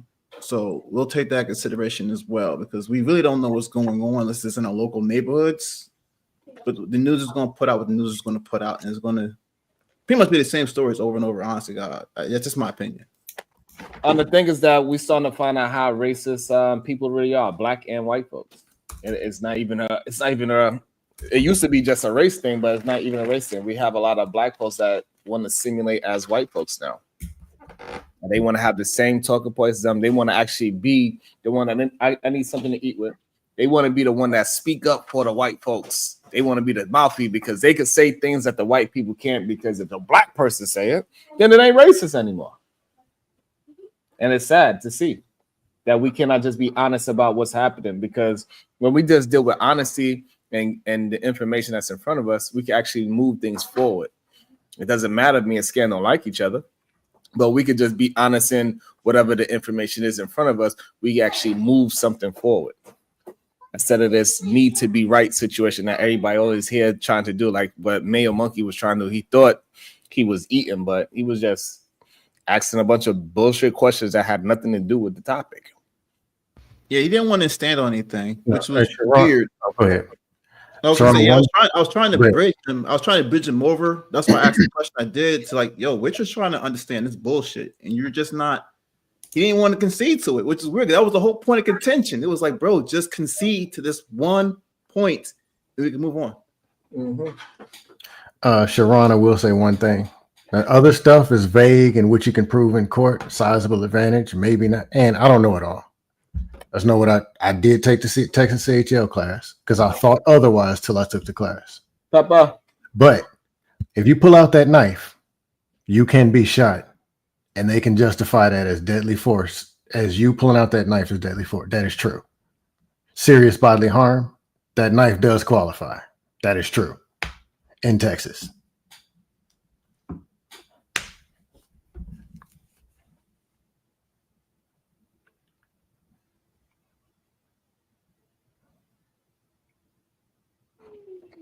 You need some Cookie Crisp? Oh, yeah, some pasta, some carbs. Look like, and my baby made it too. I thought you were vegan. Are those meatballs? Yeah, those are vegan meatballs. Yeah, she So made it. meatballs. Yeah, she made it too. Oh, cool. How old are you now? Yes. 10. She's 10. Yeah, I'm vegan on weekdays. See, my head got smaller. I lost weight. My head got smaller. Y'all can see. Oh, actually, you helped make it, right? Right now, believe it or not, for 2 weeks. You made it? Total My opposite 4-year-old is the one that actually made it. I'm sorry. I'm down to like Made you 173. pasta? What kind of pasta did she make you? Spaghetti and meatballs. Oh, it sounds delicious. Good job, girls, cooking for your dad. That's amazing. Yes, they made it together. Can I have a piece when I come to New York? Y'all gonna take me on the subway? Because I want to come, but I'm scared. It's too many people up there, but I want to come. Just don't bring a knife. You'll be all right. Damn. Everybody got a knife in New York. You know, switchblades are legal in Florida, right? Damn. Springs and everything. I got 2 of them. Couldn't believe it. Went to a gun show. Florida. Florida. It's like Texas. Like, come on. That's what I don't understand. All these people. Florida, more stuff is legal. So I got blades. These are legal. Y'all super thugs. Well, these are just a toy to me, but these are legal in Florida. I ain't gonna show other stuff I got. Those knuckles are the brass Brass knuckles. knuckles are legal in Florida. Yep. Really? That's crazy. That's brass nuts. knuckles is not, I guess because it's so concealable, I guess. I think you gotta well, now you don't have to have a CHL, which I got a Florida CHL too. But you used to have to have a CHL to have brass knuckles. Really? But this is my weapon of choice to carry, pepper gas. Is that the You same know, I as was pepper gonna ask spray? Brownsville before he left because he's from New York. I was gonna ask him. I had a situation in Hawaii where dude was trying to steal the wheels off my car, and I caught him in the act, and I literally caught him, and I had held him up on the ground. He couldn't move nowhere. He called out to his homeboys, of course, and then when they came on scene, they didn't get out the car. So I don't know how many people was in that car, but I saw that black car. movies are still speculating on all this. Oh, Empress, how you doing? Oh, he's gone. Okay, just Was like he that. here earlier? I don't know So where basically, the cops came by and it was like, "Hey, you look at the camera. Why didn't you hit him?" I said, "Bro, like I'm a cop." So first, I already knew. I was like, "Bro, like because that's a higher charge: attempt theft, assault. Which one do you think is gonna be more than hold up?" You know what I'm saying? So I already knew I wasn't trying to fight no case hitting some kid because the kid was like probably 19 or something like that. You know what I'm saying? I'm being reasonable. I have the force to hold him down, which I did. He wasn't doing nothing. You know what I'm saying? Reasonable. So, but when his partners came out, I don't know what's in that car. I wasn't trying to find out neither. I let him go. He been his own business, and that was that. Hey, I got a question for y'all. Why do y'all think the white folks on YouTube feel like they have to be racist towards us to have a conversation? Because we let them. I don't. We don't. I don't think we let them. No. So this is when I get frustrated with y'all, and I get it because I understand the goal is to have like a difficult conversation, but there is something about whiteness that allows them to come and be nosy and try to pay attention and tell people what to do. Hence why we're all having that adverse reaction from the little boy saying, "Get out of this tent," because we all know white people are very nosy and they like to enforce their will on people. And if you dare not to follow, you might be sitting in jail somewhere. And we all know this. We all know it. We just refuse to tell the truth. I guess in ain't New gonna York, lie. I don't get. I I don't tell you the get. truth. I think like all races except for black people are nosy. I think it's in our ethics to not, mind your damn business. But I think I've seen Karens, not too many black Karens at all. Honestly, not black Karens at all. But I've seen Asian women do it. All types of Italian, Spanish, Mexican, black people, not so much. We mind our business. Even in the Because horror movies, Marvelous, we mind our everybody's- business and stay away from shit. Because We don't have everybody has been problems. taught they have a right to police our bodies, and we're taught we don't even have a response. We don't have a right to have a human response. So we can be over policed, we can be threatened, all kinds of things can happen. And because we've been abused so horribly by this system, we will throw our own on the fire and try to say all of the things he shouldn't have done. And why did he have this? And what, like, do we not agree that we live in a racist ass country and these are teenage boys and he maybe felt like, I don't have no gun, but I'm gonna have a little piece of a knife? Like, please stop it. I don't understand better why we read. lose all fucking nuance when we're dealing with young black men. You are in a country that has been nothing but dangerous to you. Why would you, a person that is a fucking threat, not feel like you have a right in America to legally protect yourself? You better read. Well, there's a lot that goes into Oh, being but in then you better America read. specifically. Then your ass better read. Yeah, I was gonna say just being black in general America. Y'all don't give a damn about what Sharon say at all. I'm sorry, Sharon. My bad. Go ahead. It's your show. I'm sorry. I apologize. I wasn't looking at the camera. My bad. That should be crazy, Scam. Conversations with MJ with the $10 says, good show, Bracy. Thank you so much, beautiful. Keep up with the story. This will be interesting. Peace. Y'all don't give a damn what Sharon had to say. Y'all just want to come and take over my damn show. That's it. Well, I'm doing my makeup. I'm about to go live. We're doing feelings tonight. We What are time? going to, like, literally as soon as I put some bronzer on, because I don't put my wig on, we're just gonna go over a couple of things. We're gonna watch some fun, children laughing and smiling. Yeah, it's scheduled. Let me I don't know. You have to teach me how to do the what do you call it? Reassign when you can. I don't know how to set that up quite yet, but I'll get there. I promise I will. But let me send you the video, and then, like I said, it's already scheduled. I'm gonna go live. We're going over the feelings wheel. It's a quick black press. Drop your link in the chat. Number one. I'm doing it. I'm doing it. I'm doing it, boss. Okay, boss. Yes, sir, boss. You got trolls over there? No, I barely got 90 people. What you talking about? Oh, No, you ain't got no trolls. No, my channel is nice. I'm nice. I'm like, by profession, I teach yoga, meditation, and yoga. I'm nice. I'm nice too. But I mean, somebody got to troll. Somebody's got to do it. What's called seated cobra pose? No, that's old. I'm putting it in there now. I had to find it. Seated cobra is old. That's It says upcoming. No, I don't know how to delete those. I'm gonna send you. Can you send me your email in the back chat so I can figure out what the hell I'm doing? Huh? Huh? What you saying? I think he was speaking in patois. I really wish I could, Sharon. I love Jamaica. I think I'm a secret Jamaican. What's up, Scam? Was good. Long time no see. Yeah, I've been on a dust diet. Been You missing moved out of Virginia already? Huh?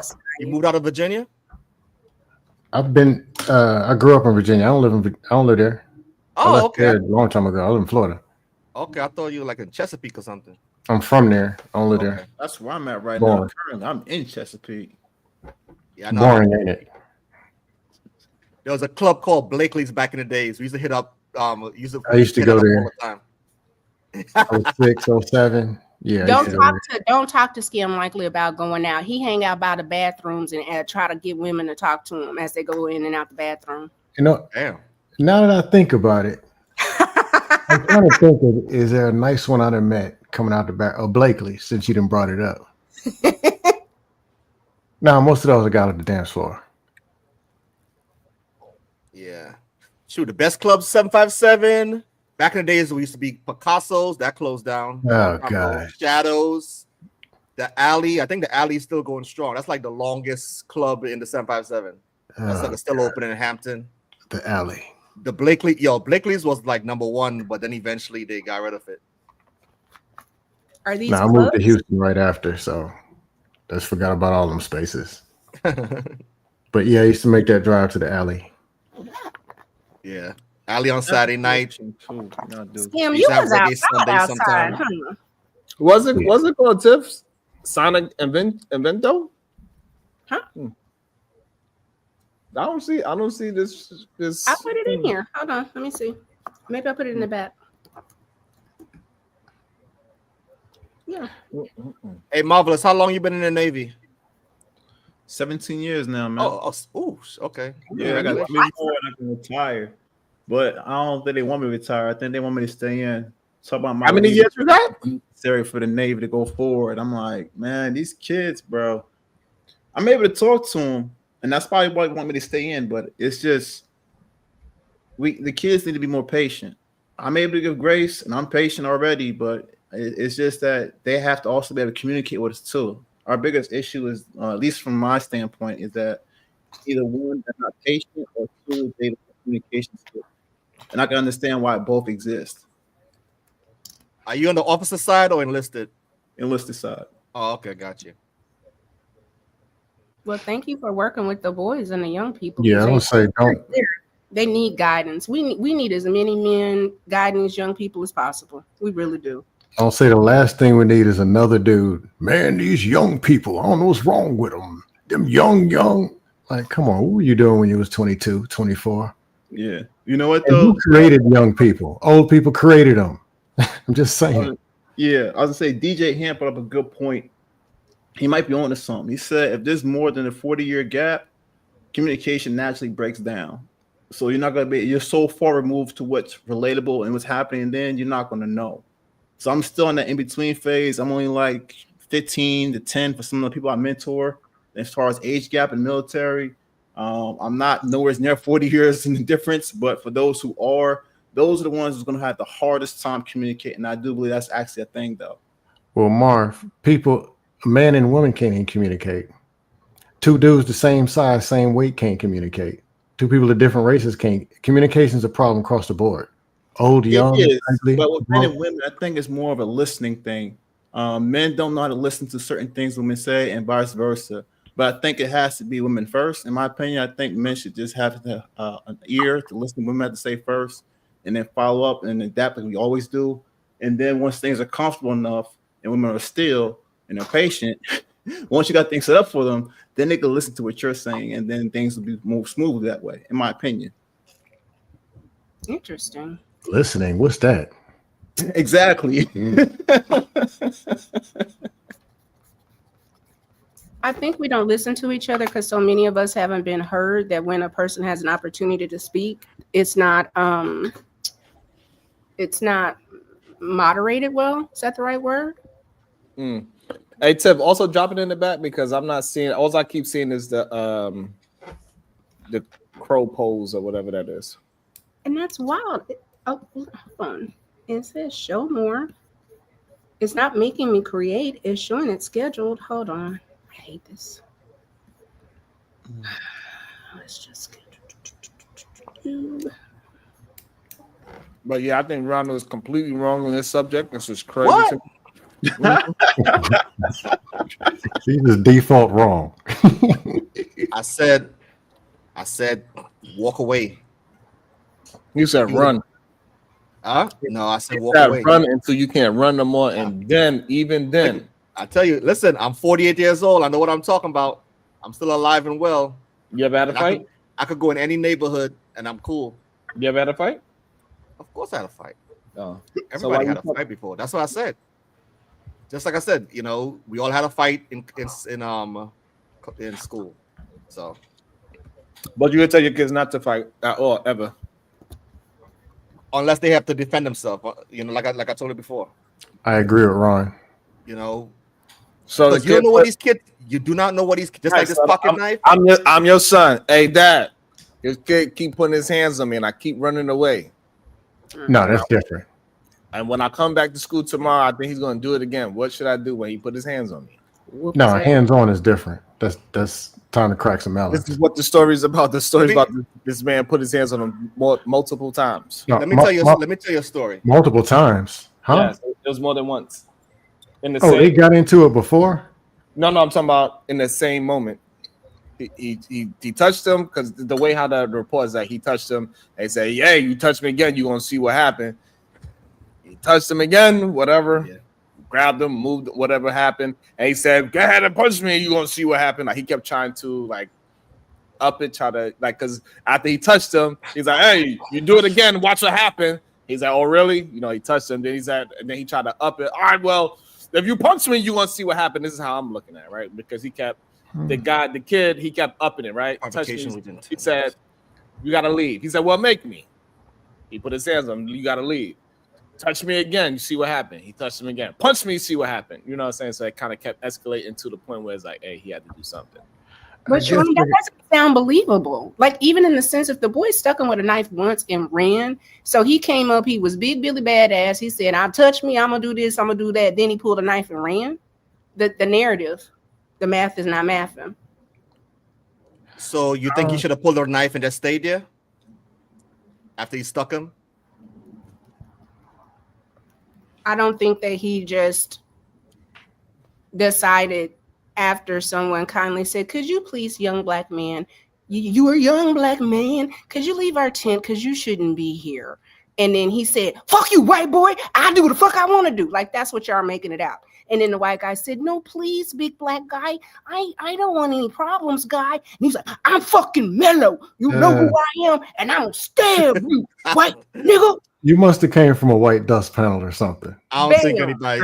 You see, like when I say I know whiteness, like the fuck, I teach yoga. I was the first black yoga teacher in Dallas. I understand whiteness at a level that most people do not. And the way that y'all are doing this child, I can't believe y'all are doing this baby like this. I can't. I'm really shocked. I'm really shocked.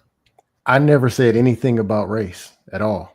No, you didn't, but scam, promise to God, they done made the boy a thug. They done said he wanted to start some trouble. Then they said, oh, he didn't know what he was doing. Oh, who cares if he's got a 3.7? They done said the boy came from a single family. He come from a 2-parent household. Then, oh, well, the bond. It's just every silly thing that we could say. What's pissing me off is it's black people saying it. I don't expect that from white people. Oh, I expect that. It's from you niggas.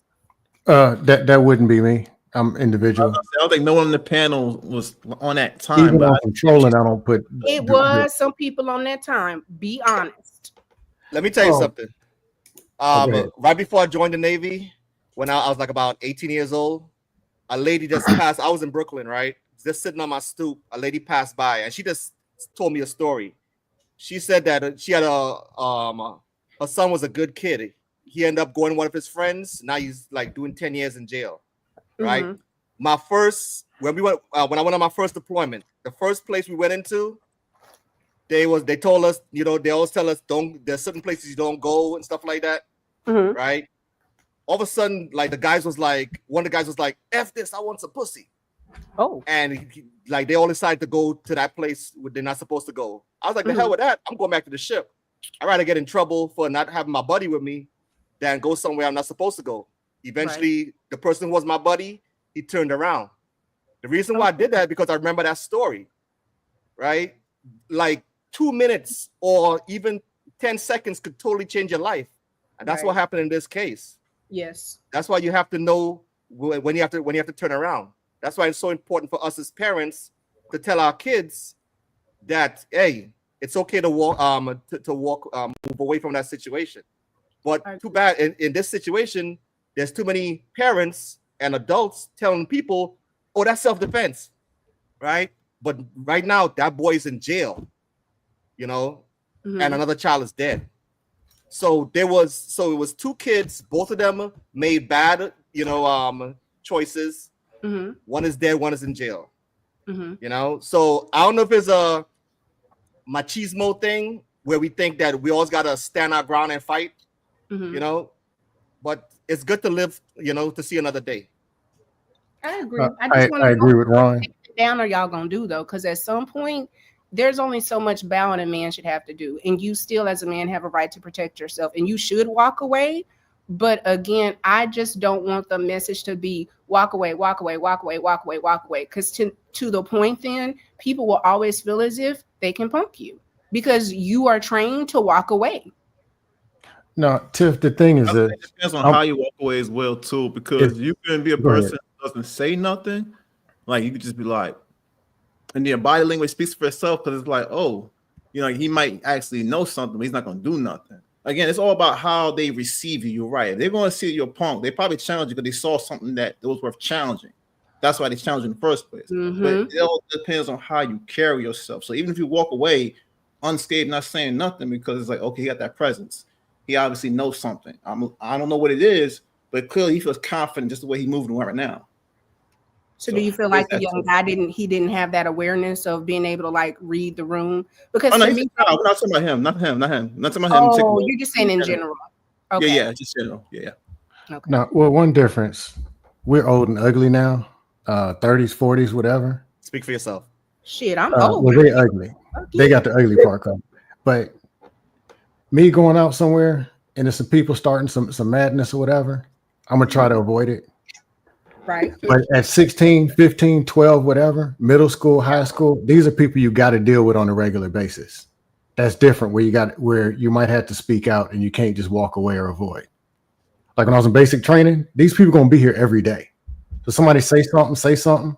All right, what are we gonna do, bro? So I might have to say, all right, do it again, because I got to deal with that, or it's going to be tomorrow, the next day. So I can get that with them being 17. So that is a natural response that a man would say, like, do something else. Because like that amping up for most women, that's just not a thing, right? But y'all are all saying like that second of, well, touch me again, well, do so and so. Because I've heard people say it was a warning, and I've also heard people say that it was an invitation to fight. I'm not gonna play with y'all in these comments. Scam, y'all ain't He seen you. got me. You don't let them do you like that, Scam. No, he got me. That was funny. Good one. But Tim, go ahead and start your show so everybody can go ahead and run over there. Okay. Drop the link a couple of more times so I could pin it. Okay. Yeah, I still believe in what Mr. Miyagi told Daniel's son. The best way to avoid a punch is don't be there when the punch is being thrown. Damn. All that confrontation, if you can avoid it, be over there somewhere. Over there, there's some ladies and money. Over there is jail sentences and teeth missing. Ain't nothing over there. If you can avoid it. If you got to crack somebody's melon, you might as well win. But what can you say? What can you do to make sure you're not the person over there? You know what? I don't got veneers. These are real healthy, good eating diet. Invisalign 16 months. You about them just like Easy did. Toofuses. New tooth, nigga. New teethies. Hey, Scam.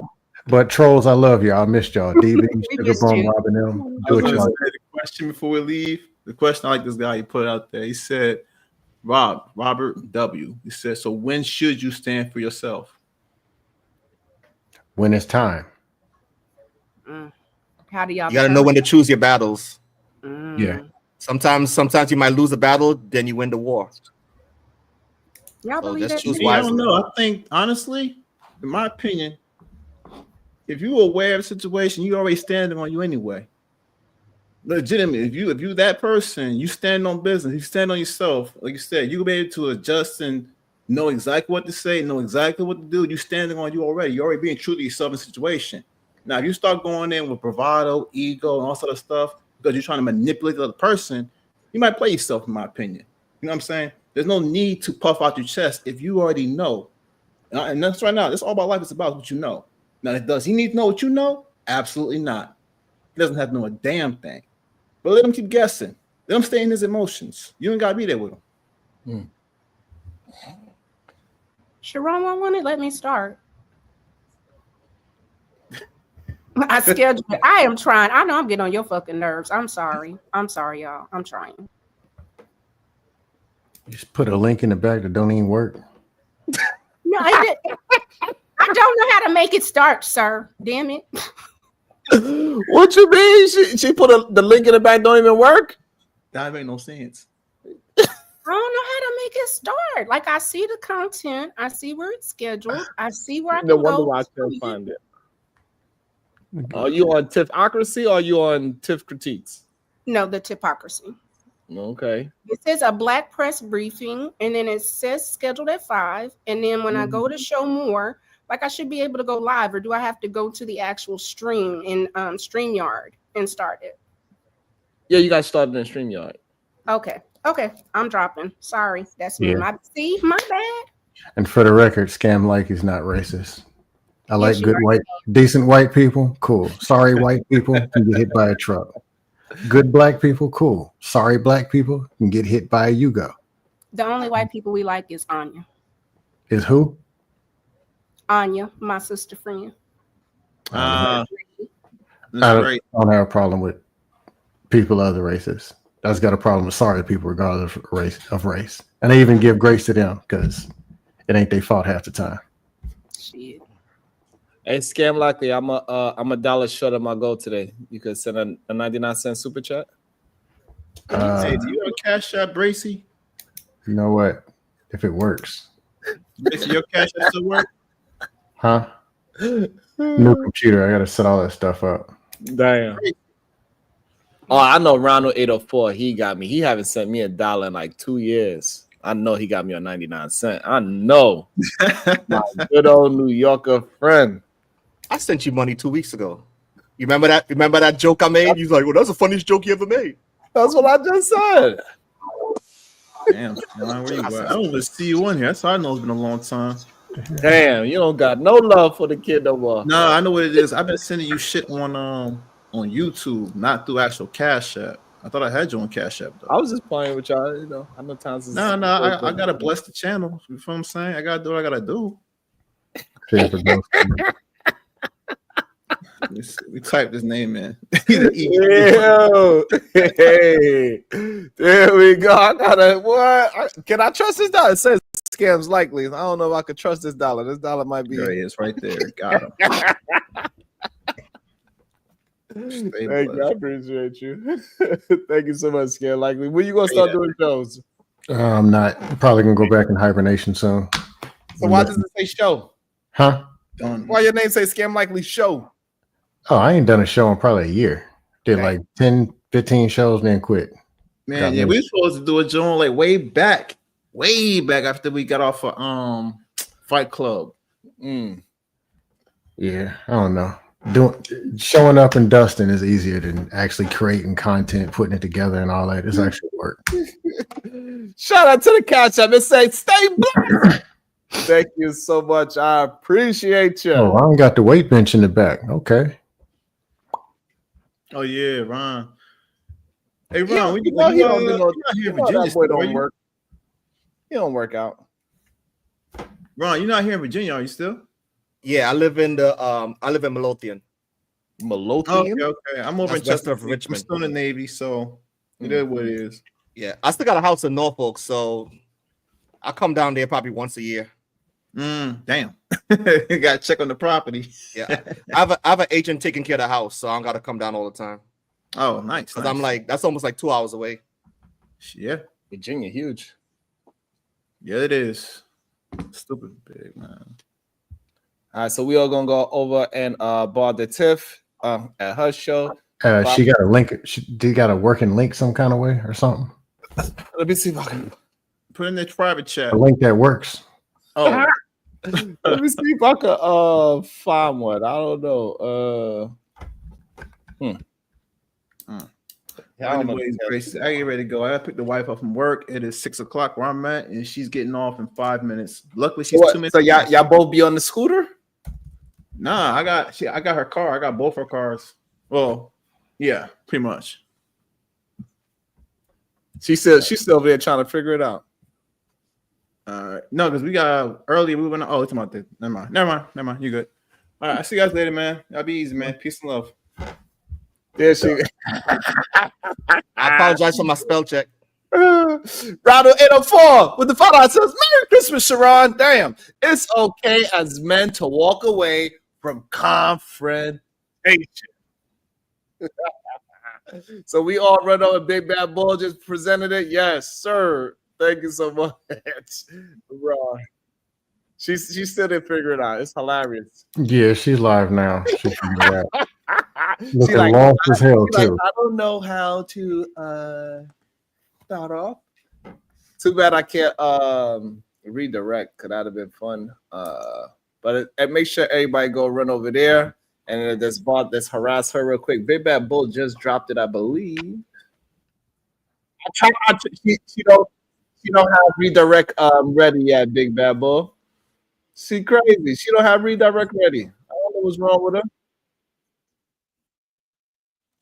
All right, so let's go ahead over there. I need 8 more likes to 200. I will appreciate that as well. So everybody go right over there and harass Tiff.